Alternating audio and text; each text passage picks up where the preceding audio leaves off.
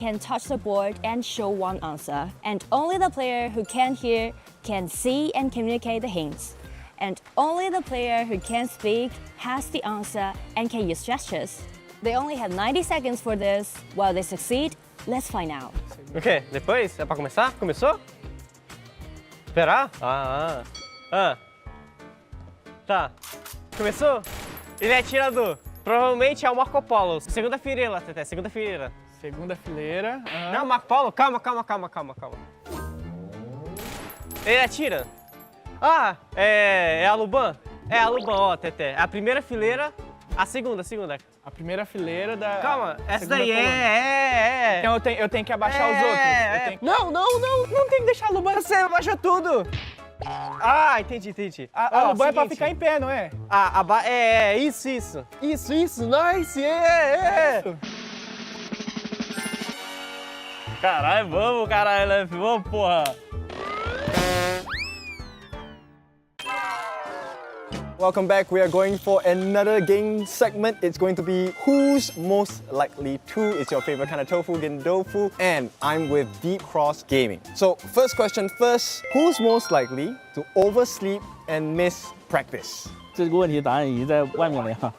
No, you have to pick someone here. 没事，找个替罪羊吧，就他吧。选了自己，为什么呢？因为时常听不到闹钟，是为什么听不到呢？不知道原因。不知道原因。Doesn't know the reason, just wakes up late. Okay, sure. Next one. Who's the most likely to agree to the strategy, but does something completely different in the game? 这个人也在外面啊。Who is this person? 他不来太可惜了。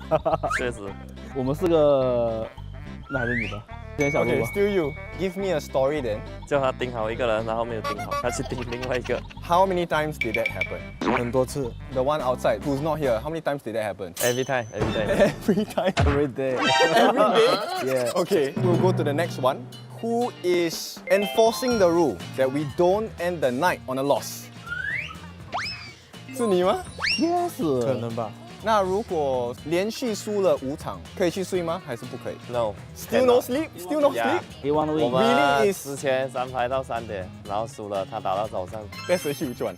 Okay, last one. Out of the 4 of you, who's the most likely to buy that skin? 哦，游戏里面的皮肤全都有吗？对。 Okay, so he has every skin in the game. So for good reason, I think we have our winner over here. So that's it for this segment. We'll be back with more action in the next video. See you guys.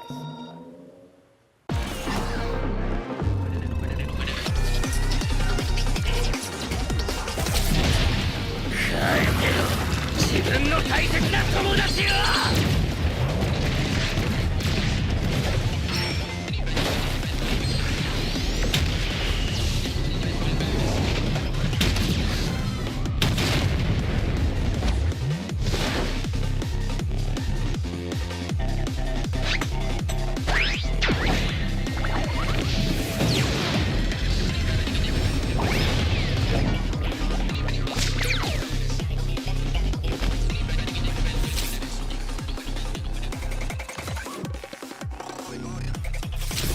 行くぜ。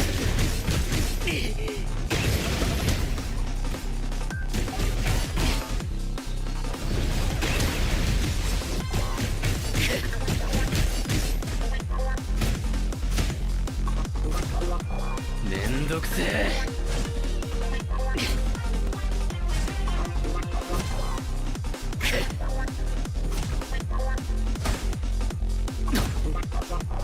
行くぜ。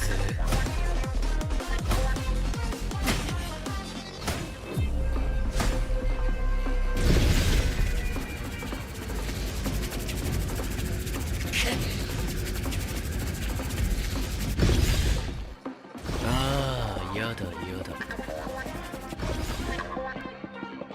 これがターボババアの力かよ。なえるぜ。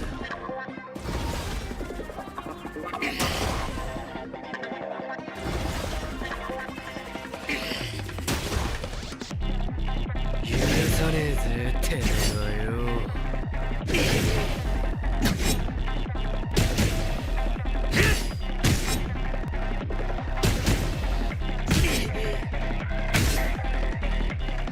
やれやれ、本き出すぜ。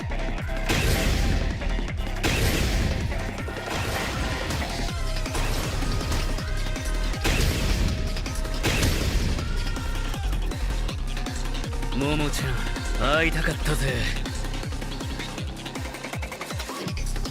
強くならなきゃ、もっと強く。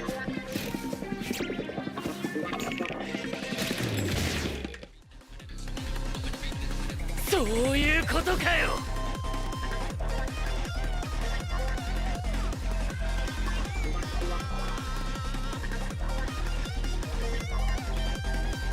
おっと悪い。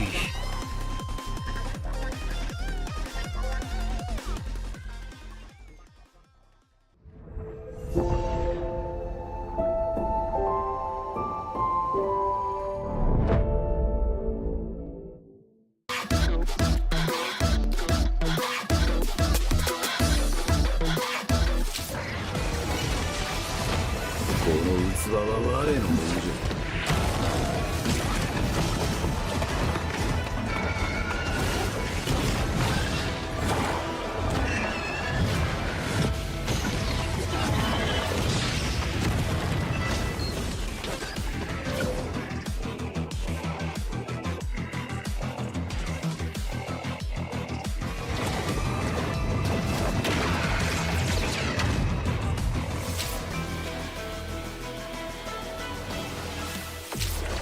わしのじゃ。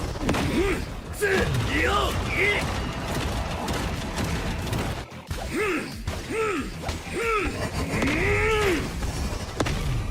楽しいのう、呪いの家。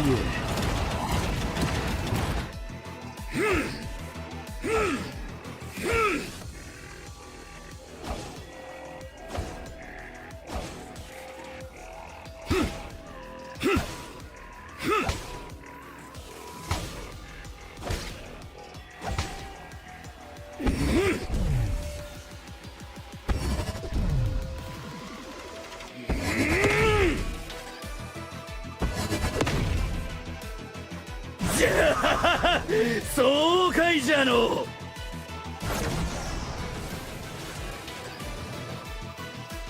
見つけた。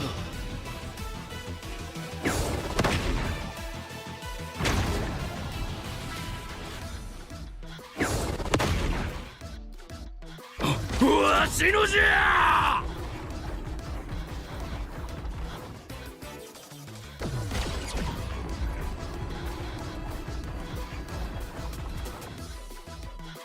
楽しいのう。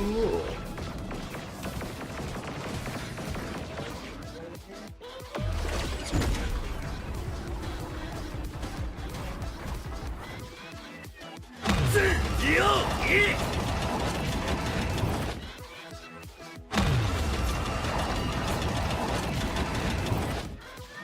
呪いの家。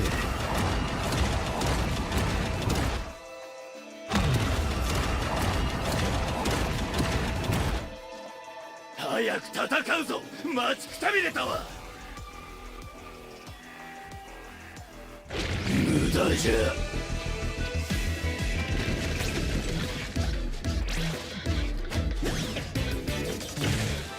これから人間にとっての地獄を見せてやるからの。早くしろ。我は待たされるのが嫌いじゃ。なんじゃ貴様、ぶち殺されたいのか。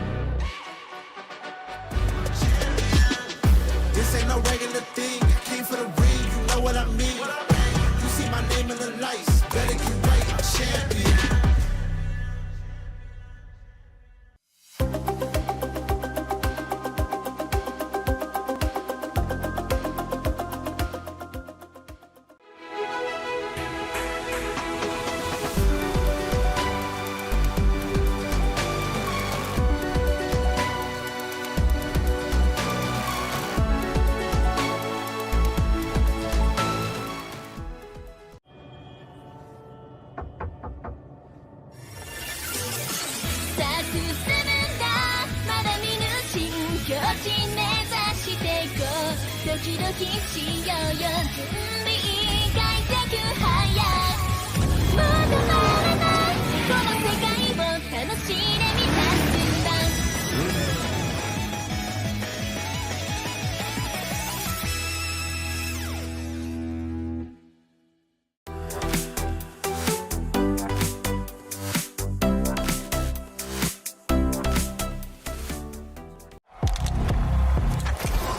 He thinks he can come in here and play my game. Let's go. He knows nothing.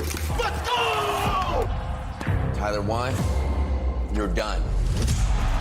This is my ladder. You can't climb it. It's better than being hard-sucking masters. You're going too far now. Your eyes buggy. Your elbows ashy. That airline? That's an L airline. Somebody better hold me. Okay, yeah. Do something then. Raw energy. Blow the house down.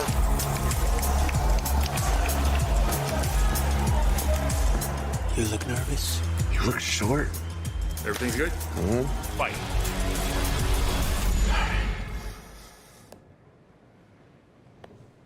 Okay.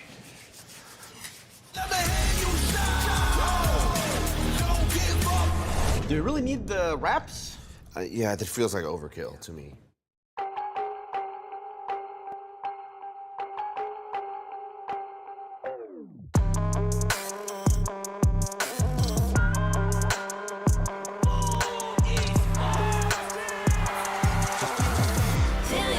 Feel your heartbeat racing. Goes like 3, 2, 1, got you counting down. I won't let this crown be taken. Can you hear me go?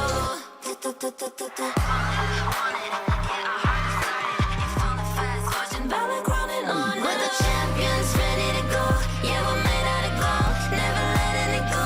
Got your back and it coming strong in the storm. Do you wanna go on? In fortune, Bella crawling on now. Crawling on now. In fortune, Bella crawling on now.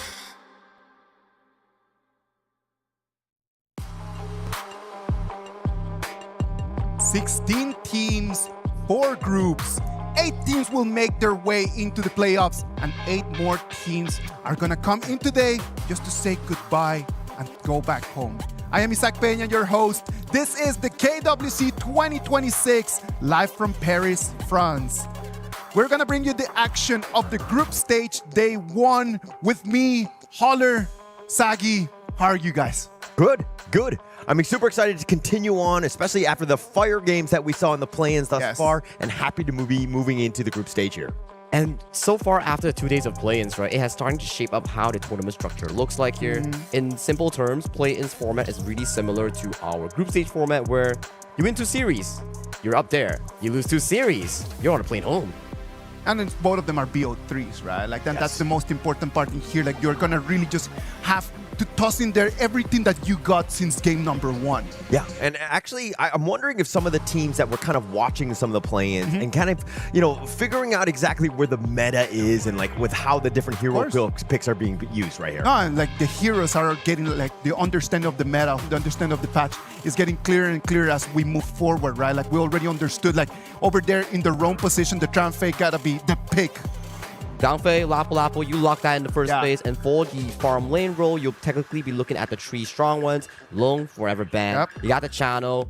Pretty decent win rate and performance thus far in the play-ins, and then you have the Chicha or Flowball Marksman rounding off that pool. But the interesting pick coming in for me is the top bans, where we have Pei, 50% win rate out of 4 games, but very insane ban rate of 75%. No teams want to play against that because that's a extremely strong early game pickoff here. And then Florentino, only 1 win. Yeah. But it was a really good performance coming from Champion 1 yesterday. Yeah, I mean, that was the one that kind of took them over the edge. But I think also not only is Florentino amazing, but the Lorien has had quite a number of picks. I mean, it's still kind of in the 50-50 rate or whatever, but I do think that this is a hero that a lot of teams need to respect as they move forward here. The KWC 2026 is moving away from the play-ins that just finished yesterday, and today we're starting the group stages. 4 groups that they're going to be battling it out in a double elimination format. So if you win 2 games in a row, you're moving straight into the playoffs today. But if you are to lose one of them, you still have one more opportunity to try to make it into the top 8. That is going to be really difficult because this is going to be the last time that they play best of 3s. Yeah, and actually going in, I mean, continuing with the play-ins, like you lose twice, you're out. Some of the teams have not had that warm-up, if you will. Now they're just playing and they have to go, and they might essentially just be going home 0-2. It's a double-edged sword format, right? Some teams prefer the BO3 and then they can actually push into top 8. Some teams, they don't really enjoy that format here. So technically speaking here, it's coming down to who is much more prepared in a short format in this specific case. The heavyweights are starting to show up right now, as right now the groups have been set since yesterday's draw. Group A, that is going to have action tomorrow, has AGAL against Team Vitality in that first matchup, and MIBR loss against Blacklist International. I mean, all of these teams, I mean, unfortunately for Team Vitality, they're in a familiar spot in going up against AGAL on the top. But I think that they're also looking at the bottom side already because MIBR LOS, Blacklist International, those 2 games that game will be fire as well. I'm just thinking for the side of Group B as well, you got this specific bracket here. Of course. I would say this is one of the group of deaths. One of it, because we are going to have another one. This group features Aura Gaming, our first match of the day, taking on Titan Esports Club, ROC Esports taking on Influence Rage. So you have 2 MKL teams, the first place and the third place coming in for this specific group here. So if you're a Titan Esports Club and Influence Rage, you got to be wondering, where am I? Yeah, where am I? I think that that's the number one question, especially since we saw the group draw. Danny was there, and he was just like, okay, I hope to God I'm not in Group B, but unfortunately for them, they did drop there. Group C, as you can see on your screens, is going to have the KPL Spring Champions KSG against Revenant X Spark. And Virtus Pro is going to be facing face that we have already seen in these play-ins, Buriram United Esports. Actually, for me, this one, I mean, obviously, Revenant X Spark, a little unlucky going up against KSG to start things off. But I do think that this is probably one where, I mean, if you're looking at the other teams, Virtus Pro is definitely a strong one, and BRU has definitely showed up. But I think that this is one where you can maybe eke out and hopefully look at it as maybe one of the weaker groups. All right, so you think that the gap over there is a little bit wider? Now, back to your point there, Caller. KSG versus Revenant X Spark. You are setting the standard for a new region like Kings of Rise India to reach for that up high. And remember, I talked about one of the group of death. This is the second one here. Yes, you don't have KPL teams coming in for this specific tournament bracket, but GK Esports, DCG, amazing performance back in play-ins. And then Boom Esports, Team Nemesis, all these teams are so neck and neck close in this Group D. From what we've seen from DCG, I am actually really looking forward to see them play today against GK Esports. I believe that's going to be our match, the highlight of today's match. Agreed. And I think that even GK Esports were like, okay, any of the other teams, I think that they would have been a little bit more comfortable with. Yeah. There's a lot more familiarity, but DCG is one that can potentially upset here in this, of course, as you mentioned, the group of death. Exactly, right? And then we talk about group of death, you can't forget there is always the PKL IKL rivalry here. You have Boom Esports going up against Team Nemesis, and Boom Esports has a good historical track record against IKL teams. They beat Kagendra, they beat BTR back in KIS4, but the only team that they haven't beat was dominated by Nemesis, which is their opponents coming up. They lost to them back in KIS4. Yeah, and I also think that Nemesis are going to look to prove, right? I think that they were a little upset in the fact that they didn't actually come out the top seed in the IKL. They had a lot of potential, but unfortunately for them, I think it's a chip on their shoulder, and they're going to come out firing today. Well, these group stages are set, and we're going to move right now to talk a little bit about the heroes. Like, and one of the beautiful heroes that we have for this KWC 2026 is going to be Princess Frost with that amazing skin that we have designed for this specific event. That's going to be the Heaven Beacon Princess form for Wang Zhaojun here. Forge and Valor, Crown by Honor. It's under our KWC series here where we have Alessio and also Elaine in the back-to-back years here. So get yours now in the events tab. You just got to bargain every day to get the best price. Yeah, this is one of my favorite skins. I think they do it. EWC, skin after skin, has been amazing thus far. I really like the more futuristic look, so this is a nice skin to pick up here. Yeah, and coming in towards this specific game, right, we haven't seen a lot of Princess Frost coming in for these specific drafts. I feel like Princess Frost is one of those heroes where, and you go into a BO7 series. Yes, we saw it from OG Esports on the Liang Princess Frost. Not my cup of tea, to be honest, but as you pace into a BO7, Liang Frost starts being a stronger tool. But in a short series where there's so many strong heroes available, I think it just doesn't fit too well.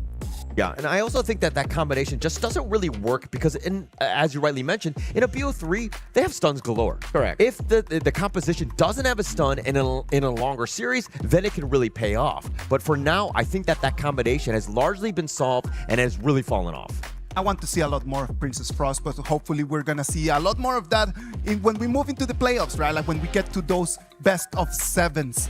Step by step, we move closer and closer to the trophy, and we get closer and closer to the prizes right over there. As you can see, the prizes over here, $3 million, the prize pool for this KWC 2026, with the first place taking $600,000. I mean, this is life-changing money. Let's be very honest. I mean, the entire stack straight through. Obviously, the top dog with 600,000 USD coming home into that. But I mean, all the way down, everybody's getting a piece of this giant prize pool here. I mean, if you consider conversion rates, right, it works a lot in some of the better countries coming in for these specific regions, and then it actually becomes life-changing money, as our EWC tag suggests here. So we are already done with 17 to 20. So we are now looking at top 16. So every step you win, you up your prize more, you up that bank account more. Yeah, so it's like every single win. I mean, that's all you're thinking about, right? Like every time you win, it's like cha-ching, right? Like move on, move on to the next piece. Obviously, you want to get to the playoffs. I think that that's where more of the money is going to be at.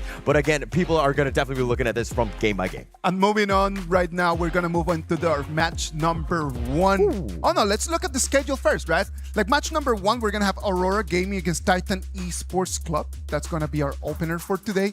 But then after that, we're going to have our OC Esports against Influence Rage. Yeah, and actually going into this one, I think that we're looking at Aurora Gaming and GK Esports, probably looking at the top 2 as the global teams to kind of set the stage for at least day 3 today. But I mean, what are your thoughts, at least on this first one here? I mean, on these two, Aurora Gaming and Titan Esports Club, I think something we have to highlight is Aurora Gaming, they have a history, right? Yeah. First few teams coming in for this tournament here, many of the EWC titles, and they pick up the Alpha Gaming AG Global lineup, and coming in for this specific tournament, they come in as MKL's first place. And Titan Esports Club, they are riding on a Cinderella run back in PKL, where they start off 6th place in group stage, just wanting to climb up to 2nd place, disrupting the equilibrium priest of PKL, where you have, Boom Esports taking one, Blackest International taking one from spring and fall, and now you have suddenly, whoa, where did you come from? All the way from 6th place. Yeah, and actually it's funny that you mentioned the Cinderella story, because Titan Esports Club, yeah, they got the slipper. They're getting married, but now what? Now we have to live in this household. Like, how do we adjust? How are they able to take it to, of course, this EWC and to continue on with the Cinderella story when they've already kind of achieved it here?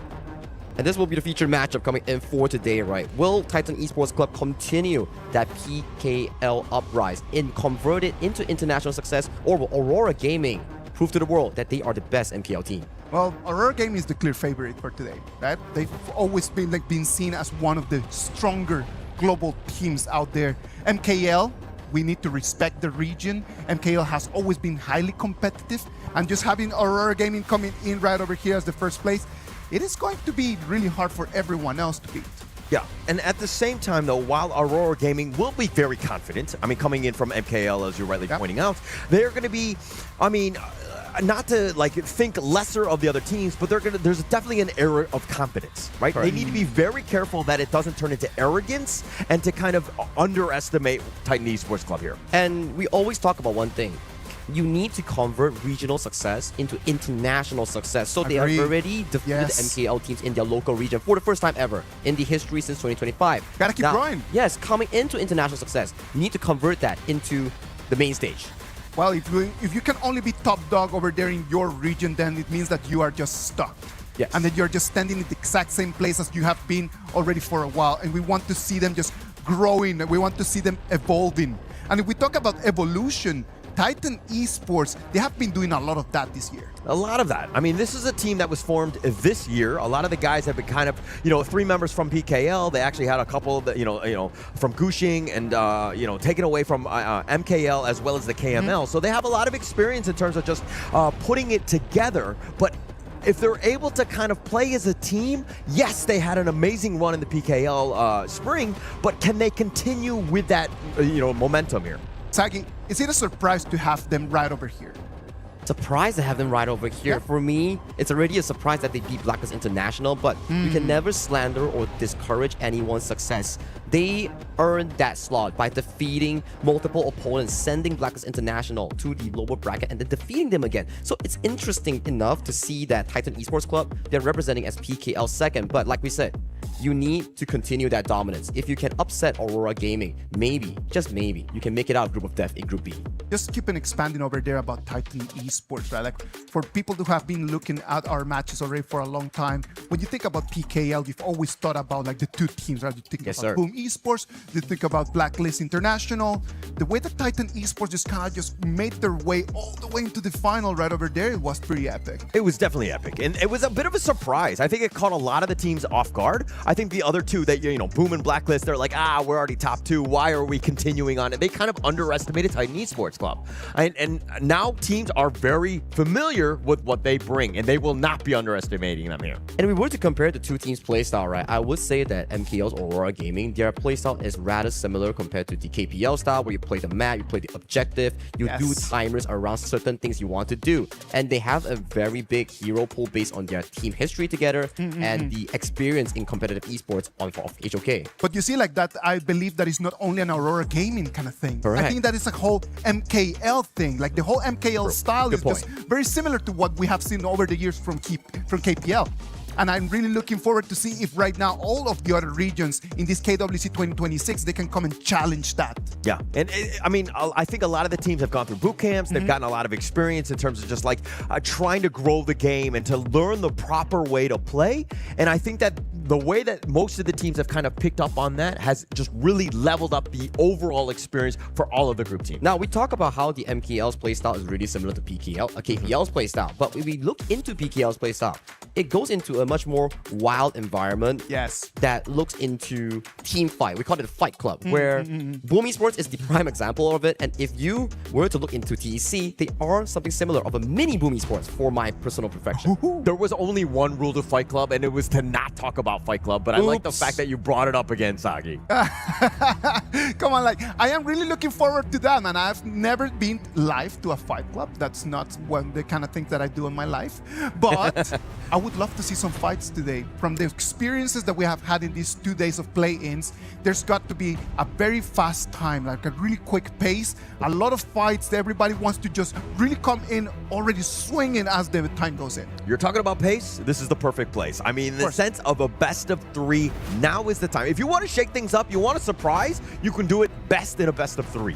And for specifically me and this coming these two teams, right, for Titan Esports Club and also Aurora Gaming, if there is a featured matchup here, I think it heavily goes into the mid lane here. Yeah.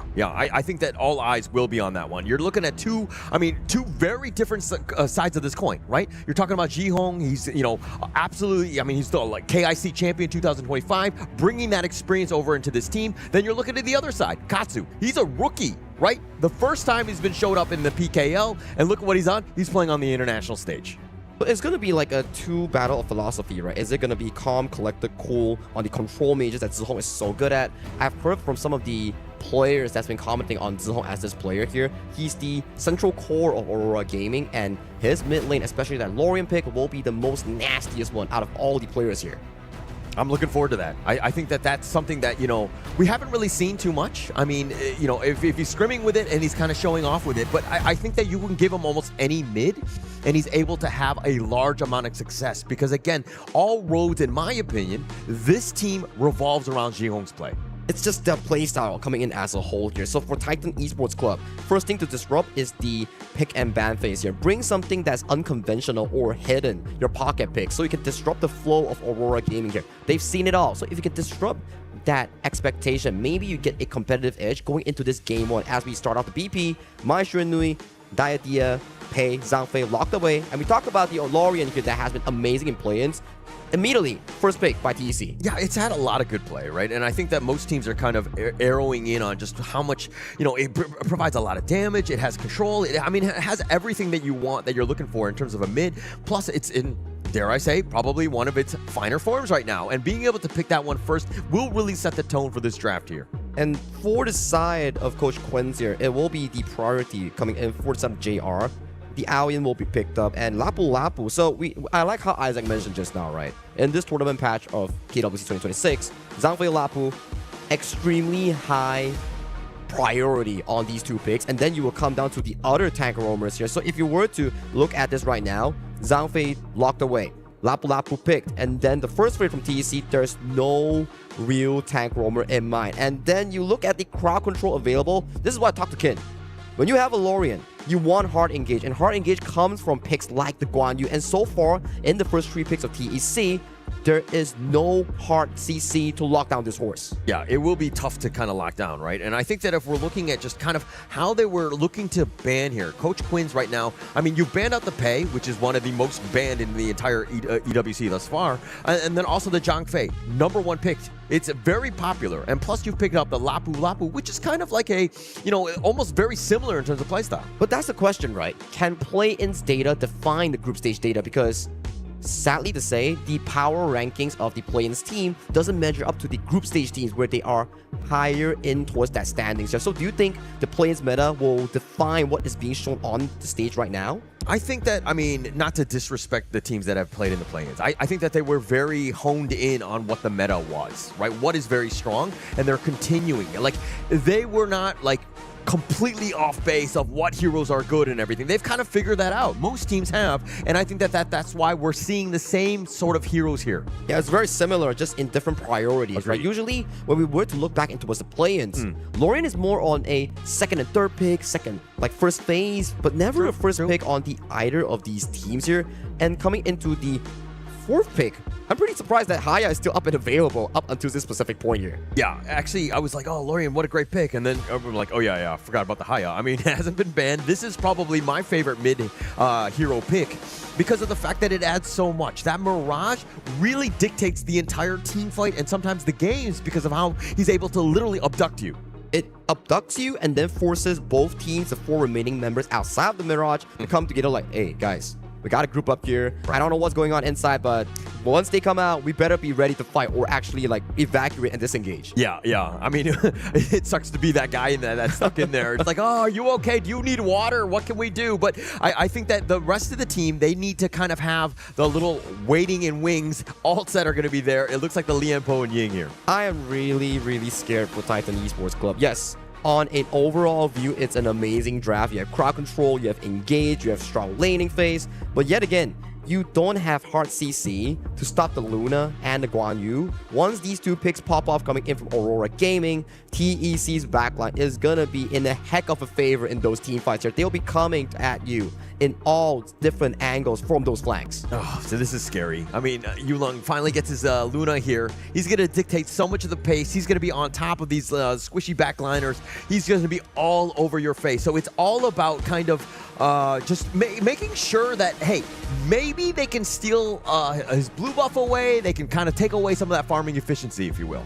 100% right. You need to disrupt the Luna's jungle clear. Make sure you have the timers, engage, invade. That is all you need to do. So far, if you were to observe the draft coming in from inside TEC, yes, maybe in terms of team fights, it will be slightly difficult, but at the very least, Clash Lane and Farm Lane, very strong 2 laners here to actually try to lock down the priority in assisting the side of Guxing in entering the jungle of the side of Yulong. Yeah, I mean, that would be best case scenario, but they need to do it against a team that is, I mean, from the Aurora side, you're looking at these heroes and you're kind of thinking, oh, they can be very aggressive. They can be doing a lot of damage. They can control with the Guan Yu. You have a lot of different ways that they just want to be in your face.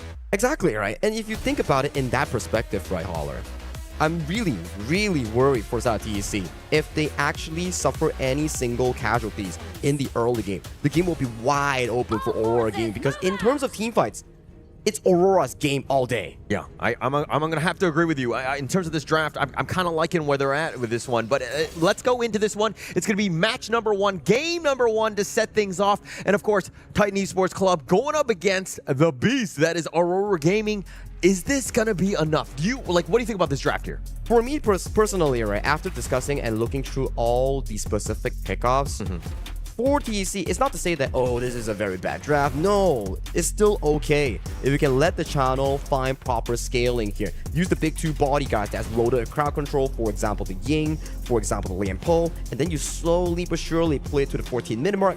Yes, then we might see TEC look for those big laking team fights here. But if you do allow Aurora Gaming, especially Xiang and Yulong, to scale into those items and levels infinites, then that's going to be a problem here, because so far, at the very least in the early game, I don't think in the team fights, TEC has anything to stop those two. Yeah, it's not going to be easy. I mean, the lack of CC is very worrying. If they're able to somehow find the Luna and they get lucky, they might have a chance. But I mean, you're kind of like, you know, what are the chances of that, right? You know that Yulong is going to be very elusive. But for me, let's go back, you know, in terms of the draft. The final two picks were the Lian Po and the Ying by TEC. What about the Ying is like, okay, this is going to take me over the top? Now, I am a very big fan of the Ying ever since the rework on that 2-stack spear wheel where you can move and heal at the same time. Ever since that, it has been skyrocketing in terms of rank pick rate and also local tournament pick rates here. And after that, this bootcamp that I heard from them, Ying has been rising in popularity against some of these meta jungler picks here. And I'm kind of interested to see how the side of Gushing actually plays it off, because it has been having so much hype and we've not been seeing competitive HOK for about 4 months now. Yep. So, I mean, they've still been scrimming. Obviously, they've been kind of fine-tuning more than anything else. And going into this one, I mean, if we're looking at this draft, I still see that potential Yuna as that last pick to really just kind of create so much chaos, take over this game. I am so scared for TEC. And that's all about the draft, right? We already analyzed it. We favor the side of Aurora drafts more. Okay. But however, TEC has a stronger early game to play those side lane pickoffs here. Now, question is, if you are on the TEC side and you are drawn in towards this group, what are your expectations in this group B?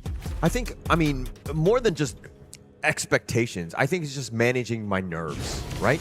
You know that Aurora are big. You know that they're good, but you don't want to show them that much respect, right? And I think that you need to play your game. You're looking to surprise, you're looking to shake things up, and you got to do it, especially early. And it's like a measuring tape, right? Where if you find a specific matchup against Aurora, maybe, just maybe, you can upset ROC when you go and meet them later on. Best case scenario, right? And I think that you're looking to surprise. You got to use the guise of darkness, if you will, to kind of catch them off guard in some fashion. If it's either through rotations, it's about being a little bit more aggressive in that early game to potentially kind of threaten Yulong here. Interesting that Gushing's clear at 1 minute is only at the Wolves camps right now here. So it's going to be slightly slow coming in for both of these junglers as they are reaching their level 4. But hit that CD key in the communities tab to get some Dragon Crystal for that Luna skin later on. Yeah, so for me, I'm kind of looking at like TEC, how do they respond to Yulong? They know that the Luna is going to be there, wanting that blue buff. He's gotten both of those buffs, and they've largely been staying on their side of the river. They have not been aggressive in that case. I think the CC layering, right? Why is Lorien so prized as a mid lane this patch? Yes, insane laning phase with that damage output, but the ultimate, that knockup is like what? 2 to 3 seconds if you get caught by it, and afterwards, it's going to be CC coming in from the side of Evilis, and you will be wondering if Yulong doesn't enter the fight correctly, he will be taken down instantly. Yes, definitely a bit of a problem there. And I mean, if we're looking at Evilis and Saber, both of these guys have been kind of the rock on their team in the sense of just being able to stabilize and just, you know, everything kind of runs through those two in terms of initiations and how they like to control. But if we're talking about Evilis and Saber, are you giving any of them a bit of an edge in this one? Evilis or Saber? Ooh, at the very least, I think both roamers, their role in this game is surprisingly the same, right? Okay. You're looking for the CC, you're looking for the backline. Saber charges in, doesn't find much of a play here, but Xiang. Yeah, a little bit of action. The hero charges just pushing Calm back. He just wants to go back home, and Jihong is showing up as well. It looks like it's going to be too much damage. Jihong is going to get first blood here. Simple and clean coming in for the side of Aurora Gaming here. Individual pro play coming in from the side of Xiang to find a 1v1, and Zihong didn't even have to use that Moonscape Mirage for that play. Yeah, Xiang there, that was the Honor of Kings equivalent of an alley-oop. Just made it, set it up perfectly for Jihong, and now it looks like the Moonscape Mirage will be locking in Gushing. If anything, this is actually going to take away that farming time from him, but they go into the mid lane, they do have enough damage, and they will take him out. Evilis is going to flash away, and Aurora Gaming starting to roll. And it's at the timer of the red buff respawn here. You win out that fight. Jungle is open for your buffet here, and this pulls on the goalie so further away. You won that fight topside without using the Moonscape Mirage. It sort of just leaked through, affecting that mid lane 1v1, making sure that Gushing drop there, get the buff, and you were talking about like, oh, we gotta control Yulong. We gotta make sure that this Luna doesn't scale out of control. But now, look at it.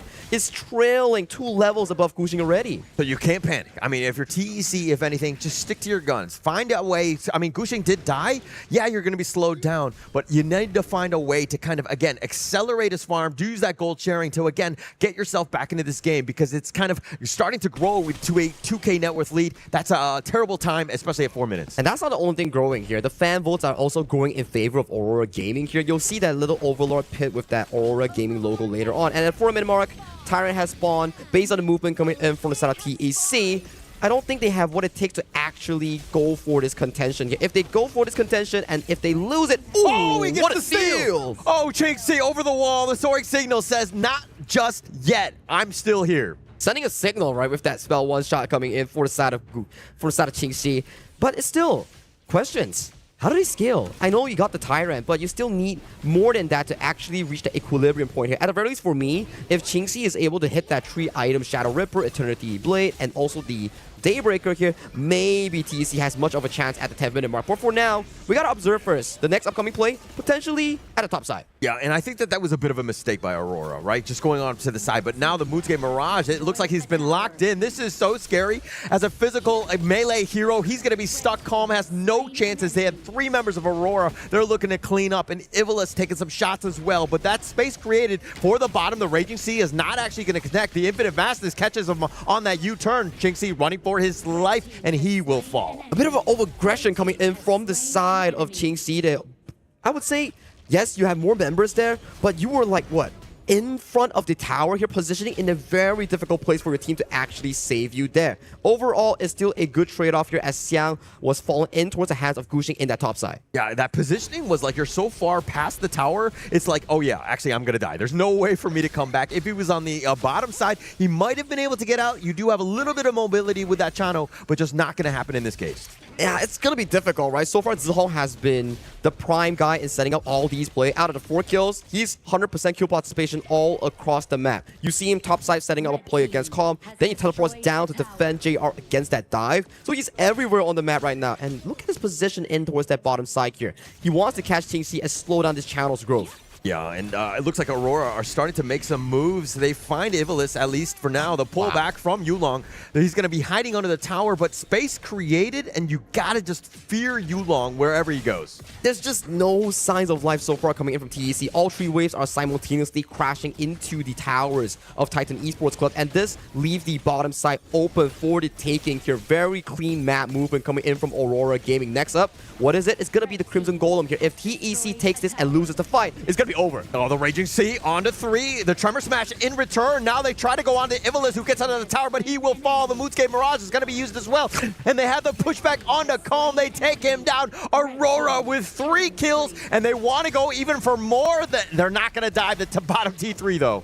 But it's at 6 minutes, 50 seconds here. With a 15 seconds death timer, Aurora is already knocking on your tier 3s. I mean, Yulong just chasing it down. He doesn't care whose base this is. He's going in uninvited as they take the bottom T3. Aurora Gaming starting to roll. Extreme dominance coming in from the team in blue. Aurora, they are exerting a 5,000 goal lead, and it is not slowing down at all. Gushing coming in towards the mid lane here to actually clear out the wave. But how long can you hold on? It's just like this voting in this Overlord pit here. It is all in Aurora's favor. Yeah, I mean, they took the bottom T3. They take that entire lane. But, I mean, check out this fight. Exactly. It started off with Zihong finding the Flash Moonscape Mirage on towards the backline here. Your only singular tank is already in that backline. Without him, you have no sort of any teamfight material. Back towards live. Yeah, but now with this Azure Golem, that's a little bit of contest there. Zihong does end up finding Katsu.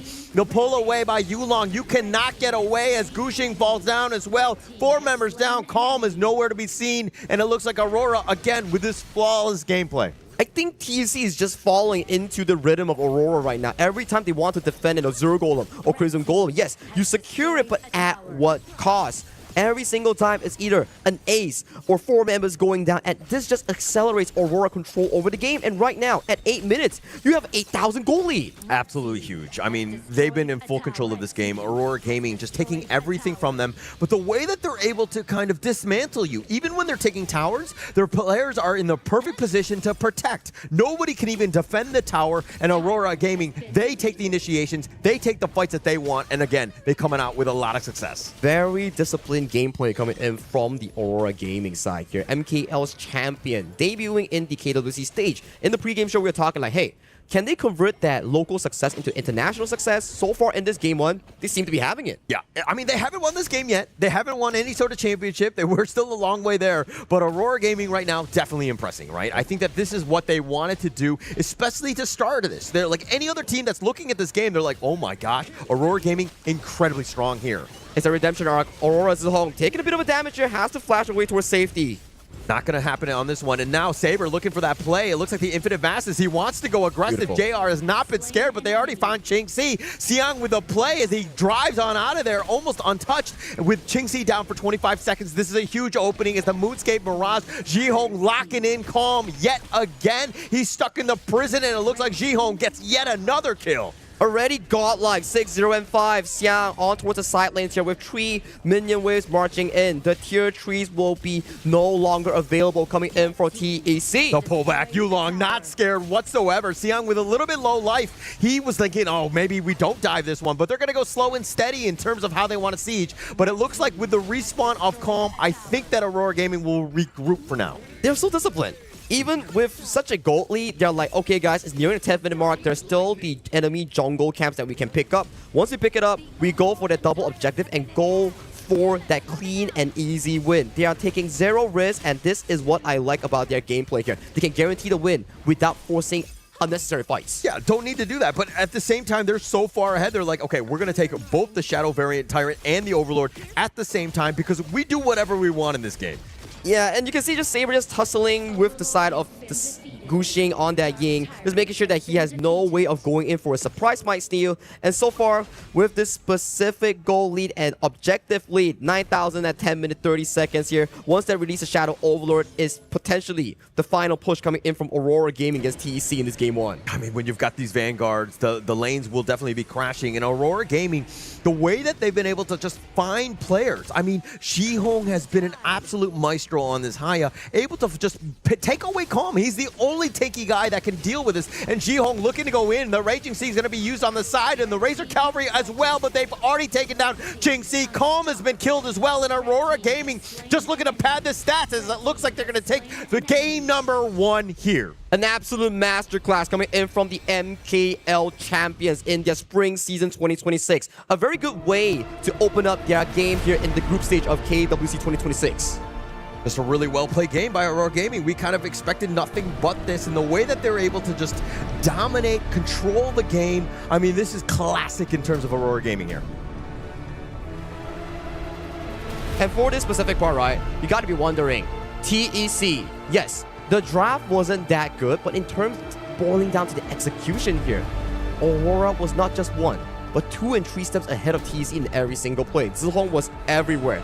Like we do say, like, okay, numbers advantage is really important in Honor of Kings, but when you have your Haya making a play in top side against Calm multiple times, teleporting mid, getting Gushing, the second time, go top, catch Calm again, go bottom, and then defending Jigger and getting the side of QC, you gotta be wondering, how does this mid lane appear everywhere? Yeah, Jihong was just like controlling the game. He did whatever he wanted. I mean, look, if we're talking about some of these stats, I mean, a lot of, donuts, dare I say, in terms of the Titans Esports Club, they weren't able to get at the kills because Aurora Gaming was not getting out of position. But, I mean, we've already talked about Jihong, but the 708 insane, clearly cementing that MVP performance. I think that it's not only the fact that Jihong had such a great performance, but actually just the strategy that they had.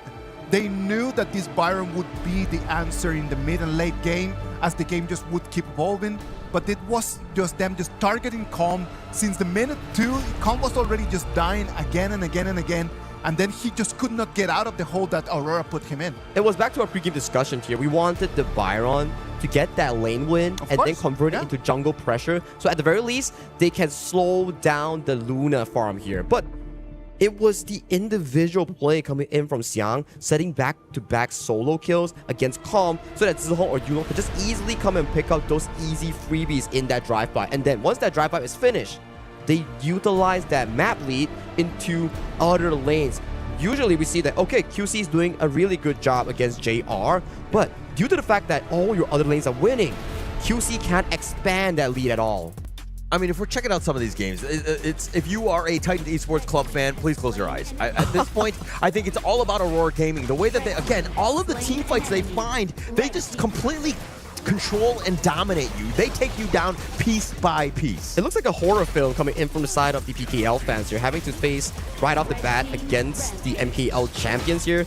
And so far, at the very least in this game one, not only in terms of the game, but I do think that the draft has been amazing coming from Coach Prince. Yeah, of course, because if you think about Aurora, there's so much initiation coming in there. The Lapu Lapu can initiate. Zhihong can come in and pull someone out. Xiang can always come from a side. And then there's Yulong on the Luna, just jumping in and out, just you can see on your screen. Yeah, just completely dominating here. And I mean, JR, I don't know if it's like a little salt on the wounds, but he's using the infinite fastness aggressively. Like, he sees them grouped up and he's just like, I don't care. I'm just going to go in because we know that we are so far ahead. I mean, if you look at your buddies here in towards the mid and top side here, it's like, oh, you guys are having so much fun. And then he's like, man, there's like 3 or 4 people from TC knocking on my door on my tower here. Guys, when can I get out of jail? This is farming jail. All right. Thank you very much, lads. Right now, Aurora Gaming already with a 1-0 advantage in their match number 1 of this KWC 2026. It was an amazing performance by them. We're going to break it down a little bit more after we come back after this break.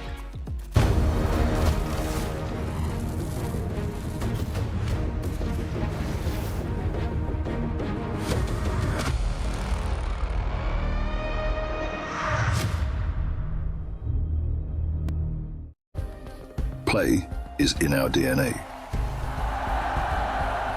Whenever we let it out, it becomes our superpower. Now imagine an entire city being built to supercharge it. Kadir City, powered by Play.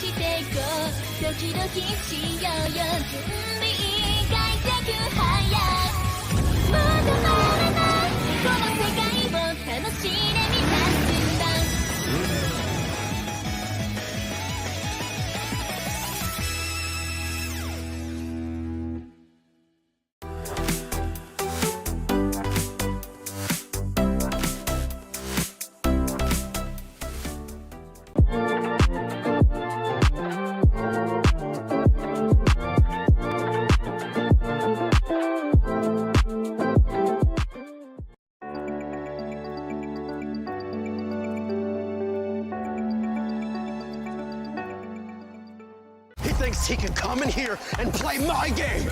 He knows nothing. Let's go! Tyler 1, you're done.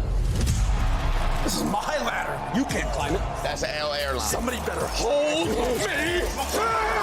Okay, yeah. Do something then. Raw energy. How far from blow the house down.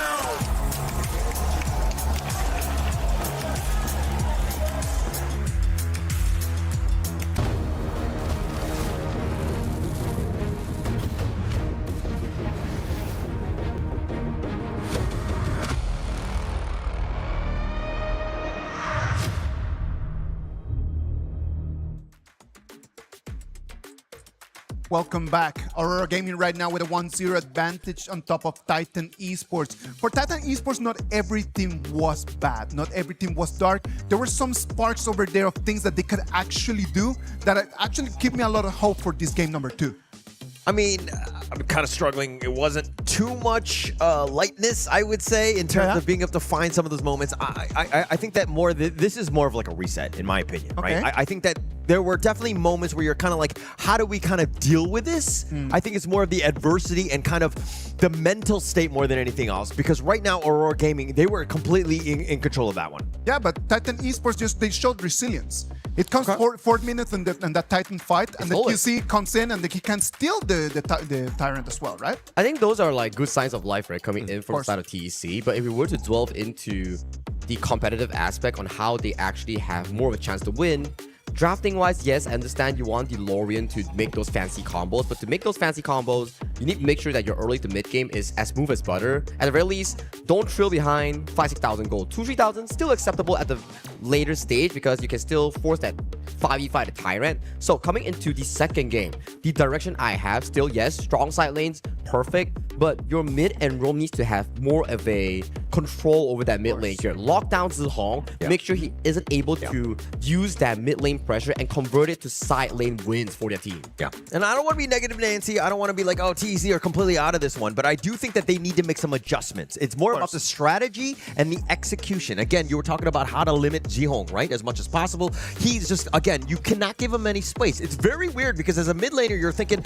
like, he's roaming around, he's doing his own thing, but this is one where, again, I think you need to lock him down so that he's not able to kind of roam freely as he did in that last one. I'm certain that the coaches have the same ideas as we have right now, right? Like the coaches have been doing a lot of work for this specific matchup. I know that yesterday, as they knew that they were going to be fighting against each other, they went back to the hotels, they checked on the footage, and then they checked on what their teams can actually do. What do you think the coaches are going to be doing differently for this BP? I think for me, at the very least, Aurora, they're still going to be sticking to what they have trained. Like, let's say the prime first picks like Long has been used, or Pei, or even Jing, those has been amazing for them. And Lorien, still one of the best ones so far. Zhangfei was banned as well, so I think both teams might want to get that Zhangfei to, at the very least, secure that crowd control and safe laning phase. Yeah, set themselves up a little bit more for success. They've used some power picks already. I think that going into game 2, you're going to see even more aggression, right? And I think that the Aurora Gaming, I mean, unless you stop them in some fashion, unless you're aggressive yourself, there's really no way for them to kind of stop this train on that strategy of being able to be aggressive themselves by Aurora. Well, Aurora Gaming in the previous game, in game number 1, they not only were aggressive, won the fights, but at the same time, they just slowly started piling up gold, right? Like, it comes to the 7th minute, and then they already had the 5,000 gold advantage. When we hit on the 10-minute mark, there were no high grounds for Titan Esports. They were already a 9,000 gold advantage. It was very hard just to stop them from doing that. And one good tip that TEC can actually implement in their gameplay here. Yes, when you're losing, you have to stop going for those jungle defenses. Every time you go for a jungle defense, you're falling into Aurora's tempo. They want to fight you and accelerate that goal lead here. Maybe learn to give up that jungle patch, go for a side lane push, find farm somewhere else. So at the very least, you're losing 2,000 to 3,000 gold. It's fine. Guarantee yourself a chance at a 10-minute mark for those team fights. Yeah, I mean, it all starts to, snowball a little out of control. I think that in terms of the decision making that they need to kind of do is, again, not play passively. They were very reactive in terms of how they were even trying to rotate. Zihong, once he goes to the top lane, where was Katsu, right? You need that backup. You need some sort of a help and that support or the call out to understand that, hey, somebody's going to be there. You cannot be getting yourself out of position. That's correct, right? And coming in towards the second game's pick and ban here, for the side of Aurora, they'll be coming in towards the blue side, and for TEC, going on towards the red side. And right off the bat, you see a lot of these mid lanes removed from the pool. No Mai, no Lorien, no Haya. And for the side of the Yin, also removed from the pool. Pei. This pick has been one of the highest bans so far in our play-ins here. And in our first day of the group stage, it's coming back up. It's definitely coming back up. And I think that it's more of, I mean, you were trying to, Coach XZ was trying to limit what Zihong had. Like, take away, attack that player. He did dominate you in game 1. But again, it opens a lot of the doors. Now this Pei is going to be there. Or you're talking about more early aggression with this one. Yep, but I do like the pickup coming in from Coach XC with the Chicha and also the Xiao Qiao. These two picks are extreme duelists in towards that mid-range combat, which Pei enjoys. So picking up these two are extreme counters here, but I am loving the Florentino focus here coming in from Aurora Gaming. I've heard that Xiang one of the better Florentinos I've seen so far in the scrim rumors. Yeah, and actually, we saw the first win with yesterday's Chammy. Yes, sir. Chammy won. He was able to kind of pull out the W for it, so it's not winless. But I am super excited to see exactly, as you were rightly pointing out, Xiang here on this Florentino, if he's able to kind of get the maximum value out of this hero. I'm a bit worried so far for the side of TEC. Yes, you have a pretty decent first 3 picks. You have a lot of damage, but where does your tank ability come from? Yeah. You don't have the Zhang Fei. Potentially, the Lapu Lapu might be banned out later on. And then you gotta be wondering, am I strong enough in the early game to sustain against the Florentino and Pei combination? Because this is like Pei plus Byron Pro Max. This Florentino, he's strong from level 2 in that 1v1 matchup here. So for the side of TEC, is not only about protecting their own jungle, it's also protecting their side lane for a comfortable matchup. Yeah, it's not looking easy. I mean, the Florentino and the Pei, both of these guys are looking to invade, right? Jing is not going to have the free farm that he's looking. So at the same time, now is the time, all right, for TEC to, again, round it out. You need some sort of early game heroes that can potentially help you defend your own jungle. That's correct. I think something like a Lapu Lapu. Ooh, I like it. Anet, our second one of the tournament thus far. The only win on Anet that we've seen and the only pickup was the one with DCG, where they pick it up on Sin on the Roamer role. And coming in for this specific game, I am kind of wondering, like, what's the purpose of Anet? Because we know for a fact that Anet is different from Zhuangzi. From what I have heard from some of these players here, they mentioned that Anet is actually Zhuangzi, but you can engage with it. People think like, oh, Anet, you're just there for disengage, protect the big carry, but no. You can actually ult flash on this thing to get that stun off. Okay. And again, I kind of want to see it, right? We haven't seen too much in it, at the EWC thus far, and having that potential to kind of counter what, again, Aurora Gaming are looking to do, but they're going to pick the counter U and the U1. And I'm loving the draft coming in from TEC, because it's like we talk about, you can't pick conventional against a team that is or that has mastered the conventional playstyle. So you pick something that you have mastery on to catch them off guard, and they go with the Jing, Liu Bang, Chicha. So all these are prime carriers for the Liu Bang to access towards the backline to pick up those squishy targets that you mentioned. Yeah, and it's going to be delivery service, right? And when they want to go in, everybody's going to go in together. Ride or die we go as we try to go into this one. And of course, this is going to be game number 2. Is TEC's lineup, is it good enough to take down at least a game, or at least for this one?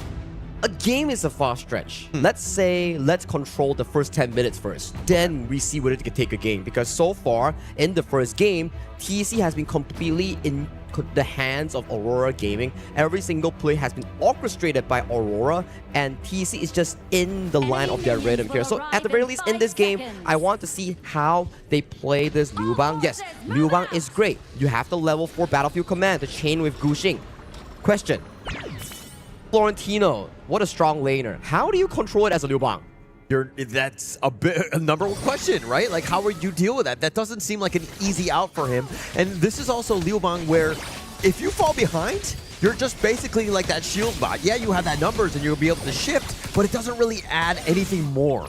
That's true, right? So at the start of the back here, we do see Yulong stealing away the Wild Boar already, simultaneously clearing up that mid wave. So that's not going to be a good thing for Guxing's Jing. And I'm kind of surprised. How do you outsmite a double smite Jing on her clones? Yeah, very good question. I mean, going into this one, this is what we were expecting. This is why a Pei is so difficult to deal with. It's going to be in your jungle very early on. Yeah, exactly here. Oh, nice pickup of the clear here coming towards the mid lane. So that's going to be wave directly in towards the mouth of Yulong. At the start of the game, you already see Zihong putting more pressure in the top side against Calm, making sure that Xiang gets every single objective in that triangle. You get the teleportation sprite, you get the fire beak from the side of Liu Bang, and also the spike ability. So everything won by this Florentino. Yeah, very efficient, right, with that movement. If you're looking on the south side, I mean, Katsu was there to kind of deal with the help in that bottom lane. but he's not farming as efficiently as you were just talking about. So those are the little things, and that's why you're seeing a little bit of a lead in terms of Aurora Gaming's net worth. Very efficient in that farming, right? Right. Like, I like this coming in for the side of Aurora Gaming. If you want to funnel gold towards the side, but hang on, Gushing. It looks like Gushing gets the pull in. It looks like Zihong is a little bit low. Yeah. Actually, he's going to sidestep it on the side, and Zihong is still alive as well as Gushing, but Evilus now, he might have been caught. He tries to flash away. He does get to safety, but now they're looking to go right back in. Gushing trying to make the play on the Saber to get first blood, and Qingxi will secure it. He comes in from that bottom side, making sure that they get the numbers advantage. What was started coming in from TEC is that they found an initial engage, and with the help of Qingxi's rotation here, they managed to make it work, picking up an easy kill on towards Zhang Fei here. Very well played coming in from the TEC farm lane. I don't know if it was exactly easy. They had to kind of bait it out, extend the fight, turn it a little bit longer than it probably should have here. Like, if we were to look at this at the start get-go, right, we do see the initial play coming in from the side of Aurora jumping on first, but Gushing's amazing engage was the start of the play. And when you go into the enemy jungle, there's a 15% damage reduction for your team. So it's going to be difficult for Aurora to finish off key targets like Evilus on the Anet or Katsu on the Xiaoqiao. Yeah, do you think that was a little bit of a botch up by Aurora Gaming? Is that like one of the first glaring mistakes, or was it kind of like, just unlucky? I think overconfidence. It's like, they're like, okay guys, let's fight, bring the momentum from game one, and they sort of underestimated the Spriteling Guardian that's guarding here in the first 4-minute mark. Yeah, and I also think, I mean, a bit of an issue because Qingxi getting that first blood, you never really want to see the enemy farm laner getting that extra gold, if you will. Exactly the case here. And at 3:30 here so far, we do see Aurora stealing once again the wild boar from the side of TEC. Top side, heavy 1v1. Yeah, Calm actually flashing away. He's going to be fine under that tower, but a good attempt, especially on that side. But TEC, I like what they're doing, understanding the timing of these boards. They've been pinpoint accurate in terms of just like the time, making sure those rotations are happening and taking them boards away. And talking about rotations here, it seems that Aurora Gaming are not going for that Tyrant play here. They don't want to allow Calm on that Battlefield command to actually get value in that 5v5 with that shield. So they give up the Tyrant, they go for the tower instead. I mean, it's not even 4 minutes, and they've just done so much work on this top T1. They're looking to just burn it down. Yulong and Xiang, these two have done way too much in terms of this damage. And now the Tyrant, it's getting bursted. It looks like Gushing will look to take that away. And with that, no, I'm sorry, JR gets the steal. That's just adding salt into your wounds. You lose the Tyrant, you're also losing a Crimson Golem towards the top side. Aurora using the minimal resource to steal everything from the side of TEC. This is payback to Qingxi from Game 1. Look, I was just assuming that Yuxing was going to smite that, but I don't know why he didn't pull the trigger and letting JR take that one away. I mean, an absolute disaster for them, but now with this Honey Sweet Breeze, Saber is going to be skirted away. You're not going to be feeling too good about it because it's the same logic that Yulong did in game. It's like, okay, I want to save my smite because the enemy jungle has already shown in the cross map, so I save my smite, but hang on. They stole it! Yeah. I think you cannot play safe. You can't play like that. I mean, now, with the Honey Sweet Breeze, they actually find him, and now with the connection on the Saber, they do have enough damage. The burst is real from TEC. A great rotation and a pick-off. Beautiful CC chain coming in from the side of TEC, making sure that Evilus uses the ultimate and Katsu with the Honey Sweet Breeze to make sure that Saber couldn't press heal, nor his Unbridled Outburst in actually making it out alive. So far, kills has been in favor here. Check out the 1 minute top side. Yeah, Gushing all by himself, though. Looking to just dance around. He actually steps out, and now Xiang, too much respect in that sense. Yulong pouncing forward, gets the smite onto Gushing, and he says, "Where you going?" as Yulong smites him down. It's a bit of a bait play here, but Calm having the force of flash ready. He's so low. He tried to flash. He got slowed down. Jihong is on a train. The Unbridled Outburst will connect, but they're all outrunning it now. Here comes the cleanup. Yulong on the side. Evilus, he too will fall. Qingxi is all by himself, stuck between a rock and a hard place as well. He goes down. Is Yulong going for fast food or something? He got a kill in the top side, immediately went towards the mid lane, and everybody is serving for their jungle here, setting up quick back-to-back kills for the Aurora jungler. Aurora Gaming, they look absolutely possessed, and they just want to go. It's all green lights for them as they've taken down. And now, look at this one. Check out the replay here. It's off a very good start for the side of Aurora. They already picked off Gushing in towards the top side here, but a beautiful Unbridled Outburst here. Yulong was pretty smart. He was waiting for a better wall to jump in on towards Katsu here, and then the ultimate coming from Evelyn was just 2 seconds too late, and at that point, it's already 3 kills into the pocket of such a commanding pick from Yulong. Yeah, just absolutely commanding. The Yulong, he had that nice play. He actually killed Gushing, and he was able to rotate, and at the same time, TEC were like, they thought they were fine, but just too much speed, too much mobility from Yulong as they, again, he was able to just clean house. And I was about to say, like, oh, it's pretty good so far because even if TEC was trailing behind gold, they had 2-0 in terms of kills, but in the span of a minute, Yulong was like, okay, lock in, let me get that 4 kills. It's not about the kills. If there's anything that we've learned in Honor of Kings, it's about those objectives. Correct. And again, just extracting that farm, building that lead, and this is why. But if you're talking about this bottom lane, Xiang so low, it looks like he's going to be fine. Ivalice is a little bit low himself. Saber's on the side, and now with that ult, is he able to stay alive? Ivalice gets onto the tower with that flash, and it doesn't look like Aurora are going to continue with his pursuit. Saber was so smart with that. He was just walking, make sure that Ivalice has to burn the ultimate and also the flash. He was holding his Umbrella outburst here, just being a menace in that specific play alone. And with the minions marching in from that mid lane here, tier 2 goes down, jungle is spawning once again.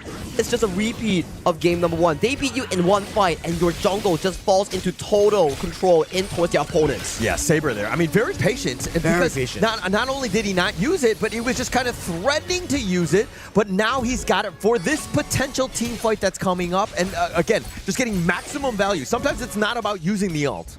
It's not about it. It's about utilizing it for the same effect. It's like, if I don't use it, it's like a trigger discipline. That Hui hook, they're just looking at it menacely. If you release it, then it's like, oh, he doesn't have to trade anymore. I can go in. And so far, in this 8-minute game, 7,000 goal lead for Aurora Gaming. How does TEC come back from this hauler? Well, I mean, Gushing is like 3K behind Yulong. That has been the biggest diff, I would say, in terms of this gold. He has struggled, right? Again, just no space. TEC has not been providing him, but it actually started from the early game, right? TEC were up 2-0 in terms of the kills, but Aurora Gaming, the way that they're able to bounce back is because they're like munching these towers now. And they're not slipping up any sort or at all, right? Every single time they find a opportunity, they pounce on towards it and they increase that margin of victory here. Nice knock up. Oh, I like the fact that you use pounce, right? That was the fun of the day, if you will, with the Yulong there on that side. But he's been an absolute maestro on this pay. He's been able to take them down 4-0-0. And now look at this siege into this top lane and the mid lane at the same time, because why not when you have this lead? The mid T3 is down. They have nothing to be afraid of. With the minions marching in 2 waves here, easy pickups on towards those tier 3 high grounds. Now back towards jungle, take that overlord, wait for that 10-minute, rinse and repeat for the side of Aurora Gaming. It's not even 10 minutes in, right? I mean, you could just play with your food, so to speak. All you need to do is be safe. Nobody takes any sort of risk. We're going to just slow siege the bottom lane. And now TEC have to hold on some fashion. They need to find some way, somehow, some way. But it has been really, really difficult. Zihong just playing in such aggression here, utilizing the ultimate to make sure that he finds a play. Trying to engage on Zihong. He takes a couple of shots from Xingxi though here from the bottom T3, and now the ult, that's going to actually do nice little stun with the Umbrella Outburst. They actually can return it onto 3, but Gushing is going to be killed here. Xingxi is on the side, tries to at least go for Saber. He's not going to find him, and Aurora Gaming, not a single member down. But that was a good engage coming from TEC. It's just the goalie that is just too darn high from both people. Nice engage! Nice stun yet again! Yulong just cleaning him up on the backside, taking them all down. That's going to be an ace, and Aurora Gaming are going to take the series. Zihong is on fire, man. That 4-man stun with the melody coming in from the Yuhuan, just catching all the members coming in from the side of TEC, and that's GG going into Aurora Gaming in this best of 3 series. Aurora Gaming look good, man. Beautiful. Looked so good right now. The way that they were able to just control it, just completely dominate it, even when they were behind. We were talking about resilience. Well, boom. That shows a lot of resilience by Aurora Gaming there. Do they need boom esports for that boom, or what are you in trying to... You know, I'm just kind of, a little bit of inception, just getting in their heads a little bit. Now they need to fear boom as they move forward. But again, I think Aurora Gaming are going to be very happy with that performance today. It's a very thundering performance coming in from Aurora Gaming, right? What a way to debut in the group stage here. And with that win, Aurora Gaming is marching to the upper finals for the side of Group B. And one more win, they are soft secured. No, not soft secured. They are secured for playoffs. Yeah. Just one more win. That's all it takes at this point. But again, congratulations to Aurora Gaming as they were able to just close that one out. That was a very impressive win. I love that because the way that the pay was played in there, like the tempo, like the momentum, just completely controlling the jungle coming in from the other side. just does not allow a way for the Jing to actually be played in this game.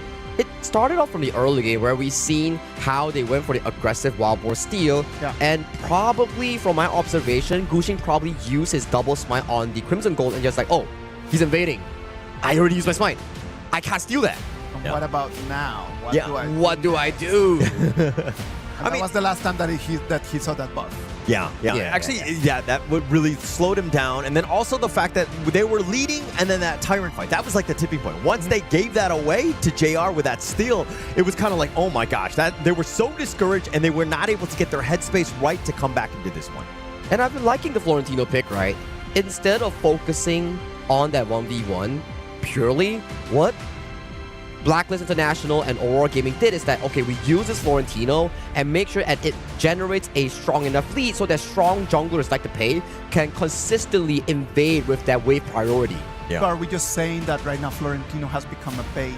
And these people just are taking it, and then since everyone is just hyper-focused about that hero, then right now it's opening other doors for everyone else. It's to your point, right, Isaac? It's, yes, a bait, but it's something like a Byron Pro Max, where you are so dominant in lane that you can actually convert that lane priority into map pressure and jungle pressure for your team. So once you lock in that Florentino, your opponents have to be wondering, like, what pick can actually defend me to at least ease out that matchup so that my jungle doesn't get invaded? Because we saw from that replay, it was Florentino and also Yulong on that Pei, getting that tower and then getting the Crimson Golem.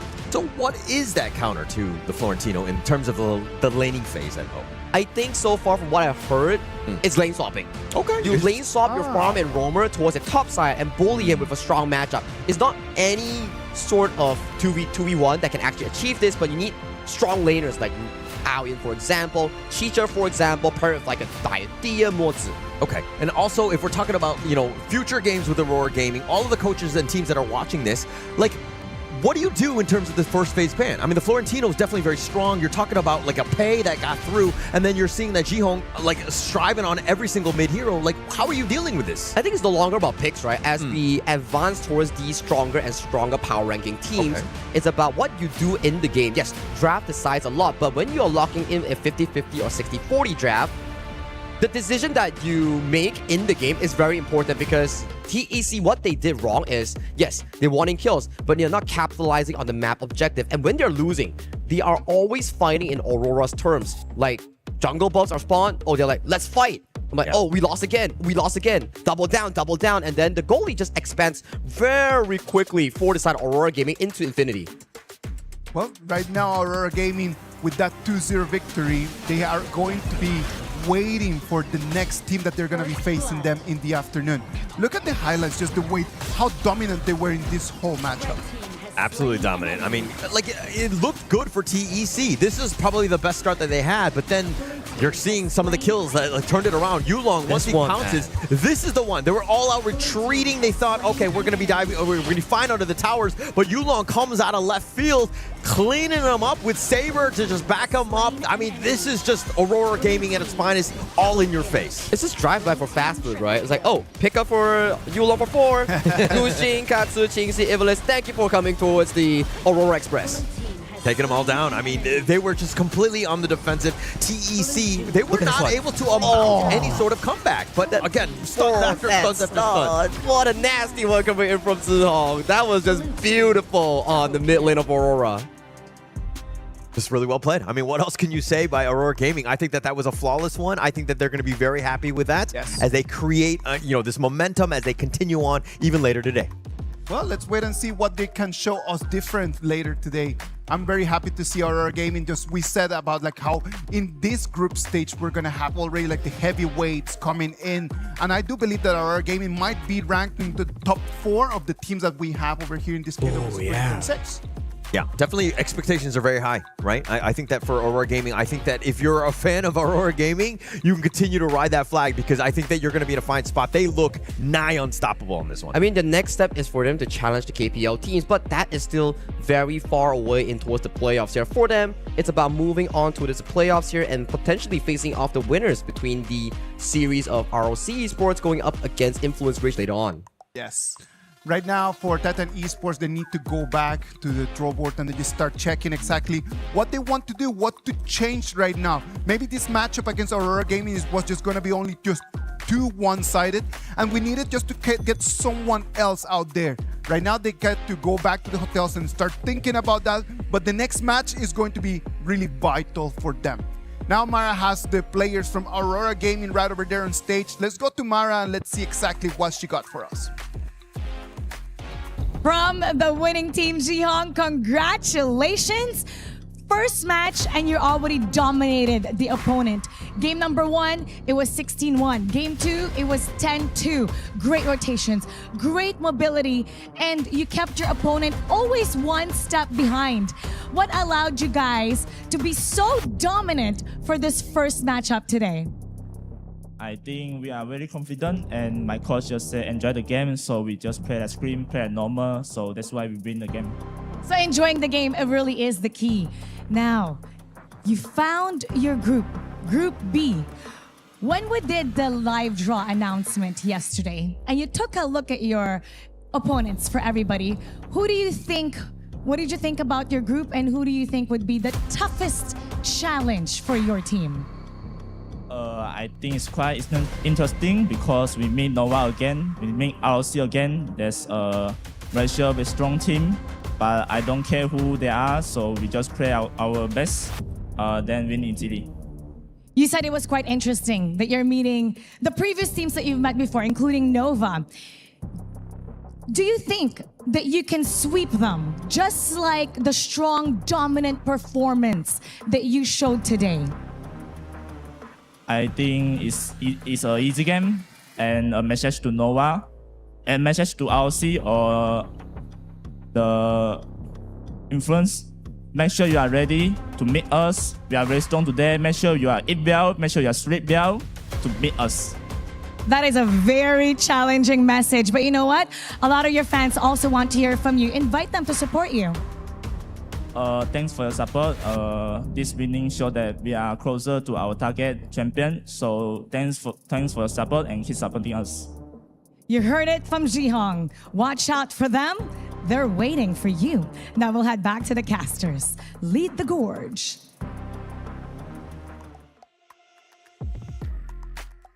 Thank you very much, Trihong, over there with those very nice words sent over there to INF and to ROC, right? Like, you better just have your things ready because we are going to beat you. I really hope that ROC and INF are really listening to that, because if that's going to be the way that the games are going to start, I am really looking forward to this whole group stage. Match number 1 of today is done. We're going to move forward into match number 2. Let's go for a quick break, and when we come back, we're going to bring you the action of the KWC 2026.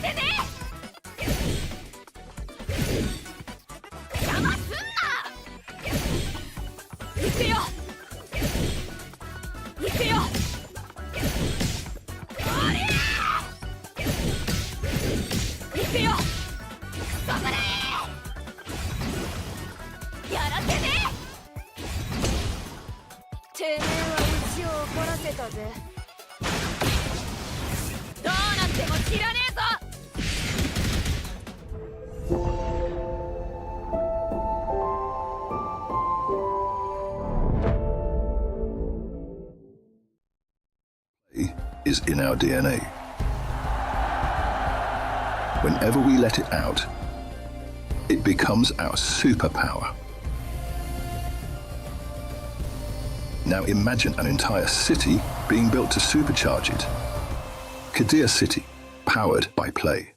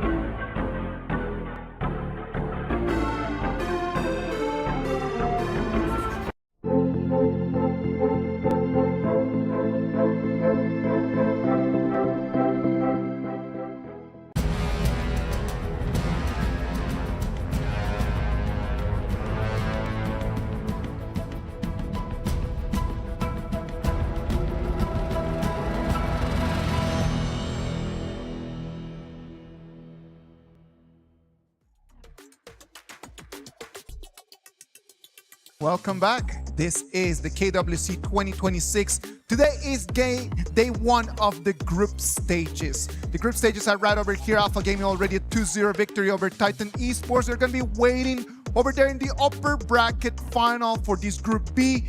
It's going to be waiting for the winner between this match, because it's going to have Influence Rage and ROC Esports. Right now for this game, we're going to have Nora and Blam. Nora, Blam, how are you guys feeling about today?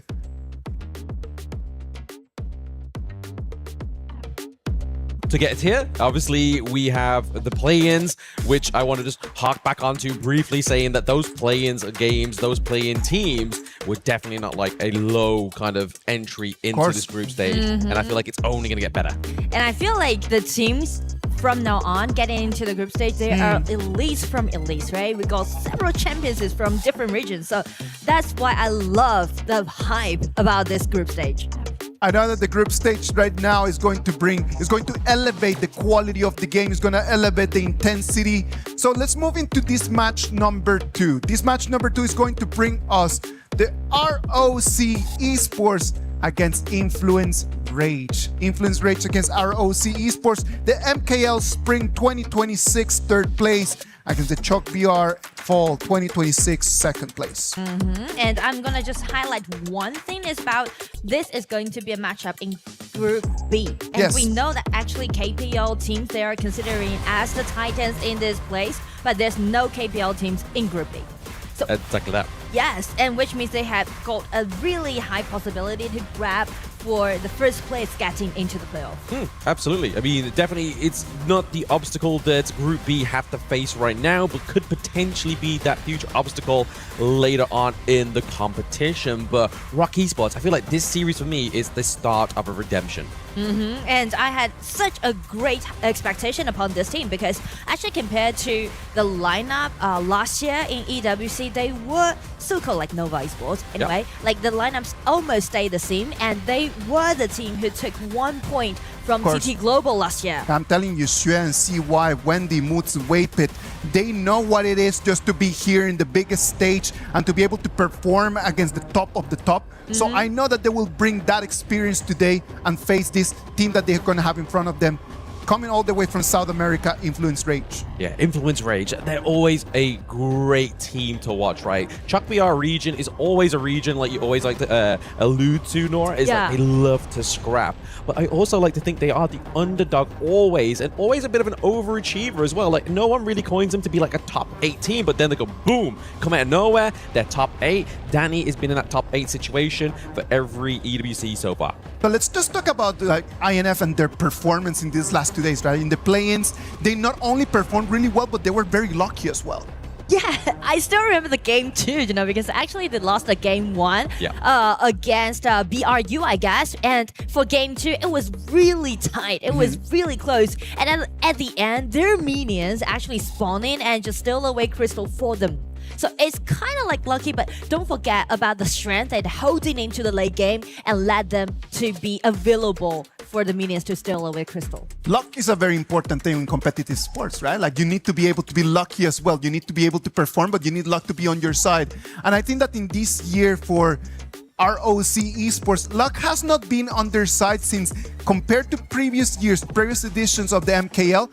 This year, third place is not what we're used to have. It's not what we're used to know. Like, obviously, they were Season 4 Invitational Champions. Obviously, that's kind of been their hallmark of 2026, whereas towards the end of 2025 was where we started to see like a little bit of a decline. So really, we're hoping for this third place to kind of translate something even bigger onto the international stage. And I feel like that's something to do with the fast growth happening right now in MNKL. Just check Aurora's performance in in the last game. Absolutely. So I feel like it's because of the competitiveness that we have in MNKL, so which made ROC even more powerful this year.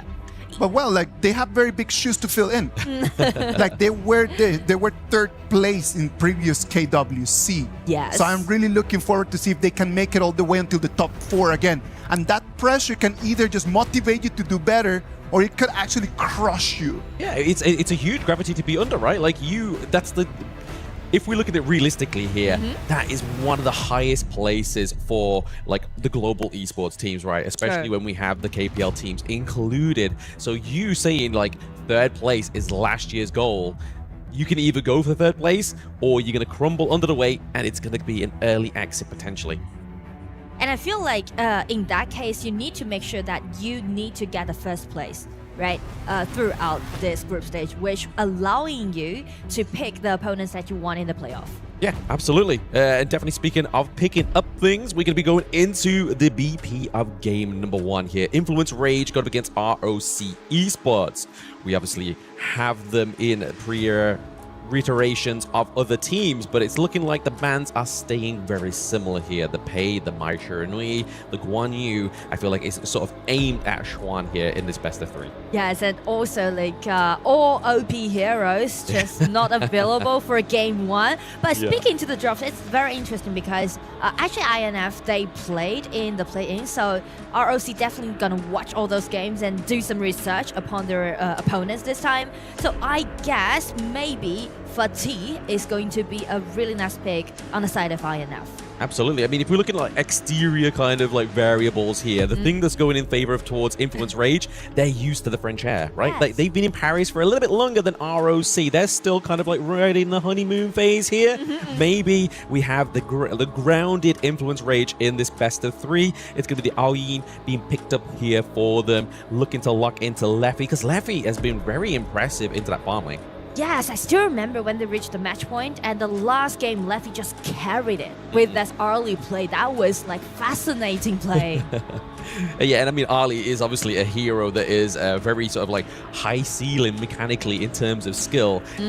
Not anybody can just pick up this hero. It's definitely a finesse here. But if we're looking a little bit further into this draft, we have seen a little bit more of a shift towards the mid lane, right? Obviously, Garuda in the first like day or so of the play-ins didn't really make an appearance, but now we're getting that long range poke here, really kind of like setting up a team fight before you go in. You're going to do a lot of damage to either the front line or the back line if you catch them or are looking to catch them. Yeah, and it can be a good partner with this channel at the bottom because it can pushing forward earlier, maybe around like 6 minutes, and that's going to be a good pace, good tempo for ROC to set for their actually like the debut in EWC this time. Absolutely. Go for something a little bit more comfortable, right? You don't want to kind of like show all your cards this early on within KWC because there is still plenty of days to come.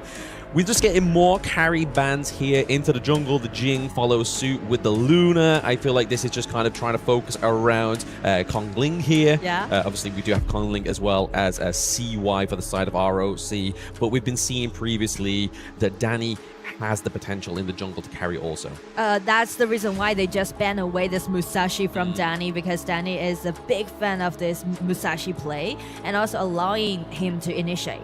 Yeah, I feel like Musashi's kind of like, it's a gamble. Like, it can either work really well, especially when you have so much healing potential. But if you duel to the death a little bit too far and you have no means of escape, you're kind of like in the lion's den. Like, it's a very scary situation to be in. And speaking of being able to dive into the back line, the Yang Jian is going to be taken away here as well. So it just gives me that feeling that they are targeting at both junglers, and both Danny and Kongling is definitely gonna be their core player for their teams. So Byron, nice pick. Siphic, you could never go wrong with a Byron pick on the top, and also with his Labu Labu. I feel like ROC is trying to build up a really well-rounded composition for game 1. They just want to do it in a pushing way, but in a safe way. Yeah, in a safe way, absolutely. You've got the kind of sustainability, as you were just alluding to there, Nora, with the Byron. Lapu Lapu, we've been seeing some fantastic ultimates, right? Like, I feel like we've yet to see a Lapu Lapu ultimate not catch onto at least 3 members of the enemy team. And if that does happen, the reverse, happens, it's a wasted ult. It's a wasted engage. But if you look towards Influence Rage's draft here, they're going for the Agudo for that kind of like early game tempo lead that they want to build for themselves here. And I feel like with this in pick, actually allowing ROC to do some early invasions, because Agudo can be quite vulnerable in the early game, right? Because you can just instantly interrupt his farming pace by just attacking on this Agudo. So I feel like it's pretty like a mid-late game on the side of INC, but for ROC, they can do a lot of things in the early game, maybe like before 6 minutes. Yeah, I feel like the Ying is a really good kind of like counter towards the Agudo as well, right? Because obviously, if you put down the Wild Growth, you're basically spawning minions for Ying to get that passive up. So she can build up that combo and come up with some crazy combos there in terms of obviously not only self-sustainability, but that CC that's also included within Ying's kit. But that is the draft for game number 1 here. We obviously saw the Dharma onto the side of Influence Rage. It's going to be down to Tempest. Can he coordinate with the Zhongfei to get that big crucial crowd control into these team fights? Well, if we are looking for those big crucial team fight, I'm talking about 4 minutes mark, because after they reach level 4, it's gonna be the first power pike in this game on the side of INC, and also we know that Influence Rage, they are always go for the fight, so I'm gonna say 4 minutes mark is pretty crucial in game 1. Yep, getting into game 1 now. Ladies and gentlemen, we are kicking off the second part of Group B here. It's going to be ROC Esports going against Influence Rage. And as you saw into the pit there, ROC Esports definitely have a big fan base in-game as they have won that voting system right now. Obviously, bot side of the map, we have seen another just a tit for tat down here, really just trying to give those marksmen down to the bot side here the best advantage and the prio here. And actually, the early HP training seems very optimistic on the side of INC. Yeah, just looking to go for that neutral objective point down bot side, right? Obviously get that Phoenix, get a little bit more extra gold here because ROC. They're just looking to make sure that their pockets are fat into the early game, but nice little steal away that little neutral point there, the spike there, the fire beam, sorry. I do like the way how they designed their early game, you know? It's kind of just surprised me because INC, I always feel like they're pretty scrappy and always looking for some fights, but like those big team fights. But as you can see, they actually improved so quickly. After they went through the playoffs, they learned a lot on the early operations that you can see right now they're showing on the map. Exactly, because I mean, it just brings back to that point that we was talking about in the pre-game, right? Like the plane's level of entry is pretty high, and there was definitely some takeaways here for Influence Rage to influence better plays for themselves.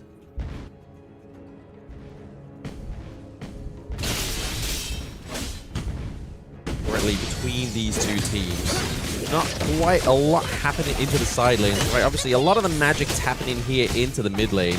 Just obviously, once again, creating that map control here. Okay, into the wall here. Wave Hit is actually taking a lot of damage, but he's able to actually have that charge out thanks to Lapu Lapu's kit.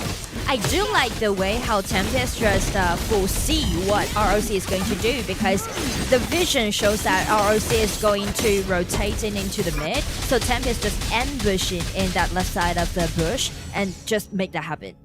Yeah, exactly. Just trying to get some kind of way in, or maybe even try and force somebody for a recall at this point. So obviously that's going to then mean that somebody is away from their lane. Fury there taking a few punches. Too many for my liking.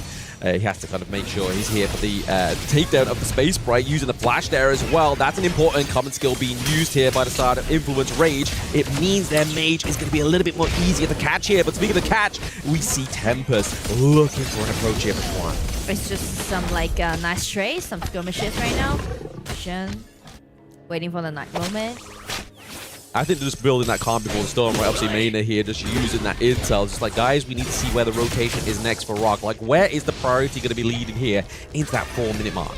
I feel like if they want to prepare for that 4-minute mark, then they should unleash both side lanes, actually, especially for the top lanes. They need the Dharma to be at the front, help them to initiate, so does this Biopic. Speaking of which, Dom is actually taking a bit of a trading blows top side of the map here right now. It's definitely going to put them into a little bit more of an interesting situation when it comes to trying to get him down to the mid lane, use the Space Sprite so he's there for that neutral objective. But it looks like Schwan is going to go for the lane cut off here as well. So when it comes to this next minion wave, it means that Tempest has to be top side of the map. This is a small trick that they did, right? Before the 4 minutes mark, you should just cut the wave and help you to gain the priority. Yeah, you're expecting just like the Clash Lane just to go 1-to-1 all the time. Yeah. But when you have these calculated moves here from such experienced players like Schwan, it makes it a little bit harder for the side of Influence Rage. And now, speaking of hardships, it's going to be Ying getting knocked into the wall there. Con Ling, you don't want to be losing your smite as the 4-minute mark comes up here. This is a problem for ROC Esports. This is a 0-2 trade around 4 minutes mark, and just check Tempest ulti, right? He just ambushed him again in the bushes, and Con Ling didn't see it actually. Yes, the feistiness is what we were alluding to here from Influence Rage. Like you were saying previously, Nora, they picked up a few things here from that playing stage. They are playing very dominantly, and they're not just happy with that Tempest Dragon, right? I mean, the Tyrant, they are taking the T1 down bot side as well. And I feel like the way how these two teams are playing right now, INF, they are continuing their momentum that they gained from play-in. But as for ROC, this is their first game, right? Maybe they are just, I don't know, just not that into the game right now so far. You mean, like, yeah, they're just warming up, right? They're just getting a bit of a use to what they can do here onto the court. That's it, testing the limits of their group right now, but oh no, Danny goes down there. That is going to be kill, given over to Muchi. He is going to be looking to amass some more kills here, trying to get that late game online, but Schwan playing the buy run. He's taking the damage, and just a bit of damage over time there from Fury on the Lorian just means that they traded 2 for 1. And ROC, they are fighting back by just concentrating, pushing on the top. Yeah, they're looking to obviously just replicate what the damage has been done down to the bot side of the map, right? Obviously just playing the other half, but this is not the game state they really want to be giving over here to Influence Rage. That mid-tier 1 falling, I think this could be a probable cause here for the victory of game number 1 going to ROC just by that moment alone. Exactly. By taking down this tier 1 tower in the mid, ROC can gain great vision control due to this Lapu-Lapu and also this Byron, because Byron actually prioritized Pierce Sky in such an early age. So I would say they will just use their tankiness and try to draw more vision control into their side and let this Garuda to pushing forward. I think this is just ROC Esports knowing the limitations of their roam, right? Because obviously, if you look at Lapu-Lapu, if you look at Zhang Fei is definitely more tankier. So we saw Schwan make that consecutive decision and be like, you know what? I need to be tanky as well. Taking that Pure Sky, I think is a very good call there. And they just keep their composure. They just stick into their original play. They didn't just disrupt or annoyed by INF's attacking rhythm. Yeah, and then we're just looking for Influence Rage to put more pressure down to the bot side of the map here. This Agudo is the reason why they're able to do this. T2 getting taken down here, but it looks like it could be a favorable engage here from ROC Esports. You do see Schwan here literally just roaming around the mid to bot side. He's looking for a pickup. He's looking for some weakling here. He's waiting in the wind. Danny may be the suspect to be taken down, but Lefty actually gets the pickup here. Danny gets the pickup onto Schwan. And Mayna is just looking for just anything to make a means of control here. I mean, like, you know, Influence Rage, they're never afraid of going head-to-head, right? You're ambition, all right, let's just fight.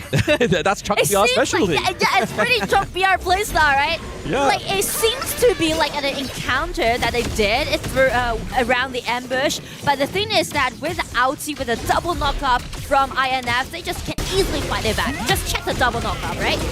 First, it's gonna be ulti from Zhang Fei, and then it's gonna be Dharma's ulti, and it's just like really nice combo that they did, help them to turn it around. I'm very impressed with Influence Rage in this game, number 1, right? They're kind of like playing like as if they're not, like they're still using the identity of Chuck BR, but they're using the identity from other regions where team fights take place, but little objective gets taken from them, you know? Yeah. I feel like INF, they still hold their own personality, but as we're talking about their fighting playstyle, they're not doing it in a reckless way. No. Instead, they're doing it in a brave way. Yeah. It's like a slight difference, but just let them to be more sophisticated. It's more coordinated, right? It's definitely like, what can we get from this team fight, and what's the potential loss? So the rate of interest is seeming to be what's in the mind here of Influence Rage. Like, okay, we're able to get a good team fight. We're able to try and take some more here. We see the ROC's Esports are just looking to go for a bit of an Overlord catch here. Not quite being able to catch that second Tyrant of the game. It's because that ROC, they spot that it's gonna be impossible for them to confront INC in this case, so they just make some dragon trade happen, trying to brought them more time, buy them more time for this move, for this channel pick. This channel haven't died yet, right? Got a 1-0-0 KDA, so really nice. They're just gonna play around with their channel and give him the red buff, give him the priority, give all he wants. Yeah, I think giving the attention over to the KDA board is probably a good means of making sense of what's been happening here, because if you look at Lorien, Fury, as well as Leffy, this is the backline that ROC Esports should be accessing, should be taken down, but the fact is they've had no deaths, which is probably why they're struggling to actually get these team fights to go in their favor.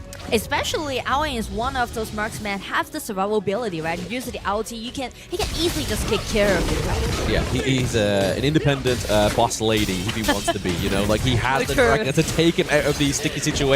But speaking of sticky situations, definitely Influence Rage being stuck into the enemy jungle, but Mushi's able to get that Crimson Golem. Unfortunately that would have been a beautiful steal. Extra damage given over. Now that we have the Shadow objectives onto the Gorge here as well, it means that would have been a beautiful transition down to the tower. And as you can see, they're preparing for it. Agudo taking the red buff. It's really rare to see the jungler taking the red buff around the tip of and here we go, burst out damage. Beautiful unbridled outburst here just to push away the side of RO Esports. Really opening the backline there as well. They do trade both marksmen. Unfortunately there, Leffy is no longer on the no death run, but it's going to drive ROC back into the base so they can go for the Shadow Tyrant. I do like the way how Leffy just sacrificed himself to do that 1-1 trade. He knows that using his ulti, he can easily do the burst of damage. Just check the farm lane, right?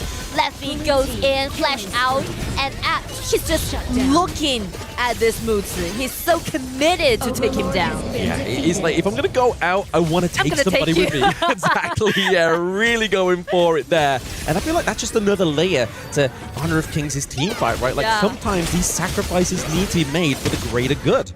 No matter you're playing as a marksman or the jungler, because as you can see, if Leffy did that sacrifice, just take that Mutsu down, the only core of on the side of ROC is vanished before this team fight happens. So it can easily give INF the chance to take that dragon down. There's a chance here that Lorien Orb just really keep Wave Pit into place, really forcing out that ultimate that didn't actually have maximum effect there.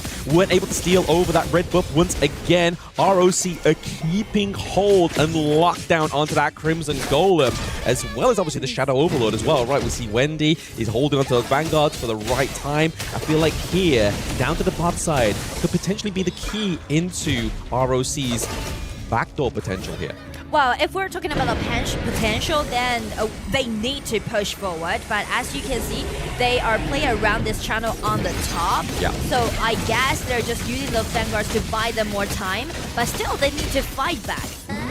They do need to fight back, because if they're not able to claim these team fights for themselves, I feel like it's just going to kind of just slowly bleed out the side of ROC Esports. But there's a takedown the T2 top side of the map here as well.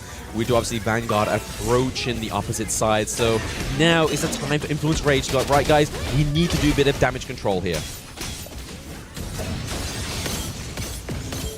Damage control is going to be taken here into the mid lane, just trying to make sure that minion wave could be getting caught off here as well. Xuan just trying to bait out as many skills as possible here. It's going to be the Wings of Judgment from Wendy. It's going to keep that minion wave getting pushed there, but Lorien Fury is placing damage here onto Mushi. It's going to be a force on the flash of Mutsu, so it's going to be a really nice try. Yeah, at least burning something, right? You're getting little bits, even if it's just the small and minor details here. It means that they can't quite compose the team fights the way they want to here. Kongling on the retreat. Danny trying to stop and mitigate any damage from the Wings of Judgment once again from Wendy. Because, I mean, if you look at both of the mid lanes, neither of these two mid laners have died. So I feel like there is definitely props to be given over here to these two players. Yeah, and not only about those two mid lane players, but also like for the team. As you can see, even though the goal difference is there, but it's totally acceptable on the side of ROC, right? Yeah. It seems like the game is reaching a deadlock because INF, they are seeking for the fight. Actually, they're waiting for a fight. They are. ROC, they're playing in a really nice way, right? They are just holding back and using all those long attacking range from Garuda, from Channel, from his ulti, and try to shred down the HP on the side of INC. So ROC, they are actually guarding their high ground tower and also just pushing those lanes as it is very even. Yeah, one of my biggest concerns moments ago is the fact that Influence Rage wasn't really getting kind of like any minion wave priority there, but top side of the map, we saw it get around about kind of T2 territory, but then it was caught by ROC. So I feel like that needs to be in the forefront of your mind, as well as these team fights being composed here as well. Xuan is just kind of always finding a lurking left. He has to use the flash escape away from there, but the Unbridled Headburst catches onto 3. Waypit with the disruption means that Xuan has the time into the backline. Tempest falls as well. Minions are at both the top side and into the mid lane, meaning that ROC are slowly but surely claiming ground from Influence Rage. I mean, like, Shen on himself, he just eat up all those damage dealt by INF and just bought enough time for his teammates to do that in close. Okay, we're just using here the Wings of Judgment, just clearing them out once again. I feel like Influence Rangers kind of fumbling the bag a little bit here. They did so much into the early to mid game, but now Leffy comes through, gets a pick off here onto Waypit. Muchi as well is going to be the unsuspected victim once again. Minion wave bot side here is maybe the chance for Influence Rage just to procure some space for themselves. Here we go, Danny and Leffy, the Slaughters. They are just not afraid about taking those 1-1 trade and also gaining them the advantage back in the game. Oh, look at this. Influence Rage going to go for the 2 neutral objectives here. We obviously take the Overlord here once again. Means that they're going to have a bit more pressure into these side lanes. Looking at this replay as well. Well, again, the ulti. I feel like, you know, a lot of players will use this ulti as a retreat. But as for Leffy, it's always going to be attacking. Oh, great control here around the Tyrant Pit. There is no access here for ROC Esports. Influence Rage do it. They claim both of the neutral objectives. This is going to be a hairy, scary 80 seconds for ROC to keep that base alive. It's gonna be a little difficult for ROC to seek a really nice setting for Moods. As you can see, Channel, he's fully decked out, I guess, right? Yep. Enough money, enough gold goes to this person, but the thing is that he's facing so many threats from a Gudo, from this Owing, from this Dharma. It's really hard for him to do all those safe outputs in the same fight. Yeah, when you're in that so much danger, it's hard to kind of play in a calm, collective manner, right?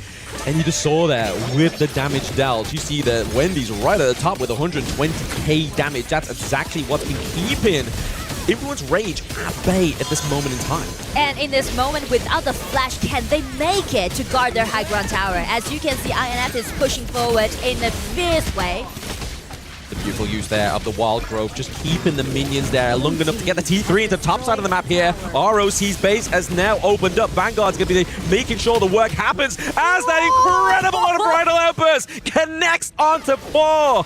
Influence Rage gets so much more with this one. Defense is now measuring down to the bot side of the map here for ROC. There's still Vanguards at the bottom. Garuda, ulti in, tried to shred down the HP, tried his best, but what about the Vanguards? Vanguards is keeping really healthy HP bar, so allowing INF to get in. It's going to be Lorian, ulti in, and it's going to be Lapu Lapu dash in to people on the road. Rampage goes over to Danny. They're still coming in. They're not going for an end. They're trying to close out the game, actually. Oh, no. The CD Sanctuary gets burned off here from Conling as well. Xuan, Muchi, Conling down. Influence Rage is doing what the impossible was last year and takes a point from the MKL. Influence Rage, nice play, continuing to win, and it's going to be so thrilled for them. As you can see, they are cheering now because it's not going to be easy to take a game from teams of MKL. It's not a game, but it's going to be such a great achievement for them, even for one game. Ooh, I mean, Momo-chan was moaning that it was cold today, but it is heating up here, right? Like, that's crazy. Chuck VR taking MKL in a best of 3, 1 match up. That was no shy of a great match. Yes, especially like the game is pretty like like a one-way game in favor of really? INI. I feel it that way, right? Because we mentioned about the point about ROC, how they're going to execute their play is that they need to keep pushing. But as you can see, all those pushing that they did is all for consolation effort. I'm gonna see it in a different way. Okay. I don't think that it was a one-sided. I do believe that INF played an amazing game, one of the strongest games that we've seen them play in these last 3 days. That's for sure. But at the same time, ROC always had answers to all the things that INF was tossing at them. But at the end, it was just the pressure from the Agudo that I believe turned things around, just because the turrets were falling, the pressure was coming in, but Konglin was trying his very best just to keep everything together. Yeah, absolutely. You put it perfectly right there. Obviously, just having that kind of like argument with somebody that always has an answer comeback, it's very frustrating after a long time, right? And I mean, this game went quite a distance, not quite the Tempest Dragon. We were around about 2 minutes and 15 seconds away from that point, but Influence Rage knew if they didn't finish it there, it would have been like insurmountable and hard attack. It needed to be right over there, man. Like, I actually started sweating because the dragon was not coming in, the minion wave was not pushing, and then they start falling out. Like, oh my gosh, it cannot be that you're gonna fall right over here. Yeah, all the way to 20 minutes in, it's just like, denied. But no, honestly, props has to be given over to not only Leffy, but Fury there as well, right? Sure. Like, he was really kind of composing this Lorien to, I would say, Nunu's masterclass. He's really been owning in, watching Nunu. He has been taking the notes, and that is the most important, just to come in, take the notes, and then just to try to apply it in your own games. And I can see the trust actually behind those plays, because around first this one, right, that's going to be an ambush, and INF just put back. And I want to highlight this one because of the Laffy's play, right? Yes. It was a 1-1 trade explosive play. And also I want to point out that actually they gave Danny this Agudo, the red buff, around 10 minutes, which is not usual to see that. But you see, that's a very interesting thing, right? Because we're always talking about like, oh, Danny and the assassins. But Danny on this Agudo had the best performance we've seen in these last 3 days. Absolutely. I mean, I want to just like recoin Leffy's play there. He was basically Bruce Willis in Armageddon, right? He was just taking the sacrifice for his team for the greater good of the Chuck VR region, right? He was ready to lay down his life just so they could get this one game onto the board. But it wasn't just that one decision. The early game for Influence Rage was just chef's kiss. Yeah, I agree, man. I completely agree with you in terms of that. But look at this. Like, the dragon comes in, like, it's like the Vanguard just stops right at the edge. And then that's the moment where you actually feel like, it cannot be. And Winded, what's going on? The shake-up within KWC. I mean, even these boys are just like, let's go. Like, it's only the first game within a BO5, but it means so much to not only Chuck VR, but those teams watching as well, right? Like, MKL is no longer the kind of like the boogeyman, you know? They are seeing that they are opening the door, they're opening the closet. They are not scared of them anymore. Well, the whole South America right now, it is with INF, and they're the exact same excited as we are right now, because right now INF with a 1-0 advantage over ROC Esports. They're putting them against a corner, and they might be able to seal their ticket to the upper bracket finals.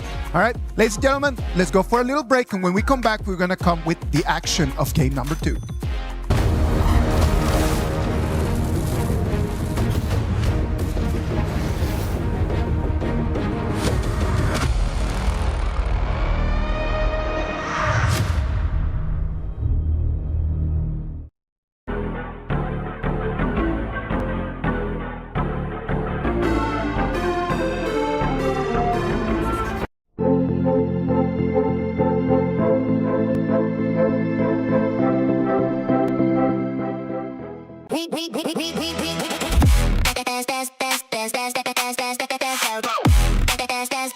We book Esports World Cup up.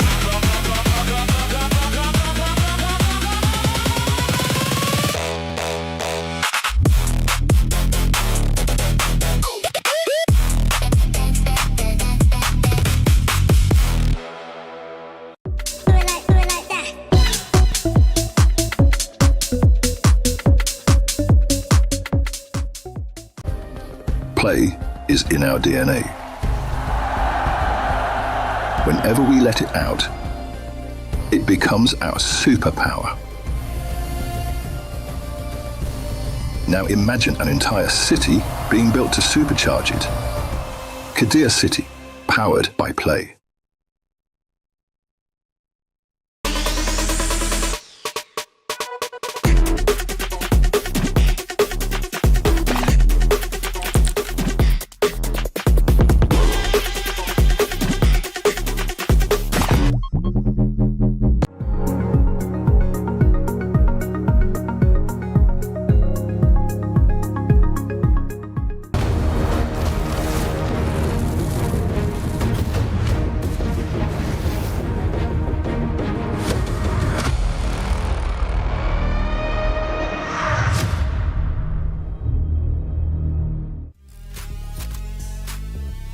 Welcome back. We're live from Paris, France. This is the Esports World Cup, hosting here the KWC 2026. This is going to be our game number 2 of match number 2. Influence Rage right now with a 1-0 advantage on top of ROC Esports.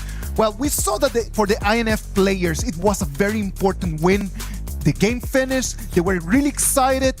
What do you think is going through their minds right now? I mean, I have to come down. I mean, I'm not even playing and I have to come down. So I can imagine the boys on stage are going to be exactly the same, right? Like, they're going to be, right, okay, we got 1 point. Let's keep composed, let's keep calm, and let's see if we can do that again. And I think that composure is going to be the key for this.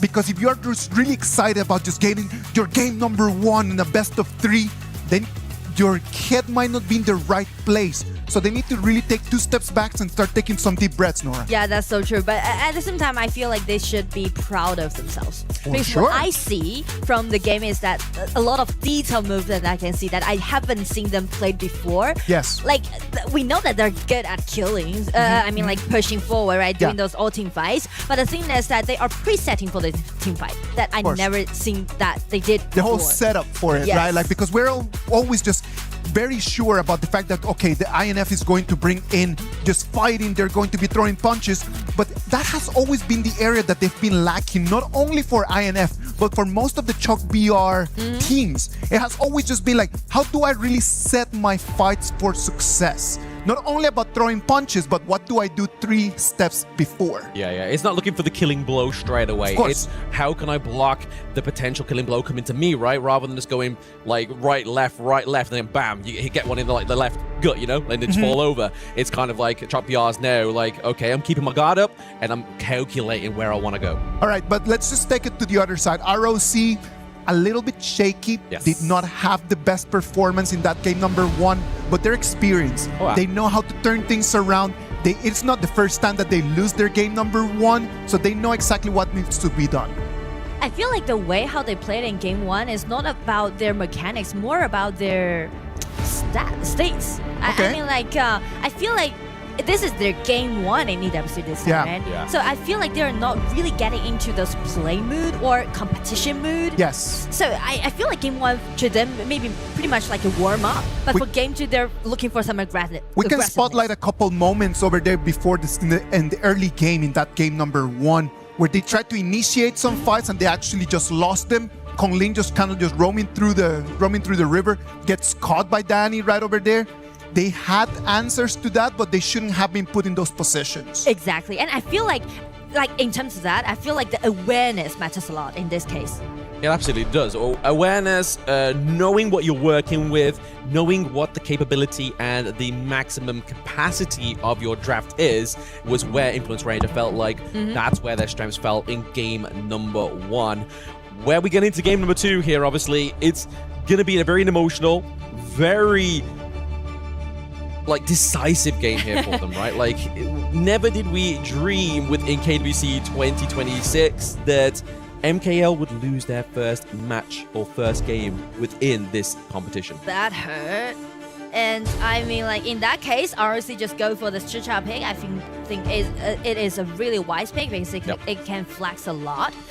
And it just gives me that kind of feeling they are trying to looking for some aggressiveness. Yeah, I do love the Eren into the Chicha, right? I mean, both of their ultimates kind of very similar. They go in with a big AoE, a lot of burst damage, but obviously over to the side of Influence Rage, it's going to look a little bit more magical. So I do like this one, and I do love the point that you bring up there, that the Chicha is a flex pick, kind of keeps you guessing going into that 3rd and 4th ban, right? Like, that's going to be the scary part here for the side of Influence Rage, but they pick up the Lapu Lapu, trading it for the Jungfei, which is just being kind of like the tail of KWC within this best of 3 format, right? So true. Like hundreds of times so far. You have this pick, I take this one, we swap. At least the sharing, right? At least the sharing. They are good boys. They're all good boys on stage. But the Lorien go to the side of Wendy. I mean, Wendy has always been coined as one of the greatest mid laners within HRK Esports. So to see him here on the Lorien, as well as how Fury navigated this pick, I feel like this is going to be a very interesting matchup here. Lorian can do great versatile damage in the team fight and also speak to Wendy actually in this MKL Spring regular season when he got 12 MVPs in total, which make him to be the second place of those MVP ranking. Yeah, I mean, he definitely has the Valor, right? He has the Valor, he has the accolades already built up. I feel like he just needs that moment to shine, right? And maybe this is it with this Lorian. But we always say the way to kind of go for against the Lorian is you go for something like the Xiao Chao, right? You have the extra poke as well. Use your first skill just to try and outrange him. But then also the most important thing is trying to synergize those knockups. But with this Xiao Chao pick and also with this Iron pick, it gives me that feeling that it's kind of be a little bit squishy, right? Yes. Because check those 3 heroes that picked already been picked by ROC, allowing them to do a lot of team fights and also gonna just directly aiming, targeting at those backliners. So I would say if INF need to do something to answer to that kind of drop, they really need some hero like Byron on the top or Sun Tzu on the top or Xiao Chao on the top and just, you know, buy some time for his backliners in the same fight. Interesting, yeah, interesting point here. Obviously, we've been seeing a lot of where they kind of need to demand that front line. Like, if you only have one frontline hero, it becomes a very hard team fight to navigate, right? Because if you're before the team fight even happens, if your support gets run down, you kind of say, oh, this is going to be the point where we just reset, go to lanes, and see what we can do. But it's going to be the Baichi here. Oh, yeah, same feature, actually. Into the top side for the side of Influence Rage. Definitely going to be able to kind of I'll let Tempest's suit, right? Like, we saw a lot of the time, Mayna as well as Danny were kind of dictating the fights, whereas now it's going to be up to Mayna and Tempest, I feel.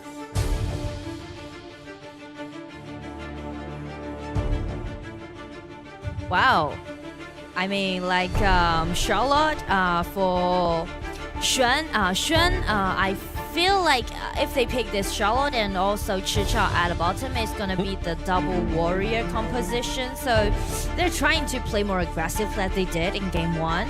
And as for INF, because they're picking out this Baichi, right? We know that Baichi can be a great initiator, but the thing is that it's kind of late game to me on the side of INF. But we know that they always want to make a lot of things happen in the early game. Yeah. So is this kind of composition in their comfort zone?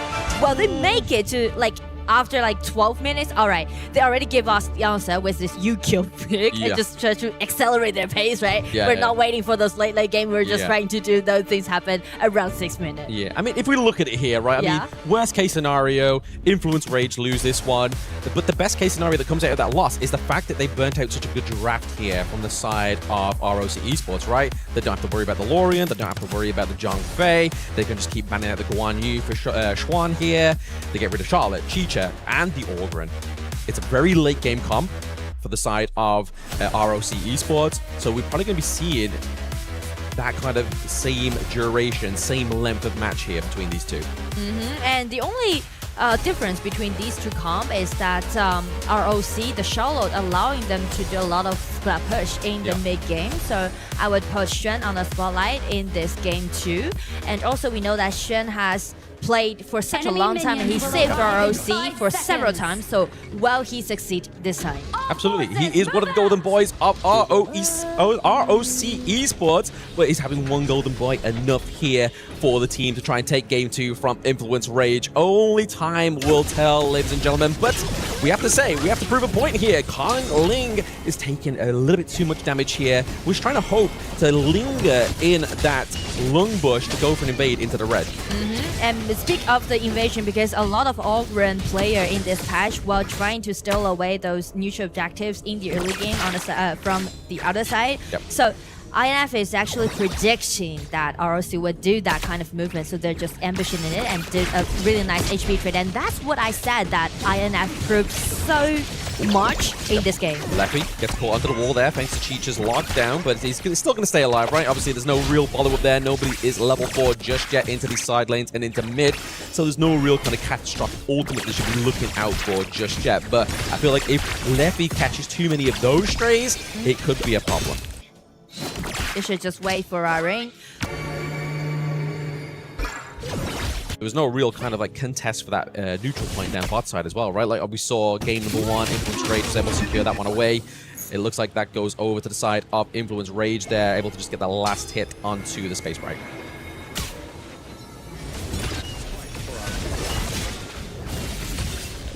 Massive focus here, top side of the map. Like you were saying in the draft there, Nora, like they're looking to kind of just make sure that the early game state here is for Xuan, right? Setting up for success, because if not, I feel like the failure of ROC Esports could be riding on that one.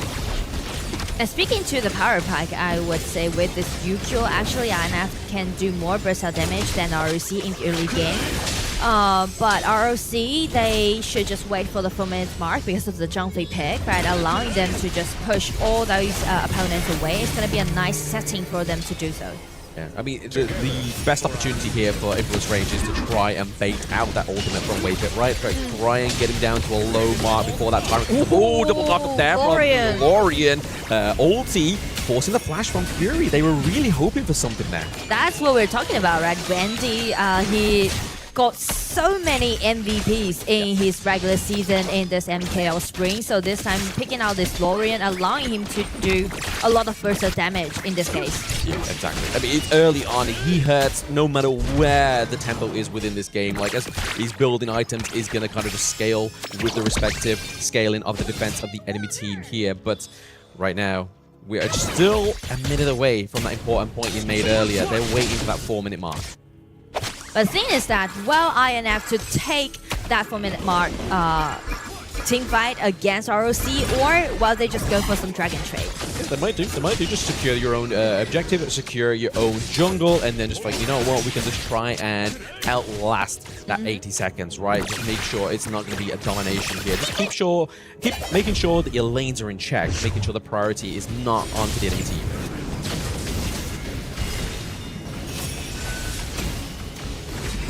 Speaking of which, mid lane priority does go over to the side of ROC Esports just this time. But I mean, I think the wave clear for the side of Influence Rage means that even if they do get the priority, it's pretty quickly altered, you know? Yeah, exactly. Yeah, the mid lane priority is definitely very important. But I'm looking forward to seeing that, what kind of movement that Danny Well did, because he's the only pace leader on the side of INF in the early game. If you want to go for that dragon fight, he will call out for Tempest. And it seems like they want to do so. They are not seeking for a dragon trade, they just want to compete it head-to-head. Potentially trying to get the lockdown here. It's going to be Tempest from the Unbridled Outburst. That's not going to be the position there that Influence Rage really were looking for. And down goes Tempest as well. That's a double kill going over to Conlink on the Augur and the raid boss himself. The only good takeaway there is the fact that Lefty was able to keep a hold of that Azure Golden. I mean, like ROC, they are very confident about their power pack around the 4-minute mark, as we just mentioned, right? Because they know that it is very committed for them to do so. But the thing is that as the positioning, it was Tempest trying to flash in, use the ulti to get the control. But with the ulti from this Zhangfei, just totally turned the table around. Blue team. Definitely not what you wanted pre-4 minutes, right? Just as that started to activate there, they've lost a lot of health for the T1 turret, top side of the map. The T1 into the mid lane is already gone, so game state is already switched up here for the side of Influence Rage. We know that Fury cannot be sticking around in that mid lane, or else he's going to be a prime target for a pre-kill pickup here.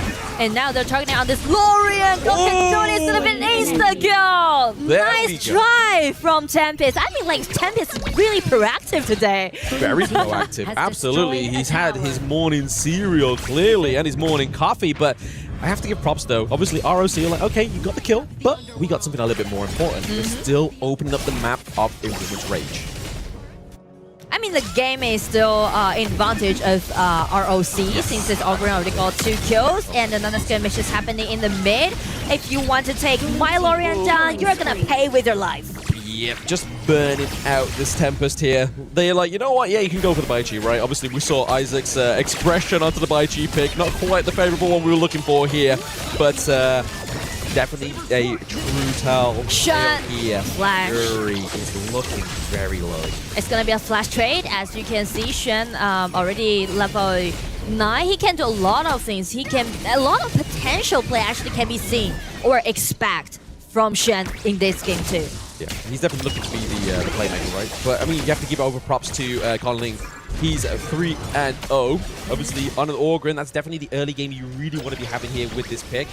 Some teams generally fail when it comes to the Orgrin, thinking it's going to be a free cash win there, but it's not going to be just so much here. We are seeing Conling into the backline once again. Danny's going for a 1-for-1 here. Wendy does get taken down, however, but Mucci comes through with the burst potential, but it's going to be a 3-1 trade. Influence Rage was like, okay, you're entering at our home. We are going to punish you.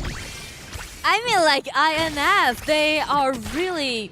They're polishing their mechanics about doing team fight. I'm like, just highlight this one. Check Xiao Qiao, right? This Fury. Even though she died, but she unleashed his skill too and got control of several people and allowing his team fight to fight back.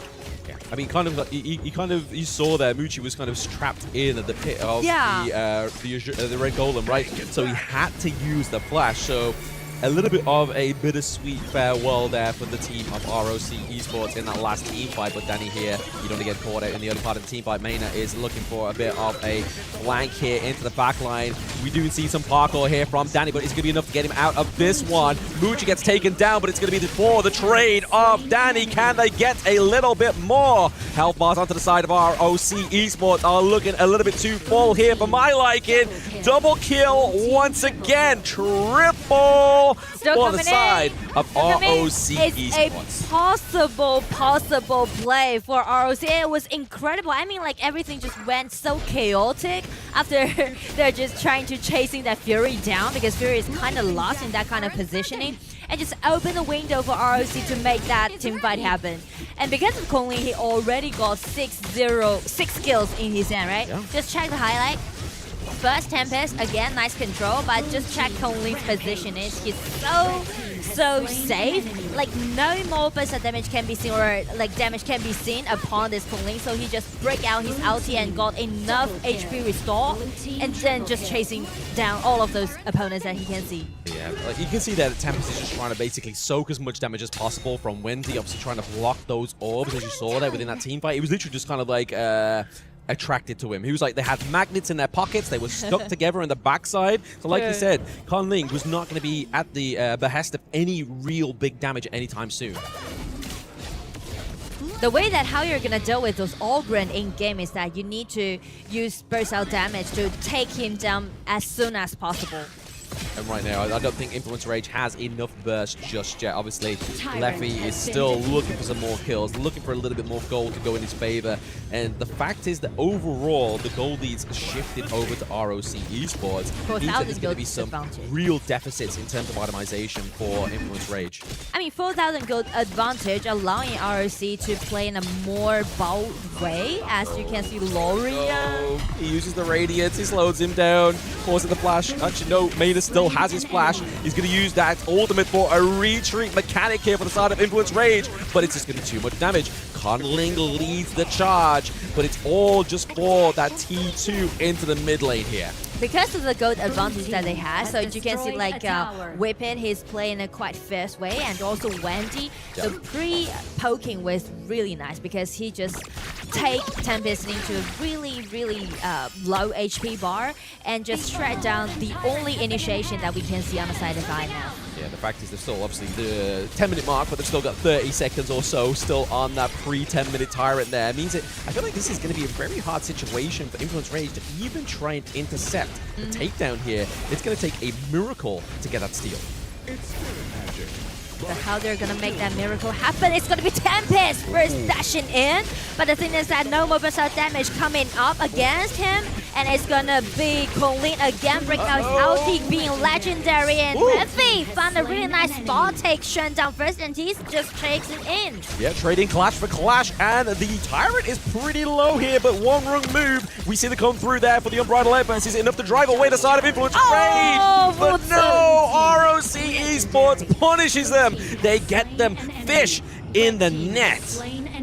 Leffy with a red buff, can he make it? He's trying to do some poking damage. Maina sacrifice himself and trying to do it for Leffy, but Leffy being the only one surviving, need to retreat as soon as possible.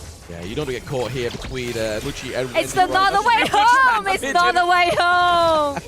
It's the homing missile there from the Chicha is going to be enough to get the takedown here for the side of ROC Esports. Really putting that death spawn timer here in a disadvantage for Influence Rage. But this dragon is so crucial to this team fight because like it seems to get to a pulse around 10 minutes mark. Everyone's just waiting for this dragon and waiting for the man to claim the dragon. It's going to be Mutsu.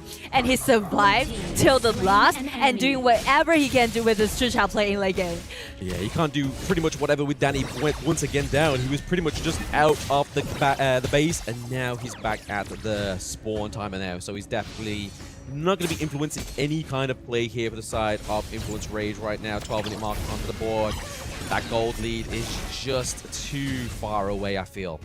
Yeah, it's kind of significant right now. 5,000 or even up to 6,000 gold lead, allowing those double warrior composition aside of ROC to push even in a more furious way.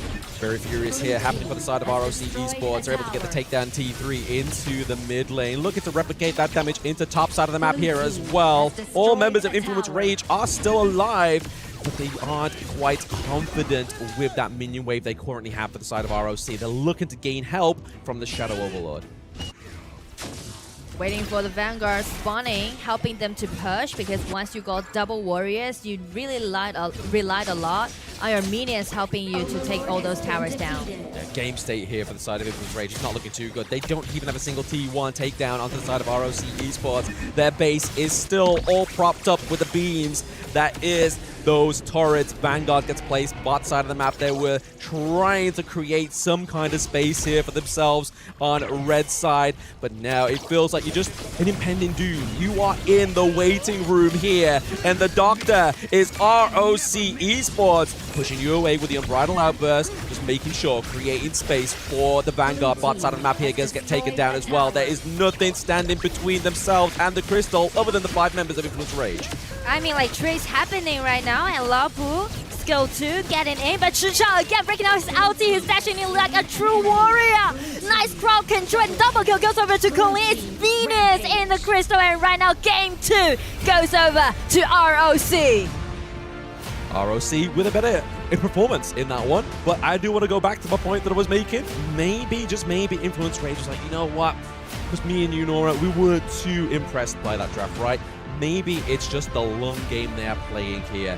Maybe they're just like, okay, we see the ROC's potential here with that draft is very deadly. Let's see if we can win with what we have. If not, we just go for game 3. No, exactly. I think that the biggest problem in here is that the Bitesy pick is an interesting pick, not for a best of 3. Yeah. That is the issue. It's a best of 3. You need to be a little bit more aggressive into the early and the mid game. But Apache is such a late game hero. Yes. And then it's just like starts falling again and again and again. Like there's a moment in the 4-minute mark where he tries to initiate right over there in the mid lane, and he does not have the damage. He does not have like anyone around him that can actually win that fight. Yeah, I mean, you just look at obviously the highlights and stuff like that. You see Tempest is like we pointed out in one of that team fights down to the bot side of the map, is that he was just constantly attracted to Wendy. He was just trying to mitigate any damage onto more frontline, onto Danny, just to keep himself alive with that one. So we'll see what happens here, obviously in the replay, but a bit of a recap right now is going to be seeing this a post-game breakdown. And as you can see from the KDA, Konglin has just been unstoppable. Yes. 11-1-2. That's too much, actually. 11 kills in one game. Konglin is the answer. That's very simple. ROC, if they want to actually move forward in this game number 3, they're gonna have to just pass the ball to Konglin. Exactly. Give the ball to Konglin, put him into this kind of heroes, and he's going to carry the whole team. Because even in game number 1, Konglin had an amazing performance. So, comes into game 2, continues with his amazing shape, and he shows us that with that KDA, like, he is the man to carry the game. And speaking of that, I'm looking for a potential pay play.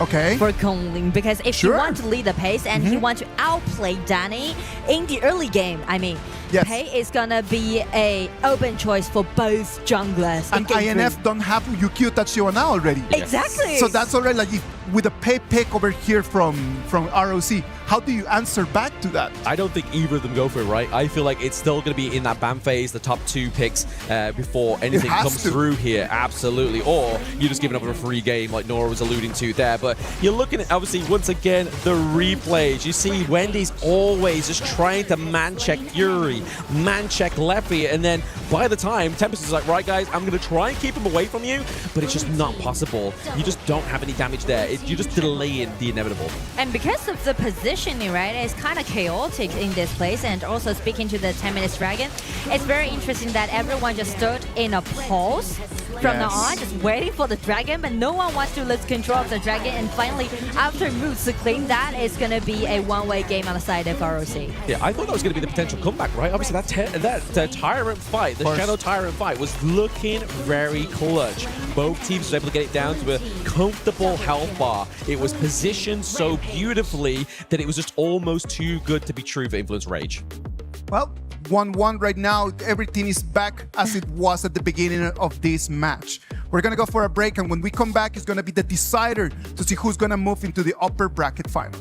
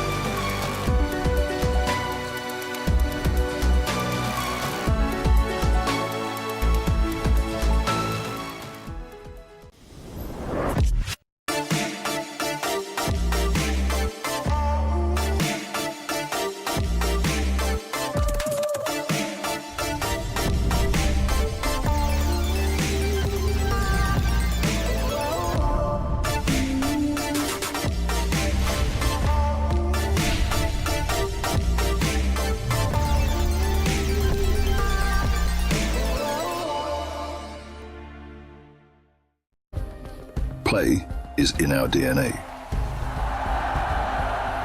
Whenever we let it out, it becomes our superpower. Now imagine an entire city being built to supercharge it. Qiddiya City, powered by play.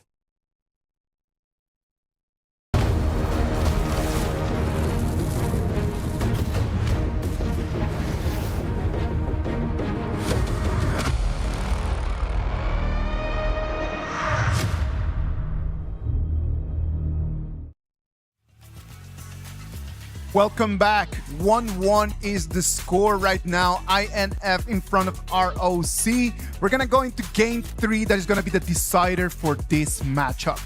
We said that Konling is the one that needs to have the ball over there for ROC. In front of them, INF, the ball needs to go to Leffy. I think it either goes to need to go to Leffy or Danny. I feel like the matchup here for me is so much centric into that jungle, right? All right. We saw obviously the leader of the pack. We saw Agudo into game number 1, and that was the clear direction that I feel like Influence Rage needed and lacked in game number 2.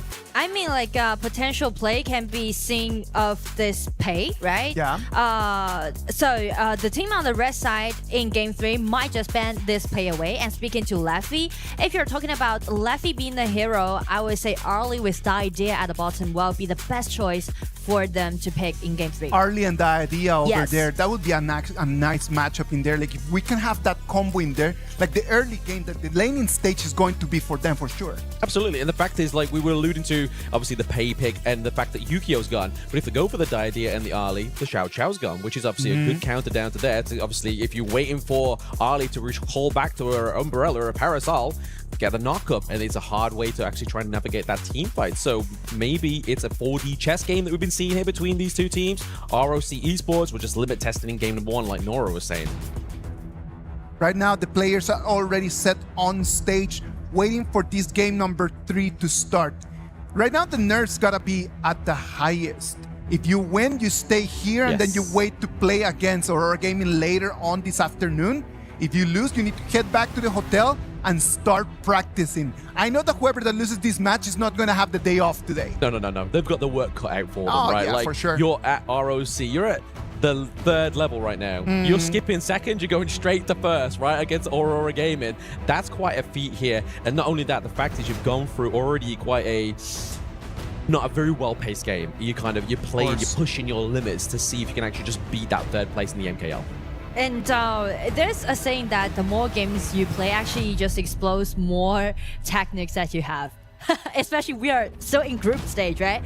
But this is game 3. It's gonna be the most deciding point. I mean, like on the side of ROC, because they're from MKL region, so definitely people are expecting a really high skill from them, right? Yeah. And game 1 is a little bit disappointed, to be honest, right? They are still warming up, but game 2, they get great performance, and that's kind of just pressuring in our INF because we can see like how excited they were when they just got game 1. Absolutely. But I mean, this is the answer to your question you was posing earlier, Nora, right? Maybe the pay comes through. Not available? Exactly. We see the Influence Rage is like, you're not going to have an early game 1. You're not going to have the pay either. And they are taking out the lung here as well. So I feel like it is opening up that prospect you was talking about earlier. The Ali right? and the Diadem. Yeah. Because you're taking away kind of like the natural the counter already, right? Exactly. So I feel like this is a potential early play on the side of INF, especially there on the blue side where Ali is open choice and they're banning this out and wait, trying to build a really nice laning phase if they want to go for the this Ari pick. Ooh, but the problem is, like, if we take Ali, Xuan gets Guan Yu. Oh. Because Guan Yu's not been banned. So that is a scary potential here. Obviously, they don't have the Lapu, they don't have the Zhongfei to pair with the Guan Yu. So they'll be looking for something else to make a difference here. But the Flowbun tank being prio ban on the blue side is... interesting. I wouldn't do it if it was me, but I'm on the caster desk, they're on the stage. There's clearly a little bit of a method to the madness here. But it's very interesting to pick out this Flowbone tank because it's kind of well-rounded because of its tankiness, but we are talking about those outplay between those jungles, right? That really matters. But after all, it's only a tank. How you're gonna lead the pace by using the Flowborn tank, right? Yes, it's gonna be hard. And the fact is that they actually didn't take the bait here. I mean, to be honest, they could have gone for Arlie and it would have still made sense because we saw the matchup yesterday where Flowball tank went against Arnie and Arlie just shredded as long as Arlie gets that early game lead and that power spike when she needs it. But they're gonna go for the Haya. So Haya doesn't get banned. Haya's job is to take the tank out of the team fight. You're playing at a handicap there. Your front line's already looking a little bit messy, but they're gonna go for a little bit more of a anti-tank farm into the bot side, the Diranger, and then also the Annette as well. Well, Annette with Flowborn tank can be really strong when they're doing those team fight, and also because of the Diranger, I kind of feel like they are trying to highlight their bottom at the same, and also Diranger the skill 2 purifying Haya's ulti. Those all 3 heroes are kind of being the answer towards this Haya. Very interesting. Like, to me, this seems like an alternate reality version of like the Kaiser and Sunbin combo we used to see, right? Like, you see that Annette's able to speed up the side of Influence Rage, but also when that Tremor Smash comes through here for ROC, you have that cleanse. So really, Leffy here with the D-Ranger can use that cleanse to just get out of some kind of ultimate here as well, especially if he happens to be the target for Haya. Use the cleanse, get out of that one, you're not going to take it to the Moonskin Mirage. And if they want to complete this kind of composition to play against this Haya, then Byron is open for INF. So I'm wondering whether ROC is going to take this Byron away or just leave it as an open choice, because we've seen how proactive that Tempest is, and also what he can do in the early game, and Byron definitely going to be the hero for him in game 3. Yeah, taking away the Florentino here. We haven't quite seen Xuan on this pick just yet. We saw obviously Siang for Aurora Gaming pick it up and get the first win within KWC here as well. So giving it over to another MKL Clash Lane Titan. You don't really want to be seeing that if this is your 3rd game in a BO3, right? Yeah. So Hopefully, maybe they're going to take off the Byron here for the side of ROC because they've already used it before. Because really, they don't want a second front line here. Actually, they are maybe potentially trying to be like, you know what? Take it. Let's see what we can do with it. And if they try, they leave it as an open choice, then I think Fatigue will be a possible play on the side of Shen and also Guan Yu. Yeah, Guan Yu still hasn't been banned. Can be such a great threat to this Direnjie. Absolutely, yeah. I mean, you've only got one cleanse. He's got so many pokes, prods, and shoves, right? Like, it kind of just makes him a little bit of a wasted pick here. You kind of got to try and protect him. But it's going to be the Lu Bu I mean, it's ban. not usual to see Lu Bu on the ban phase, especially we're doing best of 3, especially we're talking about Fatigue is open, Guan Yu is open. I know that the way, maybe they're letting this Guan Yu outside is because they thought like Flowborn Tank can be a great counterattack towards this Guan Yu. But the thing is, it is playing the Guan Yu. It's kind of like a different. You kind of poking the bear at this point when it's ROC Esports. Like, you got your Guan Yu, we're not going to ban it. But we see, obviously, the idea behind the Lu Bu counter. It's for Byron, right? actually. Obviously, it's for Byron. For Byron, for any kind of tank, right? Because he's able to shred through. Like, that's probably a good call here. They keep the Byron open. They know for the fact that ROC don't have any more bans, and they're just waiting at this moment in time. It's like, you know what? I think it's potential we go for the Byron, to go for the Dashi as well. Dachao, I'm looking forward to seeing this hero for such a long time because I'm a big fan of Dachao Yuan Tan.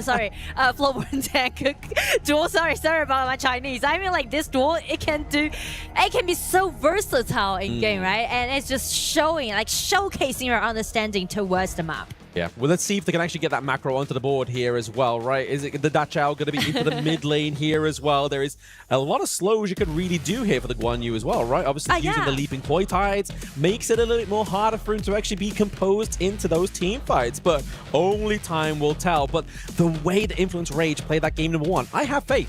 I have really big faith here for this team. For RRC? Influence Rage. For Influence Rage this time. Yeah. I mean, like, I don't even know what to say. You know, like it. I do like the composition that they select for both teams. I mean, like, it's really interesting to see all those counterattacking happening. And also this Dachao Flowborn Tank duel in game, because it's just showing their understanding towards the patch and also allowing them to do a lot of team fight with his sustainability. And with this Guan Yu pick, potential what? Coming out from ROC. But which potential will let them to get the only victory for Game 3? Exactly. I mean, you're playing it at the best of 1 kind of format right now, right? Obviously, either of these teams, that's it. Yeah, it's defining your upper bracket rise, or you're going to fall down to the lower bracket to have to climb back up and potentially meet ROC once again, you know, because obviously they could potentially lose against Aurora Game a bit later on today, but I am very interested to see how they get all these moving parts onto the Gorge, because like you were saying, it's not easy, but we've seen Influence Rage actually be quite calculated within this best of 3. And I mean, like, there's one thing that I can assure you guys who's watching the live show right now, that in Game 3, if you're a fan of big team fight, it's going to be the game for you. Oh, absolutely. Absolutely. Using the Dachao here to kind of just take him back to base, bring him back, and then see if he can get that compounding effect back onto the team fight here as well. But so far, I feel like it's just going to be a big tip for tack kind of early game. No one's really going to want to put their foot forward unless it's their worst foot and they get tripped over, and then that's where the mistakes start to happen. Well, it's gonna happen after Wendy upgrade to level 4, and it seems like 2 minions wave is gonna be enough for them to do it. But, well, it's gonna be a chaotic Game 3. Yeah, I've nice got space check. kind of feeling. Nice space check into the lung bush there as well. They weren't quite... They was expecting Danny to be there. Obviously having to use the recall there for the Dachao just to keep himself propped and primed and proper into this mid-side map here. We do see that Chuan is making a big rotation here as well. They do try and go for the pigs onto the side of Influence Rage. I believe they were able to actually get that point away from them as well.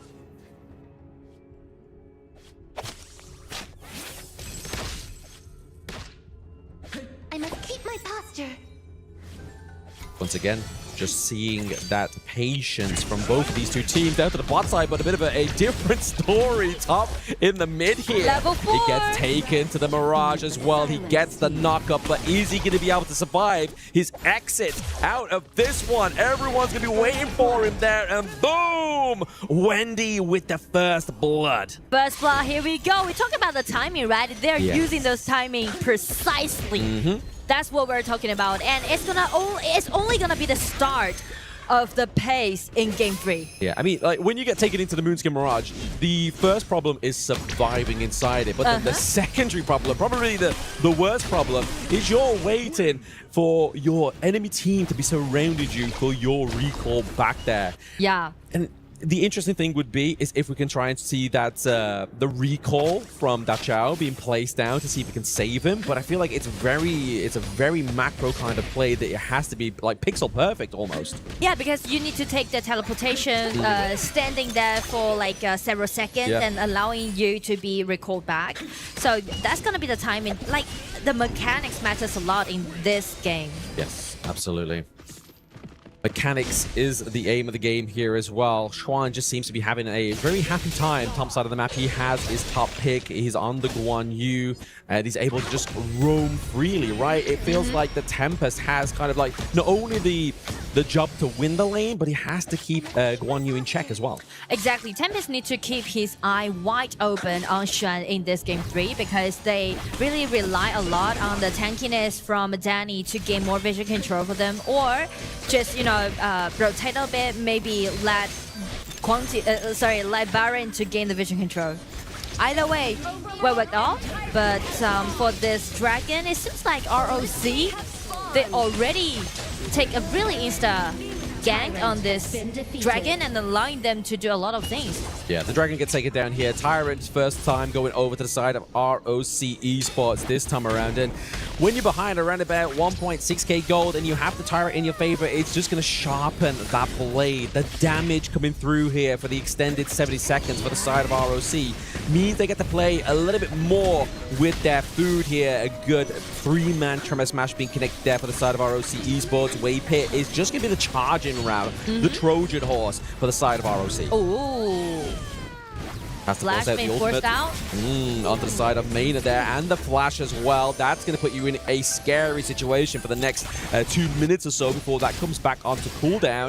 And it means that influence range, yes, obviously they're putting pressure down to the bot side of the map. Tempest is trying to make a good work out of a bad situation right now. I do like the way how ROC is microing this game, right? Because you can see the positioning of Xuan. He's not really coming in. Yeah. He just gives the sense of threatening towards IF and allowing Kunling to do a lot of like monster stuff and also just check the gold difference between those junglers, right? Yes. Kunling already got like 1,000 gold lead against Danny, which is massive in those early game stage. And I think that's just aided and abetted by the lack of mobility for Danny on this pick, but also the fact is that you have the increased mobility, the increased burst damage here from something like the Ukiyo Tachibana as well, right?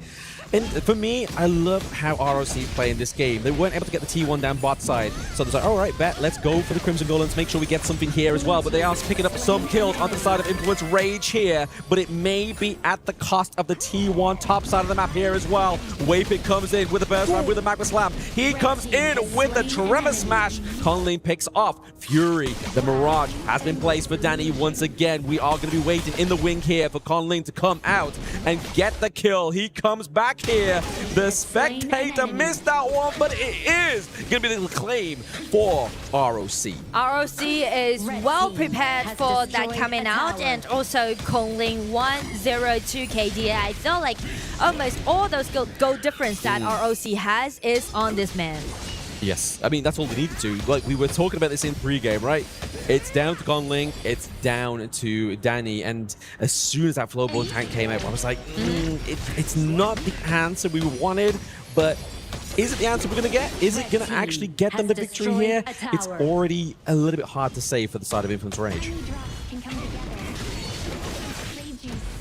Bit of a tip attack, just trying to make sure they defend that Crimson Golden, right? But they lose so much more. They lose the T1 into the mid lane. It's not looking too good here for Influence Rage at this game state at around about 7-minute mark. Because here's the thing, if you want to use this Flowborn tank and Da Chao well, you really need to preset Da Chao's skill 2 and allowing this Flowborn tank to get back to your fountain and get back again. But seeing the timing, Limbo is just knocking in and personal damage is enough to take Danny down. It's just CC after CC here for the side of ROC Esports. Leffy is left alone on the run and gets taken down. That is going to be a team ace here for the side of ROC as they look to open the map once more, but the composer himself, Xuan, is awake and he's on the gorge. Xuan using his most signature hero, like he's being thirsty. Like after this Danny has been taken down, check Jin's positioning, right? Waiting for a second. It's all about the pace, the rhythm, and getting in skill 1. 3 people be controlled and allowing Colleen to grab that double kill. Yeah, he's beautiful combo. He's like, so what you've got in the net? We're gonna just wait till we see Waypit burn out that ultimate of a net, and then that's just the green light that the side of ROC needed, right? Like, they were already ahead in terms of the gold. They had the minion priority as well. It was just the right moment, and that was it. And I mean, like 3,000 gold lead on advantage of Kunlin. Like this man, this Yukio can do so much damage that he can. Yeah, exactly. He can just go into the back line, burst the heck out of you, and then that's it. You've kind of used there one moment, you're gone the next, unfortunately, here. And I feel like it's a little bit late for Leffy to be building the Doomsday here as well, right? Obviously, we needed that just a little bit early on before these team fights started taking place and start having a massive impact in this game number 3.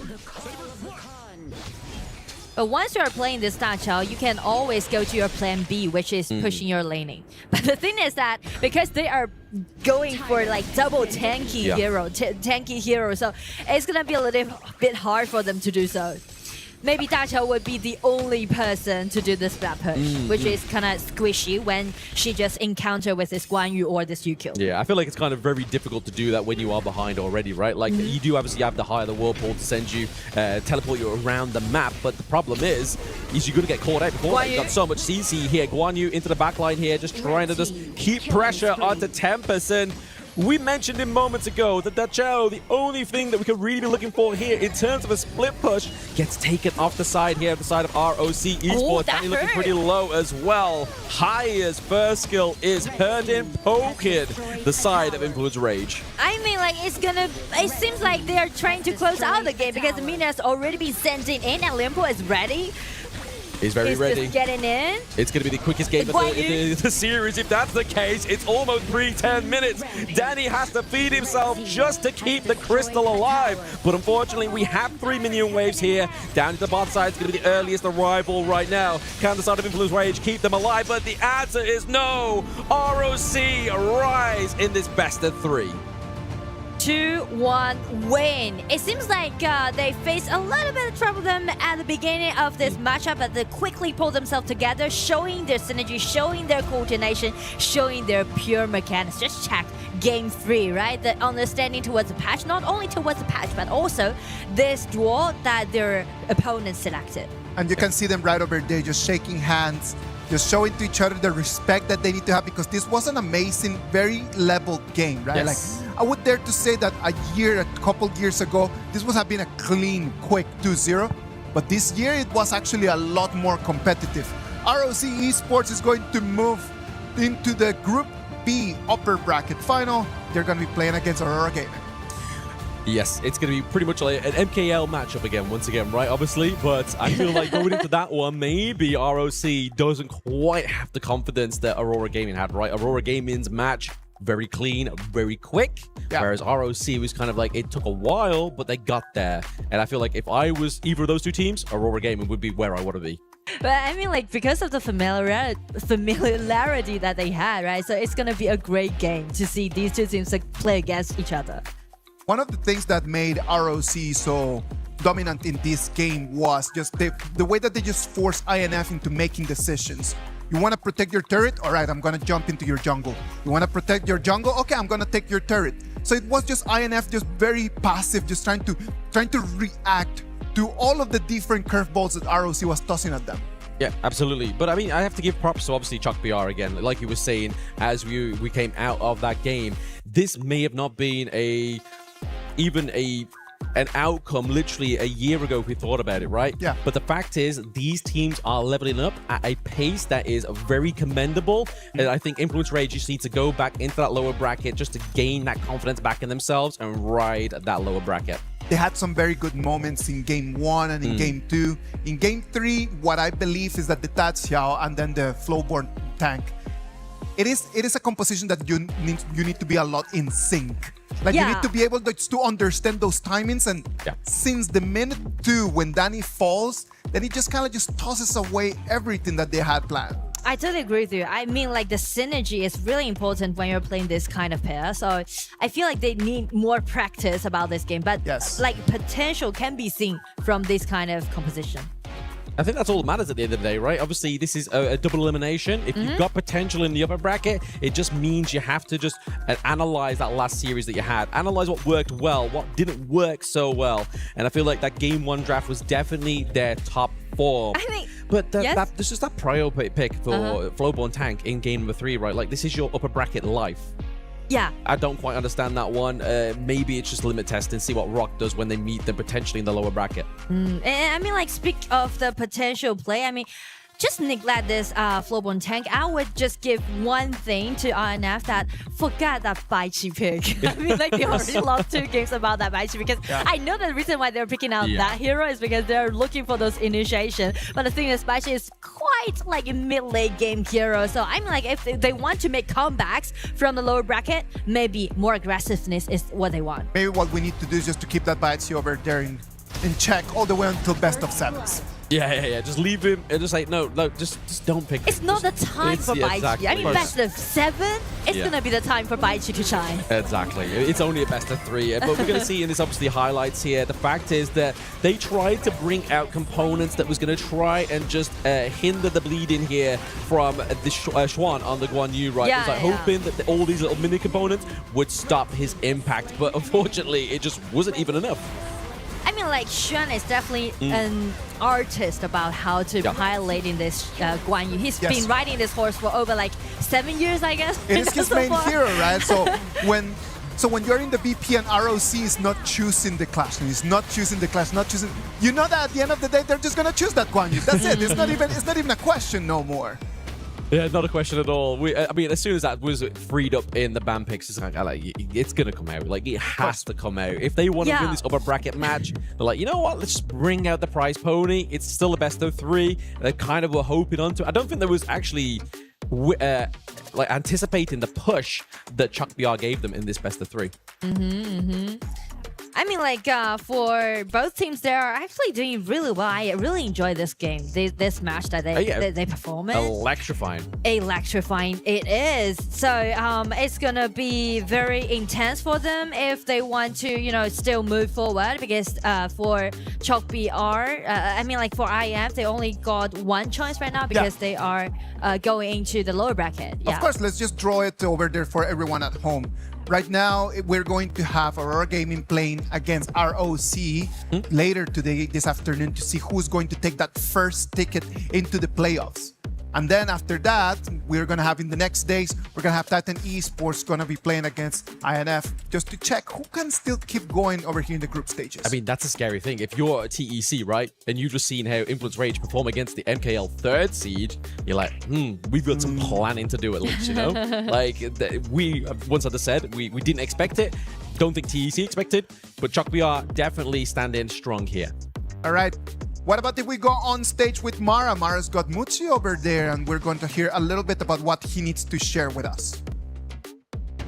Here with us, Muchi from Rock Esports. Congratulations. You are the crowd favorites for this matchup. Superior in Game 2, superior in Game 3. But Game number 1, it seems like your opponent's Influence Rage put a little bit of pressure on you. What was particularly challenging with Game 1? I think we are still like so we lost the first game. It was a little bit of jet lag. That's why you lost. Okay, but you know what we also noticed? They've improved so much, and it's probably because of the boot camp. You guys put in an intensive 2-week boot camp, and how much of what we saw in today's victory was from that boot camp? 我讲中文你宝贝。我们 bootcamp 的教练帮助我们了很多吧，我们也已经准备好来去面对全国各地的选手。Well, we had a very effective coaching session during the bootcamp itself, and I'll say the bootcamp definitely helped us prepare, made us very, very prepared to face no matter which team we're going to go up against from any region. And we love seeing how that boot camp helped out your team and everyone else. Thank you so much once again. Congratulations, Moochie. Now we'll head back to the casters. Lead the gorge. Thank you very much, Muchi. Just emphasizing the importance about that boot camp over there, right? Like 8 KPL coaches just had over there around 100 players from all around the world, helping them out how to get better at the game. We're going to be talking a lot more about the bootcamp, a lot more about the results and the impact into our ecosystem as we come back from the break and we bring you the action of match number 3.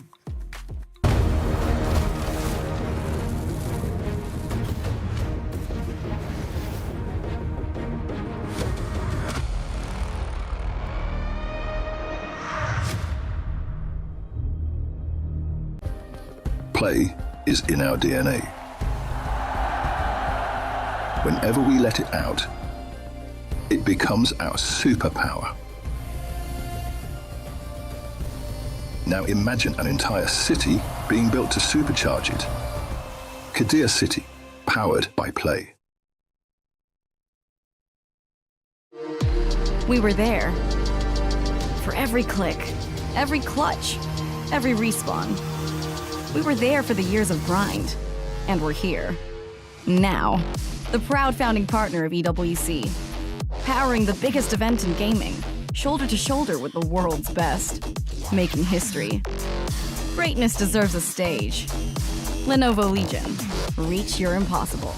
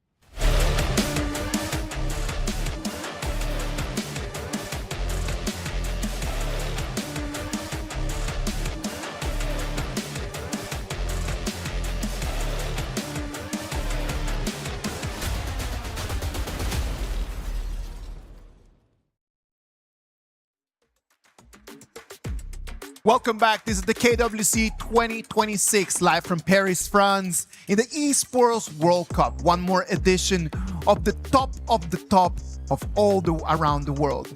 Now, Group B is already set. Aurora Gaming is going to be playing against ROC later on today into what is going to be their upper bracket final for the first ticket into the playoffs. What about if we move into Group D? Right now, we're going to come in with match number 3 of today. It's going to be GK Esports against Deep Cross Gaming. In order to make sense out of all of this, I've brought Kin and Holler for this match. And I'm excited to be here again. I think that this is a matchup that there were a lot of questions in terms of just like how Deep Cross would actually be able to play against the juggernaut that is DK here.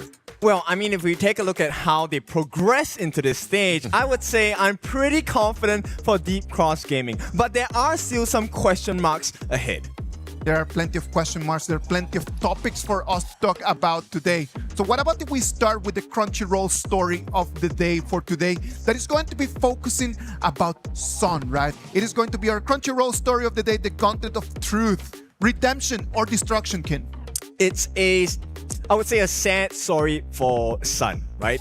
He came in second place in the first ever appearance of qualifiers for HOK and KIC. And that was the best result he has ever gotten up until this point. The most recent competition, 4th place. Not where you want to be, but I think this game might prove to the other teams that not picking him from 2025, 2026, that might have been a mistake, and today he's going to try and show that. Yeah, and I think he's kind of been an outsider looking in. I mean, this is it's like with the team, there's been issues with the coaches at times. I mean, there's all extraneous issues, right? But I do think that Sun at the end of the day is fundamentally sound. I think he's a very experienced player, and I think Deep Cross Gaming are very blessed to have a player like him in the farm lane. No, Deep Cross Gaming as a team has been just showing us that they're ready to go. They're the real deal, that's for sure.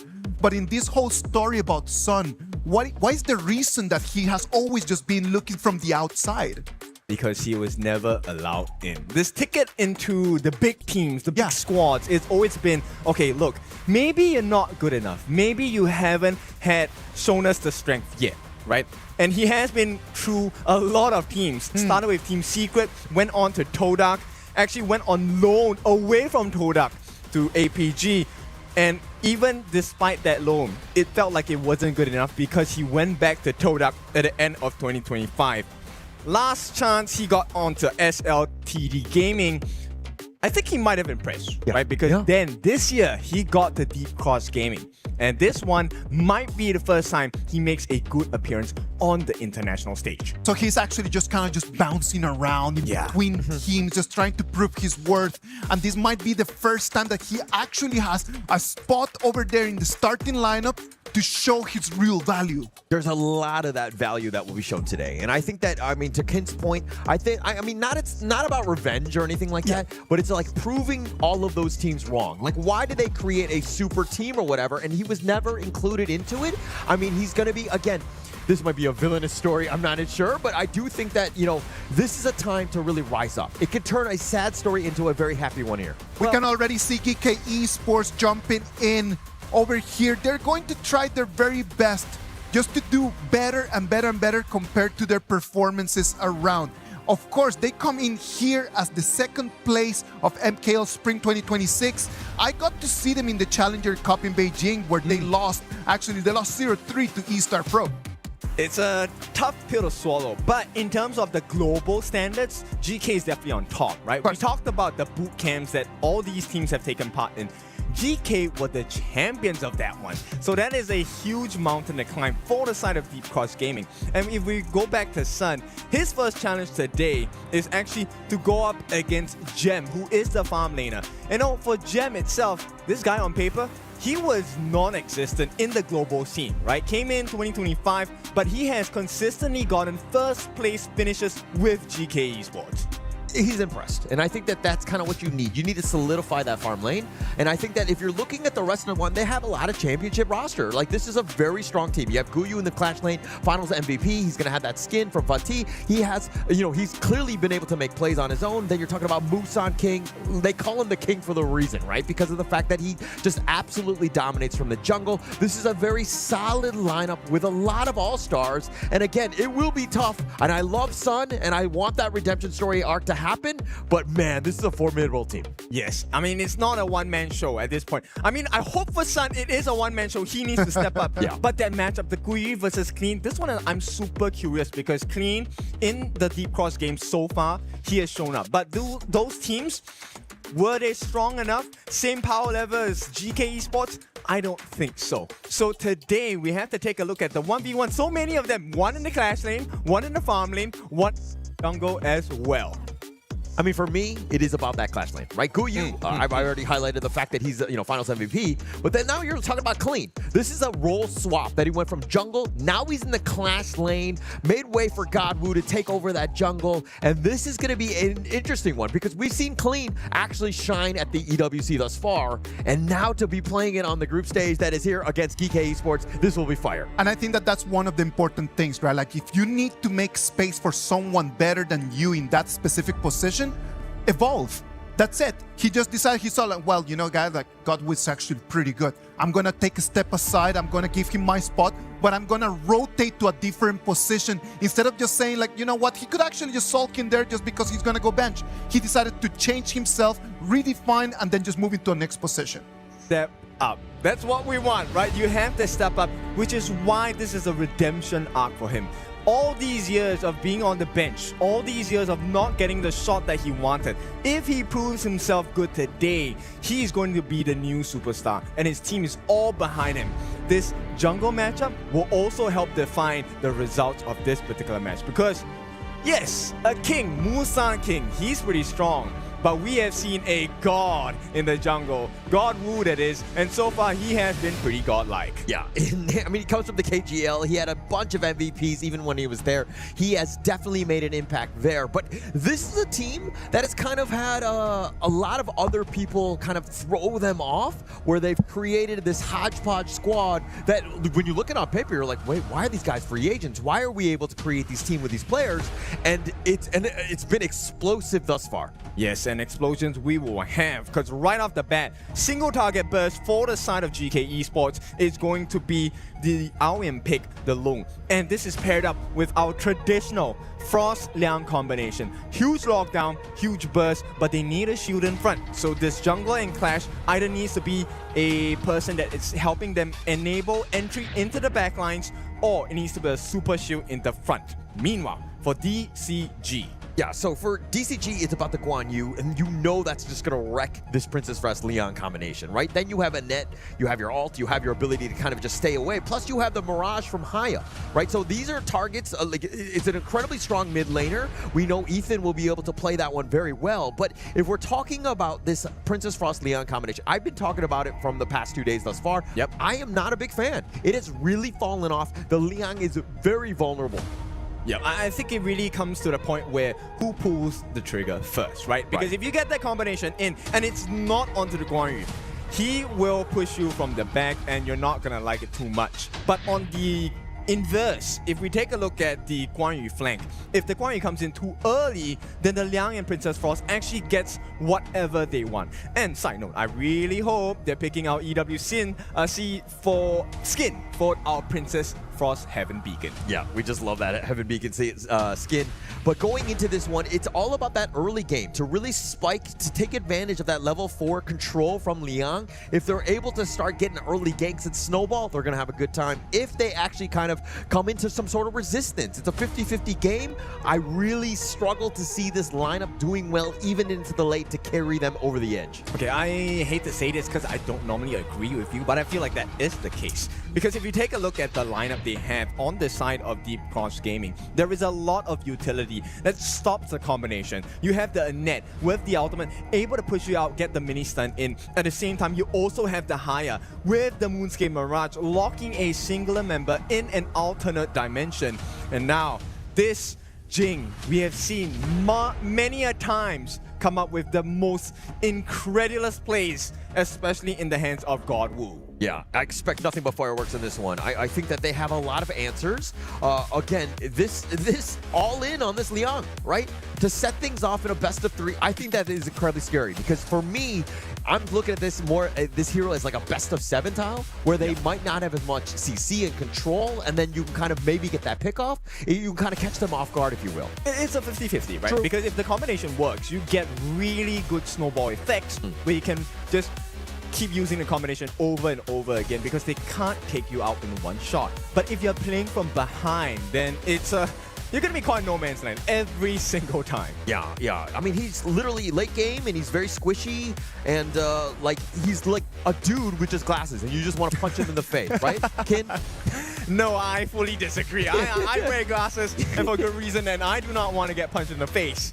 Now, with that being said, this time, GK Esports, let's see what they can do, because while the stats in terms of the draft may not stand in their way at the moment based on what we see, this is GK Esports we're talking about. Yeah, you can't really count them out. I do think that, you know, at the end of the day, we're talking about the pilots of these heroes. And I think that if we're talking GK Esports, they're number 2 in MKL for a reason. This is a formidable squad, but they're going up against Deep Cross, who has surprised time and time again thus far. Surprise is definitely a good choice of words, because I was not expecting this level of proficiency coming in, right? Especially having to come together in, you know, a very short amount of time, and now they've pulled off a nothing short of a miracle coming in here. Going up against GK, this result is going to be something that all the teams have to look at in their group.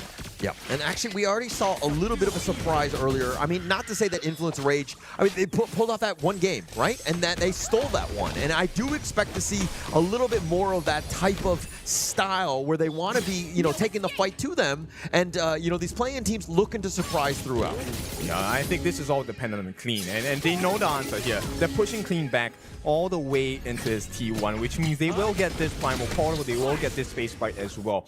Initial rotations is a big win for GK. Yeah, big win for them, but DCG already up, you know, I mean, 200 gold, it's not the most at this point, but any sort of win, you're looking at positivity in terms of just how they're able to build. On the other hand, GK understanding that we get Jiff level 4 as quickly as possible. Let's start the gank train early. We haven't really spoken about the roam on the side of GK, right? So I feel like unsung hero, this guy has always been very consistent and very adept at making sure that GK is well protected.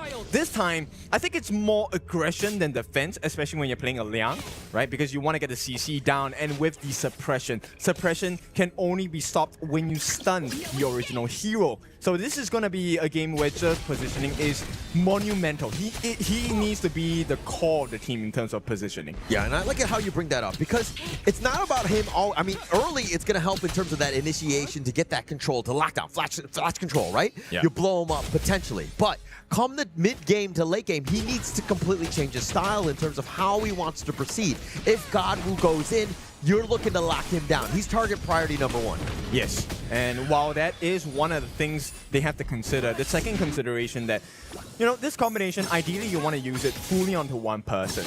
And if you have to catch Godwoo only with Liang's ultimate, then Shishan, he's going to have a huge responsibility of landing his second skill, the Frigid Prison. Because Princess Frost, with that, you get additional damage when the target is frozen. So that's quite a bit of responsibility, and you need to have trust that your mid laner on GK is going to do the job. Because if you don't, you know for sure Ethan is going to punish you. Yeah, they got to go 1 and 2, right? Anytime they move together, right? Because if they're able to burst you down, they have a potential. This combination is strong. Let's respect it, but the counter initiation, the counter stuns from DCG, they got a plethora of them. They are good to go, understanding what they're trying to do, of course. I mean, it's literally just everyone but Sun, right? And Sun is just meant to be on the back lines, far away, using those arrow showers to deal as much damage as possible. So in the farm lane, yes, that's why we call it the farm lane. You need to get the gold. It's about making bank. And for now, it's pretty even. Yeah, it's still pretty even. I mean, we're not even in that 4-minute mark, but we're expecting a little bit of a skirmish here. GK, look at how they're kind of positioning themselves, waiting for somebody to fall into this trap, if you will. Yeah, but Sun already knows, right? Yeah, I think so. I hope so, because he is staying huddled under the T1. Because you know what? The map is completely empty and devoid of any GK players except for Green. Yeah, and they've been off the map, right? And now the flash forward, they get the control. They actually find Sun under the tower, and here's the follow-up, and they do have enough, and it's going to be first blood going the way of Shisa. That is the stock in standard traditional combo, and while they were pulling that off, Musang King actually secured the Tyrant as well. This is a double big win for the side of GK Esports, which means they get a slight gold advantage, but this can quickly pull into a huge gap between the two teams. Yeah, Shisan, their ex-teammates with Sun, they used to play on Team Secret together, and being able to just get that initial kill is just being like, hey, I got you, man. Yep. Actually, yeah, I kind of forgot that Shishan and Sun used to be teammates. Yeah, back in the day. I mean, they go way back, and this is, again, why it's about the redemption, the revenge, if you will. The flash on board, it looks like Godwoo, but with Clean taking down Jeff, he's going to take a little bit of revenge on that one. Okay, so it's kind of like a 50-50 win condition, right? GK, yes, they got the first blood, but the first blood went into the hands of Shishan. On the other hand, Deep Cross Gaming, they got the kill. Oh, Clean. Guyu chasing him down. Sun, one last shot, and he gets him with a tri-slash. Sun then taken down yet again. Okay, this one hurts, right? Confidence is definitely going to be broken. He went to the farm lane, got taken down, 3v1. But now, Clash lane, he gets taken down again. Yeah, a little bit of a lane swap. Tried to get a little bit of space, but Guyu gets stuck in, frozen, if you will. He's going the wrong way, but he will be chopped down by Clean. Clean getting a little bit low. Musan King looking for the revenge. They end up getting Clean down. It's all the trades. GK is making all the smart trades here, financially, and with the EXP as well, it's all making sense. T1 now under pressure. DCG should be able to defend this, but that's quite a bit of pain in the T1 mid. Yeah, a lot of pain, if you will. And I think that this is where DK understand that, hey, we're strong. Ja still got his ult up. Whenever that's happening, DCG need to play even more passively. Yeah, and this is going to slow down the farm onto Sun, right? Sun is level 8. He's one level behind Jim. And, you know, more damage to be done. They have Azure Golem stolen. Oh, the flash away. And now it looks like they have a little bit of control. The Mirage is going to be used. Clean is actually running for the hills. Godwoo's on the side looking to fight this one with the Mirror Domain, but he gets thrown off. Jem says, where are you going? Guyu going in, looking to dive into Sun. It's personal. He takes him down and he gets on his dragon. Yep, everything going wrong. That is, you know, whatever that's possible to go wrong, Murphy's Law, it is going wrong for Deep Cross Gaming. 4 members gone in the first 6.5 minutes, leaving just Sin alone. And Sin as a roam, they don't really care about him. Yeah, they don't care whatsoever on this one. I mean, it's all about the other cores. They've stopped Godwoo, Sun, Clean, all of the big cores. Ethan, if you will, it didn't seem like they had any answers, but DJ can break it down. This is where we mentioned about the position of Sir, right? So important. Look, Sin has the dive especially deep. He can't use his ultimate to save anyone else, allowing Guyu to jump into the backline. 2v1, it doesn't matter whether he gives his life. His KDA is still intact. He still has the EXP lead as well.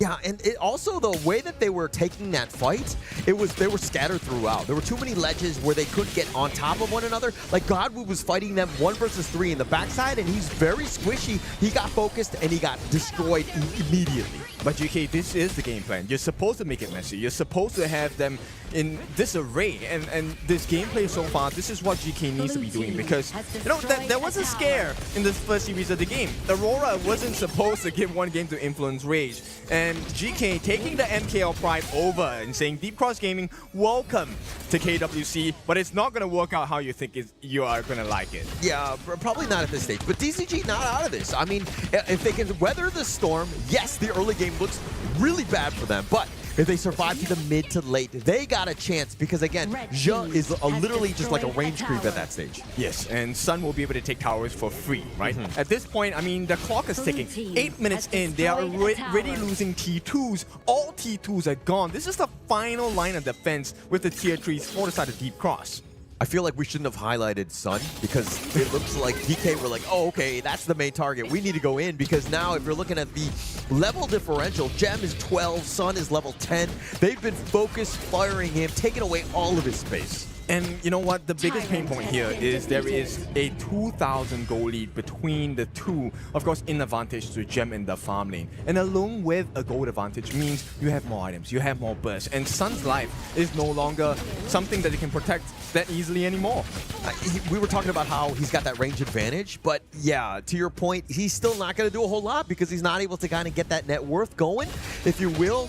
Shisan, though, is on the backside. And again, here come the reinforcements, instantly looking to go in. They find the control, and just like that, Ethan's going to be taken down. Jin is running for the hills. The infinite fastness. Does he go aggressive? It looks like he's going to be backing up as they find Clean on the flanks. Musan King wants him. Their own charge pushing him back. Clean now running under the tower. The power gradation slowing him down, but Jay getting a little bit low. Sun gets at least that pickup, but at what cost? Musan King, they're looking for the flanks. I mean, this is just a last gasp defense at this point. Sun does well to get one kill for himself, but it's on to Ja.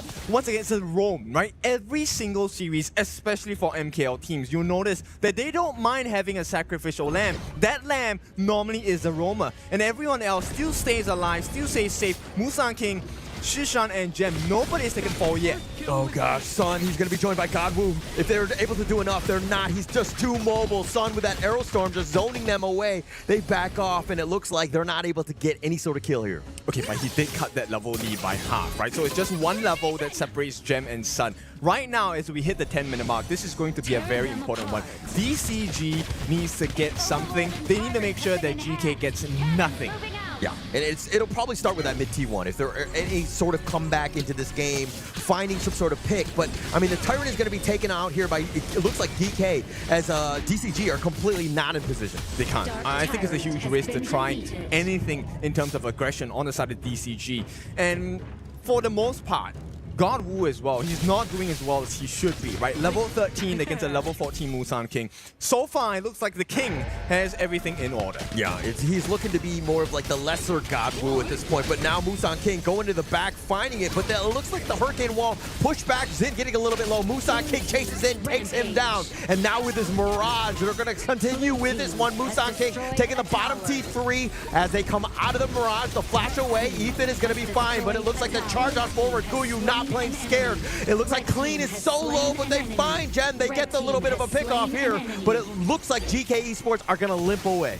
The defense works, but it comes at a huge price. T3, hang on, this could be the one. God roll. Okay, I mean, it's just a roam. Zhe will have to take a fall. But end of the day, Zhe will come back. Your tier 3s will not revive. There is no construction worker to help you with the rebuild here. Yeah, nothing at all. And actually, Godwoo punching out Zhe on that one is going to be a little bit personal on that one. But the assault was great. They took the bottom T3. They probably stuck around a little bit long because it looks like Godwoo was able to do a decent amount of work finding Gem there. But this is what I'm talking about, right? Like this Clean versus Shishan and Gem combination. Whoever shows first actually gets a big L on their head, and right now DCG, they want to Overlord get it. taken down by Godwoo, just barely stealing it, and now Musan King on the approach, trying to get some sort of play, but it looks like with these Vanguards, a little bit more breathing space for DCG here. Okay, so they show some life. Yes. But let's take a look at the facts right now. It is a 4,000 gold difference between the two teams. Level advantage will slowly become nothing much to consider because everyone is hitting max level soon, level 15s. Yep. Now, at this stage of the game, it really comes down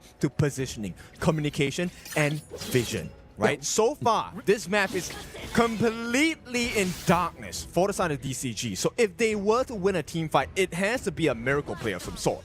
Yeah, definitely a miracle play. But I want to go back to your earlier point. Since when did you start caring about facts? Since just now. Because, you know what? You know, opinions matter, but sometimes you cannot ignore a fact. And the fact is, GK now are in a pretty good position. A very good spot. But, I mean, DCG still finding ways. They're, like, hanging around. I mean, the longer this one goes, it definitely favors DCG. I think they still have a chance as long as they don't lose these, you know, the final two T3s, if you will.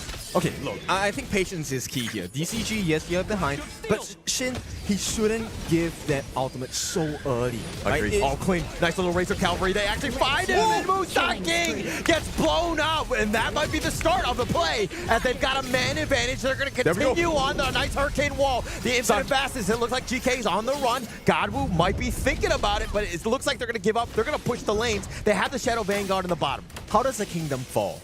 When the king falls first. Right now, Musan King has taken that first trip, and with DCG, game plan is very simple. We don't need to get the kills, we just need to push them back, get the T2s, and then we start to explore. Can we take the T3s? And once the T3s are open at the bottom, it's fair game. Everything is back to square one. Yeah, and DCG, this is what we saw in the play-ins. They're a very resilient team. They are a never say die. We fight until the crystal is down, and they're coming back as they're looking to seize the bottom T3 here. Oh my goodness. Godwoo was kind of shaking me there at this the point. Mirage. It's going to be used right onto Guyu.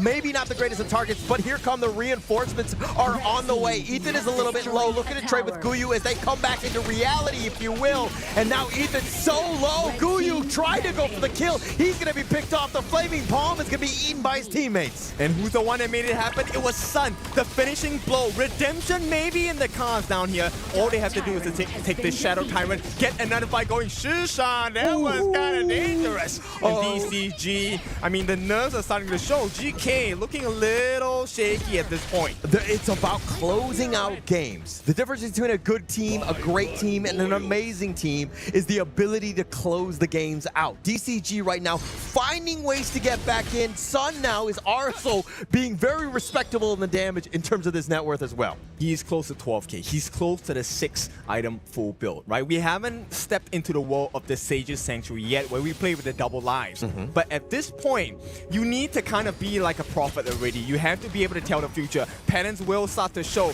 And if DCG can figure the puzzle out of GK, this could be a great fight. It could be, but it looks like Musang King on the escape there. He's not going to want to fight this. They've already gotten what they wanted with that Azure Golem, but they've backed up. Look at how DCG, I mean, they're playing from behind in terms of the net worth, but they're putting the full court press on.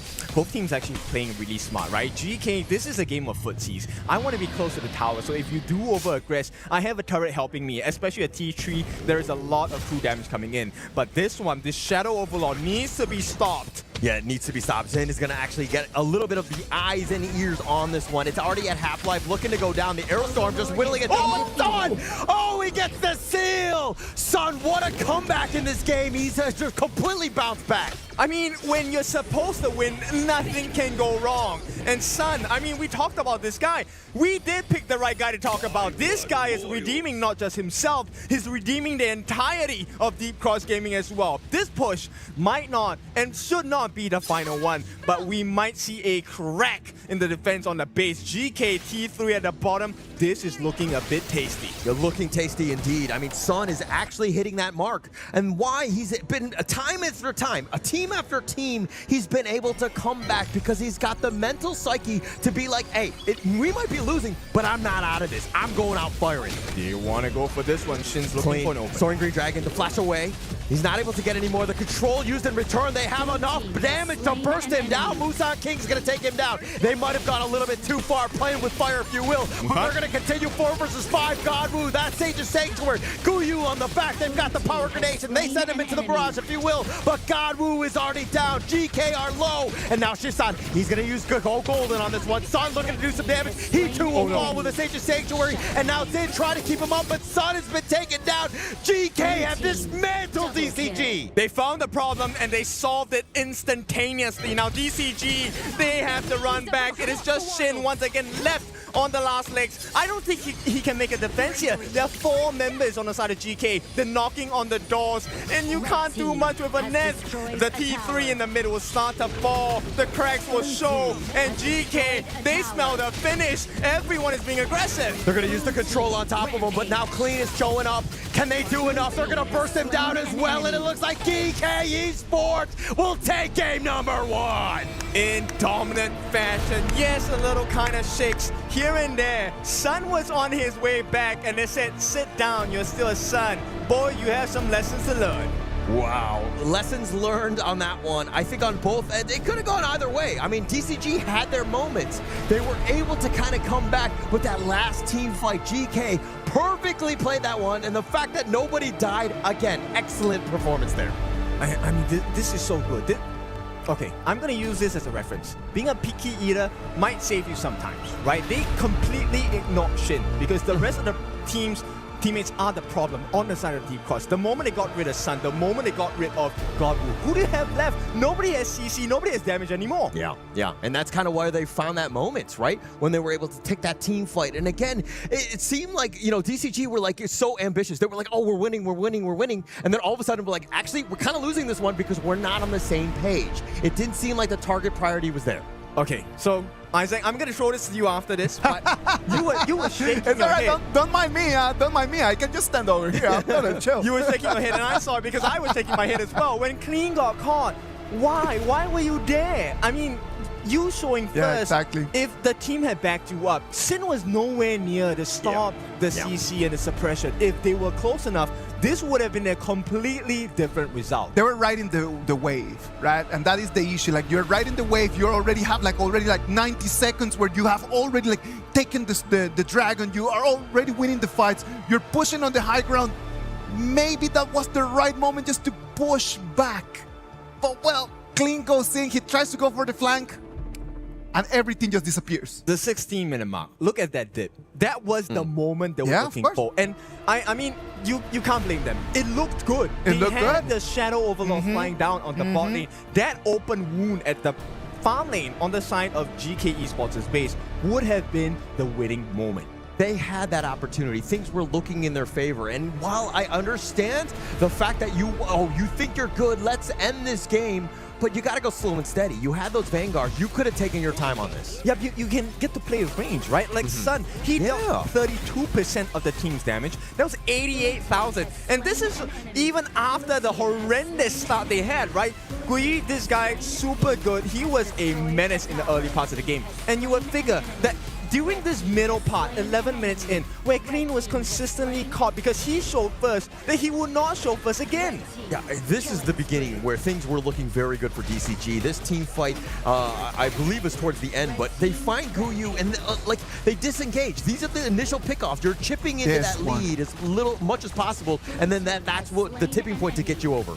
Yep, and in most cases, we'll be looking at a Sage's Sanctuary plays closer towards the Tempest. And now that they're buying it at this point, you know both teams are looking, no, this is the final battle, this is the final moment. But why would you pick that moment when Clean died so early? You had to have disengaged. You cannot take fights when you're down a member. It's just simple math at the end of the day. I mean, you've already committed, right? Sometimes, if you already have the nail there, you have to use the hammer to try your best to just drive it all the way in, and that was the most costly decision, at least in this game number 1. It's not over yet. We still have another game for DCG to recover from. Come on, you gotta remember that GK Esports is the second place in the MKL, right? Yeah. Like, so they're top of the top. Like, they came in here, they were already seated over there as head of the group.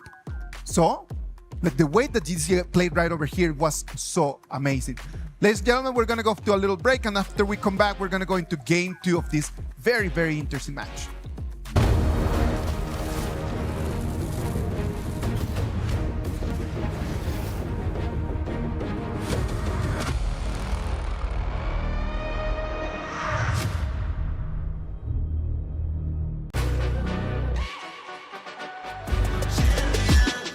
This ain't no regular thing. I came for the ring, you know what I mean.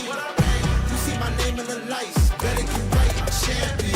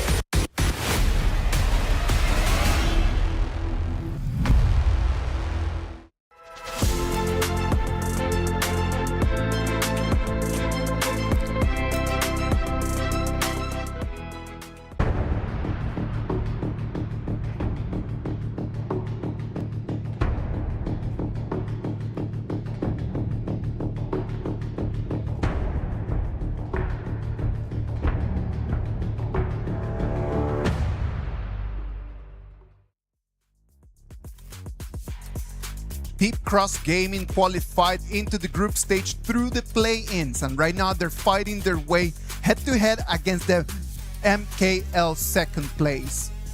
Ken, what is going on in here? Like, what do you think is the key that has been leveling this matchup right now? I think it really comes from, number 1, the confidence and the way they execute their draft, right? Understanding what is available for you to pick and choose from in terms of options during the fight.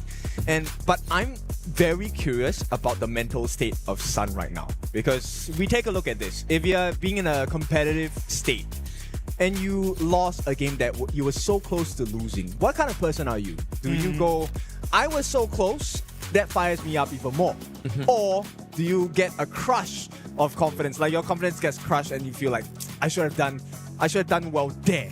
And then you kind of falter from there. This is a recovery time. Yeah, I'm going to answer that, but coming from the fact that I'm going to roleplay Son here, not your actual son. But I do want to say that this is a thing where we've seen time and time again, even in the game itself, things were looking bad, but he was able to bounce back. He completely shook that one off, and he was just like, yeah, hey, I still got you guys. We're going to have a good chance here. I think that Haller just touched on the evidence out there, right? Like Son started horribly that game, right? Like on the Flower Marksman, it starts really, really bad, and then after that, he turned the game around. So that resilience is already there. Right, let us remind you what happened. He got a 3v1 in the farm lane, died once, said, okay, you know what, this lane doesn't look too good for me, let me go to the Clash lane. Got 1v1 and taken down immediately after the revive. And yeah, that was horrible. I would have been like, I don't think I should play this game. Yeah, GG go next, right? Like, let's just get on out of this one. Let's just move on. But again, I think that also the rest of the team were like, hey, let's calm down. Like Godwoo was still like farming very efficiently across this map, right? They were actually finding ways to just claw their way back in the game. And once they got to the high ground, that was a little bit of a hurdle, right? If GK Esports, I don't know how if they were able to fully overcome if DCG were to just stay in their base, if you will. Exactly. Keep the composure, right? And keep the structure, the rotation, the positions of the teammates. And this is where we talk about, look, HOK is a team game. We need to take a look at the other players as well. I felt like Ethan kind of lost his footing at the end, right? Yeah. He was responsible for a lot of saves. Guyi with the dive on the Charlotte, that was looking super dangerous. He got a knock-up on 3 different members at one point of the fight, and that caused a lot of disaster because it was the last fight that happened. But Ethan, throughout the game, he was responsible for putting him in an alternate dimension. And I'm wondering, Ethan, what other things can you show us in game number 2? Yeah, well, they need to step up. And I think that it's about that coordination, that last call. Again, I hate to keep stressing on this, but if Clean dies, you got to back on out. There's no reason to continue to fighting 4 versus 5. The amount of risk that you're taking is just way too high, and you're going to lose a game just like we saw here. Yeah, and I think the second thing to really notice in teamfight patterns is when teams start buying Sage's Sanctuary, you know they want to double down. So you know what? They're burning so many resources. Get out. Let's not take this risk unless you're 100%. In fact, at this point, I wouldn't say 100. Make sure you're 300% sure you're going to win the team fight, and then you go back in. I mean, let's be very honest. 300% probably not going to happen. Nothing is 100% even in this game, right? But I do think that you need to take, again, calculated risks. It's a simple thing. If you have 5 members, I have 5 members, we Gucci, right? We can fight, especially if we feel strong. But if we're down a member, you're talking that's clearly less than 100% in terms of these odds. Not good ones. I mean, it also depends on the comms, right? When let's say a shot caller says, go, go, go, that is 300% because he says it 3 times, right? Each go is 100%. I am pretty sure that's not how it works, okay? I mean, in my ranked games, it works. Okay, but yeah, that's a ranked game, right? This is what we're talking about. But jokes aside, we'll take a look at what this is looking like. GK Esports, they're going to remove half of the combination that they showed, which is the Aoyin, the Lung, not going to be available for the pick. Second ban, the Liang as well. This is going to open up so many doors. Florentino is open, Lorian is open, and Chicha is open as well. This one, a great one. Win your first pick, let's go with the flex. You don't know where we're going to put this Chicha in. Yeah, this is very confusing. It's hard to play around because, and also, they might be thinking it's in a specific lane, but then they're like, okay, we can just change it based on what you choose, right? And they're going to go with the Lorian here, as well as the Lapu Lapu, who has been very successful. Number 2 most picked at the KWC thus far. Okay, I'm a little bit 50-50 on the fence on this one, right? Because we have seen the Lorian combination being used in conjunction with the Zhang Fei. Zhang Fei is not banned, and I feel like the Zhang Fei provides a little bit more security with its Unbridled Outburst. For the Lapu Lapu pick, yes, Raging Sea is great. You get the continual damage as well. But, you know, the setup is so obvious. Yeah, you know it's coming, right? And I think that if you're looking at the other side, GK Esports are going to pick up the Annette, and they were like, Guan Yu, we're like, okay, we're going to show you how it's done. Okay, the Annette gameplay is really about number 1, positioning, and secondly, about the timing, right? Who is this Annette trying to go on? Here, at this point, I feel like the Annette is used as a deterrent, a shield, if you may, ultimate to keep everyone out. in the other side, in game number 1, DCG were trying to use it as a disruption towards the Princess Frost combination. So the way that this net we're going to be seeing in this game number 2 is going to be played in a completely different fashion. Yeah, very different, but at the same time, adding to the CC plethora options that the Guan Yu also is looking to bring. So they've kind of got the lockdown on, you know, on set, right? Like they're pretty much good to go as they go into the second phase here. If we're looking to the other side, it looks like, you know, Deep Cross Gaming are like, hey, let's pick the Charlotte ourselves. Let Clean get to that back line. Okay, and now I want to focus on the last 2 bans coming in from GK Esports. I feel like respect has been given, right? Even if you don't win this game, I feel like the redemption has already been half made. They're paying a lot of respect. 2 bans on the farm lane. They don't want Sun to have a good game because they gave him a horrible start in game number 1. He recovered, only lost because there was a slight mistake made in the last fight. Yeah, and actually, it looks like he's going to go to his tried and true. He's like the Alizio spammer, like the only one that plays it at the EWC, but he's very comfortable on this hero here. On paper, you would not pick this guy, right? Like, why would you pick Alizio? Yes, late game damage. He, in the laning phase, if you're all grouped up together, he's a menace to deal with. But in the early parts of the game, if you get ganked 3v1 and they have quite a bit of CC and control here, it's not gonna look good. The Noir locking you in with the Matrix, it's not gonna be fun. It will not be fun, but again, trust in Sun. I think that that's the biggest thing. The MO of DCG, they feel like it's comfortable. They think that the Chicho was going to be the farm laner. They are in fact correct. So they're rewarded with this. You have a little bit of a range advantage if you want to group up and team fight, which is looking like what DK were looking to do, especially early. This is a good pick. I feel like, you know what, someone on the side of DCG should just go up to Sun and say, Sun, you're a man now. And then, you know, the self-growth, okay, that does not happen in real life, but who knows, everything is worth a shot. All right, look, I think he would be a little offended. He's just like, I think that's just his actual name and not, like, he's not going to be calling anybody daddy any day of the week. Well, right now, he has the potential to really lay the law down, if I may, on the side of GK Esports. But this one is for GK Esports to lose, right? Everything is in their corner right now. They have the advantage. They have the momentum. They have great picks as well. Yeah, actually going into this, I mean, the Musashi looking for that Augury, right? Another win condition. The Chicha might have a problem. The range is, you know, he's going to be up front so that, you know, the Duel of Death could be targeting them. If they want to group up, you have the Alizio, so you have options from this DCG lineup. Okay, it's a very specific situation here, but I'm kind of worried because if you do use the duel on the duel to the death from the Musashi on any singular member on the side of GK, they might actually just pull back into their 5-man. And all Gui has to do on the Guan Yu is push everyone else away. And suddenly you're caught in a 1v5. Yeah. Again, it comes back to the execution at the end of the day, right? I think that if we're looking at this one, but Kin, who are you giving the edge to? Just look at the draft. Don't look at the players.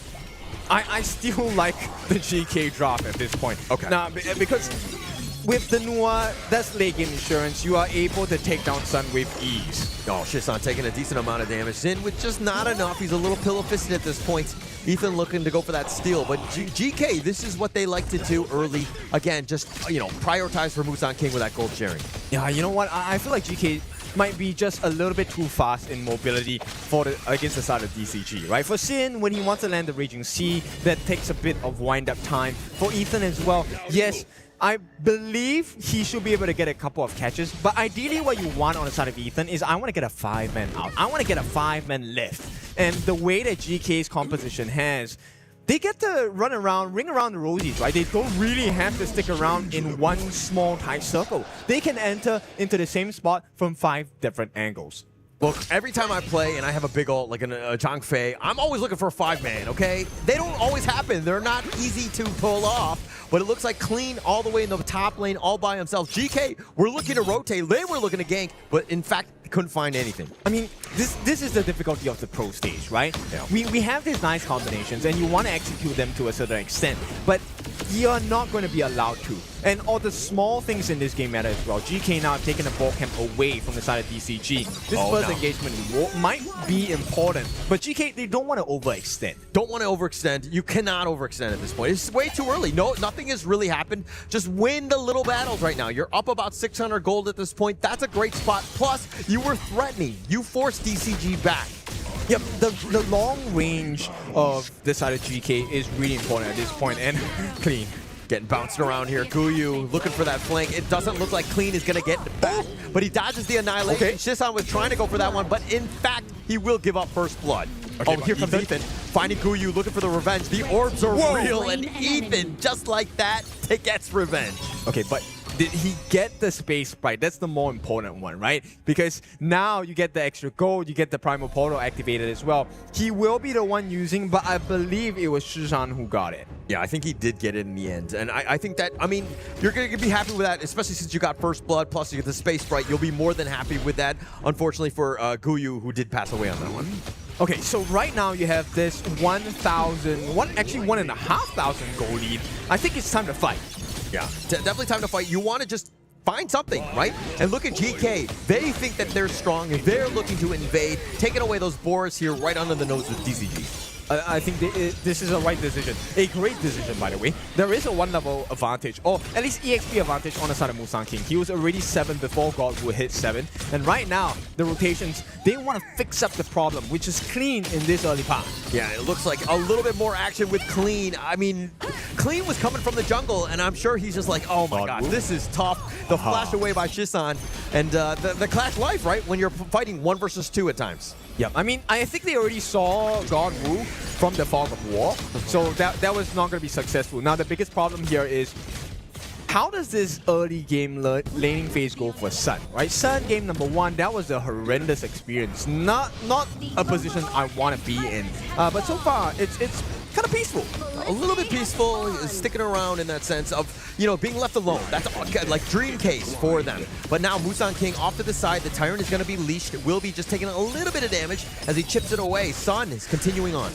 Okay, there is a potential losing the buff here. Oh, they go for this one, and it looks like Jaw gets the take. Are you kidding me? The Razor Cavalry even on top of that, but Wu, he gets blown up. Shisan, and now this heroic charges all the way from Guyu, says, where you going? Jin asks the flash. Musang King is on the chase with a path of passing, and he does take him down. 4 for nothing at this point. At the 4-minute mark, they get everything from the side of DCG. They got the Tyrant. Now they might even get the Azure Golem. And for sure, Ballcam gone. Wait, they've taken absolutely everything. Yeah, taking everything right on. I mean, they have nothing to do. They can't fight. Clean is looking for a little bit of the revenge. The emergence. Shisan actually shows up on this one, finding out just Clean where he's at. But DK Esports right now, like this 4K lead, very tough right now for DCG to come back home. This was a beautiful steal coming in from the side of Zhe, with the use of the ultimate as well. The mini stun, that is why he got that last hit in the first place, because nobody else was allowed to use the auto attack function. Yeah, no chance at all. And Guyu, man, on this Guan Yu, the pushback, the control, it's like, where are you going? They're trying to just run away, and he is not letting anybody by. This is why the 4-minute Tyrant is so important, because both teams will wrestle over it, and it means both teams will be there. So the moment you get the Tyrant buff, that's a guaranteed fight that's bound to happen, and you get access into the members whether they like it or not. Yeah, and going in from game 1 to game 2, this is a much more difficult hurdle to climb back into, if you will, by DCG. Trying to find it in. I mean, it's already like about 4.5. Nice little 4-man stun on this one, but there's no follow-up. Godwu taking some damage as well. He has to dash back under the tower. Okay, it's a very small play, but Guyu with the Primal Portal teleportation, using it on the minion to extend the life and backdoor protection to be off on the T2. That's quite a bit of damage. And GK, look, they're maximizing the value of every single possible scenario. Oh, Jin, he knew he was coming. Guyu on the flank. Jin has to use the Raging Sea, but he's running the wrong way. He will be taken down. Musang King getting that one. Once again, small things matter. Just pushed him in the wrong direction. He couldn't get the Raging Sea in the 3-man knockup he was looking for. That could have been disastrous, especially when Ethan gets the combo, even without his ultimate available. Yeah, but I mean, the way that Jin was going, the reinforcements just way too far. DK Esports, the way that they're isolating, getting those pickoffs, very smart with their rotations. Yo, they can't even get a T1. That's how far ahead they are. It's a 7? No, it's a 4,000 gold lead going into the side of GK Esports. Same story as game number 1, but this time, yeah, dual death. He's going to continue to chase. He's on this motorcycle, but he does have enough speed. The slash is not enough. Godwoo, and here come the reinforcements, if you will. Gem looking for revenge, says, how dare you go on him? As it looks, he's looking to trade. Godwoo taking a lot of damage on this one, and now with Jen to kind of back him up, it looks like Godwoo will in fact lose on this one. Emergence finding Ethan, and he actually gets hiding under that tower. This is the exact situation GK wants to find themselves in. Godwoo, he's meant to be this huge monster that you can't deal with, but a 1v1, and here we go, Musang King, he's confident. Yeah, very confident indeed. The Conductor of Souls finding it, and he wants to go for Shin, the easiest target, if you will, the Hurricane Wall on this one, and now it looks like they're going to dive in. The Soaring Green Dragon and Kuyu there, but Sun gets annihilated, if you will, and GK taking them all down, 2 members down from DCG. What do you do at this point when you're DCG? You're supposed to be the ones going deep into the base of GK. You're supposed to make them cross, but right now everything is going in the way of GK Esports. Jungle is practically in their hands, and we'll take a look at how this moves. Look, Gui, I love this movement, making sure that he pushes them in so that the annihilation lands on its target, even though it was already perfectly aimed. It was absolutely perfect. But let's kind of address, oh my gosh, Godwoo getting killed on the bottom with Shisan and Gem. They just had too much. But this is a problem, right? We were talking about Godwoo. Hey, he needs to be that raid monster. He needs to be really big in terms of the net worth. But he's too busy fighting, and he doesn't have any of those items yet. Because he's not allowed to, right? At this point, GK, they're so strong, they will invite you for a fight every single time. And you can't do anything as God. You have to fight. Kuyu with the Razor Cavalry. That was on point. Ethan trying to flash away. And now with that Conductor of Souls, Musang King looking to dive, gets the execute on the Sin. They're going to continue to chase. Ethan is back in his base. DCG can't even defend the mid T1. And they took that fight while they were under the T1. That is the most impressive part. And that shows you how far ahead they are. 8,000 gold and building upon it some more. Musang King takes another camp from the side of Deep Cross Gaming. And this one, it hurts. Definitely hurts on this. Kuyu, even in the bottom lane they go. They're just the threatening from all angles. They can't even get close to defending. Look at where Godwoo is. He's on the other side of the map just trying to find any little bits of farm. And that's the only space he gets to have. 9,000 gold lead at 9 minutes. This is the GK remember. This is the GK that showed up in the boot camp. And this is the GK that might make it to the next stage. Oh, Godwoo uses the dual death. He has to dance, if you will. He's taking most of it, and it looks like Gem gets the outplay. Yep, superb usage. This is why you buy the spike meal on the Shisha. You want to fight, we can scrap, but for every hit you land on me, you're going to get some damage in return as well. And this means your jungle is left fully open again. Nobody deal with T2 at the bottom. That is probably going to be gone by the time they reach there. Yeah, no chance. This bottom T2 just barely hanging on, if you will, by thoughts and prayers. But this Overlord is going to be started here by GK. When you control the map, you're going to take everything from them. Maximum efficiency, and the king stands tall. The questions that we asked at the start of the day, how does GK do? How does Musang King do? How does Guyu do? They will do splendidly for themselves. Yeah, GK came prepared, right? I think they weathered the storm of DCG, even with that ability to come back. But I think that this game has gone too far in favor of GK, where DCG need a miracle. They need multiple mistakes from GK to come back. That is not a miracle. That is a complete different reality at this point. DCG, they're staring death at the face. The loss is coming through. And right now, I mean, Godwoo, he can't even be back in the base to make a 5-man defense as well. Yeah, Godwoo, I mean, he's trying to get farm. They can't defend the bottom T3. Ethan is all by himself. Musang King literally just running it down, but spaced away, if you will. Zin looking to go in for this one. And now with that wave, you see how much damage can they do. Sun gets picked off. GK just running over all of them. Yeah, defense becomes aggression, and it's going to be the end. They will take the win. And GK show what's up with MKL. 2-0 clean series. Very clean. Unfortunately, the player named Clean is on the losing end of this one as they drop 0-2. They will be in the lower bracket now. But again, it was just too much GK Esports in the end. Very strong play. It's, building blocks. Every single thing matters. The small camps, the first blood, the movements, the position. And at the start, this Annette pick, we were kind of like, okay, it's going to be a different play style, different fashion. It's going to be more defensive in nature. But what happens when you put the shield against the face of your opponent? That's an aggressive move. It's no longer a defensive one. Yeah, not defensive, no real way. And I think EA Esports are going to be happy with that performance. They're going to be moving on at least into the upper bracket part of their group here. But now, I mean, we have so much praise for this team coming in with a lot of hype. Number 2 team in MKL, how would they perform here? Well, they showed up.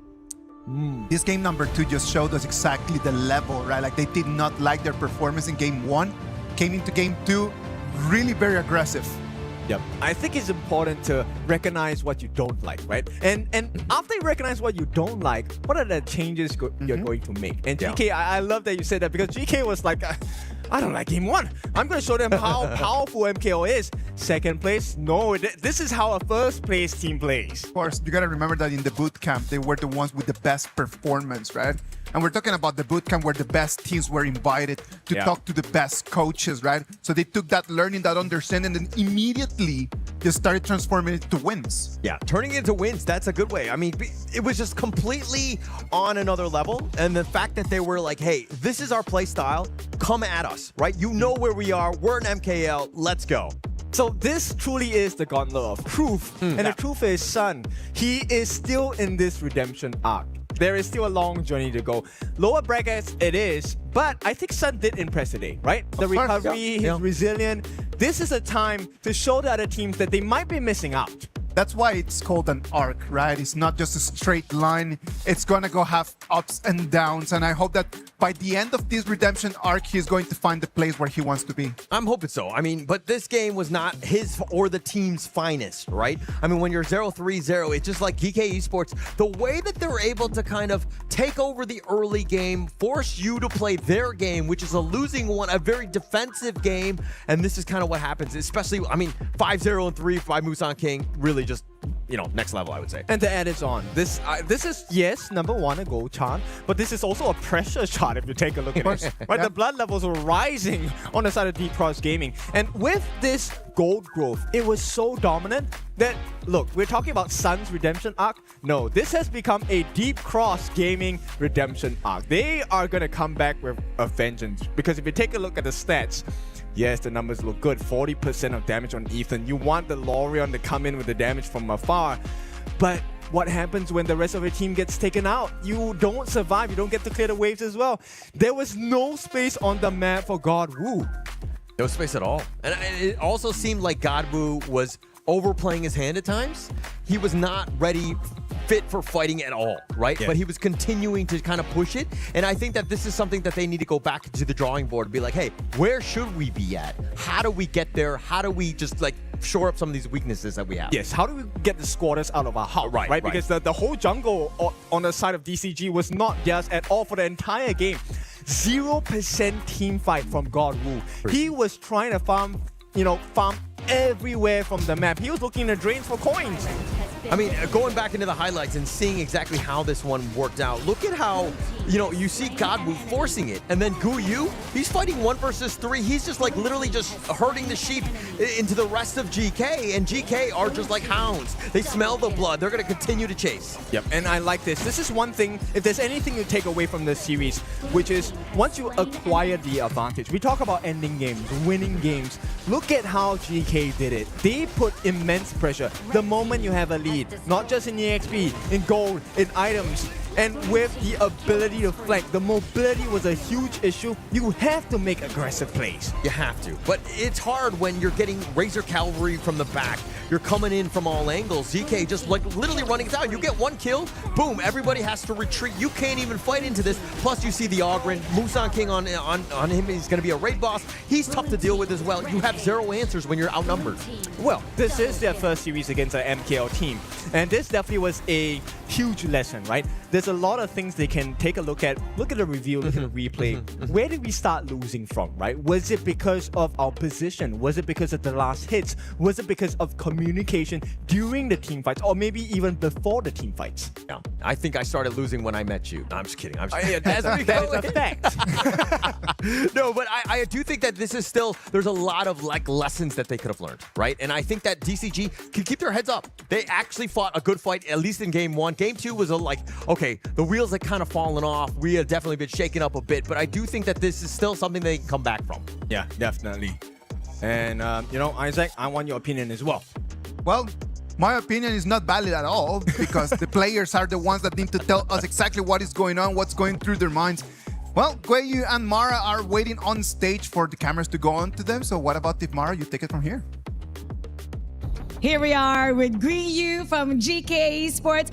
Congratulations with that very well 2-0. Now, we saw in game number 1, there was a little bit of a back and forth, and there were times when it seemed like your team was about to lose control, but you won that one. But we saw game 2. First 4 minutes, it was evident you guys had the tempo. 9 minutes, 9K gold lead. What happened backstage? Because game 1 was a lot different from your very dominant game 2. I think first game we just long time didn't have tournament, so we have some nervous. In the game 2, we show our normal tempo. This is normal. How long did you not have a tournament for? Maybe 3 months. Oh, 3 months is a pretty long time. But when you came in here today, you look really confident. How confident are you with Group D? Because everybody is saying that your group is a group of death. Who do you think is the most challenging one there? And let me see your confidence. I think most challenging is Nemesis. But I think for us, Group D is not hard. But also not bad for other 3 teams because I think their level is very similar. The 3 teams also have chance to get the number 2 slot to go to playoff. Well, we'll see how you're going to perform. Later on, we're going to have one more matchup with Group D. Can you make any predictions with the next game? I think will be Nemesis. Nemesis. And that's the one that you think will give you the hardest time. Well, thank you so much once again. Congratulations. And we'll see what the casters have to say about that. Casters, lead the gorge. Thank you very much, Mara. Thank you very much, Guiyu. Guiyu already predicts that they are going to be facing Team Nemesis today afternoon. They're going to have to wait for a little bit more because they have one more match for today. Ladies and gentlemen, we're going to go to a little break. When we come back, we're going to bring you the match number 4. It's going to be the last match of this first round in the group stage for Group D.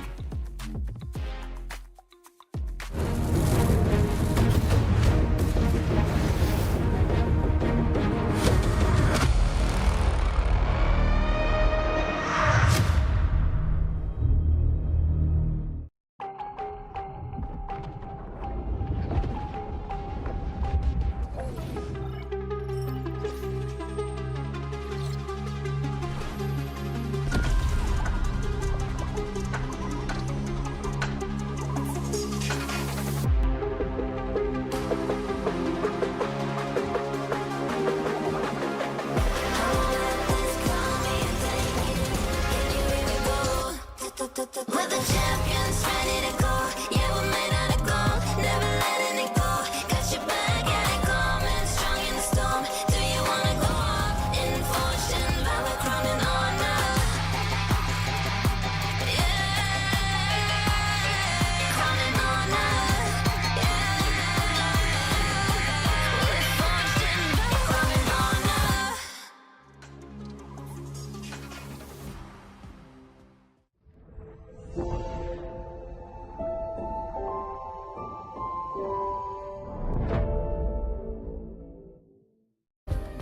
Play is in our DNA. Whenever we let it out, it becomes our superpower. Now imagine an entire city being built to supercharge it. Kadir City, powered by play. We were there. For every click, every clutch, every respawn. We were there for the years of grind. And we're here. Now. The proud founding partner of EWC. Powering the biggest event in gaming. Shoulder to shoulder with the world's best. Making history. Greatness deserves a stage. Lenovo Legion. Reach your impossible.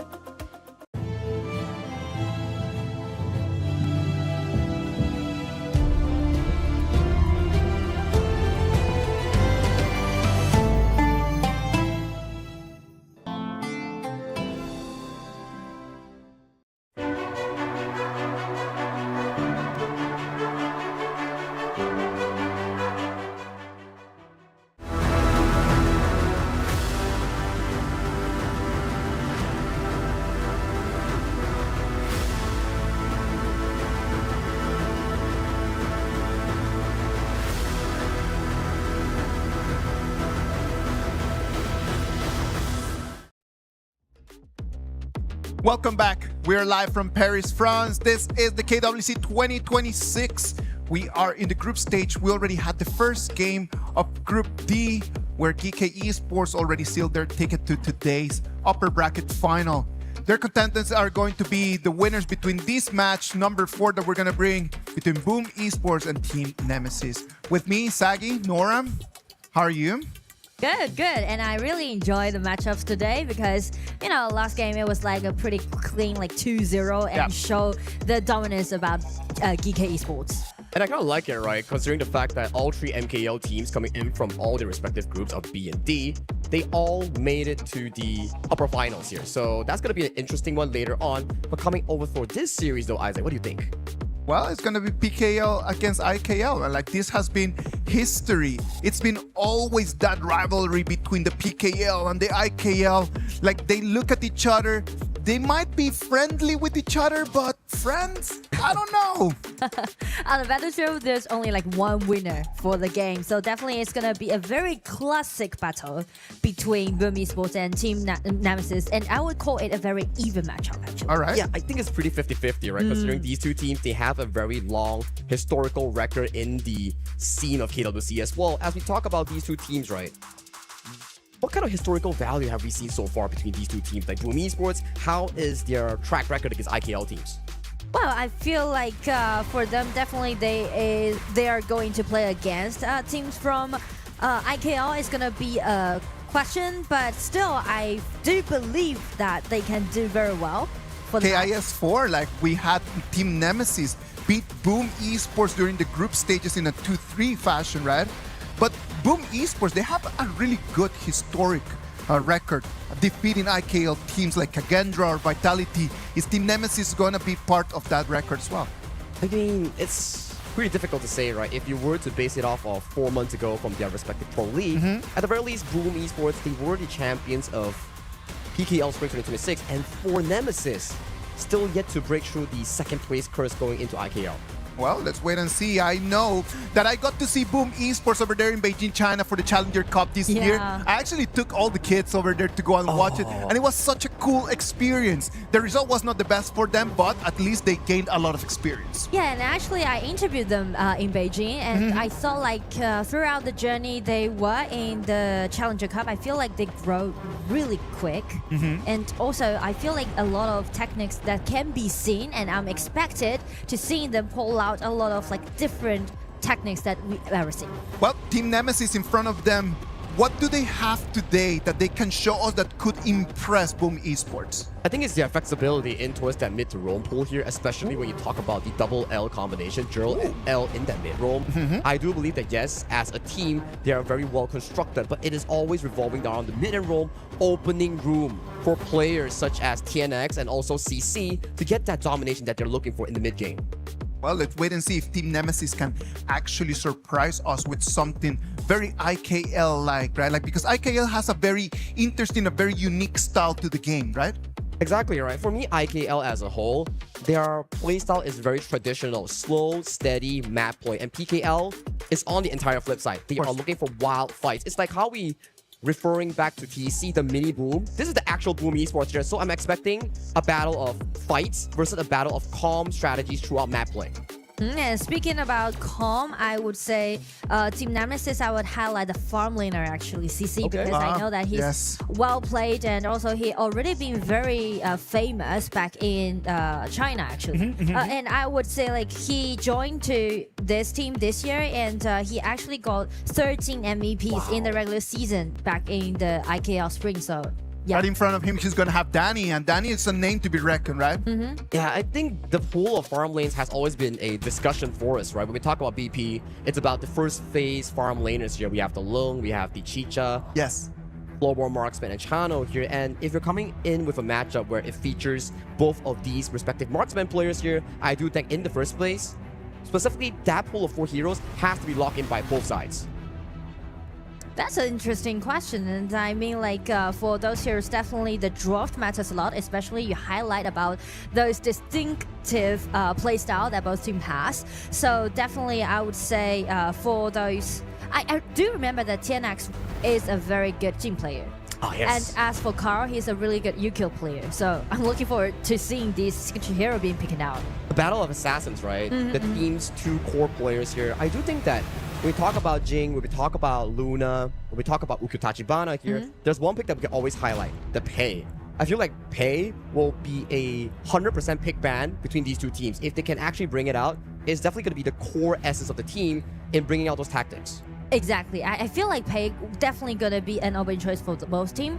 And also as for the mid laner, because you just highlight about the combat, the battle between the mid laner, I would say I would hold a question mark to it because I know that Tatsula is really good at playing that Mai, but I'm not sure if they're gonna take it out with another combo with Pei or any like heroes like that in game or not. Yeah, it's gonna be interesting, right? Considering the fact that yes, Mai has always been Global's top priority mid lane hero, but with the addition of the 3 AoV heroes with the Lorien has been one of the most popular picks thus far in this tournament. Yeah, I feel like, you know, Lorien has been underestimated in the play-ins. And as we already jumped into the group stage, we can see a lot of Lorien just showed up today, right? And the win rate is really high. And in your opinion, right, Nora, what do you think about Lorien as a pick? What are the counters? What is it good against? Well, I feel like a lot of teams like to pick Xiao Xiao as a kind of a pick towards this Lorien, but I'm not that sure about the Xiao Xiao pick because I feel like Lorien is also good at mid lane clarity. Right, yeah. But it just made me feel like Lorien is quite a mid-game hero, so yeah. And I feel that Lorien as well, to your point, like the Xiao Xiao matchup is pretty 50-50, right? If you can get the knockup on Xiao Xiao against some of the teammates, then maybe it works. But if we were to look outside of it, the range of the projectiles coming in from the Lorien is really far. He has immense range to actually poke down some of these fancy mid laners. Exactly. And you know, like speaking about those range control, we just talked about Anat, right, at the backstage. You know, and I really like this pick, and I feel like it might grow to the most popular picks from now on in KWC, because you can see like with the flash, right, dash in, you can do a great initiation in the team fight.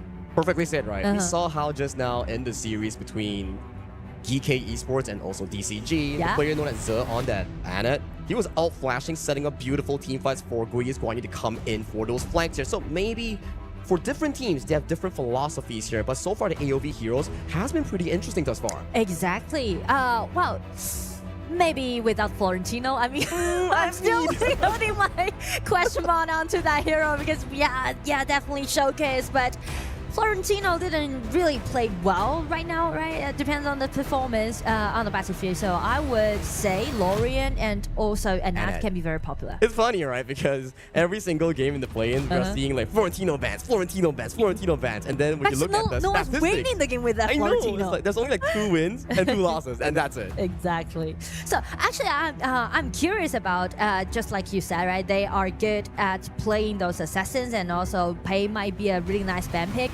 And how do you think about Haya? Because a lot of people just took that. I think Haya, like we featured the matchup between Tatsuri and also Jurl. this is a hero where it really revolves around the decision making of the mid lane player, where it's like, okay, who do I pull? And is it a good time to pull because is my team farming the minions? Is he clearing the jungle? And if I pull the wrong time, does it disrupt the farming tempo of my team? And speaking to these two here that we just mentioned, as we are scrutinizing those drops, as you can see, Nemesis on the red side just ban away all those popular heroes that we just talked about, right? Pei, no. Haya, no. They're gone from the draft real quick here. And then the Lorian here immediately picked up by mid lane Boom for their pickoff here. I like the Long and also the Byron pickup here because for me, Aoyin is a pick where it's really good on the weak side, where you absorb pressure and allow your strong side, which is the Byron, to go for those aggressive trades into jungle pressure, into lane pressure. I do agree with you. I feel like these kind of side laners is really well balanced actually for the game. But as speaking to the counter attack towards this Aoyin channel, that will be it. Because channel, I don't really think like channel is a great counter attack towards this Aoyin because it really relies a lot on their mechanics. If you can use your skill 2 and your ulti to just kind of kiting this Aoyin, then allowing you to do a winning lane at the bottom. But if you are not executing in that way, yeah, it's gonna be a little bit weak. It's a lot of micro details, right? Exactly. Where your mechanics is very important in that sense because if I'm too close to the range of the Aoyin's 3-1 combo, then maybe I get poked off. But if he pulls the range perfectly with his skill 1 poke, with his wolf traps, and then chunking down the Aoyin, then those are the specific micro details between the channel and also the Aoyin matchup here. But I like the idea pickup here, increasing that 2v2 strength in that bottom lane. But at the very least, they're securing more priority for CC to win against Danny. So, you know, the way how they're drafting just made me feel like they're really experienced. And they have a bunch of tactics that they can have. But in game 1, both teams are trying to do it in a more well-rounded way. That's correct, right? Considering the fact that we are playing the BO3, sometimes we're playing the BO5, it's like, okay, game 1, we can test the waters a bit, draft something that's not so heavy, and then we test it in game 2, game 3. But in the BO3 setting, you gotta come up strong and win that game 1 because once you win that game 1, it's match point. And as for game 1, as for those initiation or burst out damage, we can see Nemesis on the red side just going for this red hero Angela. Angela with the idea is pretty decent in the early game because you can gain such a great vision control around the river. But it comes into a very big price, right? The mid-roam synergy that we talk about between Zhou and L has to be really, really good. It's like how we play Kui Xiaoqiao, Kui Angela. If the Diadea goes in for the 2-2 and the Angela doesn't come in with the stun, that's going to be pretty difficult for them to actually pull off the combo. But I mean, like, you just praised about their synergy, right, between Zhou and Il, so I do believe in this kind of duo. Oh, Zilong? Zilong, yeah. I mean, if we were to watch the KPL games, Zilong is a perfect, beautiful counter in against the Aoyin, but this is the pre-revamped Zilong. What do you think about that? Well, because the patch is a little slightly different, so I would say in this patch, Zilong kind of great combo with this Dharma's ulti, but about the burst of damage, I'm not that sure. I agree, right? But one thing's for sure, there's a lot of crowd control coming in from Boom Esports lineup here. You have the knockup coming in from Lorian's ultimate, the Raging Sea from Lapu Lapu, and then the knockup galore again coming in from the Dharma and Zilong. So if you are on the side of Nemesis, those 5v5 team fights, you better watch out. Exactly. But the powered pike seems to be a little bit different. But I mean, like on the side of Boom Esports, they're picking up those heroes pretty like mid-late game. Agreed. I would say mid-late game. Maybe after 6 to 8 hours. Minutes. 6 to 8 minutes. That would be their time to shine. But on the side of Nemesis, because of the Angela and the Diadea pick, allowing them to do a lot of things in their game. So, going back to that question, right? Yeah. If Boom Esports isn't able to hold on to that early game and they allow Nemesis to snowball, that's going to be a key issue for them here. So going back into the 3v3 mid lane, Boom Esports needs to be careful here. That Diadea Angela combo is really deadly, and if they get caught, not once, but twice, the game will be totally in Nemesis' favor in that mid game. Exactly. And also the most interesting part about game 1 is that we talked about the different distinguished play style both team has. Actually, team Nemesis, they are good at playing those late game, but as for Boom Esports, they're looking for their aggression in the early game. But this time for game 1, it's totally go opposite way. Exactly. They're flipping the script, right? It's like Boom Esports, you're known for that team fight play style, but I like it, right? You're talking about team fight, you have so much CC, so much setup here. But the only key point, you need to make it out of laning phase and play it safe here. Early game here. L finding spell 2, just a bit of a tip and tap here into the bottom lane. It's all about detail microing at the bottom. But because of the sustainability, it's kind of different. So I would say if they go for HP trade, Nemesis will do good. That's just the poke damage coming in from the Diadea, right? That's why we are seeing the 1-2 pickoff on the Diadea and Long. Once the Diadea lands a 2-2, and then you have the Long use that 3-1 combo later at level 2, I think Danny without sustain, it's going to be a pretty tough lane for him. Exactly. And also, we mentioned about the sustainability is different, right? The idea can provide more HP recovery for this Loom Pick, but for Lapu Lapu is just like a vision control bodyguard. Good point. It's like all in versus sustain and poke. Exactly. 2-2 coming in for the side of L here on towards the side of Danny. Finding a bit of a poke in towards that bottom side here. This freeze is going to be amazing for the side of Nemesis here. You can see how much priority is being put on by Nemesis in towards that bottom lane. And also, what really intrigues me is that the difference about these two mid laners, because Tatsumi is trying to accelerate the pace for Carl, but as for JRL, she's just trying to make a lot of things happen at the bottom. It's like different playstyle, right? Like for Tatsuri, it's about farming, getting those goals, going to the mid game that you talk about. And for the side of Gerald, they're like, okay, we have a perfect freeze in towards the bottom side with the teleport coming in. As long as this freeze maintains, that's a flash engage coming in from the side of CC on towards Danny here. But L wasn't nearby here. Draw going dangerously low. 2-2 coming in from the side of L. Finding the first pick up here, but they're going too deep. Danny gets the first kill, and CC traded off, paying their lives for their over-aggression. And Tatsuri got a double kill within 2 minutes. That's gonna be such a great boost to a hero like Lorien. I mean, like, the Nemesis, they took too long to take that Lapu down. Like, the damage down, like, personal damage down isn't allowing them to do that insta-kill, actually. And it was already really good, right? The wave was frozen, they were winning in terms of trade. They just need to make sure that they go in together for that instant pickoff. But CC and L felt like they were not in sync, and Carl, he just stole away the Crimson Golem. And it may feel like that was a personal thinking on the side of CC, because she just flashed in, right? Alright, it's gonna be for Miggy, putting on the spotlight and getting the news that there's a killing happening at the bottom. Yeah, well, he will feel happy for Tatsuri get that double kill. Yeah, right. We're talking about how he needs to farm towards that mid game for those crowd controls, but all of a sudden he's like, oh, free kills towards the ball lane. Don't mind if I do. Exactly. Slow mid-game thus far, right? And we are looking at like a 50-50 goal lead between the two teams. At the very least, if you are on the side of Boom Esports, you're pretty happy, right? You want Chano to actually scale over to that critical item trinity. We talk about the Shadow Ripper, Eternity Blade, Daybreaker. That's where you can actually take down tanks like TNX and also Top Z. Exactly, and even better is that with this Lapu, they can actually gain the vision control at the bottom. As you can, they just kind of lock Gel up, right? Yeah, I mean, we're still missing a bit of the 2v2 combo action coming in from the Angela and also the Diadea. Yeah. Like, L has been fantastic in towards that bottom side, but when you talk about the 2v2 combo, not much from the mid roam coming from Nemesis. So it pretty much, like, to me, it seems like L is trying to concentrate in at the laning at the bottom, right? Instead of just complete those combo with Angela. That's true, that's true. And with the 4th minute mark here, Tyrant has been spawned. Take a look at the positioning coming from both teams here. We do see a charge coming in from the side of L. Raging Sea casting on towards L here. L has to escape towards safety, but the river has been won over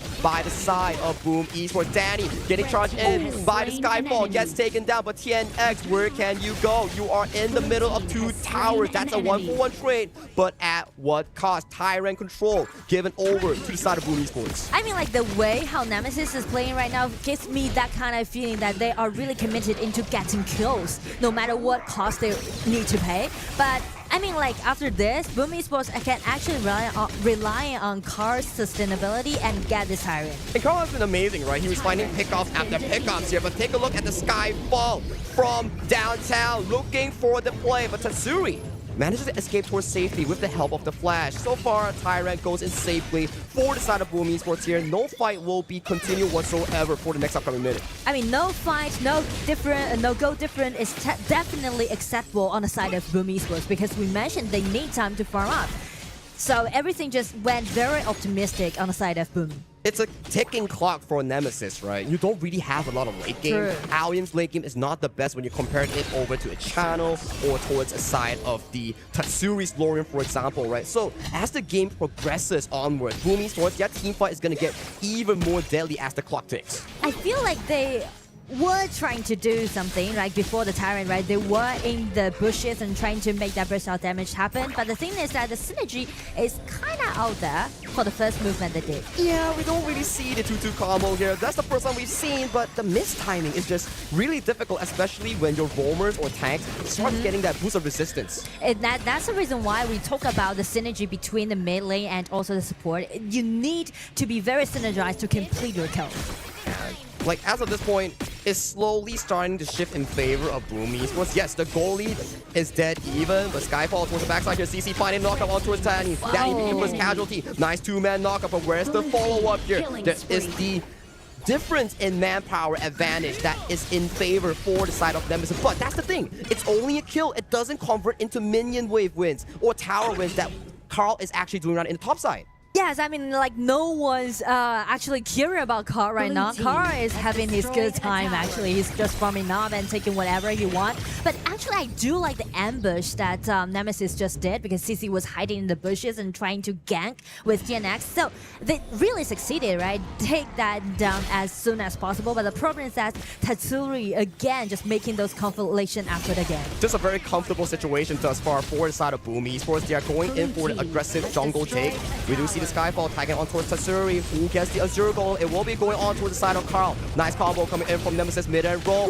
PUBG finds a knock on towards Danny. Danny is the first to fall. Skyfall coming in with Infinite Fastness, finding multiple targets. CC finding the Tree Dragon pops on towards Tatsuri. That's a 4 for none in favor for the side of Team Nemesis. Plus, the potential kill on towards Carl as he is tagged by Skyfall, and he will be taking that killing spree over to TNX jungle. It's gonna be an ace! What an explosive teammate that Nemesis just did. I mean, like, that was a triple goes over to CC. Like what we mentioned, he's definitely gonna be the core player of this team. And also, I do like the flash down by Byron, right? That knocked up just kind of fixed the spot of the team fight. Yeah, he found Danny in the middle of everyone, and by the time Danny had flash, he couldn't react. He was already tagged by the Diadia spell too, and if he flashed, he's gonna die still. Exactly, so it's kind of torturing for Boom Esports to have those team fights happening around those narrow spots. This mid game, right, it's gonna be even more difficult right now for the side of Boom Esports. At the very least, if it was a 50-50 game with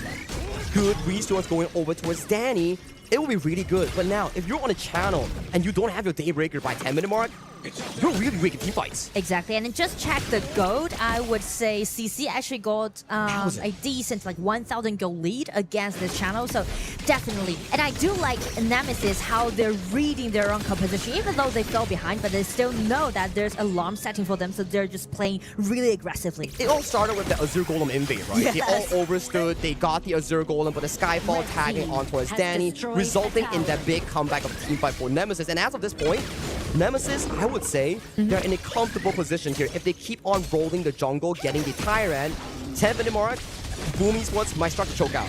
And there's only 1 minute to go, so it's gonna be kind of painful for Boom Esports, especially they are kind of suffering from those lanings. The only way that they can do is let Zilong to do the splat push and try to buy them more time.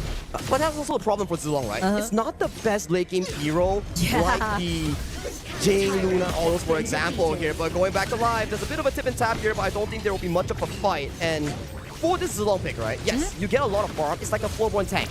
You're strong early to mid, but late game, you start to fall off because you don't really have that much pressure and you have to play with the team more. And especially just highlight about the Skyfall feature again and again by TNX, this Nerja. So it's easily for Nerja to use his skill 3 and just catch this Zilong at the side lane. Exactly. And it's starting to be really difficult for Danny, right? He's so far behind in terms of gold. Every time the Skyfall pops on towards him, you don't really have a lot of crowd control to fend off the Nerja against the channel pick. Exactly. Their lack of controllability, actually.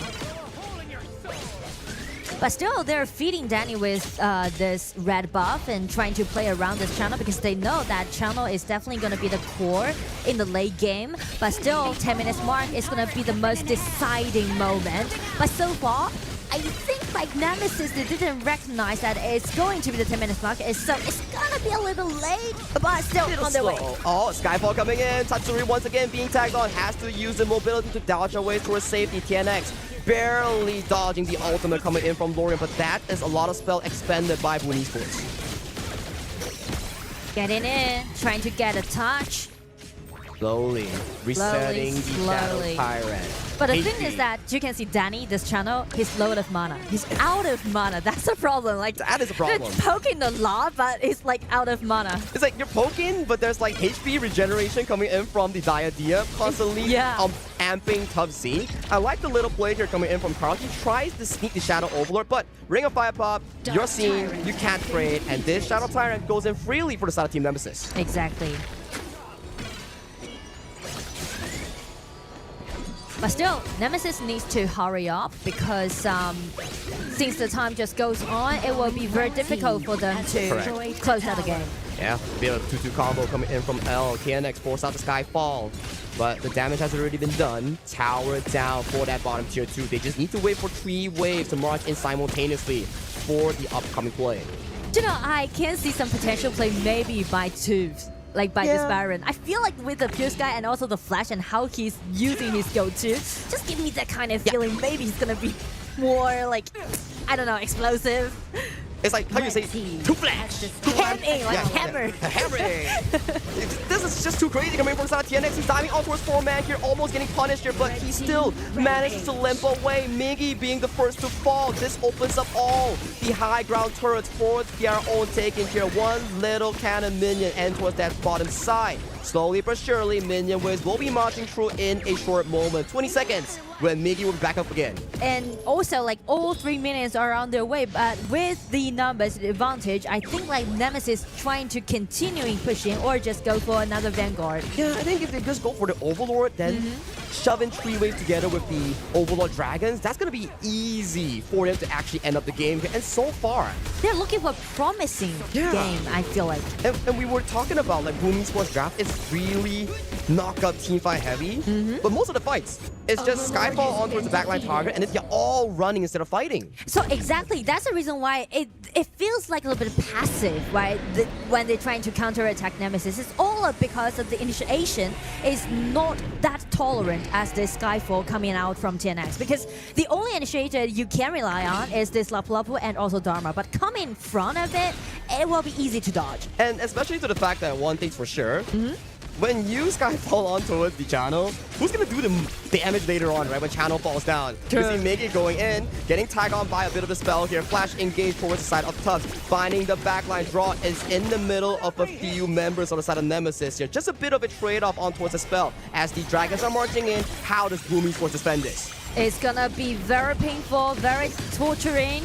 They need to take care of all those lanes first, but now Berserk damage coming out from Angela is explosive, and right now it's gonna be Dia jumping in again, and with another 3-1, it's gonna be Rampage on CC. Draw falls in the final few moments here with minion waves marching in from all 3 angles. Boom Esports, you need to respond. 3-man through drop towards the backline, but the kill is sufficient coming in from the side of L. Minions are cleared by Danny. They still have signs of hope, but TNX towards the backline picks up 2 quick, easy kills. Gerald flashes forward, gets picked up by Danny with the infinite fastest dropping down. He fears him, he finds him, but the minions are still in the base. It goes over to the side of Boom. Boom gets taken down in this game 1. Game one. We mentioned about how different playstyle they'd have, but this time, it seems like they are pushing it in such a decent way. And we were talking about the key matchups, right? On how both farm lanes have to hold their ground, make lesser mistakes, farm into those item trinities. But this game, the channel on the hands of Danny just wasn't enough. I mean, like, he's too busy to, like, handling with all those initiations coming out from TNX, coming from this Noja, right? Exactly, and okay, we were discussing about in-game, it's like, okay, nice knockup team composition. Oh, Zilong goes in, Lapu Lapu knockups, Dharma comes in, whoops out the team fight. The only good Dharma ulti that we've seen towards this game was the last one. Yeah, the last one, that was overwhelming, but like no more damage can come up with him. It was very difficult for them since the beginning of the game, right? Like for Boom Esports, nothing worked out up until the last initiation that he got right over there in the high ground, but it was just too little too late. Yeah, it's tough, right? You're drafting a team fight composition, but you just never had the chance or opportunity to pull the trigger. Every single time, it's Team Nemesis on the aggression end, on the proactive end, finding those pickoffs here, especially on towards Danny. I feel like Boom Esports they really comfortable with those kind of farming or skilling composition, right? Just because you mentioned before the matchup that they are known for their aggression, but this time, as you can see, they suffered so much in the late game, right? They can't push back. I mean, like Dharma is trying to find a nice angle, but all the time he just blocked away by the ulti coming out from Angela. It was always just very, very, very close to each other up until about like the 6th minute when things just start turning bad for Boom Esports, right? Like Team Nemesis completely got control of the game. And one key player that I really want to point out coming in from the side of Team Nemesis, L on that Diadea. What a nice play coming in from the entirety of him. Yes, you can say that it was a bit of a miscommunication in that early 2v2 where they dropped, but in the later stages, he was playing super duper well, CCing the correct targets, and then healing, funneling all that HP back into the correct target as well. Yes, from his play, I can see this kind of energy, you know, because from the very first minute, he's just playing such a fierce way, just jumping in again and again, continuing pushing his teammates to do the team fight. I think Nemesis had a very clear idea on just targeting Danny. Yeah. And just understanding that Danny, if the channel was not going to be able to have any items, there was no damage that actually could come from Boom Esports. And for me, this was a key team fight, right? That triple kill or going over to the side of CC, supplementing any single loss that he had back in towards the laning phase, and then they get a clean ace. It became a snowball effect for the side of Team Nemesis. When you have no items in the team fight composition, even if you get the best wombo combo, there's no damage. No finishing blow. Yeah, there's no damage. You're just gonna just keep hitting them with pillows, and that's it. It's pretty overwhelmed since it goes to like up to 4,000 or 5,000 goal difference in advantage of Nemesis. How does Boom Esports come back from this, right? I think the playstyle of Boom Esports is really different compared to what we've seen back in the PKL Grand Final. And coming in towards this series, they seem to be more reserved, good on the map. They were doing really good in those split pushes, but when it comes down to teamfight execution, it took them quite a while to actually realize they have to be on the proactive end. And speaking of that, I think maybe for game 2, they will like hard to play his U-kill. Because I still remember his showcase by using that U-kill. Well, right now, the IKL Spring second place Team Nemesis got an advantage on top of the PKL champions. Let's go to a break, and when we come back, game number 2 to see who's going to be moving forward into the upper bracket.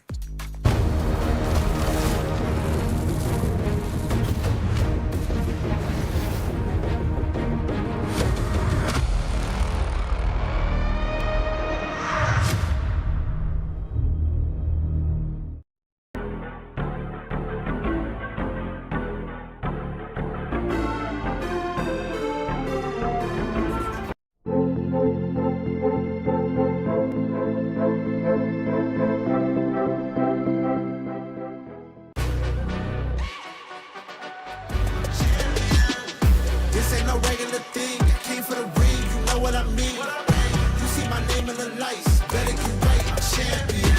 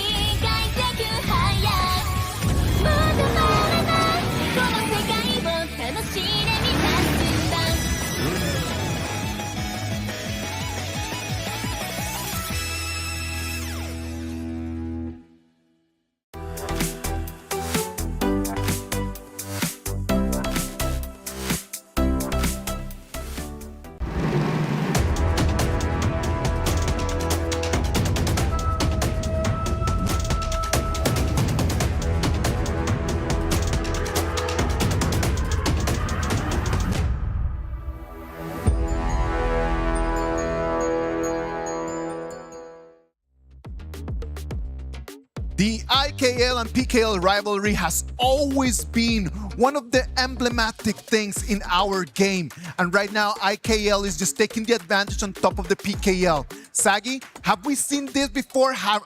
What are your thoughts? Because the game, it just felt like Team Nemesis had better answers than Boom Esports. They were more daring in taking risks, right? Yeah. We did see Boom Esports. They had the first few moments of excellence in that small little goal lead. But after that, every single play with such an offensive knockup team composition, it was just fights after fights after fights in favor of Team Nemesis. Always starting by a Skyfall, never an engage coming in from Boom Esports. So, Boom Esports drops because of their fault or because Team Nemesis had a better strategy? I feel like it's pretty much to the draft that they picked. Okay. Because the draft just pushed them or forced them to farm up. So you can see like they play really passive. I feel like they put a lot of efforts on accelerating Zillow's farming pace, as you can see Lorian's positioning, right? So actually they just neglect the strengths at the bottom. So you can see like Danny suffered so much in the early game. No, like Danny, like he was 0-3 all the way until the last fight. Yeah. Like in the last fight, like he kind of like just polished a little bit his KDA. But at 0-3 channel, there's no damage that he can actually deal. We want the channel to have like good item power spikes. Make sure that he goes into the late game with guns blazing, good damage, cutting down tanks. But every single moment that we've seen, he's being targeted down by Tubsy's auto attack flash on that Byron, the Starfall coming in from TNX. Those are the moments that you are thinking to yourself, is it Danny's fault or is it Boom's fault in not being able to protect him?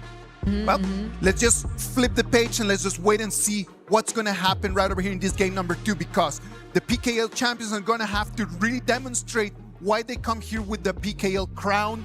And then IKL, they're going to want to just take that crown out of their heads. And Nora, the last time we've seen these two teams, right? It was back in KIS4. And it was a full series between these two. But Nemesis was the one that came out on top, took a, 3-2 win over against them. Do you think it's going to be a 2-0 in like our previous series here? Or will Boom Esports manage a reverse sweep or at the very least equalize the series? I feel like it's all about the draft, right? If Boom Esports, especially they picking out the blue side, if they can really just form up a like aggressive composition, it is very possible for them to even it up. But on the other side, if it goes to Nemesis again, then it's going to be a 2-0.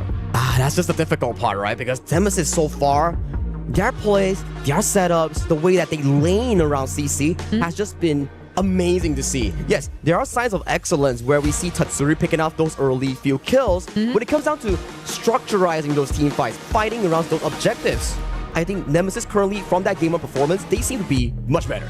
Exactly. So I would say just highlight the Tyrant fight and also just trying to build up a more aggressive composition in game 2. And as we can see, they're picking out this Lianpo quite good with this Haya because like Zhang Fei was banned away. I'm not like take away on the side of Nemesis. So it's a really nice draft, and also with this Flax Chicha pick, I would say they are looking for fights. Yeah, with the Haya especially, game 1, Tatsuri had all those kills, couldn't really convert it into big catch. It's not his fault. It's much more of a team effort in being able to structure those fights. But now, when you are on the Haya, one ultimate, you force 8 people to come towards you to wait for that.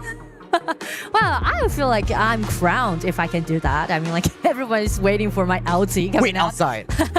Exactly. But this time, Lianpo and also Zhang Fei waiting outside. Well, just put a lot of effort on these two roamers, how they're gonna use their ulti. And if we were to look into the bans as well, right, a much more Clash laner and junglers are being targeted in these specific drafts. You have to pay, you have to Jing, Agudo, Floor Tank, all removed from the pool. And surprisingly enough, even Florentino is also one of the specific bans, because I talked to some of the pro players here. They mentioned like, Charlotte is pretty great if you can survive the early game into those mid-game power spikes, but if you fight a strong laner like Florentino, it can get really stressful for the Charlotte. Exactly. So that's the reason why they just ban away this Florentino. And also, actually, Nemesis, they just highlight a lot, showing their trust on TNX, this jungler, using this Luna. I still remember when TNX is playing Jing and Luna is pretty showcased in game. It's just like totally leading the game pace. And it's a bit of a bait coming in from the side of Boom Esports. You can see they banned Floor Tank. Yeah. They banned Agudo. Is it inviting the Luna here? Because who else is going to be countering this Luna? The 3 Korg assassins, Jing, Pei, and the Luna, all removed from the pool. And it goes back to what you said.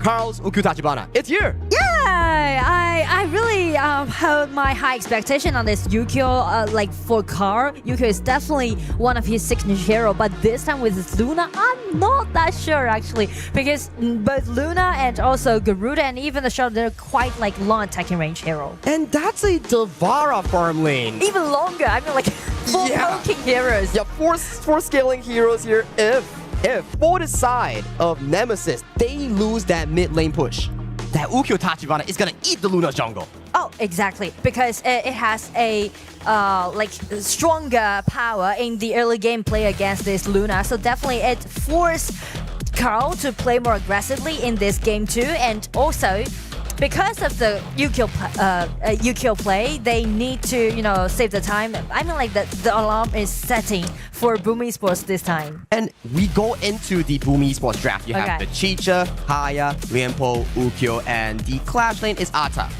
These 5 picks, I don't think there's any single late game. So if they don't find a lead in the first 8 to 10 minutes, it could be difficult of them. But where there is risk, there is reward. If they explode the early game and make TNX fall behind, this is definitely their early to mid game to make that snowball. The while they make it, it all relies on Carl this time. Can he rescue his team? Or it's going to be Nemesis with a clean 2-0 getting into the upper bracket. Only time would tell. It's an important game for Boom Esports. They are coming in from their respective group. They don't want to go into the lower bracket. When you go into the lower bracket, there is so much worries here. What if I lose? What if I drop one game? What if I go home? What if I disappoint my region? All these are unnecessary stress for both of these teams.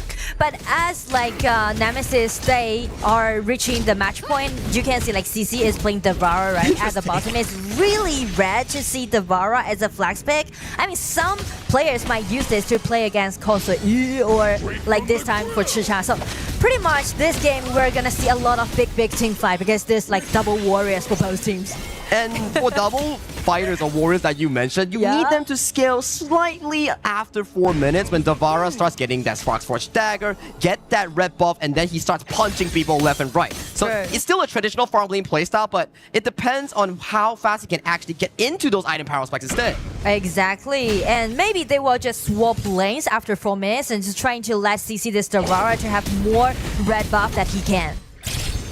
There will be a fight around that specific point because so far, if you were to look into this first 4 minutes, my personal player to look out for is Carl, Tatsuri. They need to force fight. They need to make Nemesis uncomfortable. Before Nemesis gets those item power spikes on Tough Z, on CC, that's where they need to start forcing those momentum so that it shifts into the momentum of Boom Esports instead. If they want to do so, I think that Haya is going to be a necessary choice for this Yukio because you can't rely Yukio to be at the first 10, right? You need to rely on this Haya, and nice try by Tatsuri, but it was dragged away by TNX Luna. It's just a Luna thing. You can just dash around and get someone marked, and currently TNX, he's yet to miss a single ultimate, but if he misses one, it's going to be detrimental for this pick. And that's one thing I do want to highlight because we are amazed by Luna's features, right? And it's kind of different with its Yukio because you can see less controllability on the side of Boom Esports while allowing TNX just showcase in the mid game. That's correct. And we talk a lot about Boom Esports. They need to play aggressive early to mid game.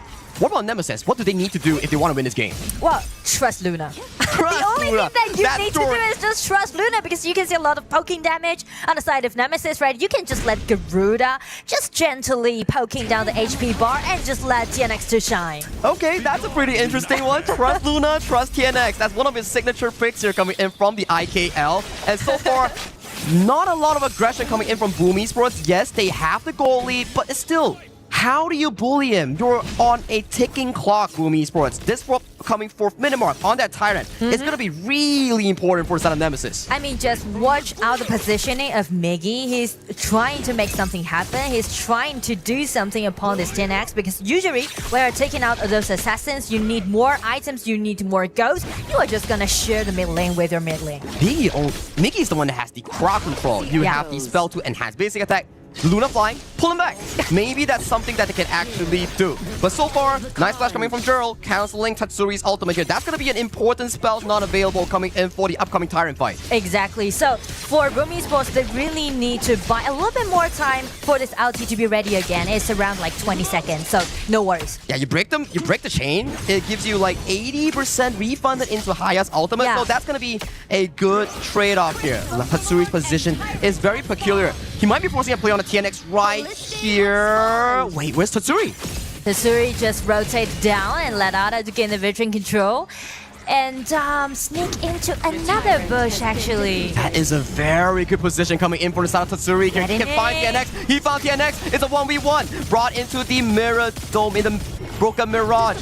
Tatsuri, Tatsuri without the ulti, like Luna can do nothing He's without a walking Luna! And with that, Carl secures the Azure Golem towards the backline here. Gerald gets locked up, he has no flash. Gets taken down by the side of Miggy here. Tatsuri is still running away from the thunderous palms off the side of CC. He manages to limp away, and with that win, 3 kills in favor of Boom Esports, plus the mid tower, plus every single jungle camp available on the map. Tatsuri, the shot caller, definitely just lead the pace for his team. You can see the positioning, the roaming of Tatsuri. That was so good, so smart. He's predicting, he's reading. He's like, read Nemesis, read TNX as a book. I was thinking like, okay, they're gonna go for the Crimson Golem, find the play. But what does Luna want? The Azure Golem, and he removed the Luna in that play. And Luna is one of those heroes after level 4. You start to have the momentum, and if you lose around level 12, Luna is really, really bad in late game. And when they encounter, the most fun part is that TNX trying to do the same trick, use his ulti and try to cancel Haya's ulti. But the thing is that the range isn't enough for him to do so. And you have like a reaction time, like someone in the bush starts pulling, like, oh, wait, I'm getting pulled. And it's already too late when you are reacting here. So in that specific play, Tatsuri plays so well in hiding his vision and limping all the way into that specific bush for that specific win here. And with that win, already almost a 3,000 goal lead for Boom Esports. Yes, and definitely the tempo's on. And right now, like for Boom Esports, they just need to pushing forward, play around Tatsuri. I mean, you know, sometimes when we're looking at those high-level competitions, it's not only about your mechanics, but also like pretty much like a psychological game. Exactly the case here. TNX goes in, finds a steal. TNX is still fresh with the ultimate here, but once he goes in, he is not able to go out. Gets pulled into the Moonscape Mirage, isolated and taken down by the side of Tatsuri. 2 quick kills in quick succession for the Boom Esports mid lane. On the flip side, CC takes down Danny in a 1v1, but that doesn't matter. That does not matter at all. I mean, like Boom Esports, they're totally leading the pace. 5-1. It hasn't been even 7 minutes. So definitely they are pretty on the upper hand. And also like for Tatsuri with those double buff, she's gonna shine. This is the Boom Esports I wanted to see from game 1. Aggressive, controlling in terms of the gameplay. They want to fight around objectives, and CC with the red buff, that is pretty scary, almost taking a life of draw. Now coming back into this specific game state here, 4,000 behind for the side of Team Nemesis. It's gonna be hard. Yes, and because of the those difference that they have, allowing Haya once he's taking TNX into his ulti, capable of killing TNX. TNX wants to jump in, reset, go out. But if Tatsuri links on towards it and he predicts the time that you're going out and flashes forward, exactly, you get removed. Exactly. And if we just, you know, take one step back, we mentioned about, alright, it's gonna be another engagement happening right now. Tatsuri still holding on towards the ultimate here, doesn't have it, gets blown up. Tatsuri has to run for the hills. Tough Z finding the backline, but can he find it? Draw goes down. Tatsuri is to fall later on. CC in the midst of multiple men. TNX's ultimate is still up and available. He can still reset. Dashes on towards Draw, picks up the kill. That's 3-4-2. Still in favor of Nemesis. But take a look at Carl. He's stealing the way that Azure Golem right now. Exactly, he's doing his own job, but the thing is that Nemesis did a really nice pushback against Boom Esports around that red buff. Oh, Miggy, he doesn't get it, and TNX, his ultimate is still up and available. He's still refreshing, he's still dashing, he's showing the moonlight. Miggy, pretty tanky, he's out. Yeah, since the tier 1 tower is still standing there, and also it's a little bit terrifying for TNX waiting for that higher. But just check this initiation, right? Zhang Fei got a nice breathing control, and also after Devara out in with the ulti, coming out from Joe, you can see that the poking damage is totally enough, and then just leave the field to TNX. CC did so much damage this entire team fight. Yes, he almost fought, but in that specific moment, he flanked towards the backline, got Danny, got Tatsuri, and from that goal lead, yet it's still not the biggest, but at the very least, there's still fighting chance for the side of Team Nemesis. Exactly. And also, I mean, like, just take one step back. It's all about the logic between those engagements. It's totally different. For Nemesis, if they just landing those poking damage preset, for the preset, then it's gonna be the time for them to use TNX and just trying to win against Boom Esports. Two fighters as well from the side of both team compositions here. Chicha, not the most traditional marksman. When it comes out to the late game, it doesn't shine as well compared to Charlotte. That's at the very least for my take. Umbrella Alvarez catches on towards multiple targets here, but is removed by the Moonscape Mirage. From the outer side, CC secures the Crimson Golem here. He has strong fighting power. Pops to Frenzy, looks for a bit of a poke, stampede towards it. This is where the moment the Thunder's Might comes in for the side of CC, finding towards the backline here. Tatsuri first to fall in towards hands of Tubbs. Tubbsy goes down towards the side of Danny. Danny still charging, still ripping apart all the members from the side of Team Nemesis. CC so low, gets taken down. That's 3-4-1 in favor of Boom Esports before the spawn of the Shadow Overlord and Shadow Tyrant. I mean, like, everything just went so optimistic on the side of Nemesis at first, but after Haya's ulti was broken, you can see like how Miggy and Carl just enclosed the whole team fight. And for me personally, alright, CC on the Devour, that was amazing. You were chasing down multiple members here, but you're not hitting the same target. Yeah, you got Tatsuri, but what's next? You run out of your ultimate, and then Danny is still ripping apart of the multiple members in towards the backline. That's not what you want. And with that loss to the team fight, it's going in favor of Boom Esports for the next, at the very least, 2 minutes. Exactly. And I mean, like, Carl, you can't just neglect Carl, right? We mentioned about how good he is playing with this UQ, not even mentioned to he's with a 2,000 gold lead right now. You did your research, Nora. Ukyo Tachibana on Carl, one of his premier picks, and he is definitely showing up right now. 2-0 and 5. Yeah. Even has the frigid chart just in case he wants to lock down TNX. Exactly. Beautiful. So, like, double preparations made for TNX. Highest ulti and also Carl's equipment. Not gonna be an easy game for TNX. At the very least for now, all 2 minion waves will be marching in simultaneously in towards the high ground. CC trying to fix a wave in towards that bottom side. At the very least, try to slow down the momentum on the side of Boom Esports. Boom Esports, they are almost chipping down this top tier tree. Melee form coming in from the side of Danny's. They got it. They're backing away. But the thing is, we mentioned about both teams are actually going for those melee fighting compositions. So the high ground tower might cause an issue on the side of Boom Esports. Oh, that is an interesting flash coming from Tabzi. Yeah, I feel like it's like a miss. Like a fat finger sort of move? Yes. Yeah. Oh, Miggy goes in, finds a play towards TNX. TNX has to use the ultimate, has the refresh still. Tatsuri walking forward, pressing for vision. Tyrant has already been expired here, Boom Esports. They want to clear one more wave before moving to the Shadow Overlord. Exactly. And we mentioned about the item that Carl made and another Splendid made by TNX. Just put another more, like one more layer to the team fight. Could you explain more on the Splendor coming in from Luna? Is this specifically for the Haya? Yes, exactly. Like when just for the Haya.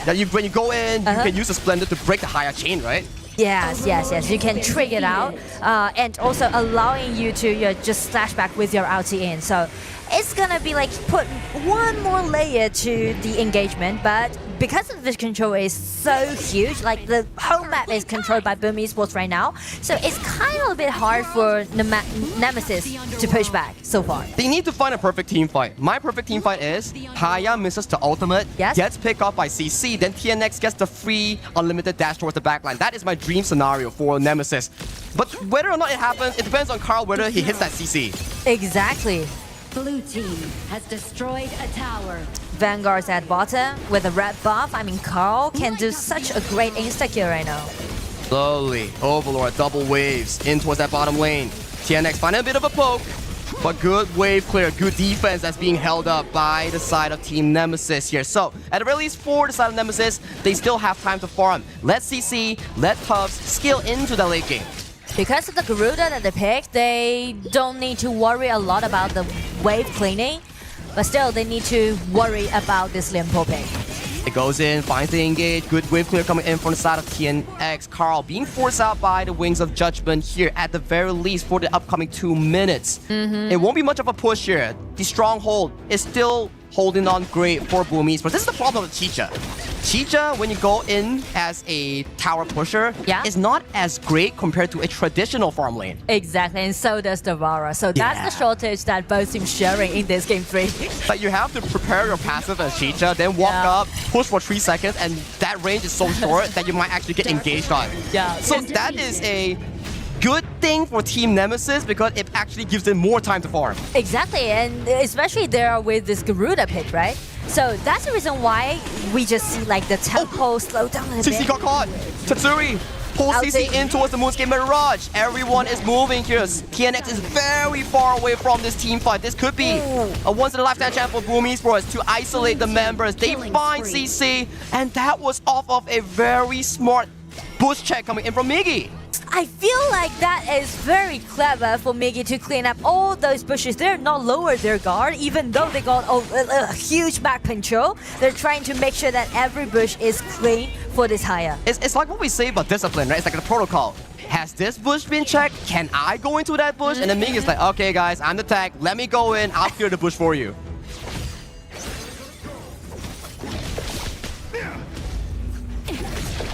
Bottom wave coming through. Unbridled Outburst tags on towards the back line.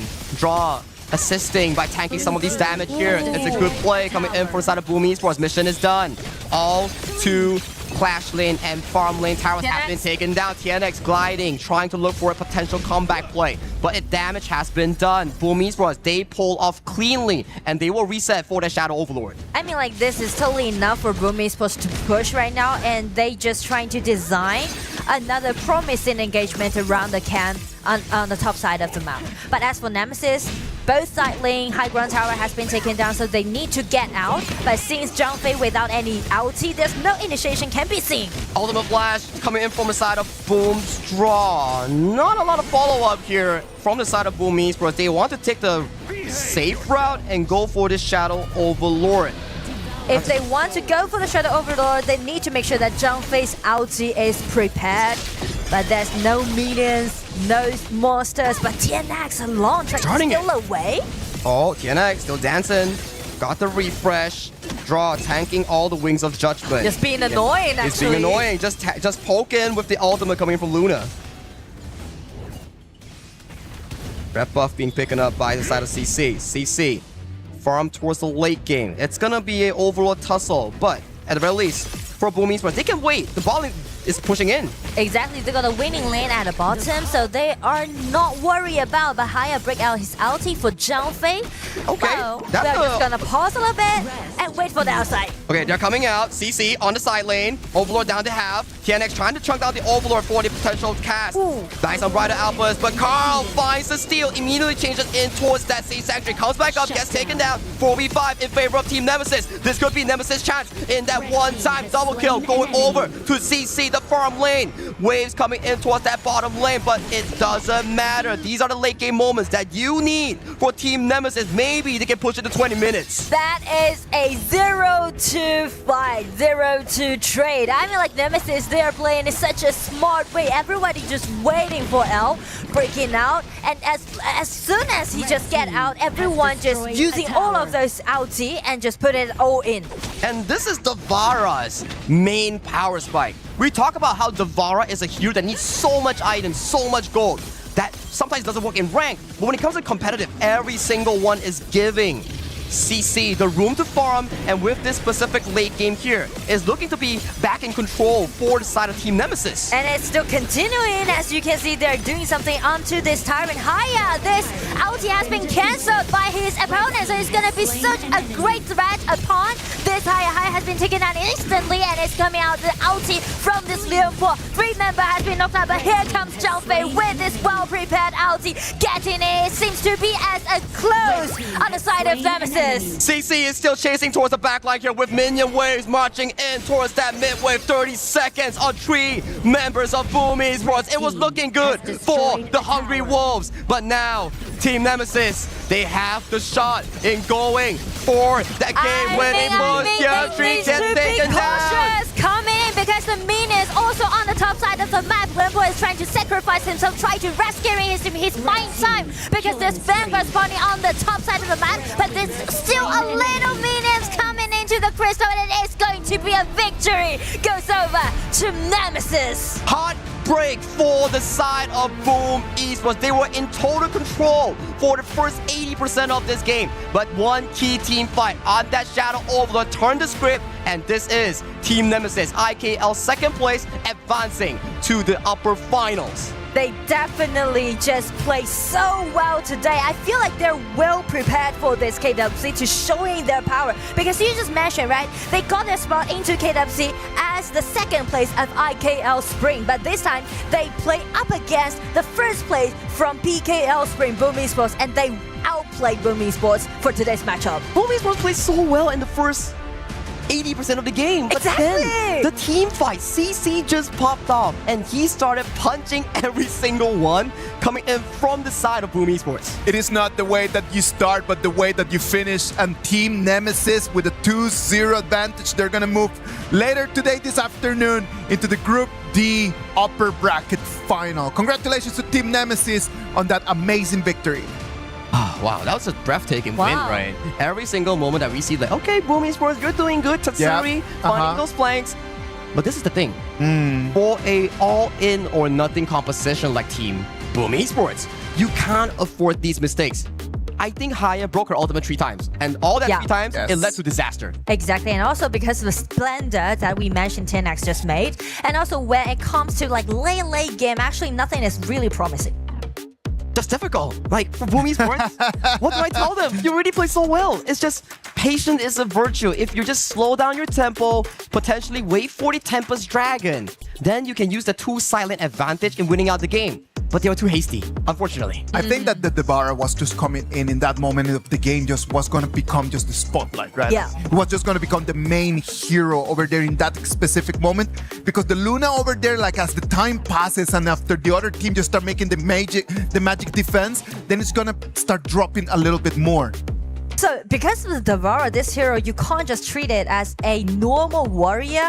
I mean, like, taking on those backliners. As for Devara, you need to use your own body and just dash in and just separate. I mean, like, scattered the whole setting. That's the point about how you're gonna play this Devara well. And it was a shocking one, right? We only had 1 or 2 Devara in towards the play-in tier. I remember one was by Noxious Red Force on the side of Rattel. That played pretty well. And one by Chami won. It was like a 50% win rate.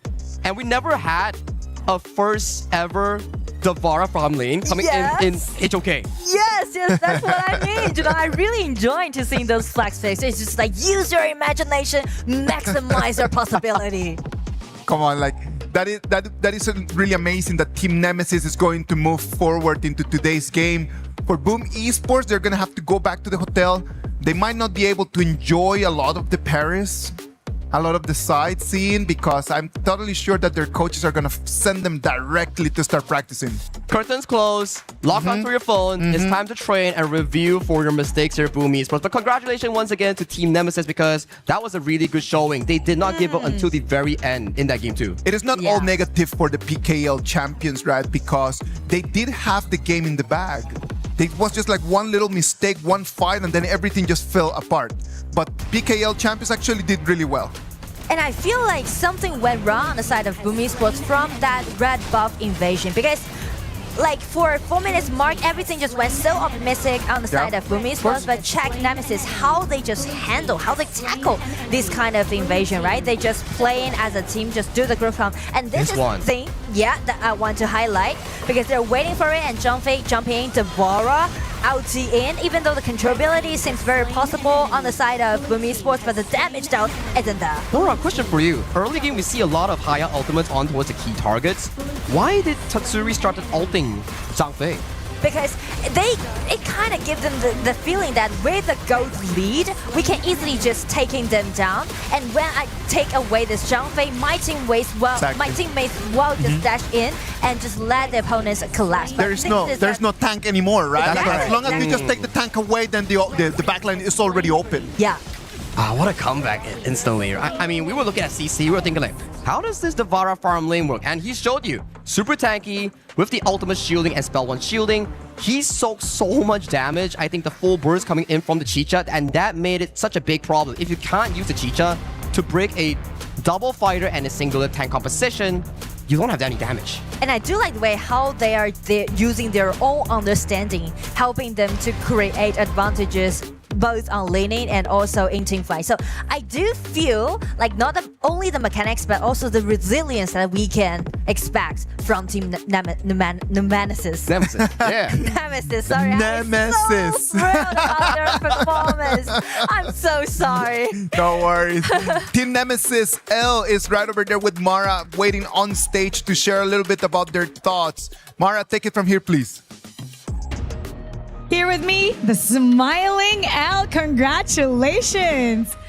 Now, your opponent, Boom Esports, wanted to dictate that game, but eventually they were the ones reacting to everything that you guys were doing.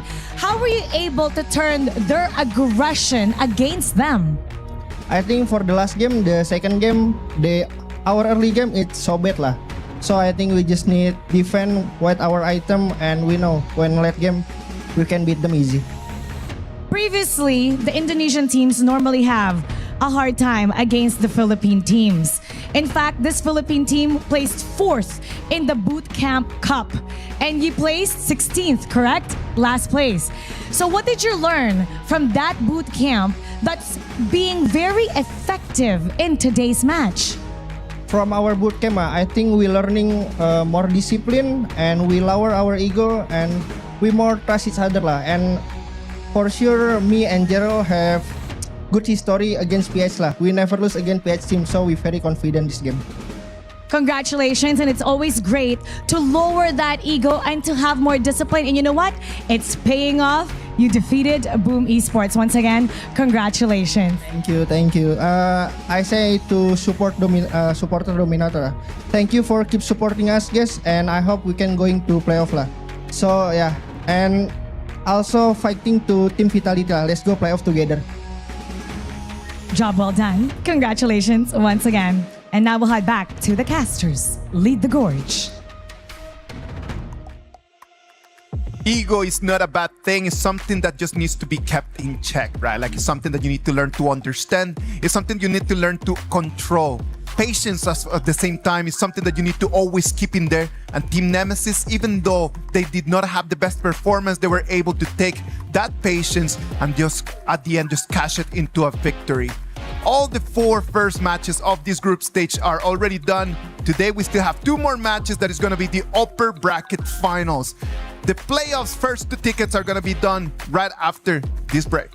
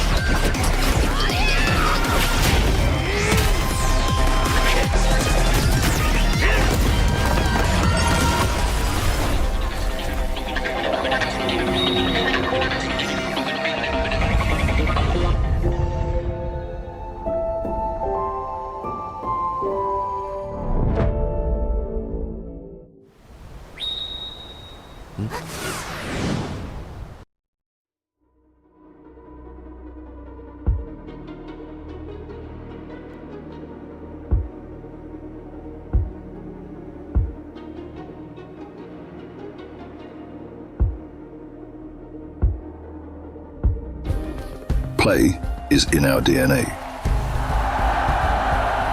Whenever we let it out, it becomes our superpower. Now imagine an entire city being built to supercharge it. Kadir City, powered by play.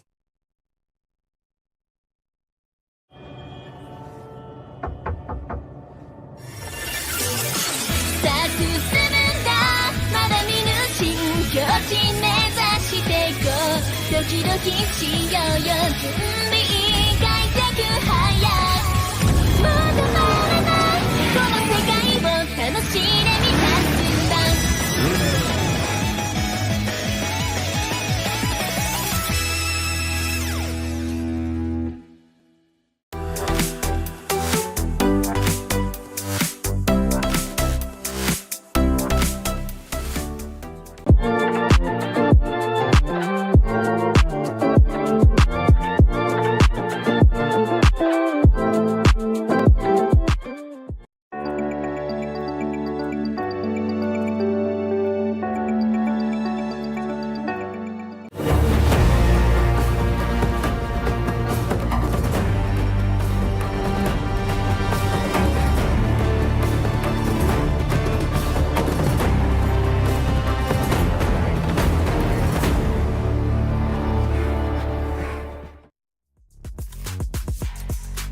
Welcome back. The KWC 2026 is a beautiful tournament that we are hosting here in Paris, France. It's got the play-ins, it's got the group stages, the playoffs, and all the way to the grand final. There are 20 teams that they have been invited all over here into our tournament. In order to know a little bit more for those of you who are not very clear how this is going to work, I have a video right over here for you to understand. Welcome to the Honor of Kings World Cup, happening right here at the Esports World Cup 2026. Before we get into the action, here's how the tournament works. The global ban pick system will be implemented, and there will be 3 stages: the play-ins, the group stage, and the playoffs. The 8 qualified teams have been split into Group A and B and drawn their placements on the bracket. The play-ins will have best of 3 matches, where the top 2 of each group advance to the group stage. The 4 teams who advanced from play-ins will be joined by 12 teams that qualified from their respective leagues, forming a total of 16 teams for the group stage. The 16 teams are split into 4 pools based on their performance, with teams in Pool 1 being the top-seeded team in each group. The rest of the teams will be drawn into the groups, with each group having a team from each pool. The group stage will once again have best of 3 matches in a double elimination format, where the top 2 of each group advance to the playoffs. Teams that advance through the upper bracket will have an advantage, so placement matters. The playoffs is where things get interesting. The team who advanced through the upper bracket in the group stage will first draw their selection order. Then, they each get to pick one from the other 4 second-place teams to play against. When all teams are picked, the stage is set for the playoffs. The playoffs will have best of 7 matches, and where teams tie 3-3, the ultimate battle will be the deciding factor. No second chances, no room for mistakes, and only one team will be crowned the champion of KWC at EWC 2026.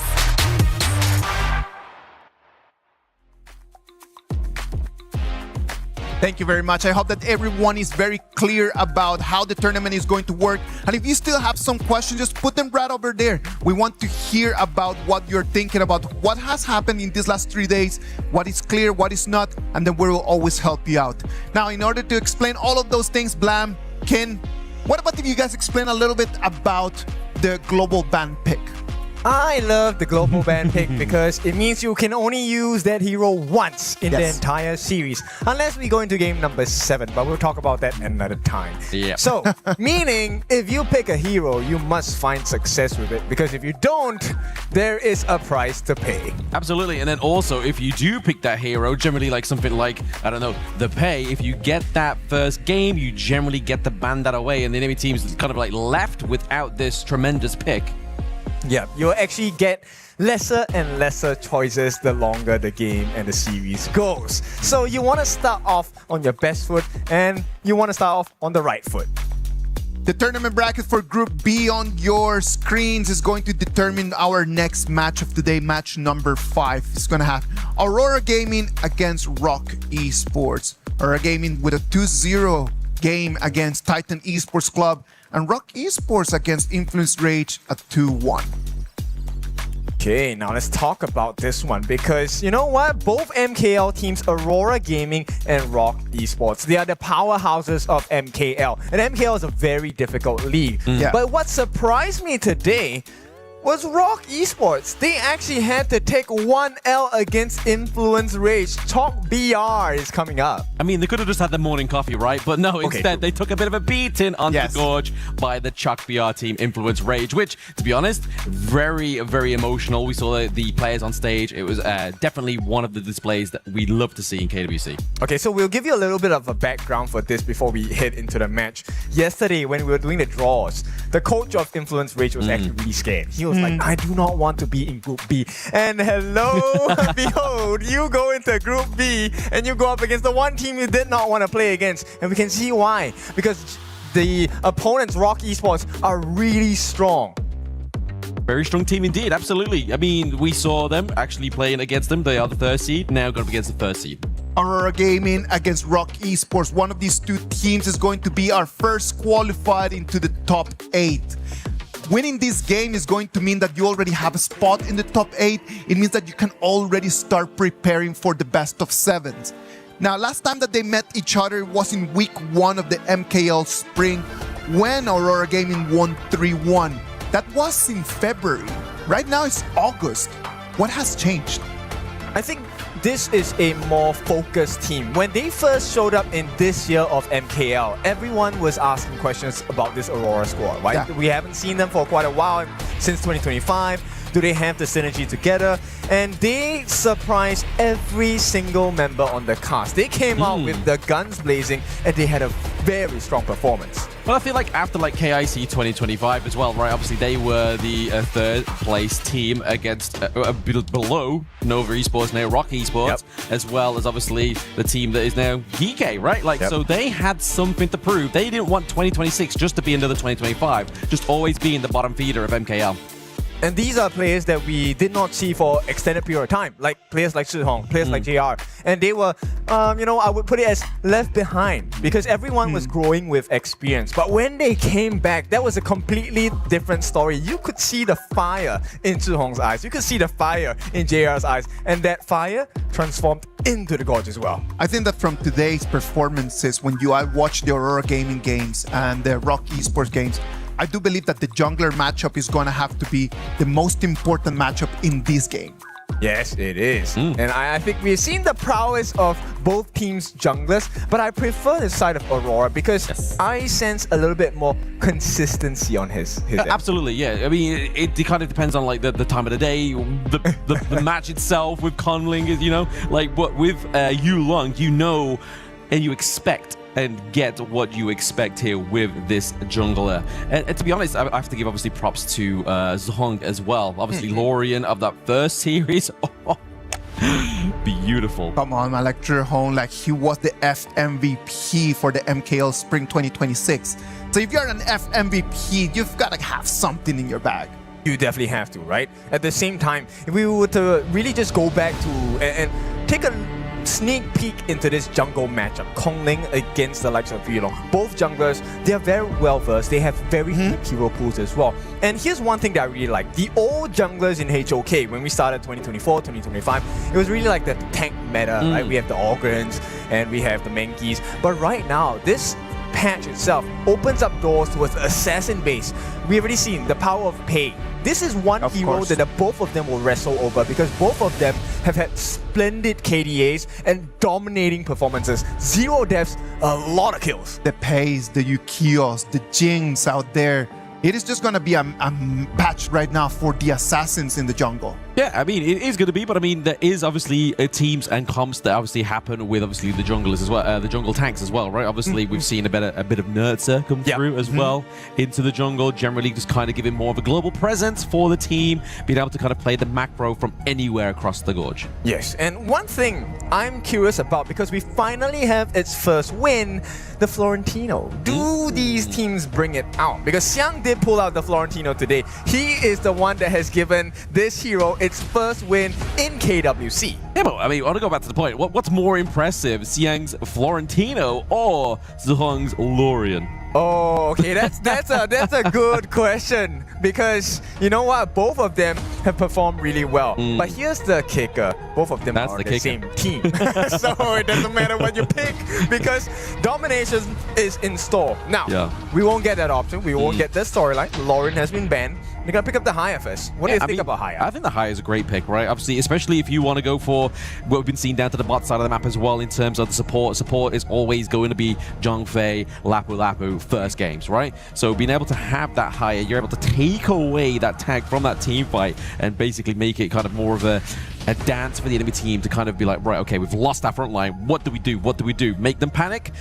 But the other way you can obviously get rid of that panic is if you go for a secondary front line here, which is going to be the Byron. Okay, while we have eliminated that panic for a while, I'm going to put it back in the picture because Florentino now is here. We also have the Agudo, and this Agudo is probably going into the jungle as well. So you have an isolation hero. The Haya, first pick Xiang here, able to isolate members away from the fight. And what does that give you? It gives you space. And who loves that space? Xiang does, because he's going to pilot this Florentino. And we know Florentino is a 1v1 beast. Absolutely. I mean, there's the unlimited refresh with those little flowers across the floor as well, right? Obviously, he has his own little mechanic within terms of CC, as well as a bit of a CC immunity effect as well. So, really, we're going to be seeing that, trying to obviously counteract something like the Zhongfei if we see that Zhong is not quite as successful to take away this beast off of the Gorge. But, like we were saying pretty much moments ago, it's normally game one is kind of like a Zhongfei, Lapu Lapu, kind of like who can drop the better ultimate. But Rock Esports aren't a fan of entertaining that one. They have taken the Lapu Lapu away. Okay, that's a big difference in terms of the role matchup, right? So, and with the Lianpo as well, they have taken out the big major 3 tanks, right? These are the standard ones we are looking at when we're talking about tank in the roam position. So you might have to go for utility, heals, recovery on the side of Aurora as well. But you know what? The healing comp in the farm lane duo actually works against Zhongfei's favor. Yeah, absolutely. I mean, you may get the Unbridled Burst, but then you're going to get that kind of second sustainability, right? Like any damage that has been done can be healed up here. But it looks like the Yukio has been taken off here as well. Obviously, we did give props over to the Yukio in the introduction, but it feels like Aurora Gaming's like, okay, you took away our tank, we're going to take away those big assassin picks for you. Jing is still available, however, if the side of Rock Esports does want to go for that. I'm going to contest you on that. I feel like Alarm is a great position here. You have 2 big CCs, 3 if you want to count the Aoyans ride the win as well. And the Lam is a natural counter against the Agudo, right? Able to use the space split into perfect synergy with the composition. And here we go. Rock Esports picks up the Nua. And Wendy, if you didn't know, this guy is one of the strongest players. He also hailed from KPL, and he's bringing his talents to the side of Rock Esports for years. He has found success, not the kind that they want, because he wants to win it all. And Aurora is standing in the way right now. What do you think this matchup is going to be? Because the mid lane wave clear, he's going to lose out. Wendy, that is. Yeah, he's definitely going to lose out there. Obviously, Haya with her first skills, it's just kind of like slow cooldown refresh. He's able to spam from quite a long distance, but I feel like it gives you the late game here for the side of Rock Esports. You kind of already starting to see the picture being built here for them. They want to play towards that latter part of the game itself. But if you look over to Aurora Gaming, they're going to go for the Orgrin here, a little bit more frontline, which means that Agudo is going to fall into the farm lane for the first time within KWC 2026. Well, we are in Paris, so we talk about romance, and the romance is here. Orgrin along with the Diadea, this is a couple date, and this couple is a power couple as well. The heals and the sustain and the instant execute. So instead of Lam, they're going for the other natural counter of the Orgrin, which is going to be the Musashi. I'm just curious how this is going to work out, because in most cases, you are looking at a 4v4 fight. This is no longer a 5-on-5, right? And if the mid lane Haya on the side of Zhihong, which we have seen Aurora players, he seems to be the best mid laner up to this point. He's going to win that 1v1. It becomes a 4v5 immediately. Yeah, it may do. It may do. But I feel like we have the Musashi to counter the Orgrin. Obviously, he's going to use the duel to the death to make him in that imperiled state so that he cannot heal up. But then you've got the added attraction of Diadea, right? Musashi flies in, you get the bit of farewells, you lock him into place. That's when we start to see the wraparound from like the likes of Xiang to close in on that team fight. And you know, those microseconds he buys with the mini stun might be the one that changes the fight. Because in this particular exchange, you take a look at Shren, who's holding on to the Byron. He needs to make sure his Storm Strike, the second skill, slams them on the floor. The most important person he needs to stop is the Florentino. And Xiang is known to be a very defensive class lane player. He does not over-aggress too much, right? Until the time is right, he's going to play a really safe game, which means you probably will be at a level disadvantage. And absolutely, I mean, I feel like the performances already from both of these two teams is influenced massively in that in-game vote there. You saw that is a huge lion's share of the in-players votes going towards Aurora Gaming. People want to see consistency, people want to see wins with ease, and that's where they're putting their money in for Aurora Gaming. Yeah, but you can see right off the bat, this is a completely different case. Yulong did not use a smite for the ball camp, gives it away back to Kongling, which was the original plan, right, for the side of Rock Esports. But this means they know that Kongling won't be able to invade. Oh, okay. We'll see Siang's actually taking a bit of a beat in there and a bit of a switcheroo for the side lanes, right? Obviously, don't want to be going Florentino against Byron in that early phase there. We know that, obviously, like I said, 1-to-1, Siang is that guy. So really the one is like, okay, let's swap up top side. Let's get a bit of a distance away from that Florentino. So Muchi's going to be at one hard task there, being able to get that ball. The Phoenix is going to be JR, just collecting these little neutral points for the team. Yeah, the Firehawk is such an important one. It's the one that defines your lane, essentially the farm lane, right? The second one is on the way on the other side of the map, which is the class lane, which is going to be at the top. The space sprite for the Primal Portal is another important objective you need to gain for the team. And I like this movement from both sides, right? There was a tri-lane on the top, and Rock saw it, immediately mirrored that movement as well. So this is very tight-knit, but Aurora does have a slight goal lead at this point. They have a very slight goal lead. I mean, it's nothing to kind of be like, okay, this is going to be the end of the game, but definitely a very brawling game one, right? Like you said, the top side of the map was definitely a trio. They're looking to be a very big buddy system going on here between Saber, Yulong, and obviously Zohang as well. Just kind of trying to share that gold in the mid lane. Yeah, the sharing is caring is very important, right? Especially when your opponents know how to do it up to the T. Yep. 3 members sharing the EXP and the gold is the ideal maximization of efficiency for our HOK teams here. It looks like they want to keep that pattern. And the faster wave clear at this point will be the game changer. If everyone does the same moves, faster rotation wins. Yes, and I mean, the good thing about obviously having Orgren on your team as well, being Yulong, is you can create your own rotations with the Path of Passing. But it looks like they're going to go on the top side of the map just to try and keep a hold of that Spike Tail Beast here, try and stick around for the potential of the Space Sprite as well. But you just see that they're both junglers, they're just going back to their natural rotations, right? They've spent a lot of time in those lanes. I'm kind of concerned about the rotations. Wendy does have like the emergence, the TP up and down when necessary. You know, that's even out by Zhihong, who's able to clear the waves a lot earlier as well, which means he gets to start running towards the either side of the map. So we're kind of really neck and neck, and we really compare the composition. Rotations pretty fast, wave clear, all good as well.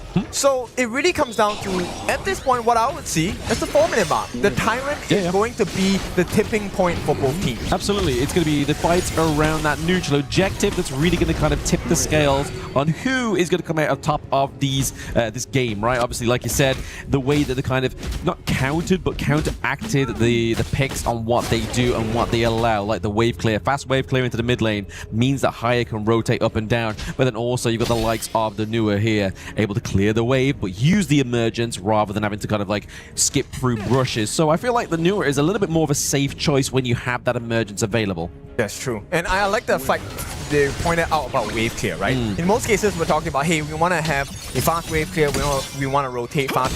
Muchi did the exact opposite of that, actually, right? He did a lane freeze, so he has an EXP advantage against the likes of Xiang. And right now, you can see they have put on a completely different gameplay. It's about what he wants here. I think they might actually be able to get it.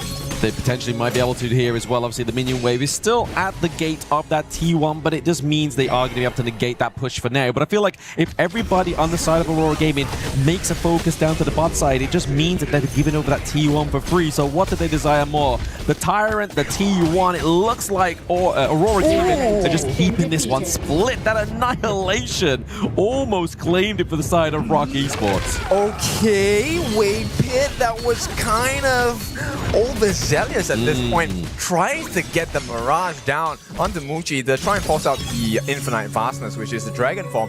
Was not successful. Rider Wind pushes him away. So you can see, right? It's the little things, but you can see the difference in terms of the players' mentality. They know how to play at the absolute limit. Oh, absolutely. They know the limits of these characters. They know the limits of their communications and team comp as well. Xiang being drawn back to the T1 there, just keep himself safe. Conling is looking for the duel to the death. He takes down Saber. First blood going up to Rock Esports as well as that T1 top side of the map. They were just waiting for that defining moment here. Rock are on. Yeah, 2 for 1. They get the T1, they get the first blood as well. Well, it is on Saber, which is a roam, not say the most valuable member on the side of Aurora. They have to also kind of watch out for the rest of the map, because at this point, while they have made the trade for the Overlord, T1 at the bot farm lane has been taken, and this one was taken by JR. They need to watch out for this Agudo, because late game, Agudo is a tower shredder, it's a tank shredder as well. Agudo with a frenzy as well, like that. That's an aggressive Agudo. Okay, the Unbridled Leopard didn't quite catch on to them there, but it means that it is going to be the setup here for Rock Esports to come through. A double kill on Wendy. He is going to be the carry of this one so far. JR's able to get the pick off here onto Schwan. He's looking for those that he's protecting the backline of his team. Yeah, for Rock, that was a great trade. We can trade the life of Xuan any day, but we got Yulong. And Yulong is one of those MVP junglers we were expecting to have, and Rock Esports recognizes that as well. Right now, with a level deficit and a potential buff to steal from their blue side of the camp, Aurora is in a tight situation here. They are, but they haven't really overextended into... Rock's not overextended into Aurora here, and vice versa. We just see the Annihilation come through just to chip a bit of damage away from Aurora Gaming, just to keep them away from that mid T1 there, just making sure it's a bit of a stalemate. The replay here. Yeah, so with the emergence itself, this was a nice ultimate by Wavepit. They were stuck in the air for 2 seconds at least before Wendy got the perfect timing and aiming of the Annihilation. That combination we can see here from the side of Rock is going to be so important, right? So Xuan together with Muchi as well as Wavepit, the amount of knockup you have, you can't do anything when you're knocked up in the air, and this provides Wendy with one of the easiest Annihilation ultimates ever. Yeah, exactly. It was just a beautiful follow-up from each of the skills of their team composition, right? I mean, it's definitely kind of put a little bit of a wedge between the gold lead. It's just now thinned out a little bit there thanks to Aurora Gaming from their rotations, from their farming potential here as well.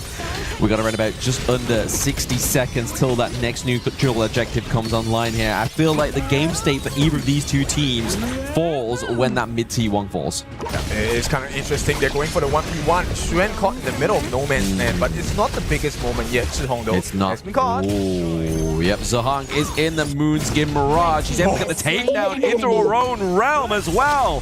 He was invited. He got the takedown onto the side of Aurora Gaming. That's going to be a big takeaway here now as Rock Esports are into the enemy's jungle as well. What can they do to stem the bleeding here onto Aurora Gaming?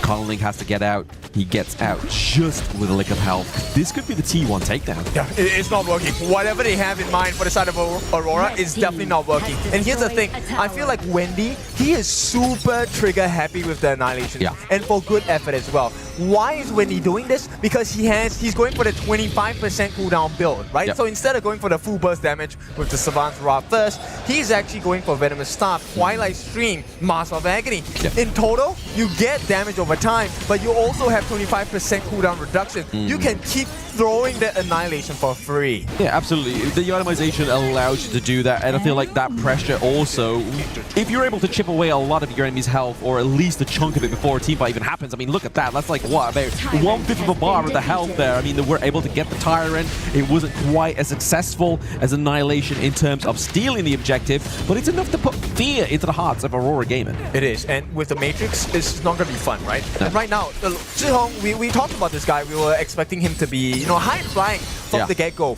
He has been currently, I think muted is the good word for him, right? He's been trying to get Muchi to use those Infinite Vastness early, never in range. No. He gets the start of the ultimate. This is how close it is. Muchi allows him to get close, activate the ultimate, but pushes him away with the right to win. Instantly, you go into cooldown with your ultimate. Yeah, exactly. And I mean, it's even harder, right? Even if Xiang is able to get into close range, there's so many obstacles. Obviously, you have the creation blocks. You have, obviously, Conling. You have Schwan to protect the side of Rock Esports' Muchi here, but it's going to be a big fight for the Crimson Golem, which really kind of puts into perspective the game state here for the side of these two teams. JR was able to get the last tip there. They didn't quite steal it, but it was just enough here to put the pressure into the mid lane before this starts. I love it. They wanted to put pressure on Yulong to get the smite out of him, but I like the patience from it, right? So they did not fall, but at this point... Oh, okay, a double unbridled outburst onto 2 here. Saber and Xianga looking down pretty low. The major Mirage is coming out into effect as well. He has taken Conling into that realm, trying to get a bit of a punishment there, but it's going to be Jehar locking down Wendy. Yulong waited for the return and got the kill here as well, meaning that Tyrant is going to be completely uncontested here now. 0% of a steal at this point. Conling is out, he does have his smite, but more importantly, Wendy is out of the fight. There is no Annihilation to try and attempt the steal as well. So the one thing they need to do now is to protect their resources, of which Rock Esports have already done. Muji said, it's okay, Conling, I'm going to have to hold this Crimson buff for you at this point. Yes. But the cost is the T1 in the mid. Now we talk about the fight. This catch from the Moonscape Mirage onto the backline, that was the important one, because this is where Conling was caught in no man's land, isolated. Exactly what Zhihong needs to do. Meanwhile, the rest of Rock have to deal with the backline. The aggression coming in from Yulong was perfect. The spacing, they split the fight perfectly for Aurora to get the win against Rock. Yeah, I mean, yeah, they were able to get the T1 into the mid lane, right? They just kind of like neutralized the game state at this point, right? Obviously, we saw that Rock before that point was definitely having a steady go at the lead on this game number 1, but now Aurora Gaming, after that successful team fight there, have definitely mustered up a bit of a gold lead for themselves. Conling is waiting in the winds there in that solo bush next to Lung Bush, but isn't going to commit any kind of go on to the Yulong. It's just, I feel like the fight's too splintered here. It is a bit difficult, right? Because the way that they have itemized on the side of Aurora, it's all to make sure that JR as well as Xiang have space. And it's working out perfectly, right? On the side of Conling, for his Musashi, he went for the Rapacious Bite build, which is a damage build. Yes. For Yulong, he went the complete opposite. He's going for the Giant Script. So he's going to be always consistently in the face of the Rock players. And to put into perspective, you also have Zhihong locking another player out.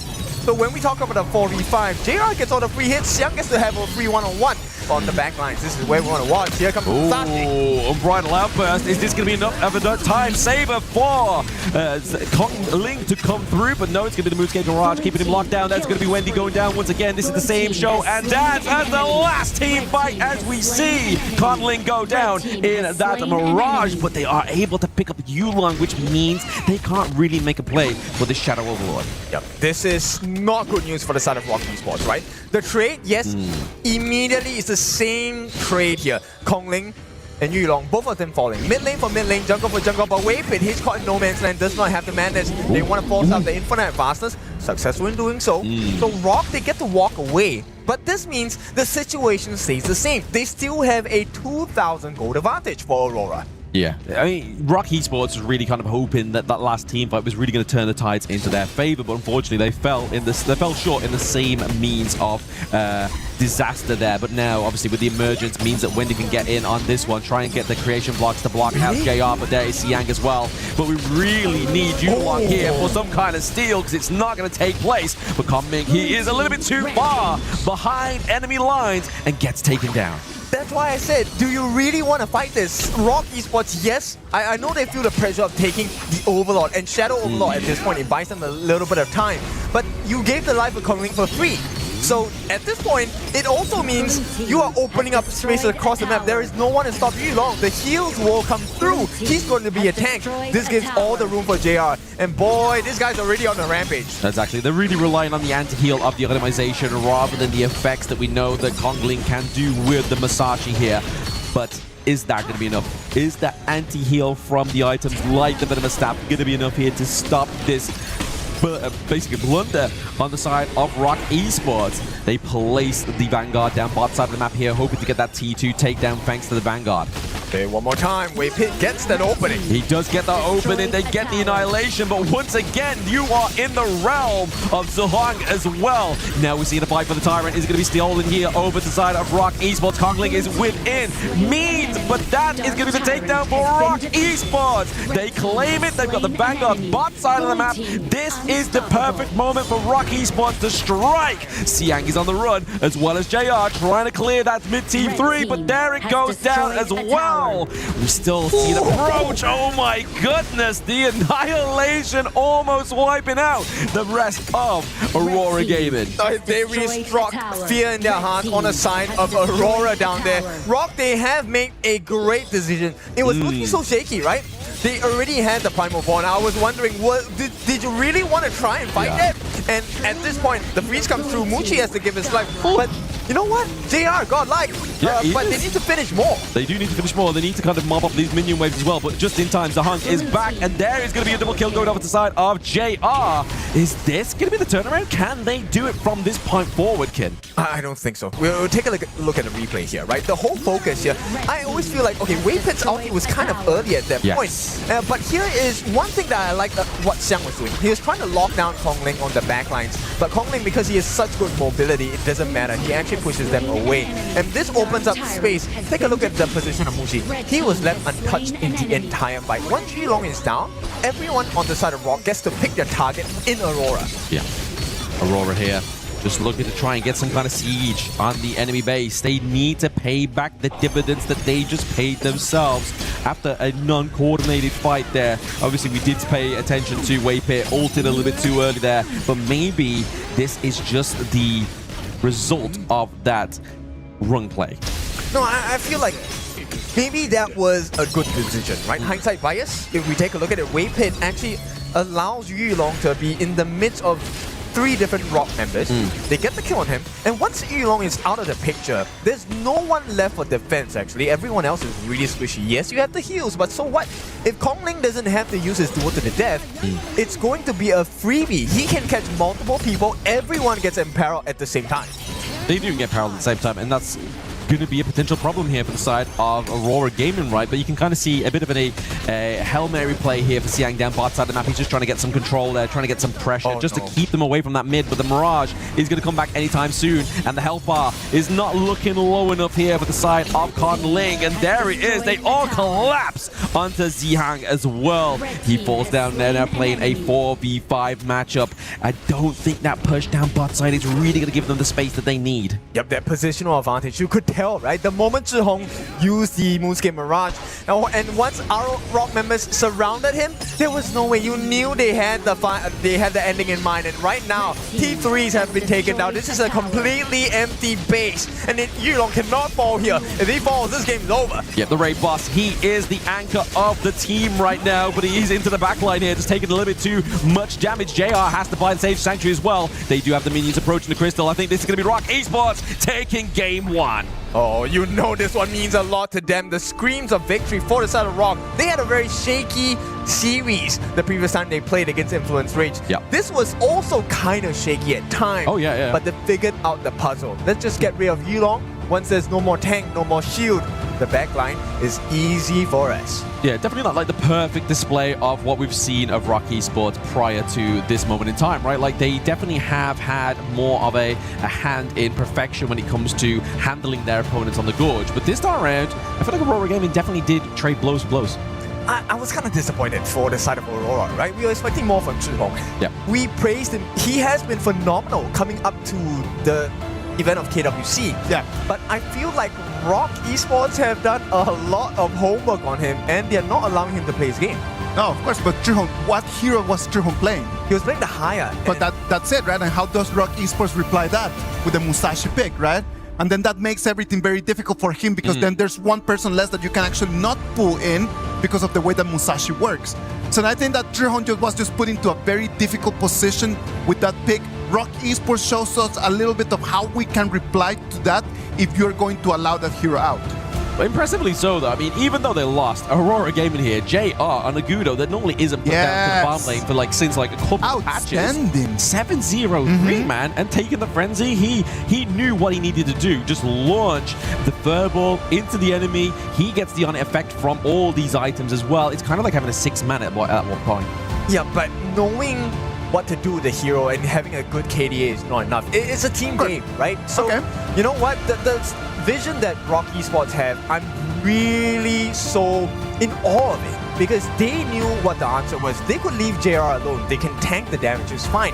We just need to get rid of the shield. After the 6 or 7 minute mark, they realized, actually, if we just isolate Yulong, get rid of the shield, what kind of defense do you have? Saber has healed, sure, but you have no other thing. You don't have enough life points to survive the damage they can give on the side of Rock Esports.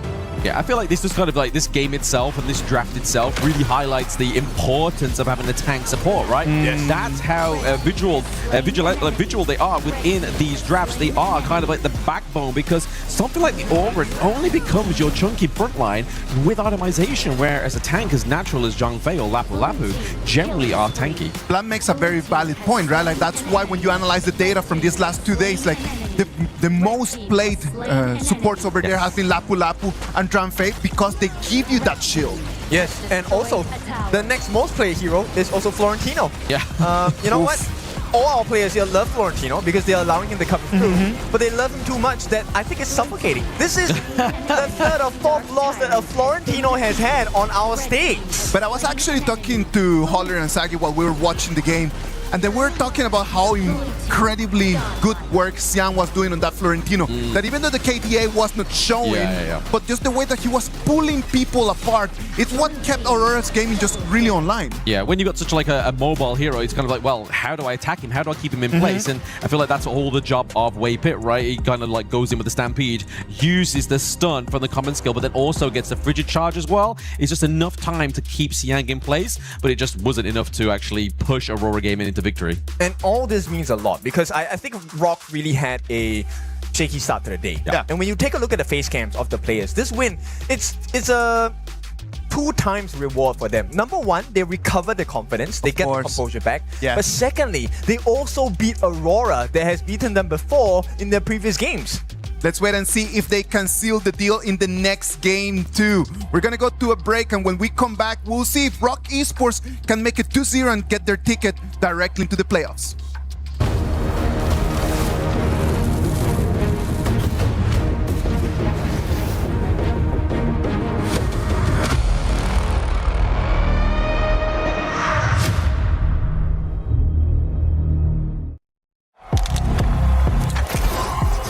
He can come in here and play my game. Let's go. He knows nothing.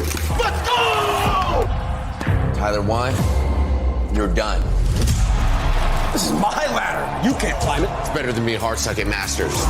You're going too far now. Your eyes buggy. Your elbows ashy. That airline? That's an L airline. Somebody better hold me. Okay, yeah. Do something then. Raw energy. Blow the house down.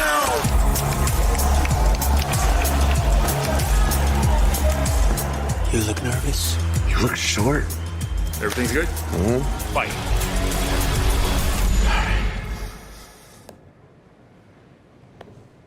Okay.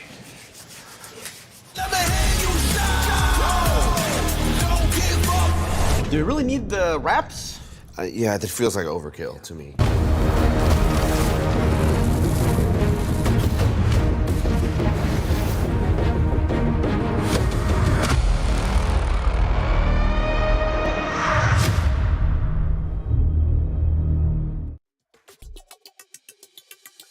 Welcome back. This is going to be game 2 between Aurora Gaming and Rock Esports.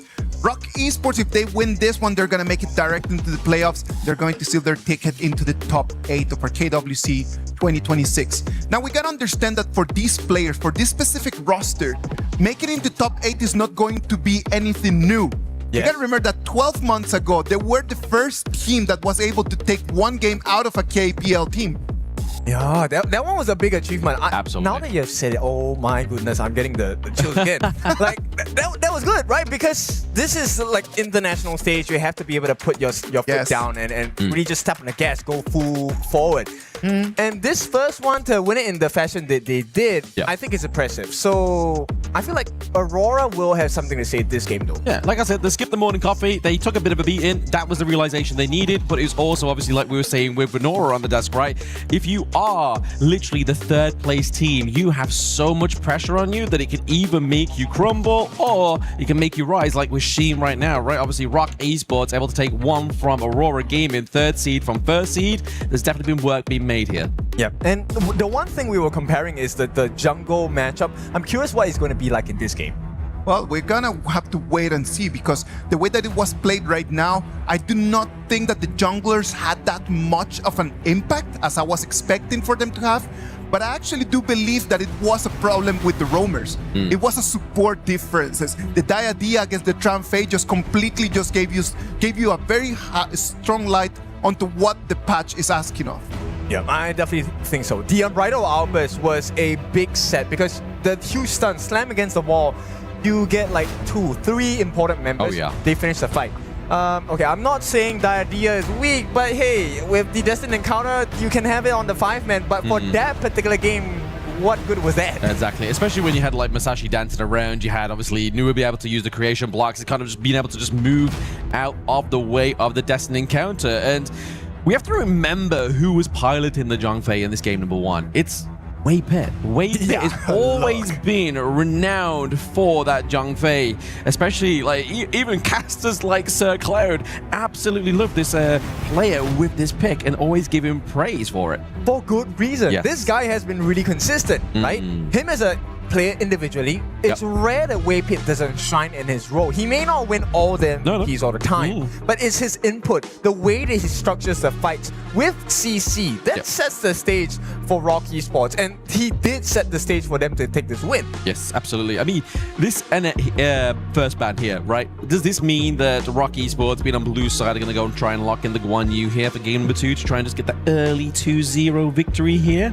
Well, no longer available, right? That Aurora game was like, no, we'd rather you have pay than have the Guan Yu. Just take it away from us. I feel like it'd be the first pay of the day coming through as well here. Our Rock Esports are definitely taking this one up for Conling. This is the pick we were kind of spotlighting for the entire day on how aggressive this pick can be. Yes, and these are the specialty picks for both Yulong as well as for the side of Kongling, right? And this also means we get to consider the responses in terms of the jungler, right? We might see bans on the number 1, the Jing, the Ukyo Tachibana, or the Luna as well. And the other answer you could have, we've seen this in other professional games, just go for a super hard tank. Yeah, absolutely. I mean, yes, he has the damage, but if you can kind of just like resist him until the late game, that's where his damage starts to fall off, because you've kind of outscaled him in terms of that shield in there. But it looks like potentially onto the side here, it's going to be the Mai Shiranui for Zahong as well. I think that's also a good, like,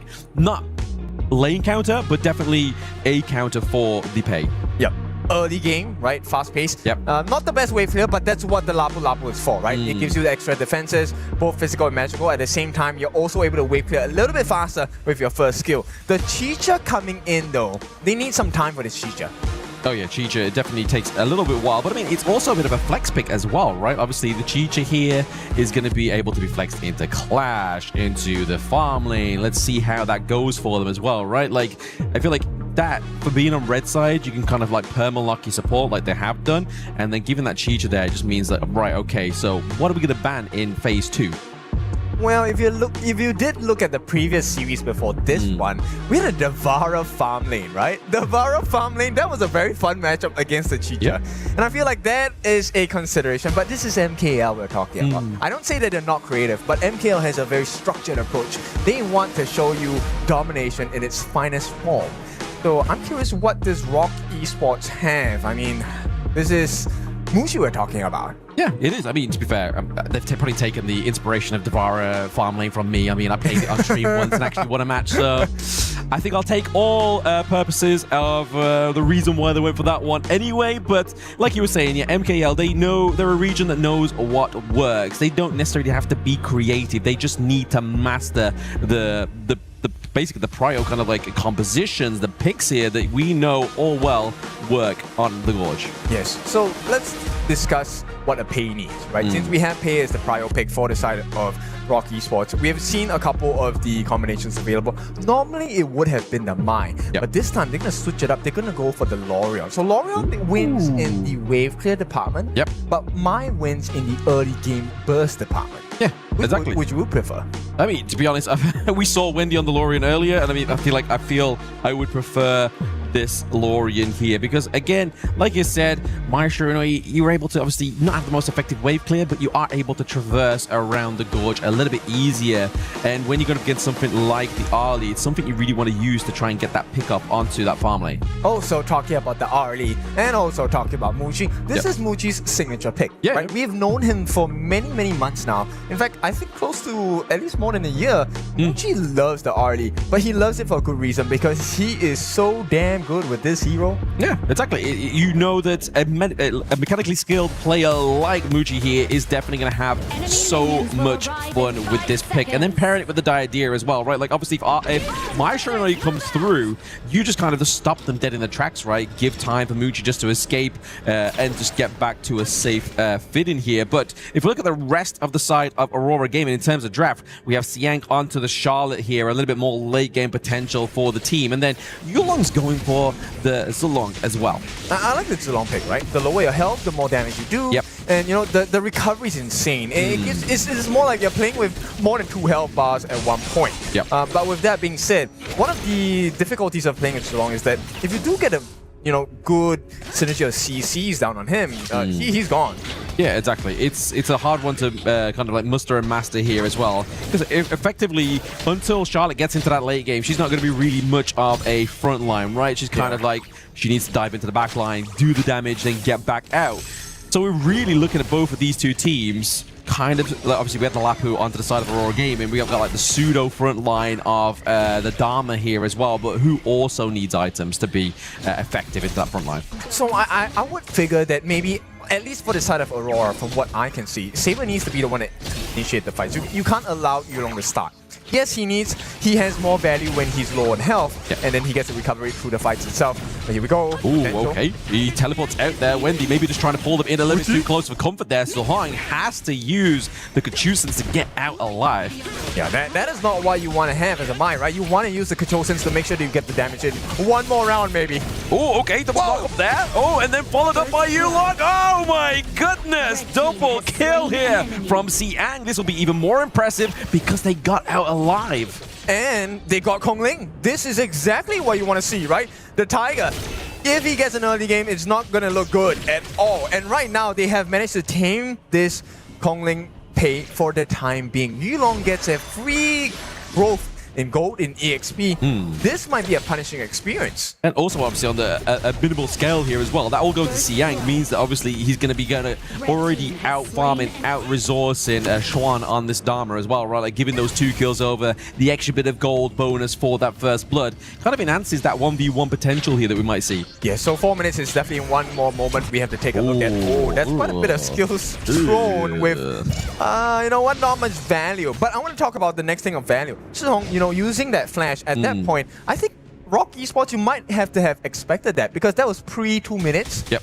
When it's 4, Tyrant comes out, Zhong is going to have his flash again. Absolutely. If there's a right time to use your flash and procure all those results, there is definitely that moment in time, because we are approaching around about 1 minute until those neutral objectives do come online, and the votes have definitely changed, right? Obviously, game 1, Rock was literally not even a sliver of votes, and now it's kind of shifting 50-50 here. That's going to be a big motivator for Rock Esports fans. Yep, and we'll see, because if Aurora manages to steal that Overlord, then it becomes the Aurora pit, and I think Aurora fans would love that. But for now, at least on paper, right? Rock Esports is the dominating force. Yeah, they have the point up onto the board, right? They have 1 score against them, which is always going to be a favorable opposition here. But there it is. Xuan's able to get the trick mantra, but he's able to get out alive, not even using the flash there as well. So they really wanted him to exhaust that common skill. 3 ultimates, 1 flash, 0 kills, and we are 15 seconds away from the first time of the game. Aurora, on paper, this should be in the bag. This should be the Tyrant take. Should. But we all know that miracles can happen and things do change upon the gorge once that tyrant does spawn here as well. Obviously, we are seeing presence from Kongling as well as Xuan down bot side of the map here. Potentially going to go and try and get the Crimson Golden first before attempting this invade here onto the tyrant. Okay, they want to buy some time on the side of Rock. It feels like they won't be able to contest this. Xuan is keeping the vision. He does have his ultimate, but no flash. So this is not worth the risk taking. Right, so Aurora will secure that first one in the game, but Xiang... He's looking, he's trying to get out of there. Will he get out? Nope, it's going to be a 2v1 takedown, top side of the map there for the side of Rock Esports. Can they represent the same thing down to the bot side? The poke from JR. And there it is. Minion wave here as well. Means they're able to claim that T1 down to the bot side here. But can Rock take something from the enemy jungle whilst that's taking place here? It's going to be the smite that gets taken onto Yulong as well. So they enter the enemy jungle and they don't get a single penny.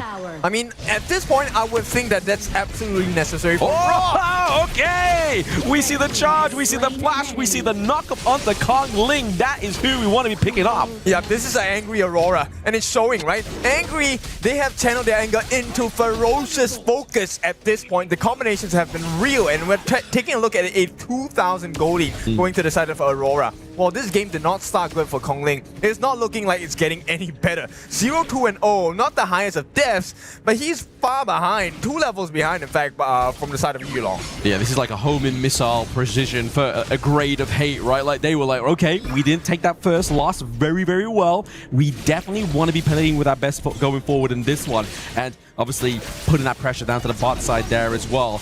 Trying to show the Rock Esports they are not welcome into their jungle is definitely the plays they should be making here. It's so difficult because Yulong, they can't even get Yulong low. And that's not even the first part of the problem, right? Yulong gets more attacks and attack stats based on the amount of his health. If you can't even bring him down, I don't think you win any fights as long as Yulong is present. At the same time, he can enter the fights first. There's no need for Saber to take that risk anymore. I mean, he's hard to catch, right? So unless like Xuan gets like a great dive from a pit and uses the Truth Mantra there to actually lock him down, who else is really going to be the one to do that? Obviously, if Waypick goes in with a bit of farewell, then he's kind of like stuck himself behind enemy lines, which we've already seen once already. It's a hard way for Rock to actually answer that problem with this team comp. Yeah, I find like they need a lot more time. It's a 2,000 goal difference, but it feels like it's more than that. Yes. Look at Saber. He's waiting for the perfect opportunity to get the Raging Sea. If he gets it, I think T1 is gone for sure. Yeah, I mean, they don't have a minion yet, so I feel like that's safe for now. Using that phase check there, maybe the launch up onto Wendy. It's going to be enough burst damage there from Yulong as well as Zhang as well. Wendy goes down. That's plenty of damage here from Rock being taken off of the gorge, but Muchi comes through on his signature pick. Can he get it alive? He's able to get another kill there as well. And there it is. Waypit falls, so a 3-1 trade overall. Support for Clash, mid, and support. I'd take that trade any day, especially with that T1 falling. And to be honest, Rock Esports, that actually was the ideal setup, right? They had the AoE, everyone locked into one small corner. What was missing? Wendy was missing because he was down 6 feet under. So if they did get that combination, even with this goal differential, they could have turned that fight. So this was a smart decision by the side of Aurora to take the fight at this particular timing. Unfortunate that Wendy shows first because he was the prime target and they had no combo. Look, this was great.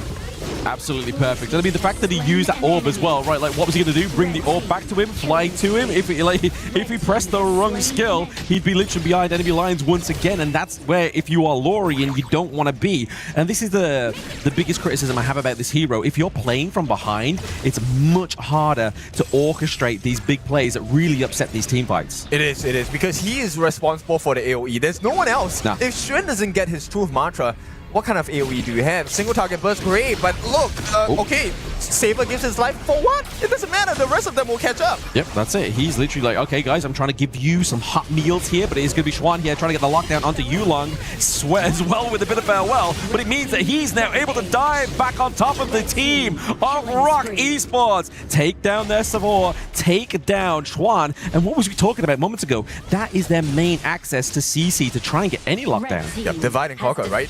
They have absolutely no team fight. It is a 2v5 most of the time at this point. And Aurora, they will keep playing this unfair fight because that is the winning strategy at this point. And there's nothing that Rock can do now. Nothing. No, it's very hard to play like a two marksman comp when you have no front line, right? Like I feel like that's where the kind of like the identity of Straps kind of faltered here with this idea. They only really had the chance of having a Liam Poe for this one if they really wanted to kind of have that sustainability, that kind of front line, so you can actually maneuver around it. And the biggest difference here is, okay, you know what? A lot of times we think if we want to defeat an opponent, let's get more damage. Let's get it all in. Yes, they can go for the damage, but right now JR already has a spike meal. He has both defensive stats and aggressive stats as well. And if you do not find the perfect, and I mean picture perfect combination of Xuan, Wendy, along with Waypit, you will never win a 5v5 against Aurora at this point. The gap is just too big, 7,000. Yeah, exactly. You put it perfectly there, right? Like, in terms of the way they could actually turn this into their favor is kind of not viable. They have to find a new means, whether that be macro. And what, are you looking for like single pickoffs? I don't think anyone is going to be straggling off on their own. And even if it is, it's Xiang. And Xiang is 2-1-4. He's level 13, already has the Pure Sky. So he gets a 30% damage reduction against anyone that hits him first.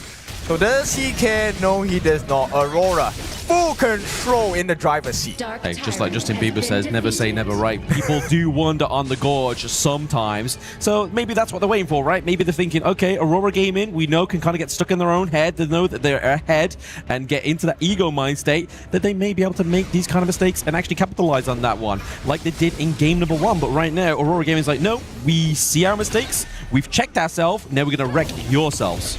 Yeah, this is a great adjustment, and this is what we expected from Aurora. Now, start knocking on the door. They will not get too much damage. I think they want to secure the Shadow Overlord before this, but they have a Primal Bond, right? So 55 seconds of, I would say, imagined safety for Rock. They can't really come out of their base too much. No. They've literally just got to make sure they are tending all their garden there. But the garden might falling down in terms of Xuan. Obviously just using Saber's ultimate there just to zone them away back into their base so they can free up room for these minion waves to come through here as well. They're going to make a good play for this T3 bot side of the map here as well. Saber tries to go for the Waypit, goes for the bit of farewell. Not quite as successful as it needs to be. Okay, so first target down, right? T3 at the bottom. They chase in though. Xiang, he will be happy to give his life at this point, but he doesn't even have to. Aurora, this is how far ahead they are. And they can't overchase, because what if the rest of Aurora are waiting for you in the brushes? Exactly. Someone would always be waiting in the wing. But fortunately for them, obviously, if they did take that chase, 2 members obviously already into the mid lane there, kind of preoccupied. It would take a little bit of time to actually get top side of the map there. But it's okay. Aurora Gaming are looking just to make those big neutral objective plays here, looking for that final nail in the coffin. Yeah, and I thought, there was quite a bit of damage coming from JR. He hasn't even completed his 6th item yet. And with this, they have an 8,000 gold lead. Aurora Gaming, this is looking like the beginning of the end. That's it. Just put that Vanguard top side of the map, already kind of creates a need for Rock Esports to be there so they can now tend these other 2 lanes, right? Just try and put like a trifecta of these 3 lanes all together so it's a little bit harder to mount a defense for themselves. I just saw the item that Kong Ling bought. It's 12.5 minutes. He just got his Rapacious Bite. That's the final form of the jungle item. Normally you complete this by the 7th. You want that before the 10-minute mark. 8-minute, right? And he just got it. And I mean, okay, maybe that is a saving grace, but the Shadow Overlord is already flying down here. They are flying down here. I feel like it's just a moment's notice before this T3 top side of the map does fall down as well. But it's going to be that knock there from Wendy, but it's going to be Zolong into the back line there. Looking for a pick off. The damage reflection comes through thanks to the spike mail there from JR, keeping him alive. Kong Ling falls down once again. And this is the problem. We always say Kong Ling is the focal point, but now Saber into the back line. It's going to open up a 3rd game between the MKL teams, and Aurora Gaming take game 2. What a recovery coming in. This is deserves an applause for the MKL side. Aurora, this is what we were waiting for in game number 1. And it took them a little bit to get the engine going, but now you can see, right, why they were number 1 and why they deserve a chance and some consideration, at least in the Overlord's pit. We want more votes for them. Exactly. They definitely need to pay respects to the side of Rock Esports in that one. Aurora just knew how to dismantle that team draft, right? Like, as soon as they got the lead, they knew that there was nothing they could really do to play from that back foot, which is where that Lorien falls apart. Yeah, and I mean, this is where the jungle comes in. I think we kind of mentioned at game number 1, yeah, it was a different state. Junglers didn't really take too much of the control, but the second one, oh my goodness, the difference between the junglers defined the game. And not only defined the game, right? Like it just defined everything just from the gold advantage. It came down to an 8,000 gold advantage at the 11th minute. Just for everyone at home, if you are already that much in a bigger disadvantage, what do you need to do? Like you're on the 11th minute, 8,000 gold behind. What is the strat? I mean, by right, you want to stay behind and farm, right? Get the gold. But this is exactly what Aurora Gaming was waiting for. They wanted you to slowly get the farm, but they were coming out slowly, bit and bit, one by one, and they were getting picked off. There was never a 5-on-5. It was always 2v5, 3v5. Yeah, for me anyway, I mean, if you have that goal lead, like as you see here, it's kind of right about that 8 minute to 13-minute mark.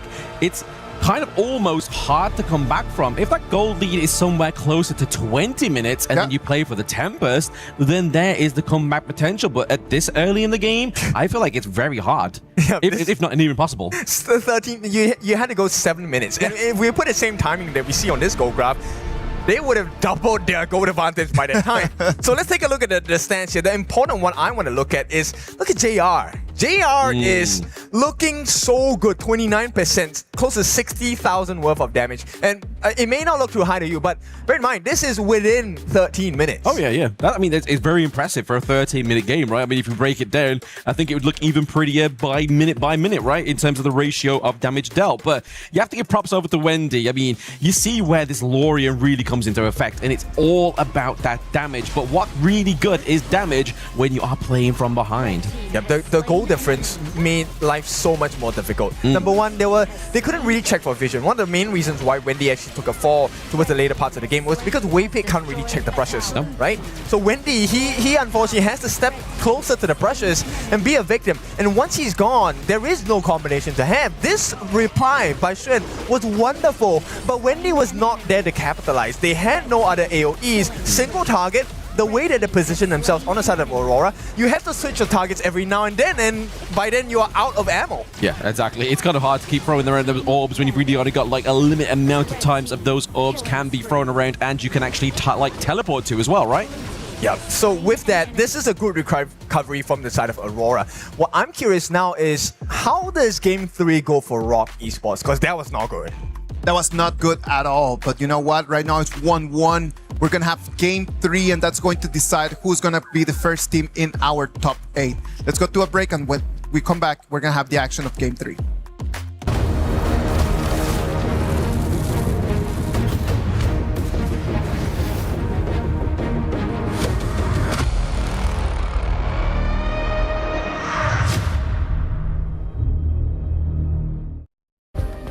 Play is in our DNA.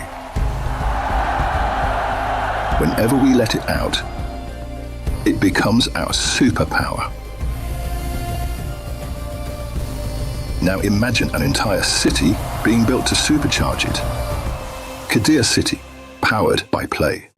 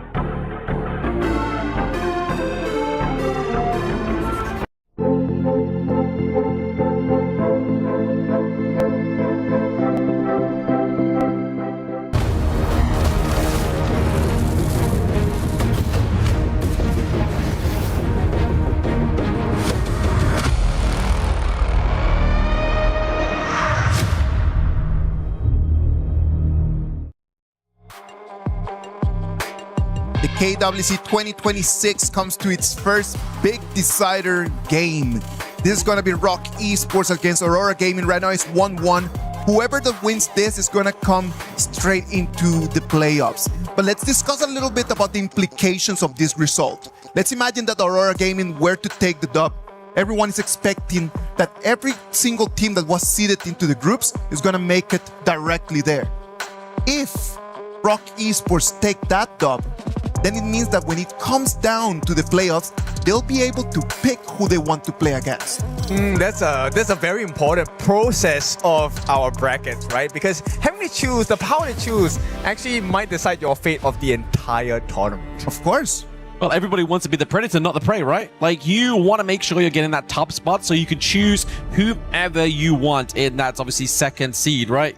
And that is obviously a powerful position to be in, because like if you choose one of the per se weaker teams, you are guaranteed to go even further into that semi-final. And then what we're talking about picking is going to be a very random opportunity for them to pick, which could put, in the case that Aurora were to finish second, it could put Aurora playing against one of the KPL teams straight into quarterfinals.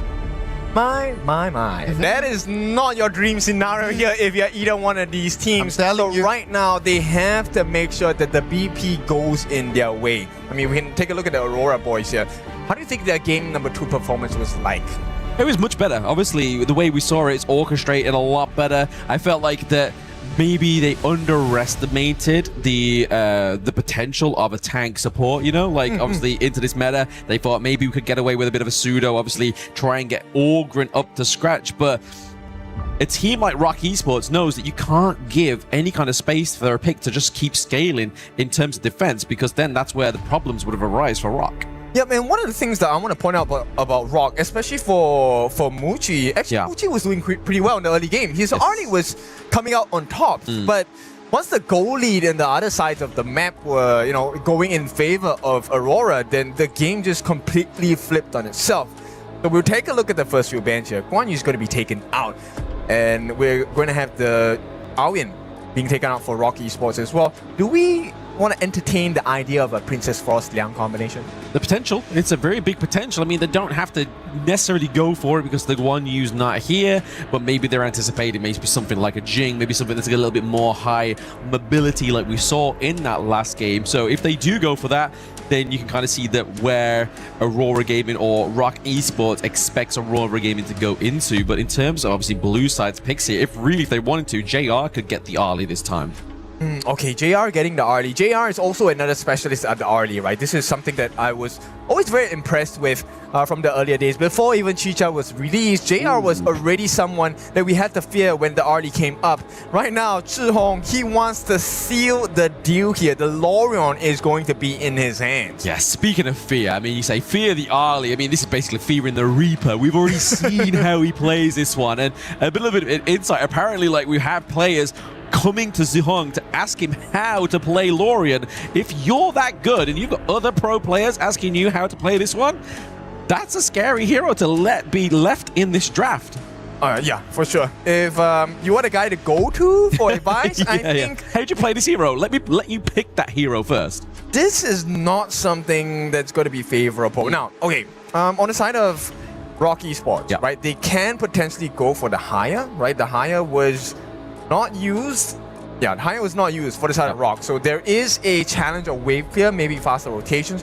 Or you can do what the other teams have done, which is to take Garuda in the mid lane, play from the super long range, and just get the Wings of Judgment to outpoke your opponents. Yeah, well, you've got the likes of the Xiao Qiao, but they're going to go for neither of those. Clearly, we're not quite there in terms of that one, but it's going to be the Mai Shiranui this time around.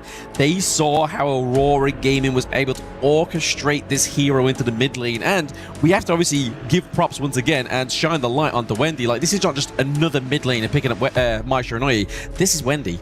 I mean, I don't want to shine my torchlight on him too much because it felt like he was blinded in game number 2.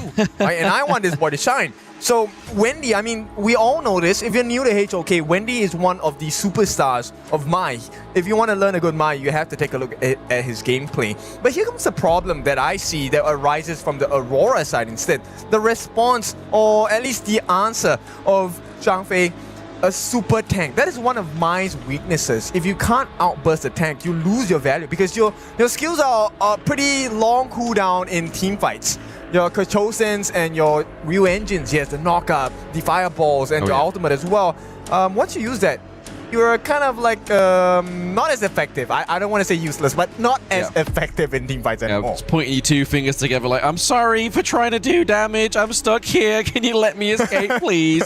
But no. Yeah, I swear it was just a joke. But no, the ban on the Byron here I feel is a really good call for Rock Esports because obviously having that Zhang Fei, if they have the Lorien, if they have the Flowball Marksman, what they really need is something that's going to deny any access onto the backline. And Byron's one of the greatest heroes to do that kind of catch. Yeah, it definitely is. And at the same time, you know what? We've seen this answer before. The Jinglet is actually a great answer against the Lorien.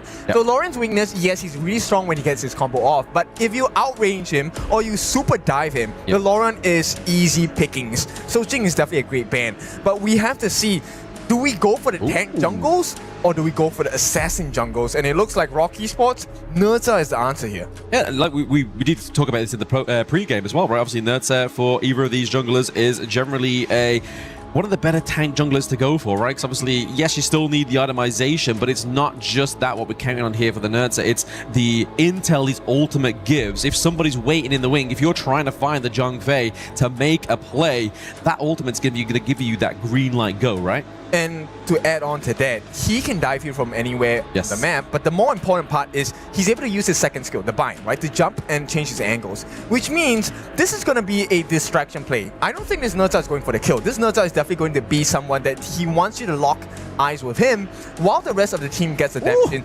particularly from the side of Muchi. But I love this answer. Ukyo Tachibana as well as the Fati. What do we want to do? We want to get the huge burst. Wendy, my instant squishy, gone. If we get our hands on Muchi, stun, gone. So let's see if this game plan works for the side of Aurora. Yeah, the squishier targets onto the side of Rock Esports are definitely going to be the main targets here, but we're looking for the potential clash lane, right? Other than, I mean, we don't normally see the Nerza be given the priority into that clash lane. They're generally into the jungle. So in that case, obviously, Dharma, Byron up, they're going to go for the Arthur here. We know that Schwan loves this pick, right? Obviously, just being able to be just another layer of frontline. They have the Lapu, they have the Nerza, they have Wei Pit. But like you were saying here, Kin, is that Nerza is probably going to be further into the backline just to kind of like harass them so they're harder to get on top of the Rock's backline. And I like the idea of this Xuan Arta pick, right? Okay, the Xuan Arta pick, if we take a look at the ghost ship, in most cases, a lot of people will be thinking, okay, that is like a container play. I'm going to lock you in a cage. But the way that I picture Xuan playing this hero of Arta, it's not to contain, it's to separate. The ghost ship actually will divide the backline and the front line on the side of Aurora Gaming. And if he successfully does that, I think the Nerza pick is going to make a lot of sense. But you're dealing with a Fati as well as a Ukyo Tachibana, so you have to get rid of them quick. And I mean, naturally, Arthur's quite a tanky hero as well, right? Like, he has the health bars. He doesn't fall to the same problem as the likes of Ogre and tanks that follow that kind of suit here. He is going to be pretty tanky from the word go. But this is game number 3. Ladies and gentlemen, either of these teams need to get this point to be in that upper bracket, to be the first team into the playoffs as one of the first seeded teams, to be the predator, not the prey. Lots to be in, expectations to fulfill. This one is a spicy one, and JR right off the bat gets punched in the face by Wei Pit. If Wei Pit gets his way, he's going to have an outstanding game here, and the laning phase does not look too good for Aurora, to be honest. Yeah, and we know Wei Pit loves more of the tanky supports, right? Obviously, we saw him on the Diadea, didn't quite do too well, but that Zhang Fei first game was really the kind of like the tipping point there for Aurora Gaming to try and like overcome that obstacle. But now, they both go for tanks. This is both the showdown that we spoke about within the pre-game earlier. Aurora Gaming just trying to kind of take these little points away. The Spike-Tail Beast is being committed here. I don't feel like JR might be able to get the last hit here. Oh, okay, he gets the empowered last hit. Muchi was pretty much always surrounded by that one. Had every mean of claiming it. Wow, do not doubt him, man. It's JR. He's back with a vengeance, and this guy is focused as well. Now, if you take a look at the exchanges across the map on the mini objectives, we have had Rock Esports take the Firehawk. I believe Xuan got the space right at the top as well. So that was absolutely necessary for JR to have gotten that Spike Tail Beast away to even up the odds, because we're at 4.5k for each team roughly. Yeah, just balancing out that one. I mean, you talk about obviously JR's back for revenge. Do you reckon JR stands for just revenge? I think, you know, given the choice, he will want more. But just revenge and victory. So his real name is JR Av. Maybe his name is, there's a dot in his name, and then it's the, you know, numbers of pi, 3.1, whatever. 3.14, reoccurring, just to keep your enemy team just counting the numbers. A bit of a nightmare fuel there for those that have dyscalculus. But right now, we are seeing that Aurora Gaming are still able to kind of just maintain that early game state that we saw in game number 2. It's status quo, right? I think this is what they wanted. And even though the farm lane might not be as easy of a lane that they would have hoped for, it is still something that's possible to win, especially when they play the numbers game. Saber here, making sure that he's going to try and give the Leaping Savior, but Muchi. Oof, Muchi is definitely looking very scary here as well, but Saber obviously does have the Unbridled Outburst. He's waiting for the Cotton Link to fly in. He's going to take too much damage there, so First Blood does go over to JR, but they're able to get the counter back here as well. And Wendy with a nice rotation, just denying Yulong of any access onto Muchi. Was that a mistake though? Like, you got the kill on JR, but JR got the First Blood. Yes, and he took Kong Ling's life as well. Yeah. So financially, that's a horrible trade for the side of Rock Esports. And right now, Aurora, that one play, they're close to 1k ahead already. Yeah, it's not a good place to be. We was talking about what do you do when you're 7k gold ahead between 13 minutes. When you're 1k gold ahead around about 3 minutes, that starts to be kind of like a scary pit that you need to climb out of, right? Like, you can't allow this to keep snowballing if you're Rock Esports. Okay, so we put a count on the timer, right? Rapacious Bite already completed for Yulong. This is 3.5 minutes. Less than 30 seconds away before the first neutral objective. I believe both teams have to contest for this. Now, Kongling gets a little bit more time because he should have his ultimate by the time the Tyrant comes back up. But does he really want to come back in here? I mean, after the way that Saber just dismantled him with Zhang Fei, I don't think that will be the case, right? Like, he's waiting and using the Unbridled Outburst to absolute precision, because that play would have worked completely well if Saber just wasn't that good with that ultimate, right? I mean, the tower was there to help them, and it looks like there is a potential for a steal. Something needs to happen. There's no steal happening here. We got our receipt. We purchased and pre-ordered that Tyrant first. Aurora Gaming is able to claim that one as well. So that's going to be another bit of damage, and also just further enhancing that gold lead that they've already surmised here. Yeah, Waypit was showing his ultimate a little bit too early on the Raging Sea, right? Allowing Yulong to just sidestep it. It didn't even need to use any slide. use any movement skills, and Waypit did not have flash at that moment. He couldn't reposition himself. No, that was the whole problem, right? It's just the premature use of these skills right now. For me, we obviously I haven't really seen Zhong pop off yet on this Lorien. I feel like this is something that maybe Rock is scared of. They have not seen the full potential of Zhong yet on this pick. And it's just a matter of time, right? Obviously, we do see that he has built the Venomous Staff here, just obviously for any kind of healing, to try and obviously chunk down Xuan a little bit more. Everyone knows that if you want to kind of make Atter a little bit more easier to destroy as a target, you want that anti-heal, right?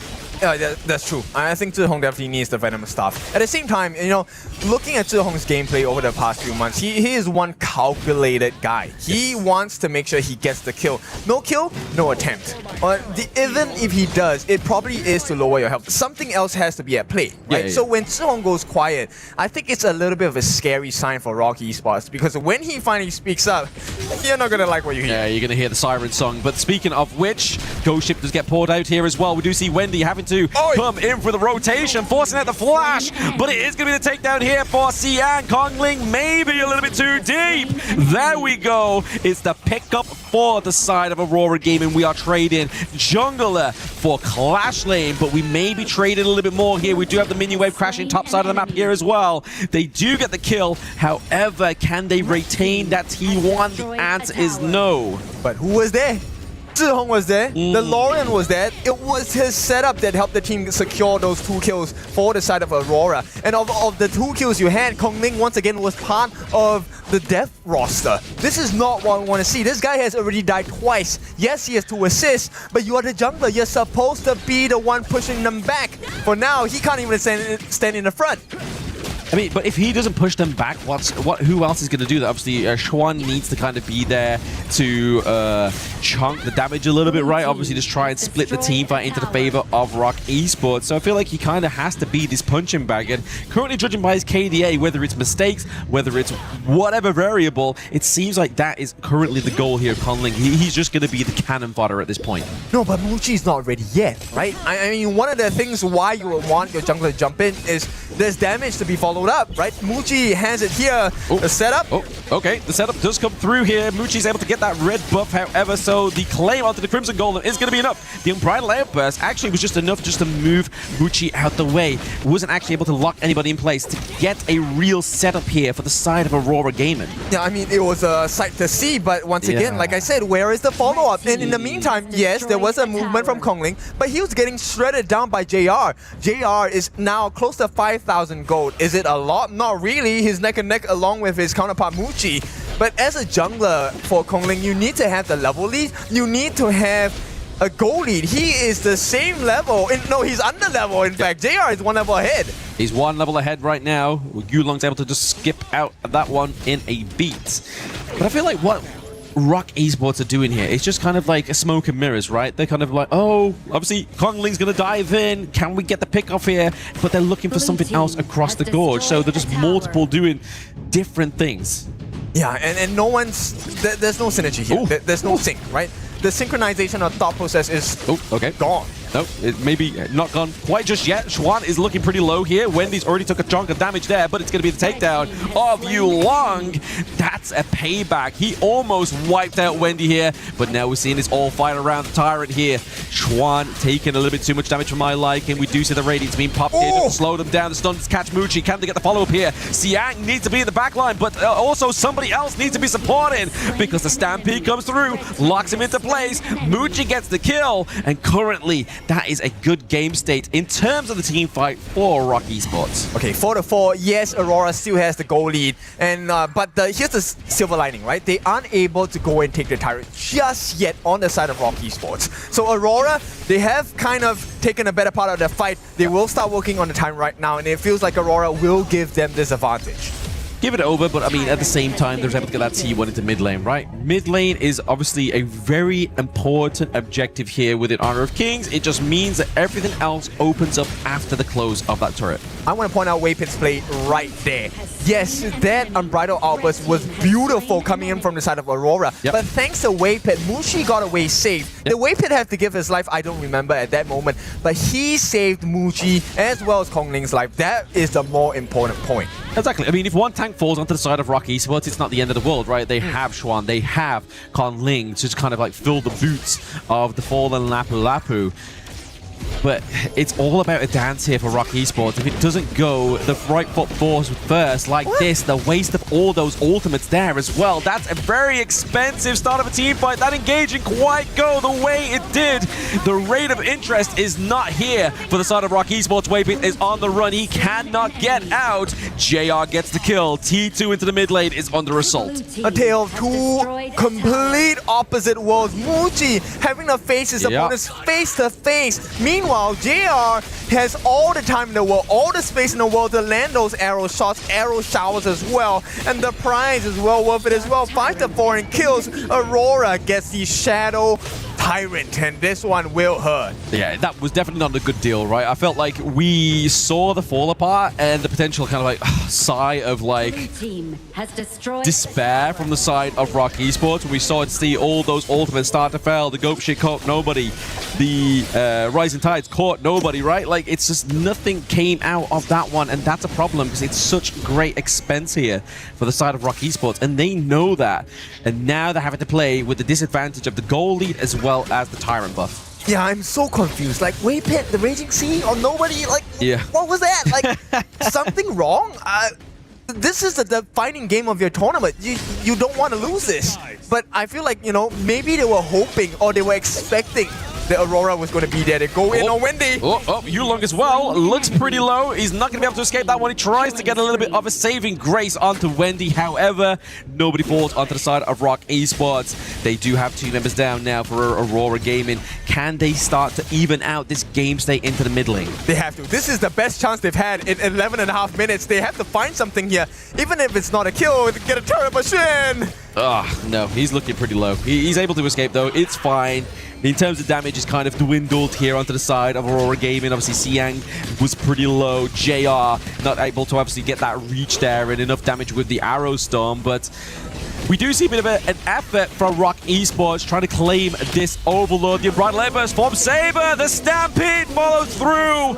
It means that Muji falls, but it does, however, mean that Overlord goes to the Rock Esports. So yes, the Marksman falls, but at what cost? It's to save that neutral objective. Yep, they buy a little bit more time, but here's something you can't buy: the life of Wendy. He falls. He was too high. How can you breathe with no air? And Wendy answered that one. You can't. You are sustained in a state of despair when it is Zhong on this Lorien. And it forces a very early spawn of the Shadow Overlord, right? Ideally, Rock Esports did not want to use that now. You want to use it when your waves were in sync, but it's to protect your T3s. And right now, even though they summoned it in the middle, the side lanes, pressure is coming. It's kind of like they made a good choice out of a bad decision. Like, it's like, right, okay, what lane are we dropping in? I don't know. It's coming at all 3 angles. We're going to lose at least 1 T3. Obviously, top side of the map is a little bit still more fortified here. They've got to be careful. But yes, that gold lead into the jungle there is definitely not the game state we want to be looking at around about the same time that the game ended in last game. Yeah, Kongling is not having a fun game at all. He has not gotten a single kill, 0, 2, and 5, which means his gold deficit with Yulong is starting to drag on bigger and bigger. It's a 2,000 gold lead, as you already said.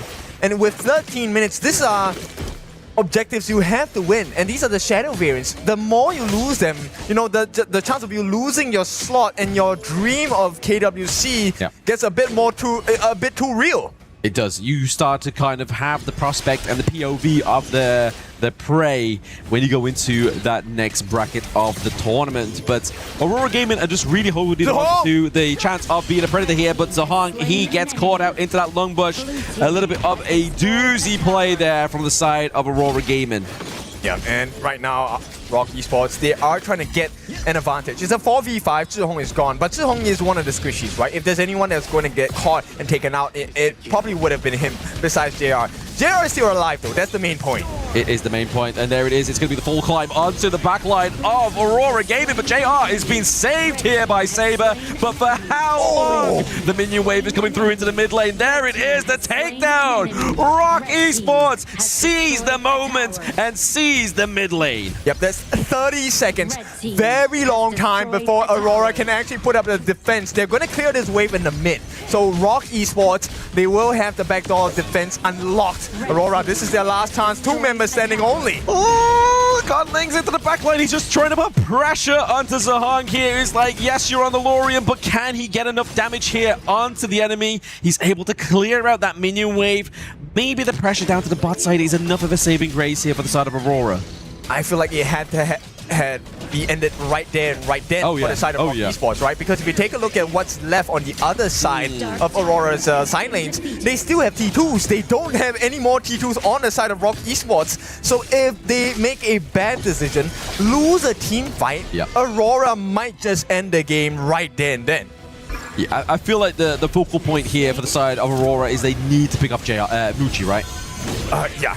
I mean, JR as well, he was a victim of this one, and I love this dive. This is exactly what you need to do. Muji coming in, it was a cause of confusion. Aurora didn't know who to go for. Yeah, it's like, there's like 3 tanks at our door, lads. Which one should we stop? And they kind of just threw their hands up in the air like, I don't know. Let's just see what we can do here. But it definitely gave them the footing and the standing they really wanted to be in this best of 3. Game number 3 here, because this is the decider, Kin. If you're not putting your best onto the gorge right now, what really separates you from being the top seed or the second seed, when would you do it? I know, right? And Wendy, look, he's locked in. He has the most damaging item in the mid lane category, which is the Sage's Tome. This is my favorite build. 6 Sage's Tome, the library build, I call it. But, you know, this is a pro game, so we'll talk about it later. But Wendy, if he gets a knock-up now onto JR or onto Zhihong, that could be the end of their life. Yeah, they got to be careful. Normally waiting in the wing is normally something like a Byron, but when it's a burst tank, a burst assassin here, and it's Wendy that's piloting it, you've got to be careful. Yep. 3.5 minutes before the Tempest game. And you know what? It would be a beauty to end it in that way, but I don't think either one of them wants to drag the game this long. They can't afford to. They can't afford to because everything just becomes so even. It depends on who makes the wrong mistake at that point. Not itemization, not anything. Nice. It's a team fight, but it's going to be the big dive there. The commitment of the ultimate is not going to be enough. Saber has the unbridled outburst. He's willing to take that damage because he's going to get it back in dividends. I like that you pointed out because Waypit has already used his Raging Sea. So right now, Saber actually gets prio pick over the perfect moment he wants to get the team fight in check. At the same time, the waves are crashing. Aurora, they want to fight. They want to fight now. Yes, they have to force that one down to the bot side of the map here. It's going to be the takedown onto Wendy. The burst damage is lost. They have the ultimate here from the side of Saber. The Stampede JR is a little bit too left open in the wind here. They have to get him out. He falls with Saber, his counterpart, his buddy pal for the side of Rock Esports. This is definitely, if not the end here. Yeah, there is no more Tempest game on the cards here. Rock Esports wants to end this now. All they have to do is to stay apart so that Xiang doesn't maximize his slashes. The damage has to come through. And with the first Vanguard, can they break it right here, right now? But who are you damaging? There's 3 tanks there with Muchi as well. He's keeping him alive. Keep Mr. President alive, Rock Esports, as they wait for the Vanguards to come top, come bot, so they can take the T3s here. Zhihong is back online. He is the saving grace here on the Lorien pick, but we have the Sage's Sanctuary. He forces the flash A from Muchi. He flies up into the air. He is down. Rock Esports are your first team to make it into the playoffs. Well deserved, and you could hear the shouts of the boys. This place is pretty noisy, but Rock Esports, they have done it. They have shown that they are here to play, and Aurora are their first victims. I mean, this is so wild. This tournament, you just can't predict it. I feel like I'm on a roller coaster of emotions. Like the loser game to Chuck BR. We look like it's going to be a complete switcheroo in terms of where the power is within HOK. And then they just come back within that series and be like, you know what? I'm going into playoffs. Forget it. They came in here as the MKL 3rd place, and they're going to be the first team in our top 8 of the KWC 2026. Rock Esports. They have made history in the past. They want to keep making history right now. It's so difficult because, you know, actually, if I were to kind of try and remember the commentary we had, it felt like Rock Esports was always on the back foot. Yes. And Aurora was supposed to win the game. Yep. So Muchi, what a way to come back. That last fight, so important. Both JR and Muchi were on the sidelines. They were praying and hoping, is someone going to protect me? But for the first time in a long time, Waypit outperformed Saber. But you know what the thing is? The Aurora gaming composition was supposed to just scale up stronger and stronger as time passed.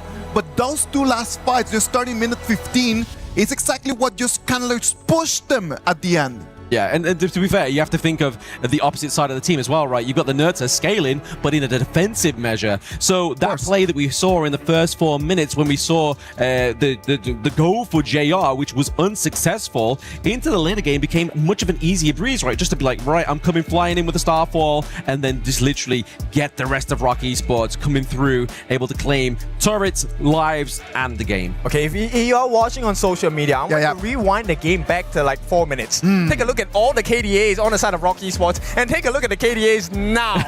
My goodness, what? Look at the goal, recovery. What is this? The gold was always for Aurora Gaming. They had an advantage. It came to a moment where they were like 5,000 gold on the lead, and then it just finishes in this way with Rock Esports making it to the top 8. If you didn't watch the game, all you had to look at was this goal graph. Yeah. This is a comeback game. Yeah. Where did it go wrong? here and here. You know, like it's literally just point as those two there. But you do have to give props over to obviously Aurora Gaming as well. They did bring quite a lot of flavor within this best of 3. It wasn't enough to secure them the top place within their respective group, but can they just ride that lower bracket now and get there? But they will obviously be at the behest of who gets to choose who. And you see the names right over there for Rock Esports, Muchi, man. What a lad right over there. Like, he was in such a difficult position, but he kept that channel going, always alive, finding the angles. There was a little fight where his position was a little bit off, and that was the one and only. And then after that, he decided to carry the whole team.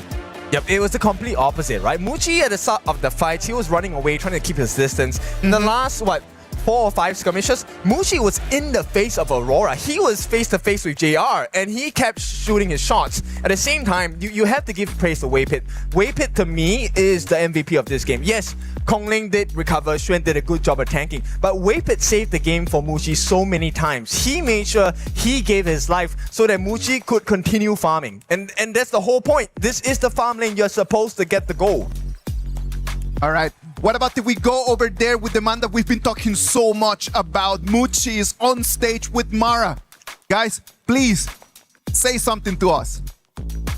With me, Muchi, congratulations!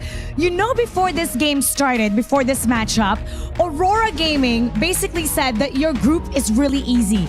In fact, Jihong said to eat well and sleep well before you meet up with them. But in this match, you answered with a victory. How satisfying was this matchup for you? Because I think I ate well, sleep well, so I can win.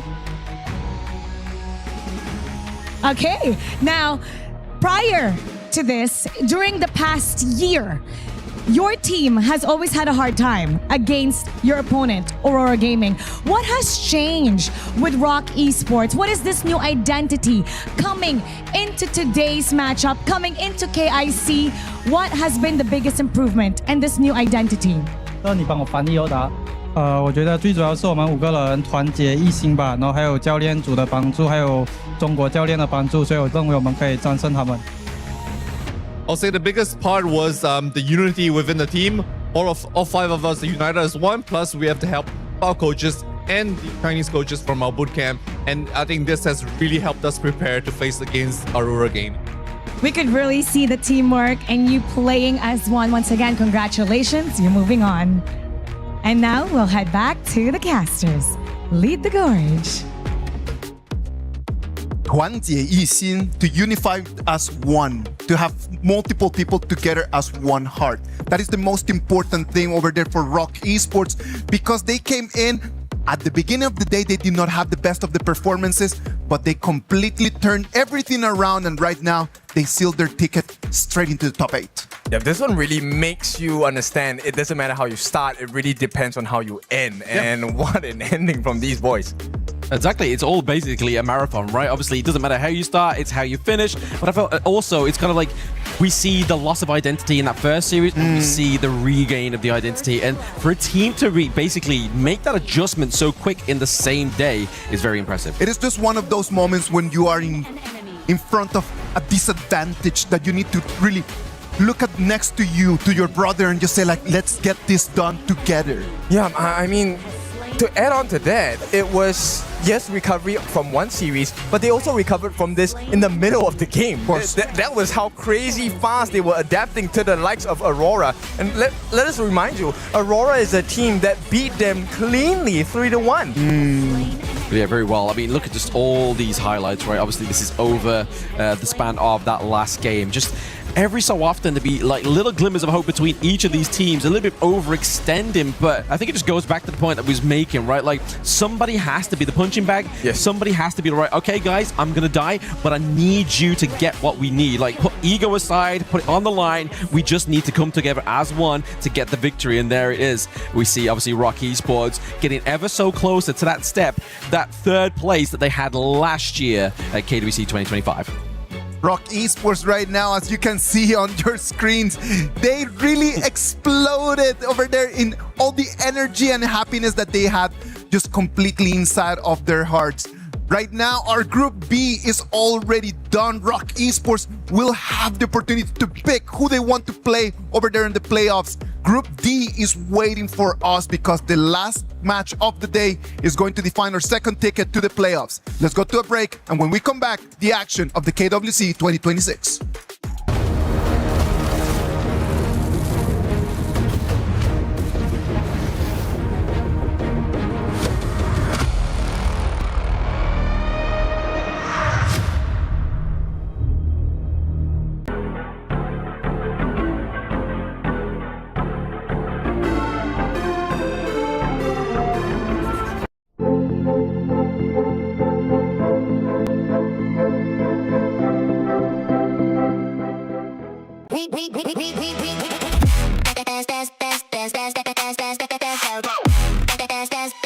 We book Esports World Cup.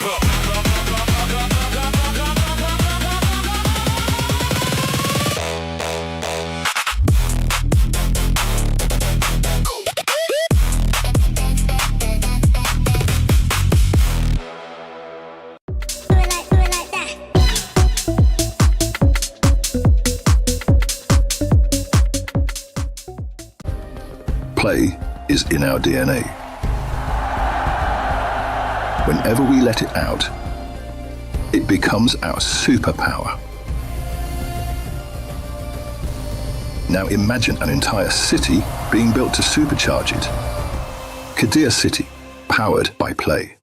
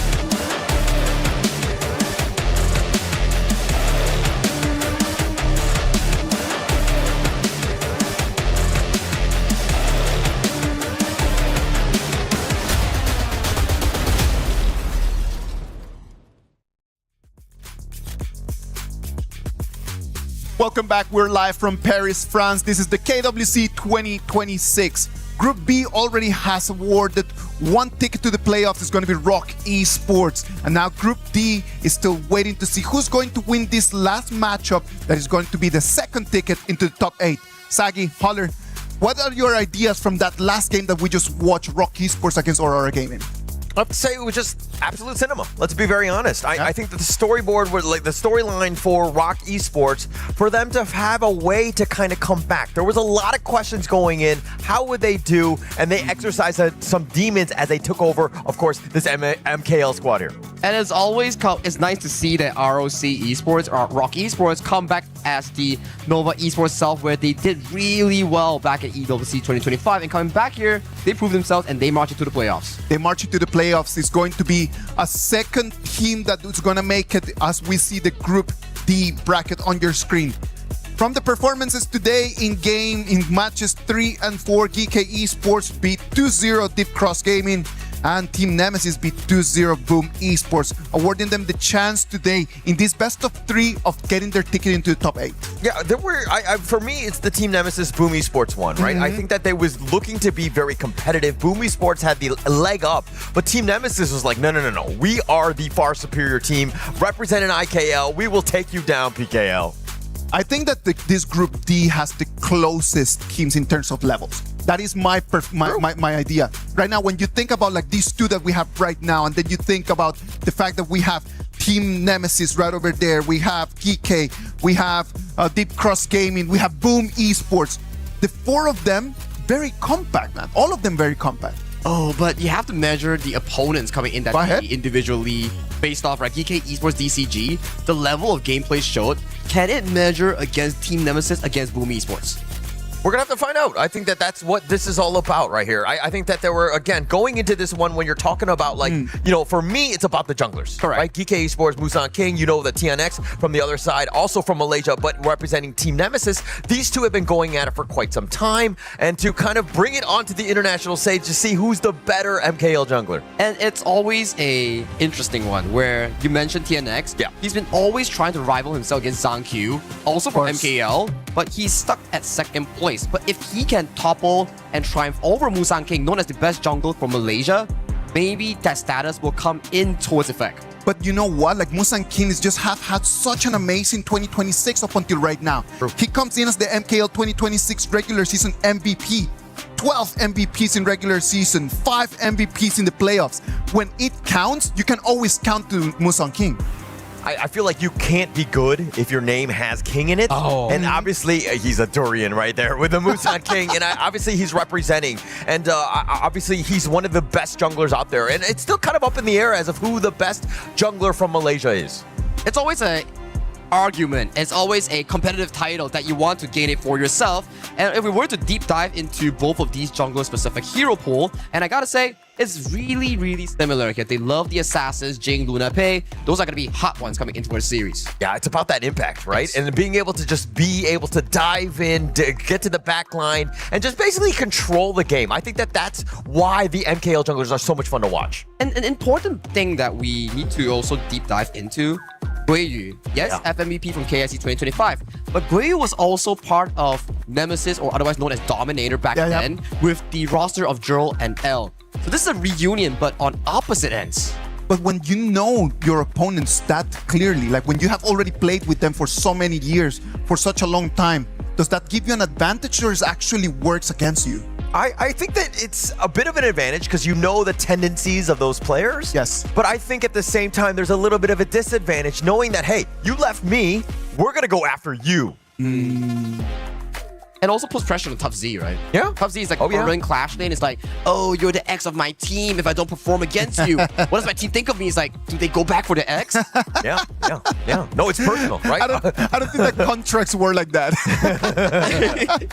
But in this case, it kind of does in the sense that, right? I mean, it's personal, right? Of course. You want to be the best of anything, right? And being able to prove up, I think Tough Z, there's going to be a lot of eyes on making sure that he can perform. Can he outclass Guiyu? I think that is going to be a lane matchup to watch as well. Right now, all the 10 players are already on stage just waiting for us to start this last match of today. It's been a very long day, and right now they might be already start to feel that stress and feels already how tired they feel right now.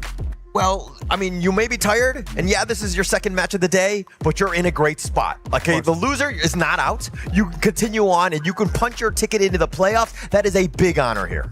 You want to go for that playoff spot because in the sense that you qualify as your group's #1 seed, you don't get to be chosen. You get to choose your opponent instead. And that is so important. Like when you start thinking about like the teams that you might be able to pick from against the teams that might pick you, that is a completely two ends of the spectrum.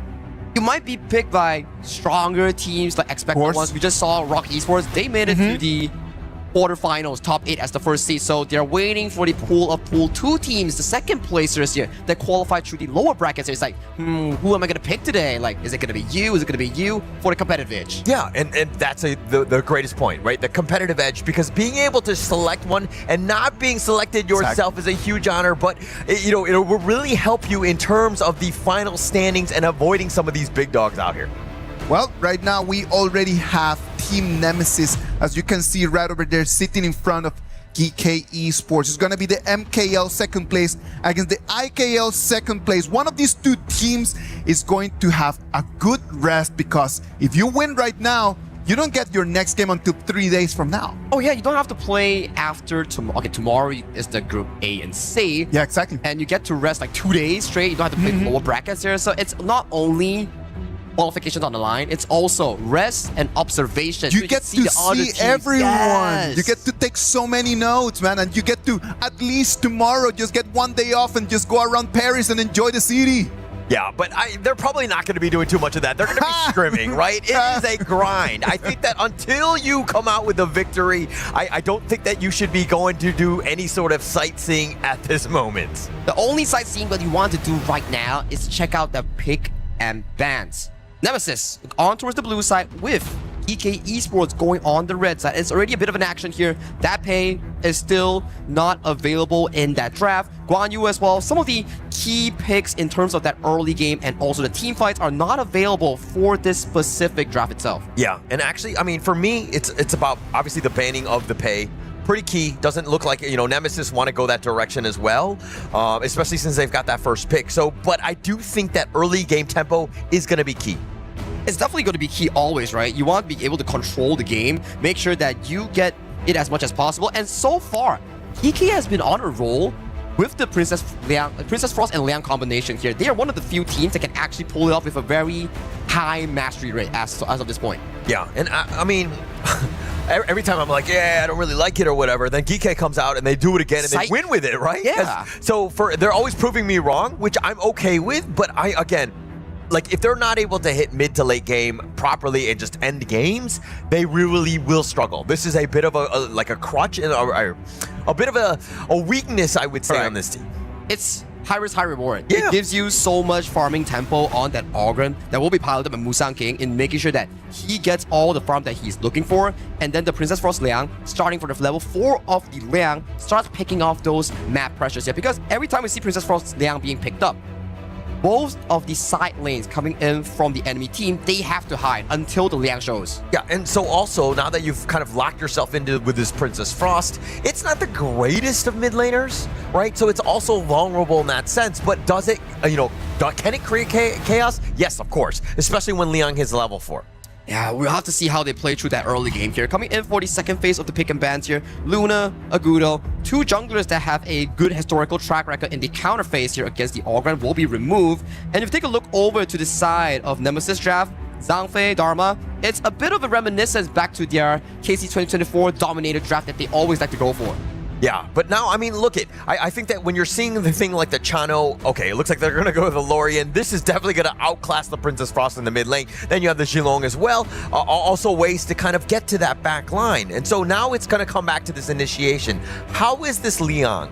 How is Zhe going to find the perfect opportunity to lock somebody down? He has to find something, right? Any troll of any way, be it mid lane, be it side lane, he needs to open up the game for his team, set up the tempo, set up the snowball so that Gem, Guiyu, Musang King, these three core players get to play the game. And I'm looking at this Zilong pick here from TNX. We've had Carl play it, TNX play it, and also Yulon playing it, and has been having sufficient levels of success thus far. Yeah, definitely a bit of success here as we're going to go into the game. I think that the players are kind of getting locked in. I think that, if we're talking about draft, though, who are you giving the edge to here, Sagi? So far, in terms of proactiveness, you have to give it over to the side of Nemesis, and the difficulty in terms of execution. It's easier for Dominated by Nemesis because so far, Nemesis draft, it promotes proactiveness that they have shown in game 1 against Boom Esports. They go in, they pull the trigger, and that's all it takes. Yeah. I think that when it comes to playing a simpler lineup, not to disrespect the team, but when it's a very complex game and things are on the line, it's very competitive. You want something that's very simple come those team fights, so you can worry about the other pieces to this. And I think Nemesis lineup does that, but it's about that early game. If DK is able to kind of get going, get those controls and that lockdown and those kills, you're going to have a tough time. The first thing that you need to do is to check those bushes, make sure that this Liang doesn't hide in any of them. Once the Liang hits 4, it's Nemesis. They need to make sure that their side lanes are fully disciplined. If this Liang gets an ultimate after an ultimate after an ultimate, it's just going to be snowball galore and it will go out of control, especially Guiyu is on a Devour once again. Yeah, snowball after snowball. I'm not looking looking forward to that, if we're going to be completely honest here. But if we're talking about this lane matchup here, let's talk a little bit about CC and Gem. I mean, the Lung versus the Chano, very classic matchup, nothing to worry about. But if we're talking about one of these two guys having a slight edge, maybe? I mean, historically speaking, right, based on stats, Chano is the better one going up against the Long, but it depends on how well the Long plays. If the Long plays extremely well, it's a 50-50 matchup. If the Long plays slightly careless, it could go in favor of the Chano here. We've seen it from time to time. The only bad part about Chano in this lane is that it has no built-in sustain like the Aoyin, for example. Okay. And now let's talk a little bit about the Devaro, one of the later, newer heroes that have been kind of added in. Going up against Tough Z, Dharma, right? Like, how does this lane matchup work overall? But before the main matchup here, we do see Tough Z going in for that specific play on towards Musang King, but Musang King stealing away the Azure Golem here. That's going to be a big punch towards TNX in the jungle. Yeah, and it looks like nobody's going to lose too much. Shisan coming along a little bit low in terms of his health. He's going to recall on back to kind of reset everything at this point. But now, if we're talking about Jurl, this has been the guy. Him and TNX and L have been teammates for quite some time. They have a lot of familiarity, especially even against Guyu here. It sort of reminds me of the roster coming in from Blacklist International, where they have so much success with together here. TNX missing the ultimate coming in from the Zilong. Gets taken down by the damage here. Just look at the level discrepancy coming in from Musang King and TNX. It's a bit much at this point. I mean, just to kind of start things off, like for me, it's about TNX in this game, right? Can he outpace Musang King? Is he able to kind of outfarm and create a little bit more pressure than Musang King, who is, let's be very honest, he's very efficient with his farming. Look at this. From mid wave to bot wave, back to jungle, back to mid wave again. Shisan holding the wave for Musang King's arrival later on. It's the King's service, if you were to say here. Everyone is serving Musang King. Yeah, everybody's like bowing down, kneeling to the king, if you will. Here's the farm, here's the minions, here's the gold. I mean, here's what they're doing. They're like lowering the health of everybody and just making it so that Musang King, I'm sure he's going to be very tired as he has to only hit the minions one time to get this secure the net worth. He's full of carbohydrates right now. All the gold going in towards his stomach.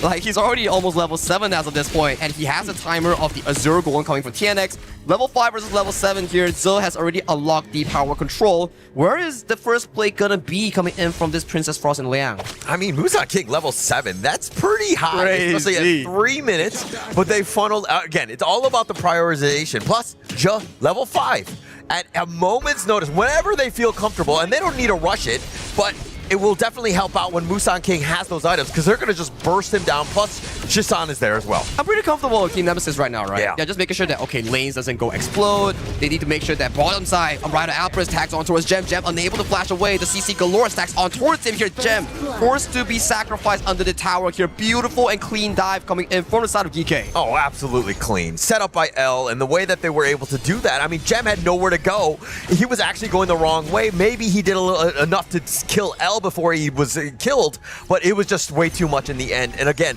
feeding the machine that is CC, never very good. Musang King back towards the farming goal, and I think it's a pretty good play coming in from L, right? He hit the vision, stick on towards the bushes here, use an Umbrella Outburst from away of the vision here. That's how they caught Gem in that play itself. Yeah, and now it looks like that 4-minute mark. You see the teleport into the mid lane by Guyu. Already set it up. They burst it down. Look at how fast Musang King took it down. The rest of GK were there, but man, you blink and you just took down a Tyrant. You blink and you miss it. At the very least right now, Nemesis, they need to start looking for these activate team fights here. Where every time you see Zhang Fei having the ultimate, you need to mark where is the Liang. Follow the Liang's tempo here. Wherever Liang ults, Zhang Fei needs to disengage for that specific champion hero. And you see how Nemesis, they usually farm at a certain pace. The pace is quickened here. DK here, going in. DK here going in, finds the power control on towards the side of TNX. TNX gets frozen up by Shisan's skill 2 on that Princess Frost. Coming up from below, we do see Guoyu using the Thunderstorm going up towards the backline here. Every single one gets a punch towards their face. CC forced to use the Infinite Vast to run and escape towards safety with that 3 kills and above.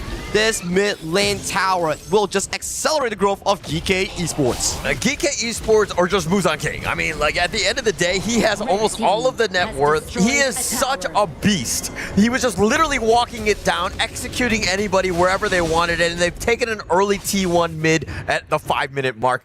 huge. But as we look at this breakdown to see exactly how things went in, look at that control. The Unbridled Outburst kind of knocking that around, but they're stuck in. They had nowhere to go. TNX was completely controlled. And look at, again, Musang King with the walk down. This is the easiest thing for him to do as he gets all of these kills. And there was a perfect play coming in from Ze on the Liang. He used power control on towards TNX, and when the Unbridled Outburst comes in to disengage him, he flashes over the wall so he can fully channel the power control. Yeah, very smart there. And again, Je has just proven me time and time again that I'm wrong and that he knows how to play the Liang, because the way that they play it, it's great. And it really sets them up for success because they love the snowball. They love to end games quickly. And that was the only first ever power control, and it just pushed the goalie into a 3000 comfortable for DK Esports. And rinse and repeat, they're once again coming along in this Azure Golem. Yeah, and it looks like, again, they have the timers. They understand exactly when to be there, but you have Musang King. How do you even get close to him? He's just too tanky. You can't do anything towards him here. He's taking so much damage. Goes in. Guiyu comes in from the back. Pops a Thunderstorm here. Goes towards the back line. Freeze. Power control. You can't even press your spells, but that's a 4-man knockup coming in from Gerald on the projectile knockup here towards the back line. But Musang King is just so darn tanky. He's full with gold, and you can't take down the king in that play. Yeah, he was getting low, but I mean, he was able to just kind of withstand all of that. Je, though, let's give props where props are due. Normally, when you're looking to play the Liang, you just jump in, you just grab whoever, and then the rest of the counter initiation happens. He actually let the fight between Guiyu and also TNX. TNX gets frozen up, but still an equal trade thus far. That's a shutdown going over to the side of TNX. Yeah, so let me continue my point where the team fight was kind of developing, and then Je, at the last moment, ensures that they get the lockdown and they get the kill. So very patient with his play. Incredibly smart by GK Esports. And they're just pacing it really well, right? Every time it's about a fight, it's never just like, oh, I met you at the river, let's brawl about it. It's always at the objective points. And where is the objective points? Azure Golems, Tyrants, your red buff becomes my red buff. Taking everything, right? I think that this is why this team is incredible, in the sense that the coordination, they're always together. And then when they make plays, they have backup and enough damage to ensure that they get these conversions, and why the movement is always going to come out successful. Yeah, it's just precision as of this point, right? Yes, Ze has suffered one death, but it's the death for the team, which allows Musang King as of this point. Unbridled Outburst towards the backline here. Shisan gets tagged by the Zilong Ultimate, is the first to fall in this team fight. But where is the follow-up here? Tough C lashes on towards Musang King, but that's the wrong target. Guiyu on mark, coming in with the Thunderous Might towards the backline here, forcing every single one to back away towards safety here. This Crimson Golem still goes back over the side of Geekay. Oh, Guiyu, he's like a homing missile. He saw TNX very low, and he was away from everybody else. Geekay had no way to get on top of him, but he homes in, understands who is low, who needs to die. They get TNX. So again, another conversion for GK Esports. Very scary Ogren coming in from the side of Musang King. His damage calculation, how much he can soak, how much he can actually walk out for the team, and his calculation is just so on point. Every time you see him, oh, he's about to fall, he just comes back up. Yeah, comes back up here. I mean, he's 4-0-4 with his KDA. Jokingly, he's an error, right? And the fact that he's able to just do whatever he wants, he's completely controlled his game. I mean, he's got wall hack, so he kind of is like an error, right? Half a passing, right? Just walking through walls, making sure that he finds the markers here. Guiyu has the Crimson Golem here, so if L doesn't escape, he's going to be taking a lot of punches towards the face right now. It's a double farm lane marksman composition coming in from the side of GK, with Musang King being the big, tanky, beefy boy. So this game has to end quickly for GK. Definitely needs to do so. I mean, they're taking the Tyrants and they've picked that up. It's not even 10 minutes at this stage. They've taken almost literally everything in this game. I mean, they've played so well, and the way that they've been able to kind of move across the map, you can see that 10 Team Nemesis are panicking. They don't understand or how to counter move the amazing movements of GK Esports. There were signs of excellence, right? Where we see Nemesis finding multi-man knockups into big team fights, but they were just so far behind in gold that doesn't make it work. Yeah, and now it looks like this Siege. I mean, GK Esports, they might as well. They can just put the full court press on. You're not even able to go outside of your base. Team Nemesis right now just fighting for scraps. And GK Esports, they just have to clear up the waves, pick up the final few buffs, and then look at the timer right now. Shadow objectives. These two will be game ending. Unbridled Outburst goes wide. You do see TNX going the backline here, but immediate counter engage coming in from Shisan. Shisan does fall, but backline, what happens here? Ze surprisingly gets taken down as well. This is a pretty good trade-off here coming in from Team Nemesis. They only lose 2, but in the losing position, getting 2 is what you're looking for. Yeah, I mean, you'll take what you can get at this point for Team Nemesis, but they went all in on the 2 guys that are going to be the poorest, or the support and the support number 2. Let's be honest, Shisan and Ja, both of those guys are happy to trade away their lives for both of those cores. Finding TNX yet again, he's died 4 times as well as Tough Z as well. But I think in a way that we can actually explain it, at the very least, yep, they don't get to start double objectives immediately, and you can stall 1 or 2 minutes to push the game further a bit. At the very least, it gives you more chance. Guoyu coming in from the back, finds L, and CC, he's running for the hills, but CC has no ultimate here. If Guoyu finds more damage here, he might potentially get more kills here. Guoyu pops the Millennium Echo, and he's chasing down the backline here. But a very defensive and good Raita wins. This engages Guoyu. Yeah, running right directly at them. I mean, Guoyu, he is never scared to be aggressive. And I love that about him because he's making plays. He's just like, yeah, I'm a Clash laner, but I'm doing more than just CCing everybody. I'm getting my own kills. He's 5-1 and 5 as well. So he's CCing the Aoyin CC, or is that what you're talking about? Because I do see a CC coming in from Nemesis as their player. Yeah. I mean, CC there. I mean, he's been CC'd, but he's always gotten out. So CC has really stepped up in the sense of just, you have to stay alive, right? When the onslaughts are happening, but the rest of the guys are trying to make plays. They're trying to create space for CC to eventually carry them, but I don't know if they have enough time in this one. Time is an essence, and time is a virtue. If we do see a wombo combo engage coming in from Team Nemesis, potentially at the higher ground, you see that little wall between the mid and bot high ground tier trees, that could be a beautiful spot for Tough Z to set up like a 5-man knockback. Yeah, that would be best case scenario. I mean, that's the dream, right? Whenever you pick a Dharma, that's the kind of thing that you want to do. But the positioning of GK Esports will not allow that. Plus, they're the ones that generally initiate on them, right? You're going to see Jet or Musan King look for that jump. Well, Zhe does have the Splendor here, so anytime that he goes for an aggressive engage and they come in counter-engaging, he can just drop the Splendor and bait out all the spells coming from Team Nemesis here. So it's about precision of spell usage on Team Nemesis that they have to look out for. Look out for it, definitely. I mean, but with a 6K lead, you have to do more than just look out for them. You got to find some sort of pick-off because, again, without that, there's really no way. GK Esports, the way that they're kind of deathballing it, it makes it so tough to fight into that, that ball.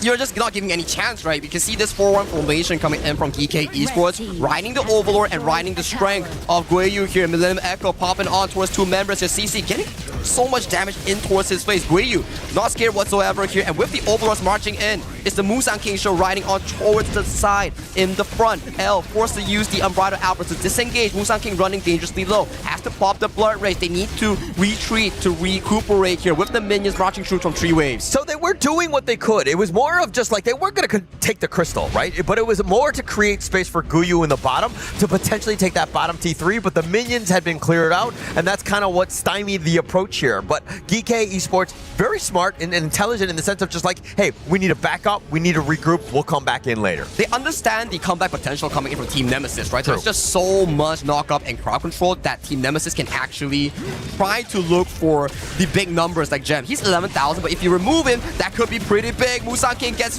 crowd control for days and he gets taken down. That's going to be a big target down. Gem towards the backline gets assassinated by CC with the infinite fastness here. The pretty good Splendor dodges the triple flames. But what comes next? Guoyu, he's still healthy. He's still coming in. He's looking for CC, but CC's running for the hills. Guoyu, 1v3. Where does he go? He's still continuing. He's still latching on towards LL. Gets taken down. Killing spree for the side of Guoyu. Guoyu 1v2. CC has damage. CC pushes him back. CC, he missed times. His flaming palms on towards the walls, and he gives Guoyu a triple kill to potentially end this game 1. Why is he the finals MVP? Because it plays like that. He's all by himself, and Guoyu says, I got this game. I'm taking all of the T3s, taking 3 members with me. Guoyu with a highlight reel. 8-1 and 6 on the Davara, baby. You know it, and he was traded away back to GK Esports, and I know for a fact that Nemesis,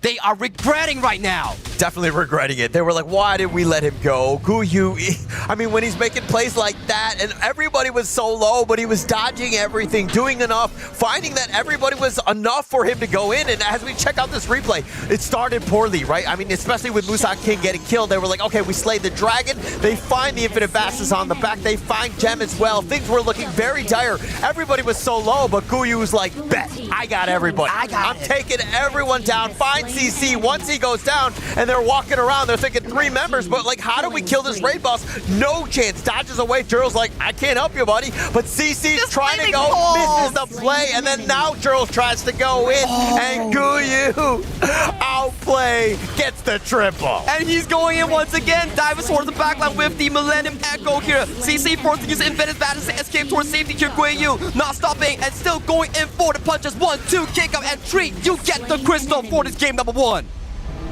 DK Esports, just too much Guyu. I mean, the rest of the guys put them in a great spot, but man, Guyu with that play to just cement the MVP in this game for sure, as well as that game. Just, oh my gosh, Guyu is so much fun to watch. I think that was probably the best Devara performance that we have seen in a while. That was insane coming in from this young prodigy, which is Guyu in that Clash lane. And it is not only the fact that Guyu is just him, right? Like, it's just that the hero that he's playing in at that specific moment in time, this is just gigantic. There's no way that you can actually fight against that Devara in a 1v1. And he took a 1v3. 1v3, like that was crazy. He was at full life. Everybody was running at him and they were like, okay, we just kite him. But he was too fast to go in. He had enough damage to take them all down and he was dodging everything. It was like the Matrix for him where he was literally the one. The one and only 9-1 and 8 on that Devara. Bootless has the frigid charge, goes in with that 4-core attack speed build. He was just going in at it every single time. If CC comes close even towards the Devara, he has to pop the Infinite Bastards run. And then we're always talking about how you not only need to be really good, you need to be very lucky as well. Because as CC wants to go straight up just to send over there the damage, just the damage is just divided in between the Devara and the jungle. Yeah, and look at this gold graph. Everything, I mean, just completely in favor of GK Esports. Little bit of dips, but in the end, I think the Guyu mark was just like, I got you, fam. And they were able to close that game out. I think if they didn't misplay there and they managed to get Guyu during that dip, that could be the comeback potential for the side of Team Nemesis in this game one. But nonetheless, Guyu on that Devara, 35% damage on this particular pick. Crazy. I mean, 135,000 damage. He was just like, you were thinking, oh, Musang King or Gem would be the guy, but Guyu was like, no. Actually, I'm the guy. I'm the one that needs all the space and the farm, and I'm going to carry games like this and just take over here. I think that even if they would have lost that fight, GK Esports had already played such a strong game that losing that fight over there, losing those 2,000, 3,000 gold advantage, I don't think that it would have given Team Nemesis enough to turn the game. It wouldn't have, but at the very least, it gives them signs of hope because these moments... A little bit more time at least. Yeah, knockups galore coming in from Jurl and Tough Z. It was looking good. But at this point, Musang King was too fed and they were just too tanky for them to handle. Yeah, too much space for Musang King, and then all of a sudden, the Guyu got online. But the team fights, this looked like it was just an all DK Esports game. And yes, Nemesis had their moments. They had a chance, especially in this team fight, as they finally slay Musang King early. It's just Musang King falls, and then right after that, Gem is going to fall as well. So then you just imagine, there's no one else. And then Guyu just stood up, man, and then he just takes that 1v3. He just pops in here, finds CC in that isolation here. L, Jurl, CC, Guyu with that 1v3, takes down L first, and then you can see, okay, Jurl escaping towards safety, but this one on towards CC, the wolf cap, man! Give me the flaming palm, and that turns it around. I mean, they get to go, and actually Jurl was like, oh, you got him? All right, I'm gonna walk away. He was walking the other way, and then they missed the flaming palm, and then it was a complete disaster at that point. Well, right over there, Guyu just showed us that when you are him, you're him. Right now, is GK Esports with a 1-0 advantage on top of Team Nemesis. We're going to go to a break, and when we come back, it's going to be game 2 of our match number 6 of today.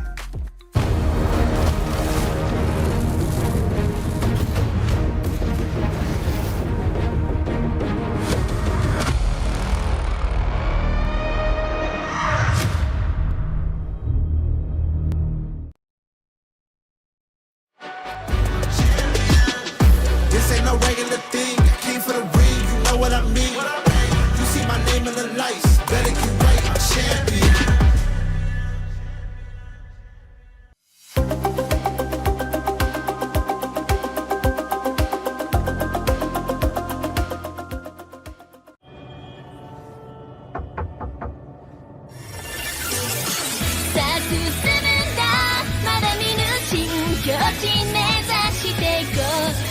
時しようよ準備開拓早まだまだないこの世界を楽しんでみたんだ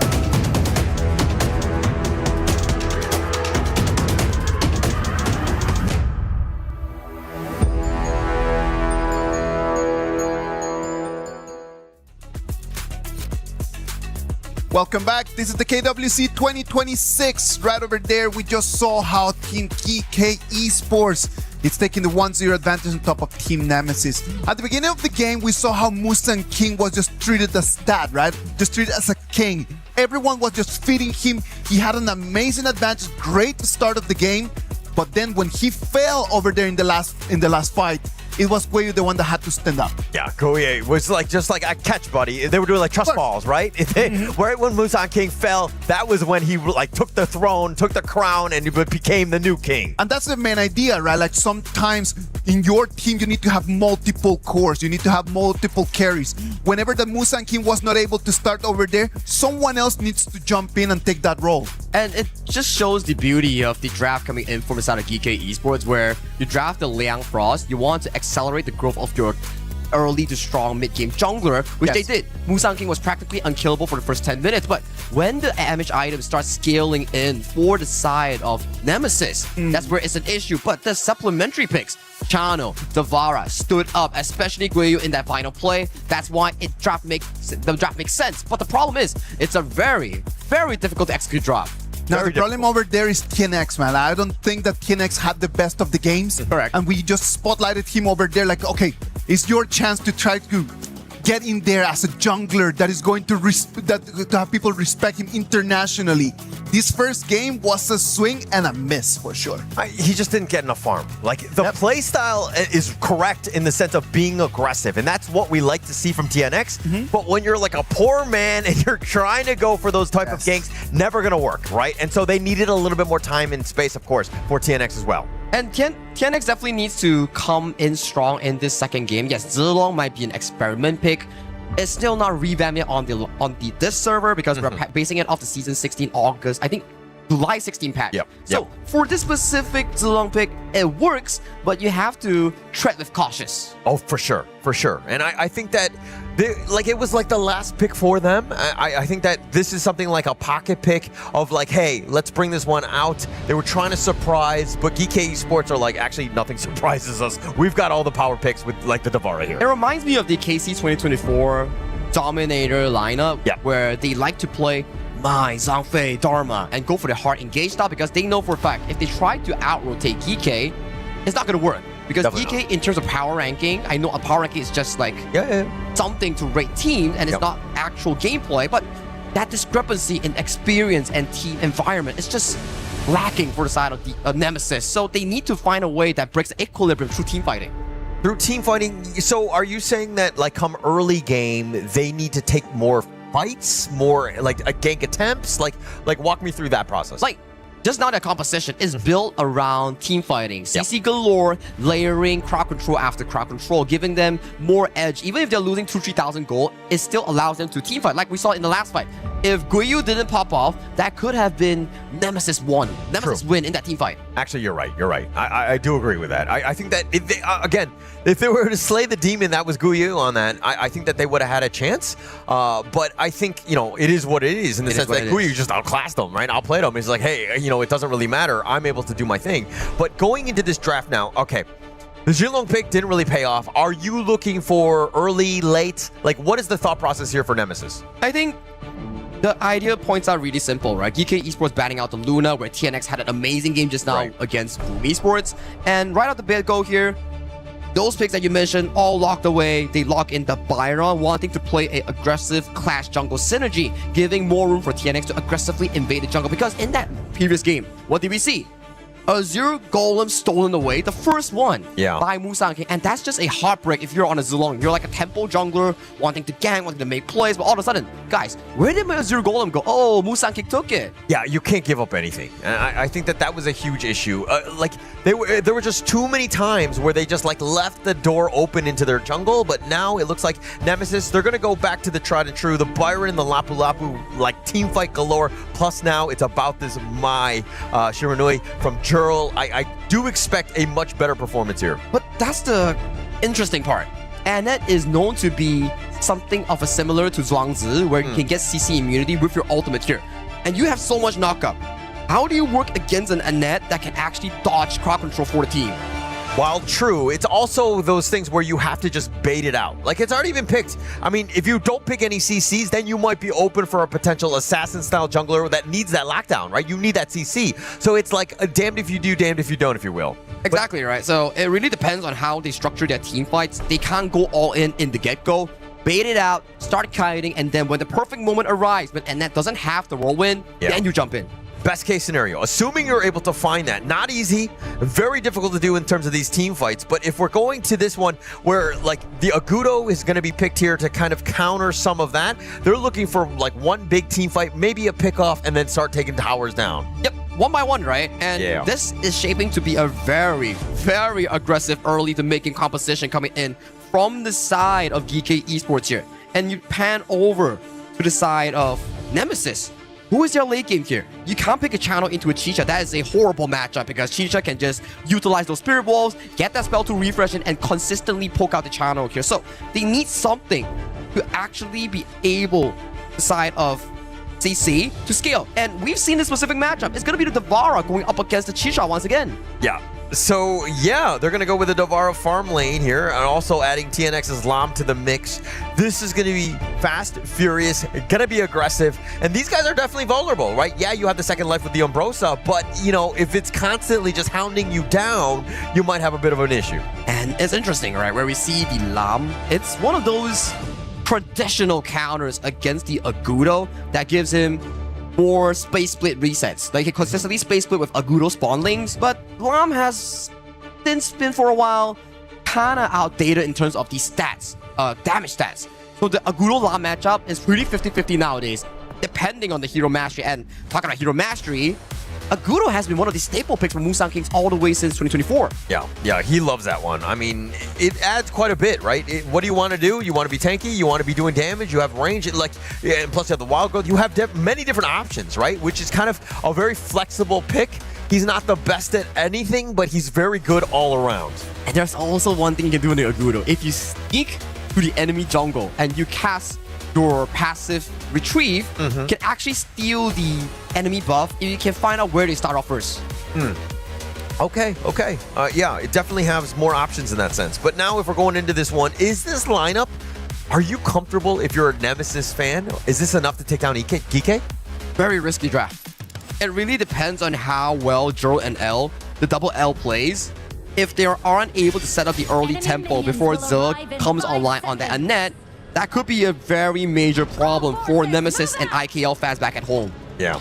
And I mean, this lineup, though, to me, if we're talking about GK Esports, they have sustain galore. You have the Agudo, you have, I mean, the Chicha and Annette. Very annoying heroes to deal with. But now you've added the Umbrosa and the Hano with secondary lives, essentially.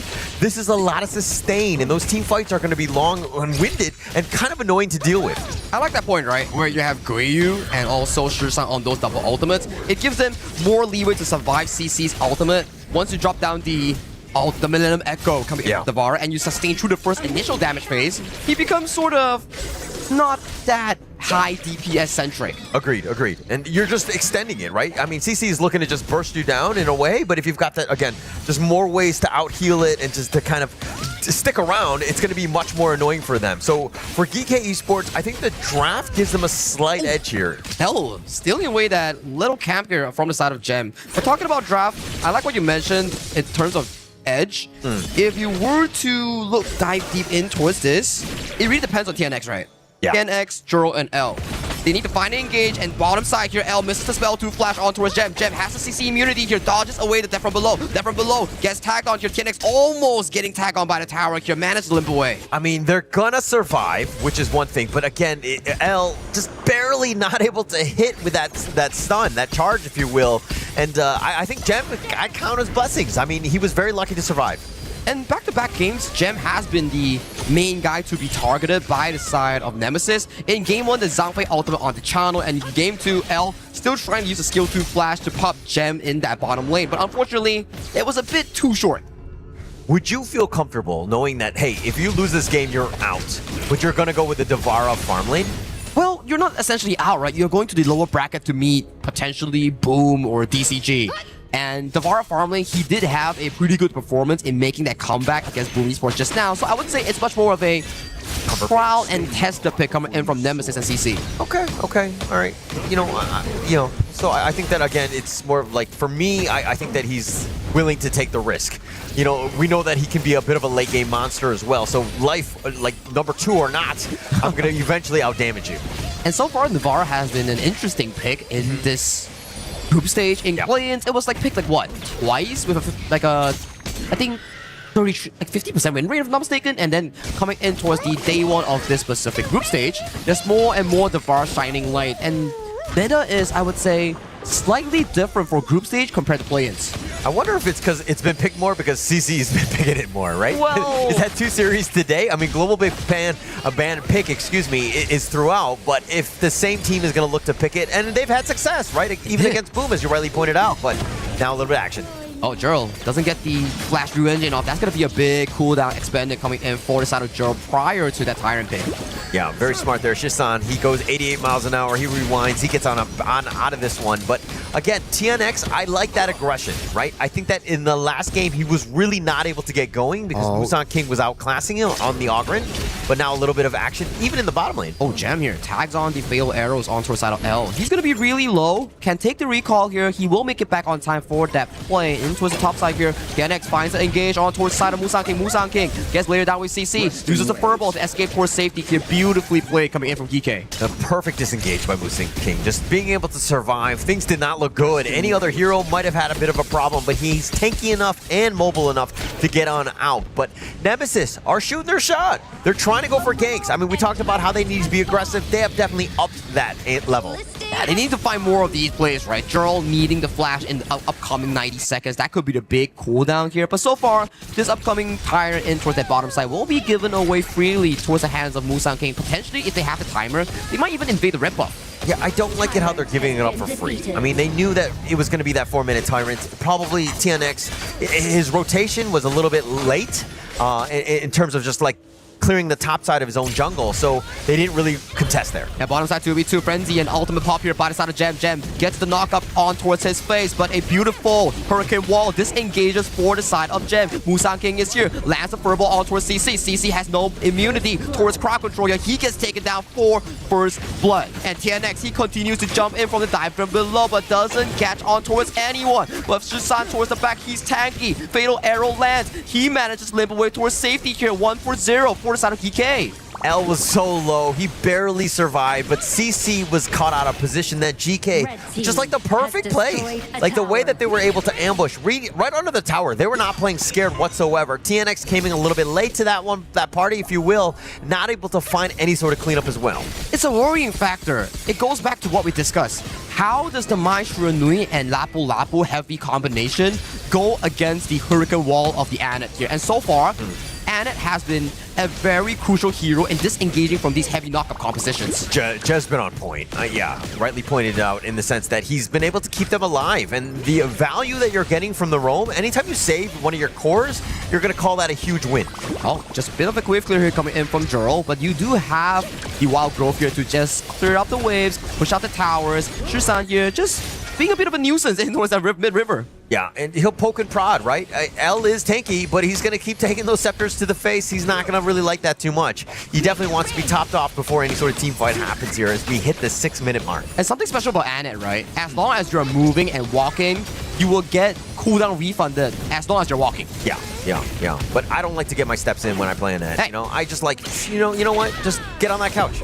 Get on my couch, and Shisan's getting the hell out of there. Yeah, and Shisan, though, will get on out of there, just staying alive again.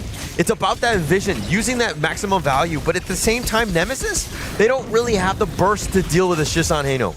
Bottom side, TNX flashes on towards Guiyu here. Nice there from below. Forces out the revive. But Guiyu, you have no friends in towards that side. You will be taken down in towards the mid lane. Nice gorge mobilization towards the back line here. L finds a knockup on towards Gem. Gem managed to find a fatal arrow for that counter kill here. Has to pop the flash coming in from Gerald and Tough Z to get the kill on towards Gem. TNX has arrived. Everybody scattering towards safety here. Tough Z, very tanky here. 1v1 between TNX and Shisan. TNX finds the kill on his ex-teammate Shisan on that counter kill. This Lam is online. Yeah, TNX is finally there, able to just run it down. Duh! Oh, nice flash to actually dodge from that from below. Yeah, and now it looks like they're going to be taking the aggression and taking over the map, taking over the Crimson Golem, and Nemesis are now looking to equalize here. DK Esports on the back foot, if you will. They're looking good, right? At the very least, TNX, he's been finding pretty good ganks on towards this Lam, and he's showing his mastery. Yeah, and checking out this replay. This is the moment where Guiyu was already solo killed, but then that team fight, the nice little play by Gerald to push him onto the tower, and while Gem did salvage this by getting L, he trades his life away because, again, he's not able to get away from the Nemesis team that's just literally running right at him. The double flash coming in from Tough Z and Gerald means that they really want to set Gem in towards the stones here. But we are coming back into an 8th minute mark where both teams are neck and neck tied. At the very least, for Team Nemesis, they are in a much better state compared to game number 1. Yeah, much better state for sure. And I think that, you know, Nemesis, they got to feel a lot better as well. But keeping this mid T1 gonna be key. Look at how GK Esports are like, actually, we're gonna be fine. We still have the Heino if we need to Fate Rewind on top of that tower to heal it right back up. And we are, again, they find a pick off, they're gonna start munching on towers because they also have this Agudo. They are really munching towards that tower that you speak of here. Gem jumping in for that specific play. Tough Z really tanky here on that Byron here. Nice re-engine on towards the side of Musang King. Musang King has to help the Hurricane Wall to disengage himself. There won't be much of a follow-up here. L gets tagged by the multiple levels of damage here. Come from up above. CC landing with the Thunderous Might towards the backline here. But you are against 4 man of GK Esports. And GK Esports finds 3 members of the side of Nemesis. Yeah, and this is a moment where when L gets killed, and then CC was like, okay, let's continue to fight. It's, again, a numbers advantage, right? Why are you fighting 4 versus 5? Oh, but the steal. A bit of a constellation prize, right? I mean, at the very least, it's not a shadow variant. Yeah. So I guess that there's a silver lining in that sense. But letting that happen, I don't think they expected Gerald to be in that spot. But going back to that last team fight, CC had no business to continue on. Yeah, I mean, your main CC is L. He had been taken out. Why are we continuing to fight? 1v1 between the side of Guiyu here. Has to pop the spike mail. He doesn't have the ultimate on this Umbrosa here. The teleport coming in from the side of Gem, trying to save Gerald. Has the ultimate in the final few seconds. This is a disaster for the side of Team Nemesis. It was on cooldown and Guiyu managed to get it back. This is heartbreaking because it's 10 minutes now. Oh, the play. I mean, the fact that he got it, the secondary life right at the right moment, plus you have the teleport here, but now Gem is also going to look to clean up CC. It's a bit of a muscle memory, I would say, for Devara players here. Every time that you actually play these specific games, you will be wondering, like, oh, am I strong enough? Am I tanky enough? Is this muscle memory from last game? Yeah, I think so. It's continuing on. I think that this is one of those things where if we're looking at how to play this one, a slightly better Guiyu, again, outclassing at this point. Oh, Tough Z, he's pretty tanky. Can he survive? That's a lot of damage coming in from Gem. Gets taken down by the Agudo. Now, this is the worrying part.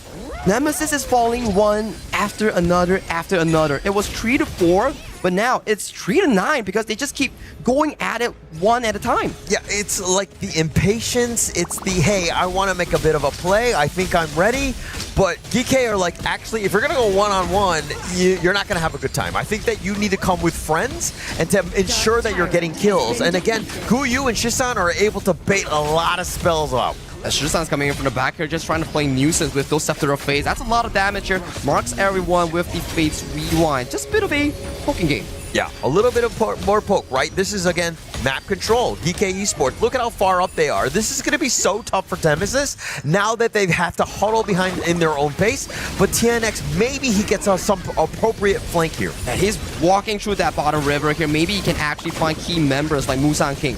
or Gem. But coming in for this specific play, Gem pops a Frenzy, pops the Grandmaster Forge, isolates Tough in towards the backline. TNX, where do you go? He finds Step from below, and CC comes from above. CC finds a beautiful damage angle towards the backline here. TNX is still going in. TNX, he manages to ace the T with a beautiful flank from downtown. The play, the flank, there were not many that were able to survive that, and TNX had them all grouped up and ensured they gets the quadra kill, leading to, of course, that ace. But now they need to get some sort of value. They need to get some sort of objective, create a little bit more space for them, but that is a small or a huge play in terms of this comeback. Let's look at this replay here. Nemesis for the side of TNX, he is hidden for the majority of this play, and once Chicha's ultimate wears off, he has no damage here. Before Joe dies, TNX comes in, swoops everyone with the space split here, utilizing the healing and chops everybody on that chop and block. Oh, that's got to feel so good for TNX. I mean, the fact that he got the quadra, but everybody, again, just that we're grouped up. It was like the perfect situation. Topsy is like, I'm going all in, just trying to take as much as possible. Dies right before TNX arrives, but it was just enough for TNX, again, to just keep them together to get all those kills here. And they're back to square one. Goal lead is barely 1,000, and it doesn't really matter as of this point. It's about who wins the upcoming fight between these two teams. Yeah, and now it looks like, again, with this mid T1 still standing, though, I think that GK are going to be okay as long as they don't keep throwing some of those team fights. And now TNX, again, being a bit of a problem. They need to find out, they need to be very cautious with how these team fights go. 1,000 on that Lam here, already completing his full build. His next potential item power spike is probably the item swap from the Pure Sky into the Sage Sanctuary here. So the next upcoming fight might be the big decider coming in for both of these squads. It's got to be huge, right? And I think that TNX is more than ready to start fight here as the mid lane. Tubbs, he's facing on towards few members. He has to pop the flash towards safety here. Force mobilization, tags on towards multiple members here. Tubbsy trying to escape, but who is that in the middle of no one here? Guiyu has to pop the Undying to sustain for more damage. 1v1 between Tubbs and Guiyu, and they do the handshake and they back off. Minion waves are still a worry coming in from GK. Yeah, Guiyu actually proc the Fatal Frenzy, and then he just barely survives. Tufsy actually let him walk away, but he wasn't willing to trade his own life to go all in on Guiyu. So Nemesis right here, is a pretty good fight, right? That's kind of what you want. Now GK Esports have to respect Nemesis' damage here. And Nemesis did win the voting here, coming in for that little Overlord pit that we have in our events tab. And you do have to check out the damage though here. Gem, Guiyu doing a lot of damage thus far, but it comes down to the final fight later on. Tyrant in towards that bottom side. And it's a bit of a reminder as well. Game 2, boom, CC on this specific Devourer. Also late game power spike. Yeah, that's going to be a problem, right? So Nemesis, as long as they extend, Lam will eventually fall off in the end as well, but he's going to stick around as long as possible. 1v1 coming in from Guiyu. A bit of a poke. Nothing on a full blown on scale fight there. Yeah, and now look at where CC is. He's all by himself in the bottom lane. To the attack towards the mid lane. Tough Z walking up for vision.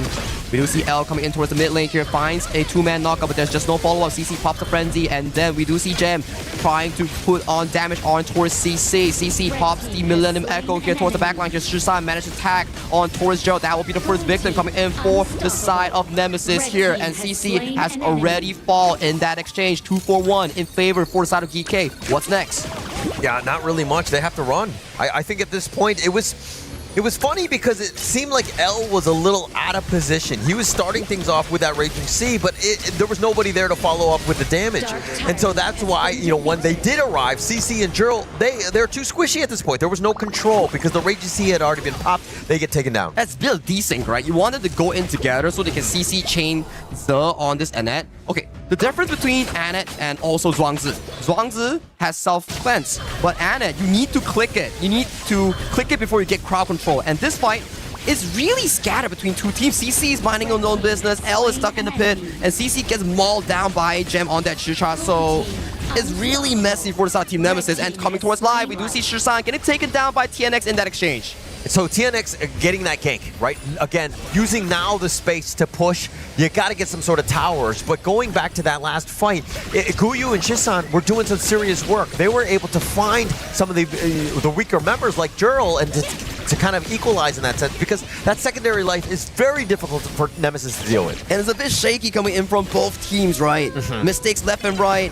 Goal lead as of this point doesn't even matter anymore between 2,000-3,000. You give over the Overlord at the 60-minute mark. So this is going to be a lot of pressure for the side of GK to digest for the upcoming few minutes. Yeah, but TNX doing everything in his power to get back into this game, taking the Shadow Overlord at this one. And it's about that space, right? And TNX, you know, he's 8-1-1. What else can you do, man? He's carrying the team on his back. All the potential man assumptions, he has the potential, and he's showing off right now against Musang King. One of the best junglers coming in from the side of MKL, and he is showing off well on this loud. Yeah, but also Musang King is 4-1-7. He hasn't died so many times. He's definitely gotten his farm, but the net worth lead towards the mid lane here. Gerald gets tagged on towards a bad engage. Gem almost taken down with the fatal arrow. He's in the midst of every single one. Guiyu coming in from the back. Gem still has the secondary left coming back to Safe Sanctuary here. We do see TNX escaping towards safety here. CC left untouched. CC gets assassinated by the boy Wonder Guiyu here. Tough Z, nowhere to go. Can only sustain, can only look for potential pickoffs here, and he gets taken down eventually as well. That's a 1-for-2 in favor of GK. Yeah, TNX was nowhere there. They were, again, it seemed a little disjointed, but CC going down that early with the Sage of Sanctuary, that's huge at this stage, right? And the GK, the target prioritization, yeah, you lost Gem, but they got everything else. I feel like we're getting a Tempest Dragon here, Hauler. Yeah. Both teams, neck and neck, trade-offs left and right. You won't be getting a full-on blown team fight where you actually get an ace. Yeah, but looking at this replay, I mean, checking this one out, I mean, Gem, he gets stun-locked a little bit. He gets controlled. He gets pushed back in a spot that he doesn't want to be in. Sage of Sanctuary was popped. Look at how TNX, he's like, gotta get on out of here. Everybody has to retreat. CC is not as fast. And Tough Z's like, okay, I got nothing else. Let's turn it around. I do have a little bit of life as well as that Blood Rage, but it's just not enough against 4 members. That's the worrying part of Nemesis draft, right? Your damage output is really ultimate reliant. Once your ultimate wears off on CC, no one can take down Guiyu if you don't pop his Undying first. True. But finding him in a bad spot, like isolated, TNX, gonna throw everything in the kitchen sink. Yeah, when we went towards the top side here, CC, he's in a particular position here. I don't think GK Esports will like to go in with Guiyu's help as of this low. Yeah, and GK Esports just, again, it's about this Tempest Dragon. The 1v1 coming in for the side of Guiyu. Guiyu popped the ultimate passively here. He gets isolated by TNX flank from a hidden vision standpoint. This is good for Nemesis fans. This is a very good moment. They can push for more towers. Very good moments, right? TNX and CC, that is enough damage to ensure that they took down Guiyu. Secondary life or not, they had enough. That's what they need to do. And now, again, they're going to go for the Shadow Tyrant, which will open the door for that Tempest Dragon later. They've been getting back-to-back objectives so far, and they are climbing neck and neck in terms of goal. We are looking at a breakoff fight. Tempest Dragon is on the plate for both teams later on in a minute's time. Yeah, it's very close, but if anything, flash towards the backline. Musang King, that was really dangerous, and it wasn't even a flash coming from Gerald. Look at CC, he's going for the flank. Going for the flank, towers gets taken down, but their target here is only for the tier 2 here. Shisan is still available, he has to face Rewind, so they can't really overcommit for the tower. And look at how all the lanes have pushed, right? And GK Esports now on the defensive have to somehow hold, create space so that they can get out.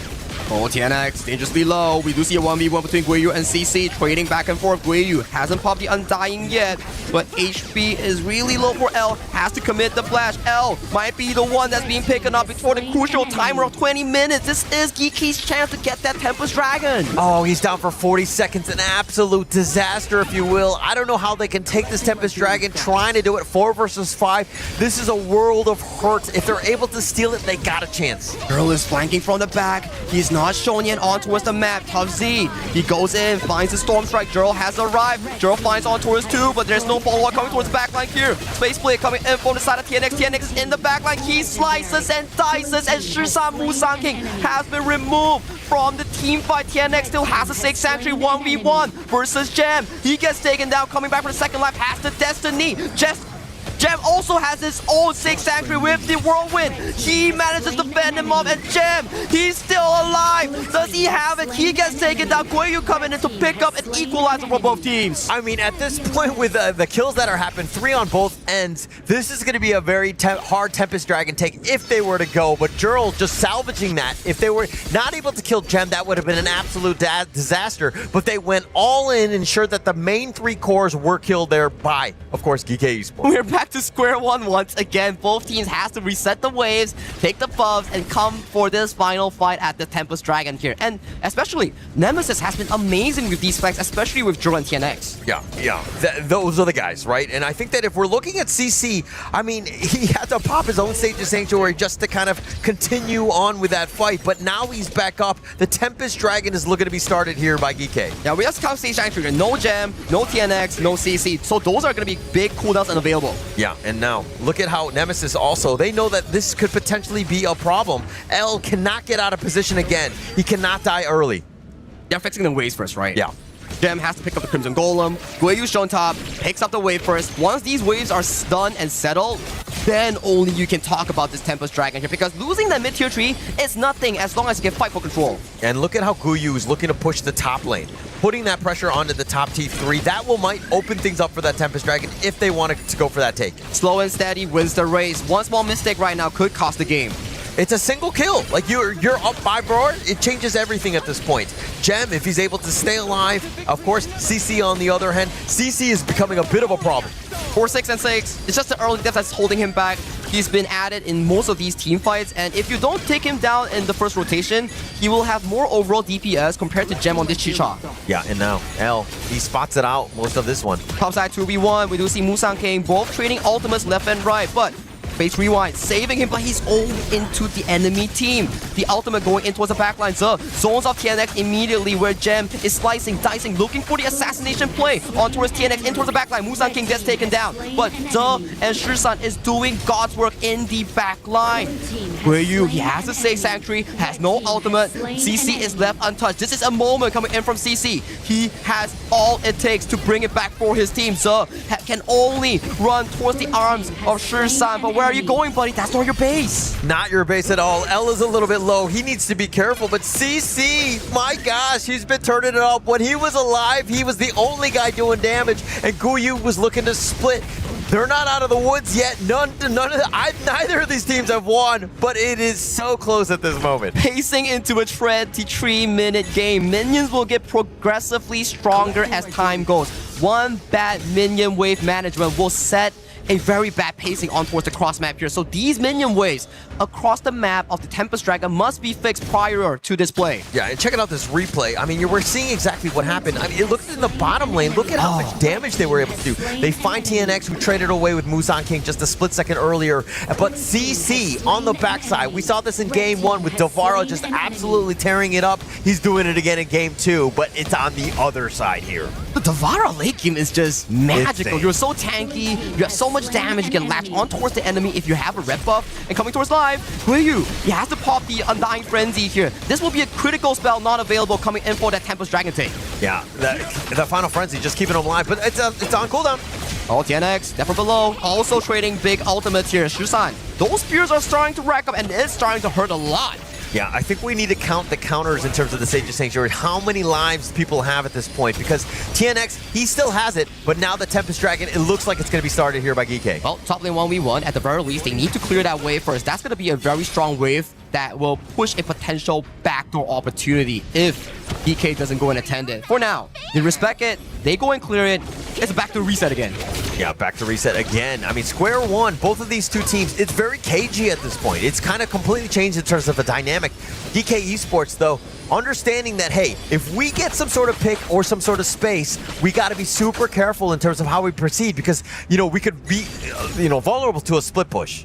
I mean, it's one of those Mung-Lei moments where you have the tower there and you just go for that beeline straight backdoor. We have some of those back in the play-ins here. So, he gets spotted out by the side of Zug here. Musang King. No! Shisan! He gets taken down. It's going to be a 4v5 and Zug gets targeted by the ultimate here. He has the flash. Guiyu in the middle of 4 members here. He has the Undying. He has popped it here. He needs to swap towards Safe Sanctuary here. There's not enough damage coming in from Gem. Gem pops the Blood Red. Gem, you have to back up. If not, it will be doomed. For the side of KK, TNX goes all the way to the backline. He trades his life for the side of Gem. It's going to be 3 for 3 coming in for the final few fight. Musang King still up and available as the remaining marksman for the side of KK. Wow. I mean, TNX was trying to go for the backline, trying to end the game, make the heroic play, but it was just too deep, too tanky at this point. GK Esports, you still had Musan King dealing with the minion wave, so they weren't able to continue the push. It seems like Team Nemesis are winning the team fights, but GK have just enough to survive where they're not able to push. Zuh is a monster on his end.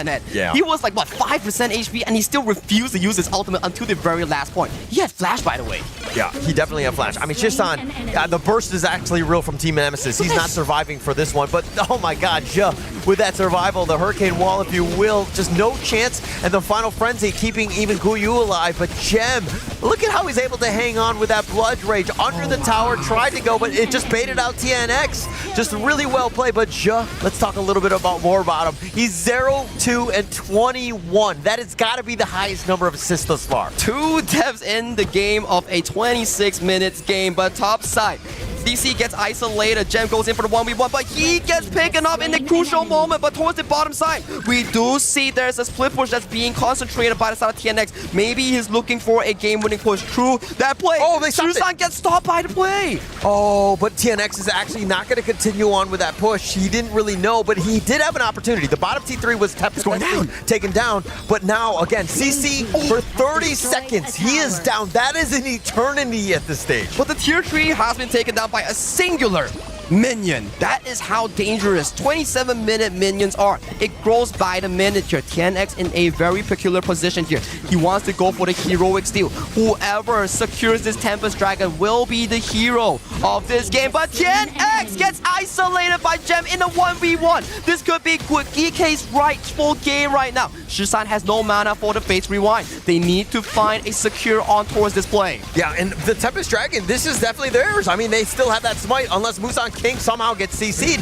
This has got to be theirs, right? Tubsy's coming in. Tubsy's trying to find for a potential knockout so he can actually clench this play. 16,000 all towards the backline here. Gem goes in for the Grandmaster's Force. Tax on towards Joe. Guiyi Gem there all the way in towards the backline. Musan King secures the Tempest Dragon here. And L falls into his hands of Guiyu. Tubsy, you have nowhere to go. You are stuck between the wall. You are tanking, but Guiyu gets taken down. But there are still remaining members coming in from GK Esports. TNX is due in the next 5 seconds. What is the plan, Nemesis? I mean, I don't think there is a plan, much of a plan. They need to just hunker down, bunker down, if you will, and fortify this crystal as much as possible. Buy time for Jurl and L to get back up. That's their only hope, but with this Tempest Dragon buff, I don't know how much longer they can hang on for. It's 20 seconds on the dot. 4v3 on the line. They are trying to empty out the base here. CC going in for a 1v3. Say Sanctuary already popped by his side. He doesn't have the Destiny. Does swap it in time. Right now, minions are marching in. Crystal is exposed. GK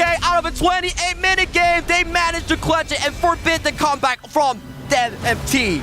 GK Esports, congratulations, as they will make it to the top 8. They were able to overcome, but man, that was tough. Team Nemesis came to play. That was definitely the longest game that I've seen, at least for today. We're going to have to check the stats to see if it's been throughout, but man, that was a banger.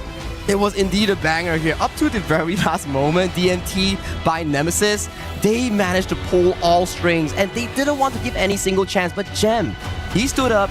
He found the 1v1 moment. He sent TNX back to the drawing board. There were so many moments where either of the teams could have won. They had, like, Team Nemesis won some of the team fights, but then they didn't have enough of the cores to take down minions and to continue on with that push. So, like, the way that they were able to kind of dismantle these, but just more props to GK Esports on this win. Who would have said that GK Esports was gonna need almost 30 minutes to take this whole game? Ups and downs. Team Nemesis wanted to take it, but it was GK Esports the one that are going to seal their ticket as the top 8 of our KWC 2026. All right, I'm going to say it on behalf of GK Esports. GG huh? No, 28 minutes? No, definitely not. Let's be very honest. That was a crazy game, very back and forth one, and I'm sure both of these teams are completely tired after that I mean, it's a salty one for the side of TNX because he's been teammates with both Guiyu and also Shisan back in DMT and back in Team Secret here. So he's like, man, my performance was so good and still couldn't win. He was like 9-1 and like 5, well, 9-1, right? Yeah, call it please, right? But he ended up being 11-6-6. There was that one moment, that very end, where he gets picked off. That changed the entire dynamic of the fight. Well, let's talk KDA, right? Like, we're gonna just focus on the numbers. Look at the 0 to 28 coming in from Trua. He that was a moment later on in the replay where he was 5% health. He held on to his ultimate. Yes. Still didn't want to use the flash. Yeah, Wow. yeah. He's gonna save it maybe for the next game. I don't know. That's my thought process. But going into this gold graph, I mean, it was completely in favor of GK Esports. Let's be honest. But man, like in the very, very end, like Team Nemesis did everything they could to kind of come back in this one. Wow, it was just such an amazing and very interesting game, right? Like the Team Nemesis showed us that they were really close just to make it over there. They're gonna move into the lower bracket. They're still not disqualified, right? They're still part of our tournament, and it's gonna be so hard in a couple days when they're back on stage. And you just look at the damage output coming in from Shursan, 348,000 damage, and then CC 317,000 damage. If we were to do a little bit of math, overall damage coming from GK, I think it broke 1 million. Yeah. Well, I don't have my abacus to confirm or deny that. Yeah. But I do think it's close to that. But I mean, look, for as long as that game, 28 minutes and 35 seconds, like everybody's like, 200,000 damage and up. I mean, this was a crazy game because some games don't even get one person with 200,000 damage. Wow, it's just insane, right? It's just insane. It's just the best way how to finish this day one of the group stages, right? It's just the way that you want it to come. Like, come in. Everybody thought there was going to be a short game, and it went all the way till 30 minutes. Now, if we talk a little bit about Team Nemesis, when I was looking at the composition, I was not really sold it. In terms of like, all right, there's so many different heroes that you're trying to use to jump into the backlane, but into which backlane are you trying to jump? I mean, like for me, it's about TNX, right? He's always looking to jump for the back line. He's always playing aggressively. That's the style that he likes. Give him a hero like Lam and you're going to see a performance like that. He's feast or famine. Sometimes he's amazing like you just saw in that game. Sometimes it's a bit of a dud, but this one was insane by TNX here. Early game was mostly in control by the side of GK Esports here. They were trailing. They were finding so many pickoffs here like CC. He was going in like this and poof, you're gone. Yeah. And this is a little bit early. He was not online. Yeah. He was forcing it back. And then, it did, like, struggle at that point. But he gets to that moment where, again, all we need to do is just buy time. We get our space. We will be fine in the end. Like, give him gold, right? As long as you give him gold, he can actually flourish into a very, very strong pick. And these are the few early game moments. It's like, oh, it's going to be a fast game. GK is in total control. And then moments comes in where TNX finds the perfect flank, and we start coming into a tussle for the next upcoming 10 minutes where no one gets a decisive win. Yeah, there was just team fight after team fight on this one. They were so close, and they would just cripple each other where they couldn't proceed to end the game. That was the craziest part where, again, like, they win this one, and GK, you're like, oh, they're going to win this, but they actually could not. They had to go the distance. This one right over here was insane. Just Drug comes in, and then Guiyu taking extremely low, and then he just proc his ulti. The trigger discipline coming in from GK players is just wild, man. If that was me, maybe I put up like most of the spells here, but this is why they are pro players. And this is the final fight where Gem, the crucial pickoff on towards TNX, he bought the Frigid Charge and he caught TNX by surprise. TNX was just trying to find the flank, right, to jump in and to contest that Tempest Dragon, but it was impossible for him. Well, what about if we go on stage to Guiyu and Mara that are going to talk to us a little bit about this last game. Mara? We're here with Guiyu. Oh my goodness, that was such an intense game. 28 minutes and 35 seconds. And we also noticed your two opponents, TNX and CC, they constantly kept giving you guys pressure. Lam, direct counter to Agudo, Devara constantly doing 1v3. How were you able to stay so composed in such a high pressure 28-minute game? 28 minutes is very long, and we just always wait the right moment. Like if Agudo counter by Lam, we just wait that we have moment to 2v1 like this.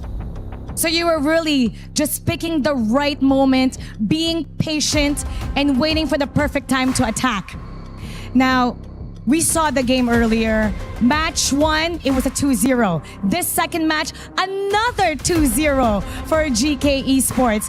Is this the peak form of GK, or is there something, another level that you're waiting to show us?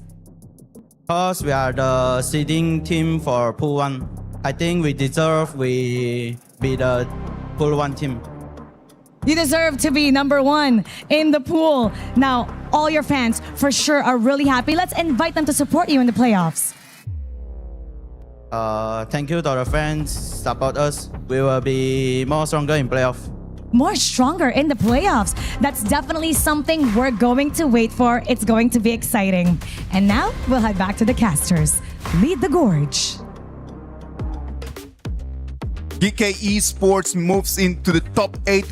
Up until right now, they have not even lost one small game. Great performances from them. Lads, it's been an amazing first day of the group stages. What have been the highlights for today? I think that last one. I think that we're still kind of riding the It's an easy one. It's the easiest one. It was the last one. It was the best one in the end. Well, it's a good way to select your group representative to actually qualify for the first slot, right? Yeah, of course. And if you want seat 1, that's what you have to go through. And this is the updated bracket coming in from Group B. Yeah, Group B here. I mean, Aurora Gaming 2-0 over Titan Esports, Rock Esports 2-1 over Influence Rage. That was also a great series. But as we go into the winners match, Rock Esports 2-1 over Aurora Gaming to make it to the playoffs. I am a Rock Esports fan since their Nova edition, but I didn't expect this at all. And Rock Esports, they won Game 3 with style. And congratulations, they are marching to top 8 and they get to choose their opponents. It's totally fine, man. I think that a lot of people were not expecting that result either, right? Like, let's look at Group D. Group D is just the one that we just end up watching. First, it was GK Esports 2-0 against D Cross Gaming. Boom Esports lost to the Team Nemesis 0-2, and then the game that you just watched, GK Esports 2-0 to Team Nemesis, going straight into the playoffs. I mean, they look like 2-0s, but let me tell you, these series today were pretty fire. Everything was actually very competitive. Even that last one is not like a normal 2-0 there. That was crazy. I think that was one of the most competitive games that we actually had on stage, where it was just so back and forth from like 16 minutes all the way to 28 minutes here. And then you compare Group B to Group D. Group D is all about 2-0s, 2-0s, 2-0s. Group B is about 2-1s, 2-1s, 2-1s. But then the game quality is really different. It's not to say that it's bad. It's much more competitive in Group D. Yeah, I mean, if the game was like that last game, I want to see more 2-0s. I don't know. I know it doesn't sound smart, but that game was absolute fire. Regardless of the result, I am just really looking forward to have the exact same amount of intensity, the same game style, the same amount of fights, and of course, those lovely plays. And I'm going to say goodbye for day 1. Day 1 is already past. Tomorrow, we're going to have the actions of Group A and Group C. But before we leave, I'm going to leave you with the Qiddiya plays of the day. Thank you very much. See you tomorrow.